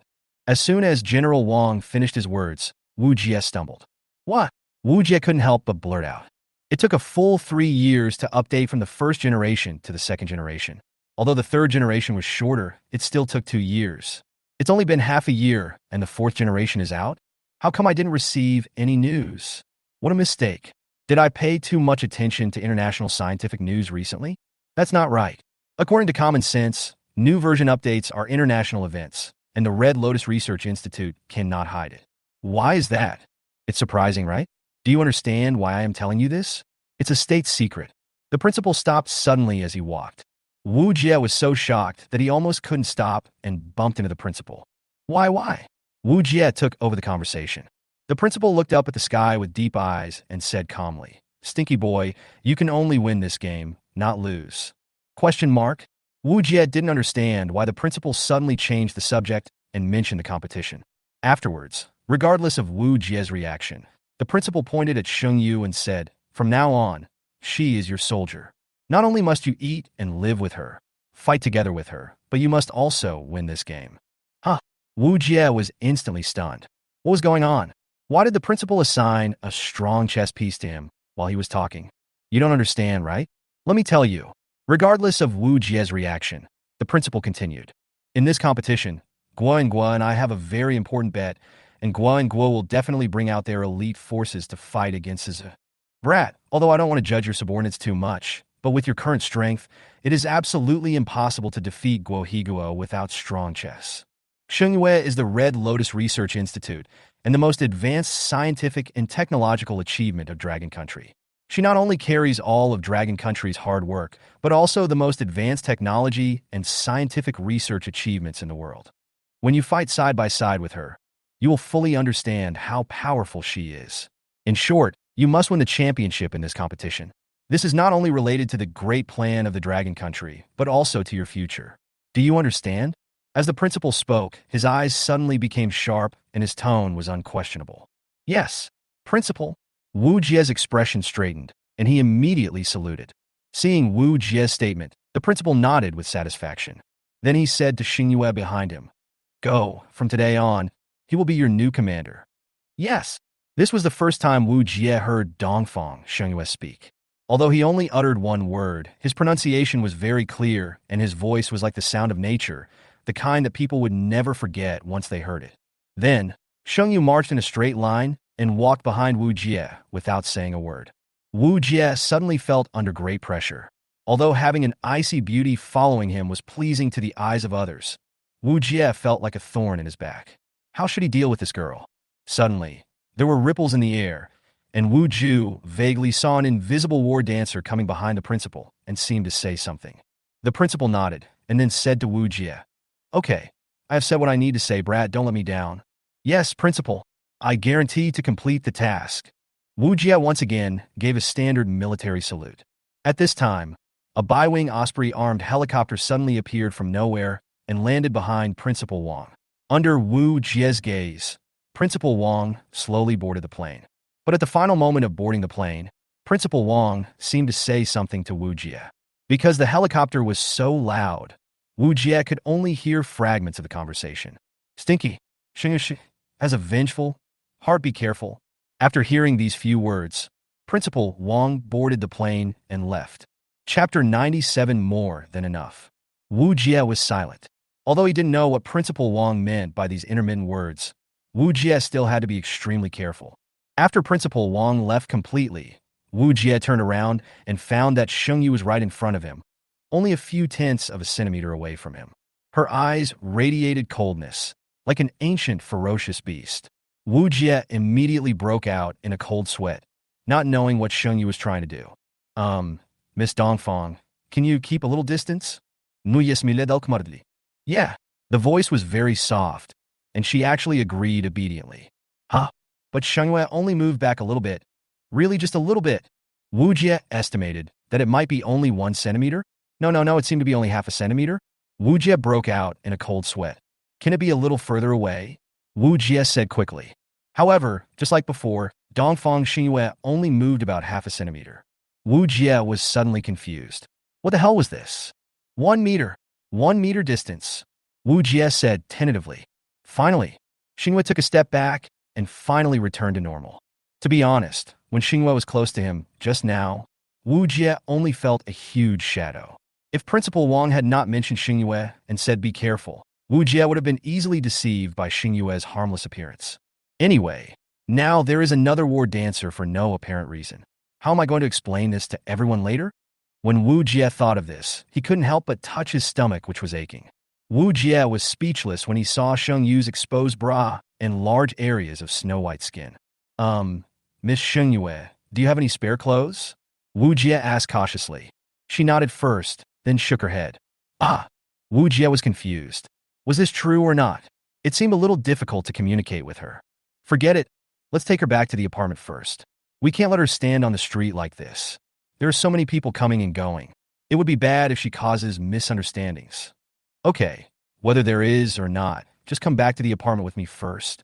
Seeing that Xingyue had no objection, Wu Jie immediately led the way to the apartment. Fortunately, because of the competition, there were not many people in the apartment at the moment. Although Xingyue's strange appearance attracted a lot of onlookers, it was still within the tolerable range. Although Wu Jie had hinted to her more than once on the way that she should change into clothes if she had any, she just seemed not to understand. Wu Jie could only endure the strange looks from others and take her back to the apartment. Finally, "I'm back." Wu Jie breathed a sigh of relief. Fortunately, there were many rooms in the apartment. Wu Jie asked the front desk for the key to a new room. The receptionist, Alyssa, looked at the tattered Oriental holy moon, and for a moment, glanced at the two of them with an extremely ambiguous look, feeling an indescribable sense of embarrassment. Wu Jie could only endure the discomfort and return to the apartment with the key. Fortunately, Alyssa has extremely high professional ethics and did not ask too much about the guests. Wu Jie responded to Alyssa with a grateful smile. First of all, the apartment where Wu Jie lives is actually a suite, which is an apartment with several rooms integrated into one large room. So Wu Jie was not too far away from his teammates. He could easily meet his teammates as soon as he went out. It not only ensures privacy, but also ensures the convenience of communication between each other. So the room that Wu Jie arranged for Xingyue was actually next to Shila's. The apartment is divided into 2 floors with 6 rooms on the upper floor and 6 rooms on the lower floor. Even if Wu Jie and 8 other people can live there, there are still 4 empty rooms, so it is more than enough to accommodate Dongfang Xingyue. Dongfang Xingyue walked to the door and spoke, which was rare. Commander Wu, I hope you can personally customize a set of clothes for me. Huh? Wu Jie was stunned. Then, I don't know where she took out a tape measure from. My system has just been updated, so I can't report my physical data myself. Officer Wu, please help me measure it. Her voice was cold and indifferent. She didn't speak very fast, but it had an irrefutable tone. Wu Jie was suddenly numb. Defeatingly, that bastard. Why did he just run away without saying anything when he saw that I won? Takahashi Ayaka had already returned to the spectator seats, but found that Wu Jie was gone. Except for the 7 warrior dancers who were with Wu Jie before, who were watching the game in the stands, there was no sign of Wu Jie at all. Wow, it's the captain of Team Susa. It turns out she was the one who stayed here all day yesterday. Can I have her autograph? Really? I want an autograph too. You guys' performance today was so cool. From today on, I'm your fan. Suddenly, someone in the audience spotted Saixiang, which instantly ignited everyone's enthusiasm. Hey. Saixiang didn't expect that she would instantly gain so many military fans. At the same time, the war dancers of Wu Jie's team also attracted attention. Isn't that Sister Saixiang? Cecilia said with her head tilted. Phoebe said simply, fame is troublesome, but I envy it. Boya grinned and said, do you think they are here to see the commander? Minnie chuckled. This time, the commander is really lucky in love. Shila felt something in her heart, but still said, how about we go up and help them? Just as they were about to take action, the 2 sisters fled from the audience, leaving behind only a sound of regret. Luo Jing said calmly, it seems that we don't need to show up. Wei Yi nodded, then turned his attention back to the arena. Only Shila looked in the direction where the 2 sisters disappeared, seeming to be thinking about something. The Takahashi sisters rushed out of the audience with embarrassed looks on their faces and immediately boarded the return bus. Phew, that was a close call. We were almost trapped and couldn't get out, Takahashi Ayaka said with some fear. Saixing suddenly said, since sister wants to find Officer Wu so much, why don't we go to his apartment to find him? Huh? Who wants to look for him? Even if that stinky guy falls into the toilet and stinks and rots. I am too lazy to laugh at him. Who made him a stinky guy? Humph! Saixiang said breathlessly. With a chuckle, Saixing couldn't help laughing again. Saixiang was confused as to why Saixing was smiling again. And the laughter got louder and louder. After laughing, Saixing wiped away some tears from laughing too much and said, I haven't seen such a genuine sister in a long time. She only acted like this when she was a child and fought with me for toys. Chapter 98, Why Are You Blushing? As the 2 sisters returned to the apartment complex, Takahashi Ayaka pulled out her cell phone. Sister, have you already checked which room Commander Wu is in? Saixing looked at her sister with a teasing look. Saixiang immediately hid her phone behind her back, looked up at the sky and stammered, I don't know either. Hey, sister, you know you can't hide it from me. Otherwise, I'll take you there. I saw everything just now. Saixing spread her hands and made a sighing gesture. Although it was only for a moment, with Saixing's eyesight, she could see the information on the phone clearly. Don't push me. I haven't said I have to go. Saixiang was pushed by Saixing while walking towards Wu Jie's apartment. Looking at her sister, who was in a panic, Saixing smiled even more happily. It wasn't long before the 2 sisters arrived at the door of the apartment. Captain Wu stayed up all night last night. I guess he is too tired and asleep now. Saixiang looked at the gate and swallowed her non-existent saliva. You'll know when you go in. Kai Xing said with a chuckle. Saixiang wanted to think about it again. If we knock on the door and go in directly, will it disturb him who is resting? Oh, is that so? Saixing asked uselessly. However, Saixing had already walked to the door and used some technology. With a click, the door opened. The sudden opening of the door made Saixing dumbfounded.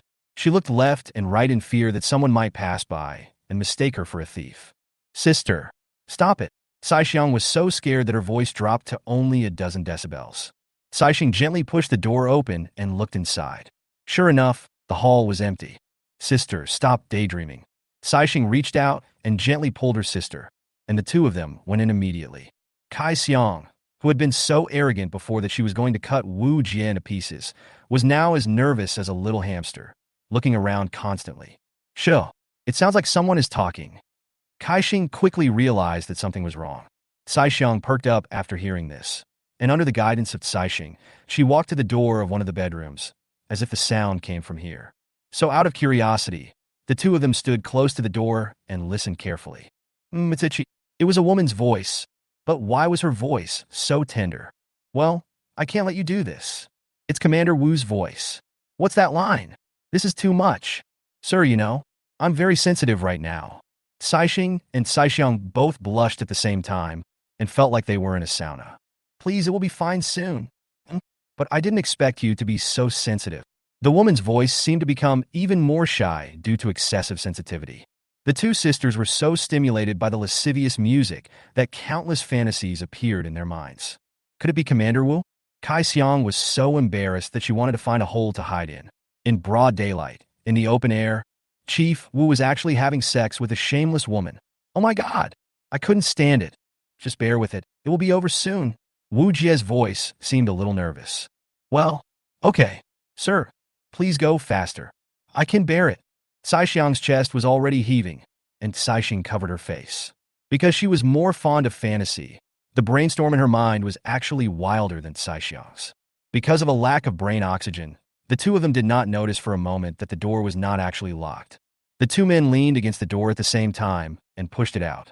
Ah, who is it? For a moment, the two sisters lying on the ground at the door made eye contact with Wu Jie, who was measuring Dongfang Xinyue's measurements. How shameless! Commander Wu? Saixing said and opened her eyes, only to find that Wu Jie was holding a tape measure and measuring the measurements of Dongfang Xinyue, whose clothes were tattered. Wu Jie suddenly felt overwhelmed. Then he thought of something, and his face turned red. Why are you two in my apartment? Sir, do you know these two women? Dongfang Xinyue tilted her head and asked Wu Jie. Wu Jie pressed his face with his hands, and at this moment, he really wished he didn't know them. He broke into my house for no apparent reason and didn't even knock on the door. What on earth was he doing? But I still have to introduce Xinyue, Takahashi Ayaka, and Takahashi Ayano, the captain and adjutant of the Susa team. Dongfang Xinyue nodded, then walked in front of Takahashi Ayaka and Takahashi Ayano. What is she going to do? Takahashi Ayaka and Ayano looked at each other. Kaixing couldn't read this woman's mind for a moment, because this woman basically had no emotional fluctuations and was more robotic than a robot. She doesn't sweat, doesn't blush, and her heart doesn't beat faster. Even her eyes are calm. Hello, let me introduce myself. My name is Dongfang Xinyue, and I work for Commander Wu Jie. Xinyue said this, turned around to look at Wu Jie, tilted his head, and thought for a while. He turned back to the two sisters and said, my fiancé, Saixing, Kaixing, Wu Jie. There was silence for about a second, 2 seconds, 5 seconds later. At the same time, 3 other people in the room let out earth-shaking roars. Wu Jie didn't care about being afraid of Xinyue anymore. He pulled Xinyue aside, put his hands on her shoulders, and asked repeatedly with a blushing face, Xiaodo Sac, Miss Xinyue, it's true that I caused your clothes to be torn, but there's no need for you to retaliate against me like this, right? Saixing also came over immediately, her face also red as she spoke rapidly. That's it. I haven't even heard that Chief Wu has a fiancé. How could a guy who doesn't even have a girlfriend get a fiancé so quickly? Isn't this development too fast? Wu Jie immediately became unhappy and turned to Kai Xiang and said, by the way, you really know whether I have a girlfriend or not. Also, what's the matter with you two breaking into my apartment uninvited? Saixing immediately turned her head away, blushing, and said with a guilty conscience, anyway, it's just, oh, don't worry about it. I just came in accidentally. Wu Lu Sai. Wu Lu Sai. Sai Xiang couldn't help but blurt out something, and Wu Jie was dumbfounded when he heard it. At this moment, Dongfang Xingwei gave Wu Jie another shot at the right time and said, Chief Wu and I have had physical contact. Do you believe it now? Jijijiji skin-to-skin contact. I haven't even developed that stage with my boss yet. And this woman actually... Sai Xiang was shocked. Chapter 99, do it if you want. Who are you, woman? Sai Xiang pulled out her Japanese sword from somewhere, made a sword-drawing gesture, and looked at Dongfang Xingyue fiercely. When Wu Jie saw it, Sai Xiang wanted to fight. A drop of cold sweat suddenly appeared on his forehead. Hey, where did you pull out such a long knife? This guy actually took out a 2-meter-long knife directly, and Wu Jie didn't see where the knife was hidden the whole time. Dongfang Xingyue's eyes became sharp. He clenched his fists and said, Huh? Looks like you want to fight? Dongfang Xingyue also took out a nearly 2-meter-long sword, held the scabbard in one hand, and held it horizontally in front of him, as if he was ready to fight at any time. Hey, where did you get this sword from? Wu Jie couldn't help but complain. Obviously, this guy is wearing so little. There is no way he could hide his sword. Isn't this too unscientific? Sai Xiang didn't expect that this woman also mastered that technique, and her fighting spirit was ignited. I didn't expect that she also mastered that technique like me. Have you also been there? Xingyu rarely raised her eyebrows, but she said in a cold tone, Don't compare me with those people. I am the first person to reach the unknown realm. What? Sai Xiang looked at the woman named Dongfang Xingyue in shock. She didn't expect that she could even reach the unknown realm. This woman is probably a monster. Can you two listen to me? Wu Jie was sweating coldly as he stood between the two of them. I finally got home and wanted to have some sleep, but how come it suddenly turned out like this? Don't forget, these two are war dancers. Once a fight starts, his small house will not be able to bear such a heavy weight. By then, I'm afraid I'll have to trouble Alyssa to find me a new house. However, the two men seemed to have not heard Wu Jie's words and were about to take action. Just as they were about to unsheathe their swords and katana, a person appeared between them as if by teleportation, holding down Sai Xiang's sword-drawing hand with one hand and Xinyue's sword-drawing hand with the other hand. It's a colorful star. Sister and this Sister Dongfang, let's sit down and talk. After all, this is the commander's room. He has been up all night and needs to rest. As soon as he finished speaking, Wu Jie fainted on the ground. Could it be that he didn't sleep all night and fell asleep because he was too sleepy? Xingyu put away his sword and glanced at Kai Xing. Interesting. Sai Xiang was concerned about Wu Jie's condition, so after putting away the knife, she immediately ran towards Wu Jie. Commander Wu, are you okay? However, Wu Jie didn't move at all, just breathing quietly. It seemed that he was really too sleepy. I want to carry you back to bed to sleep. Sai Xiang reached out to hug Wu Jie without saying a word. A figure flashed by and reached out to pick up Wu Jie. I'm sorry, this is what a fiancé should do, so I won't bother you. Dongfang Xingyue didn't care about Sai Xiang's reaction and picked up Wu Jie. Captain Wu doesn't seem to admit it, but I heard it clearly.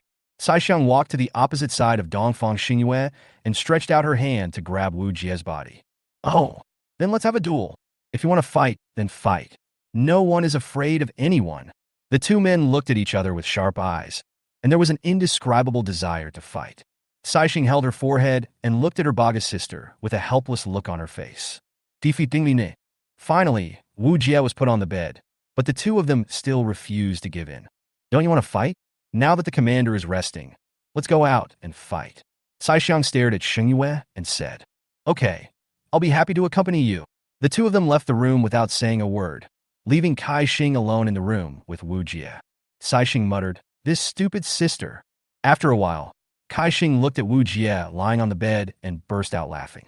It seemed that Wu Jie was still pretending to sleep, so Kai Xing gently poked Wu Jie on the face. Hey, are you still pretending? As he spoke, Sai Xing poked again, but Wu Jie still showed no sign of waking up, as if he really wanted to sleep. Coleman? Kai Xing called Wu Jie softly. Seeing that he was still asleep, she called out softly, Commander Wu. Wu Jie just hummed softly but still didn't wake up. Captain Wu, are you really not going to take care of them? What if a fight really breaks out? Kai Xing couldn't help it.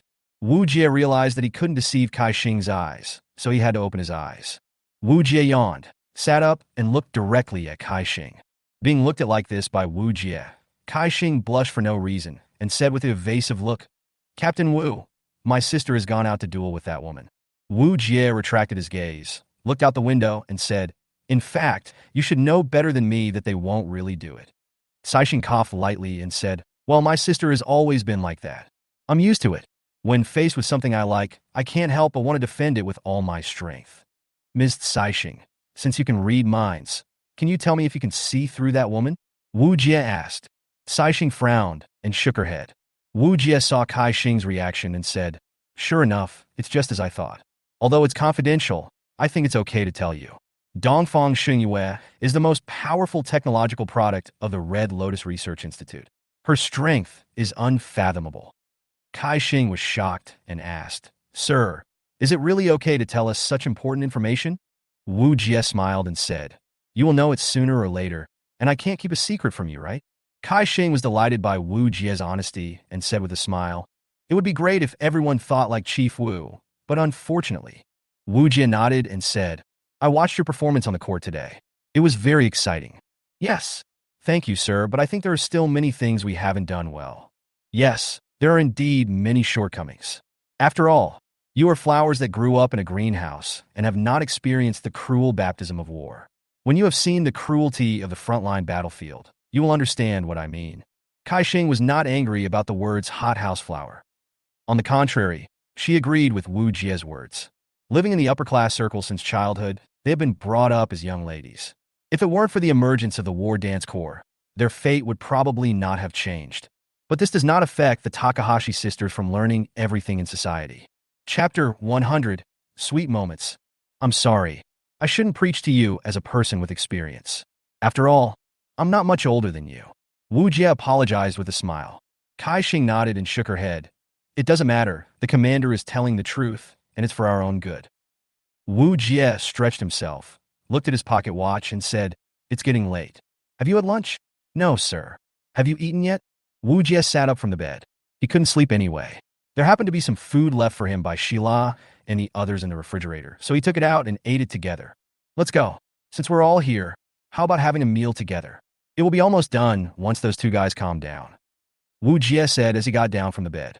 Open the refrigerator. Wow. It's well done, but the portion is only enough for one person. If 4 people share it, I'm afraid it won't be enough. Wu Jie looked through it again, and luckily Sheila and the others bought a lot of vegetables. It seemed that they really liked cooking by themselves. How about this? Let's cook together. The portion Sheila and the others made for me might not be enough for 4 people to eat together. Wu Jie took a look at the ingredients in the refrigerator and immediately had an idea. Let me help cook, sir. I've learned some cooking before. Saixing looked at the ingredients in the refrigerator, and it seemed that she wanted to help too. Well, okay, let's do it together. When those 2 guys come back, we can have dinner together. Wu Jie said as he took out the ingredients he needed. Saixing hadn't experienced such a daily atmosphere for a long time and was immersed in it for a moment. The 2 of them happily started working together and put on aprons.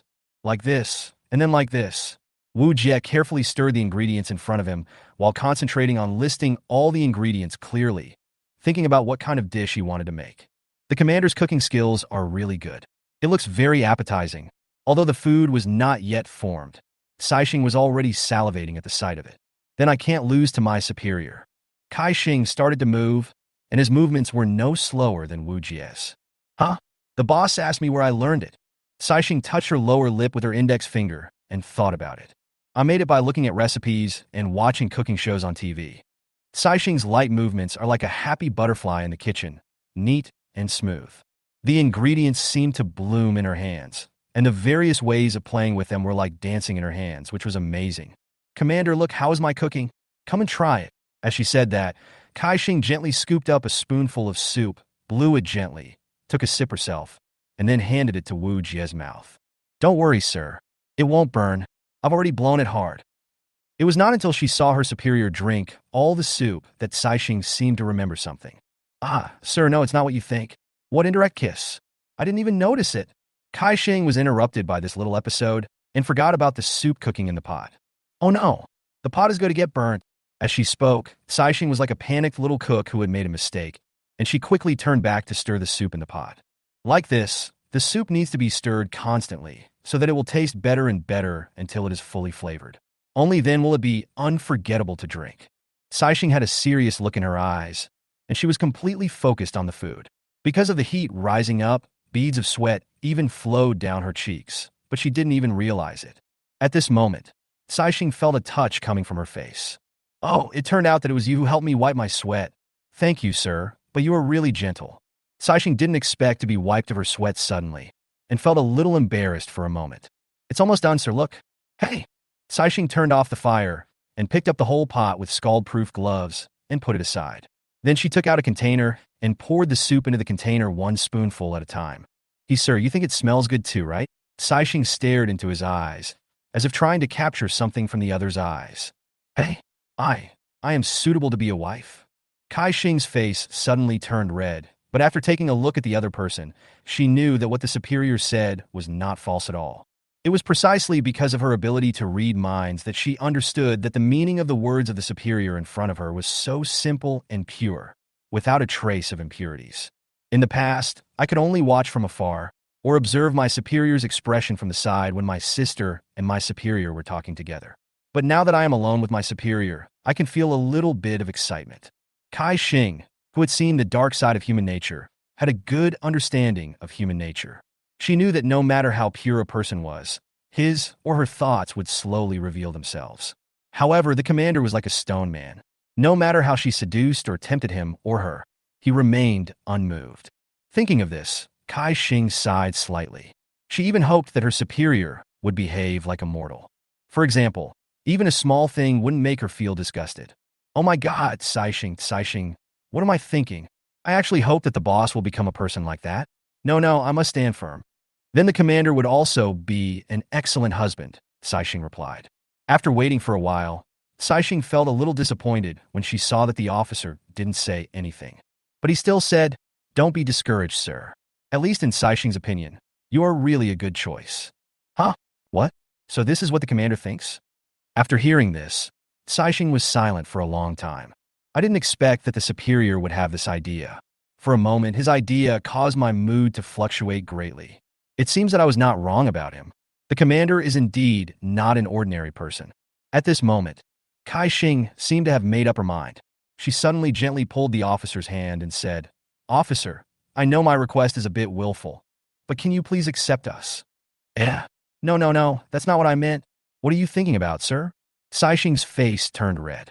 She realized that this was a good opportunity. Maybe she could convince the sir to let her and her sister enter Suzuka. Can my sister and I enter Suzuka together? Sir, don't worry.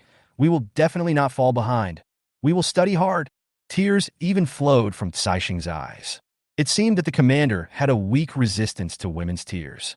Wu Jie scratched his head. He really couldn't bear Kai Xing's eyes, so he sighed and said, Okay, I surrender. I'm really scared of you. I will find a way to report this to the team leader. As for whether it can be accomplished, it all depends on God's will.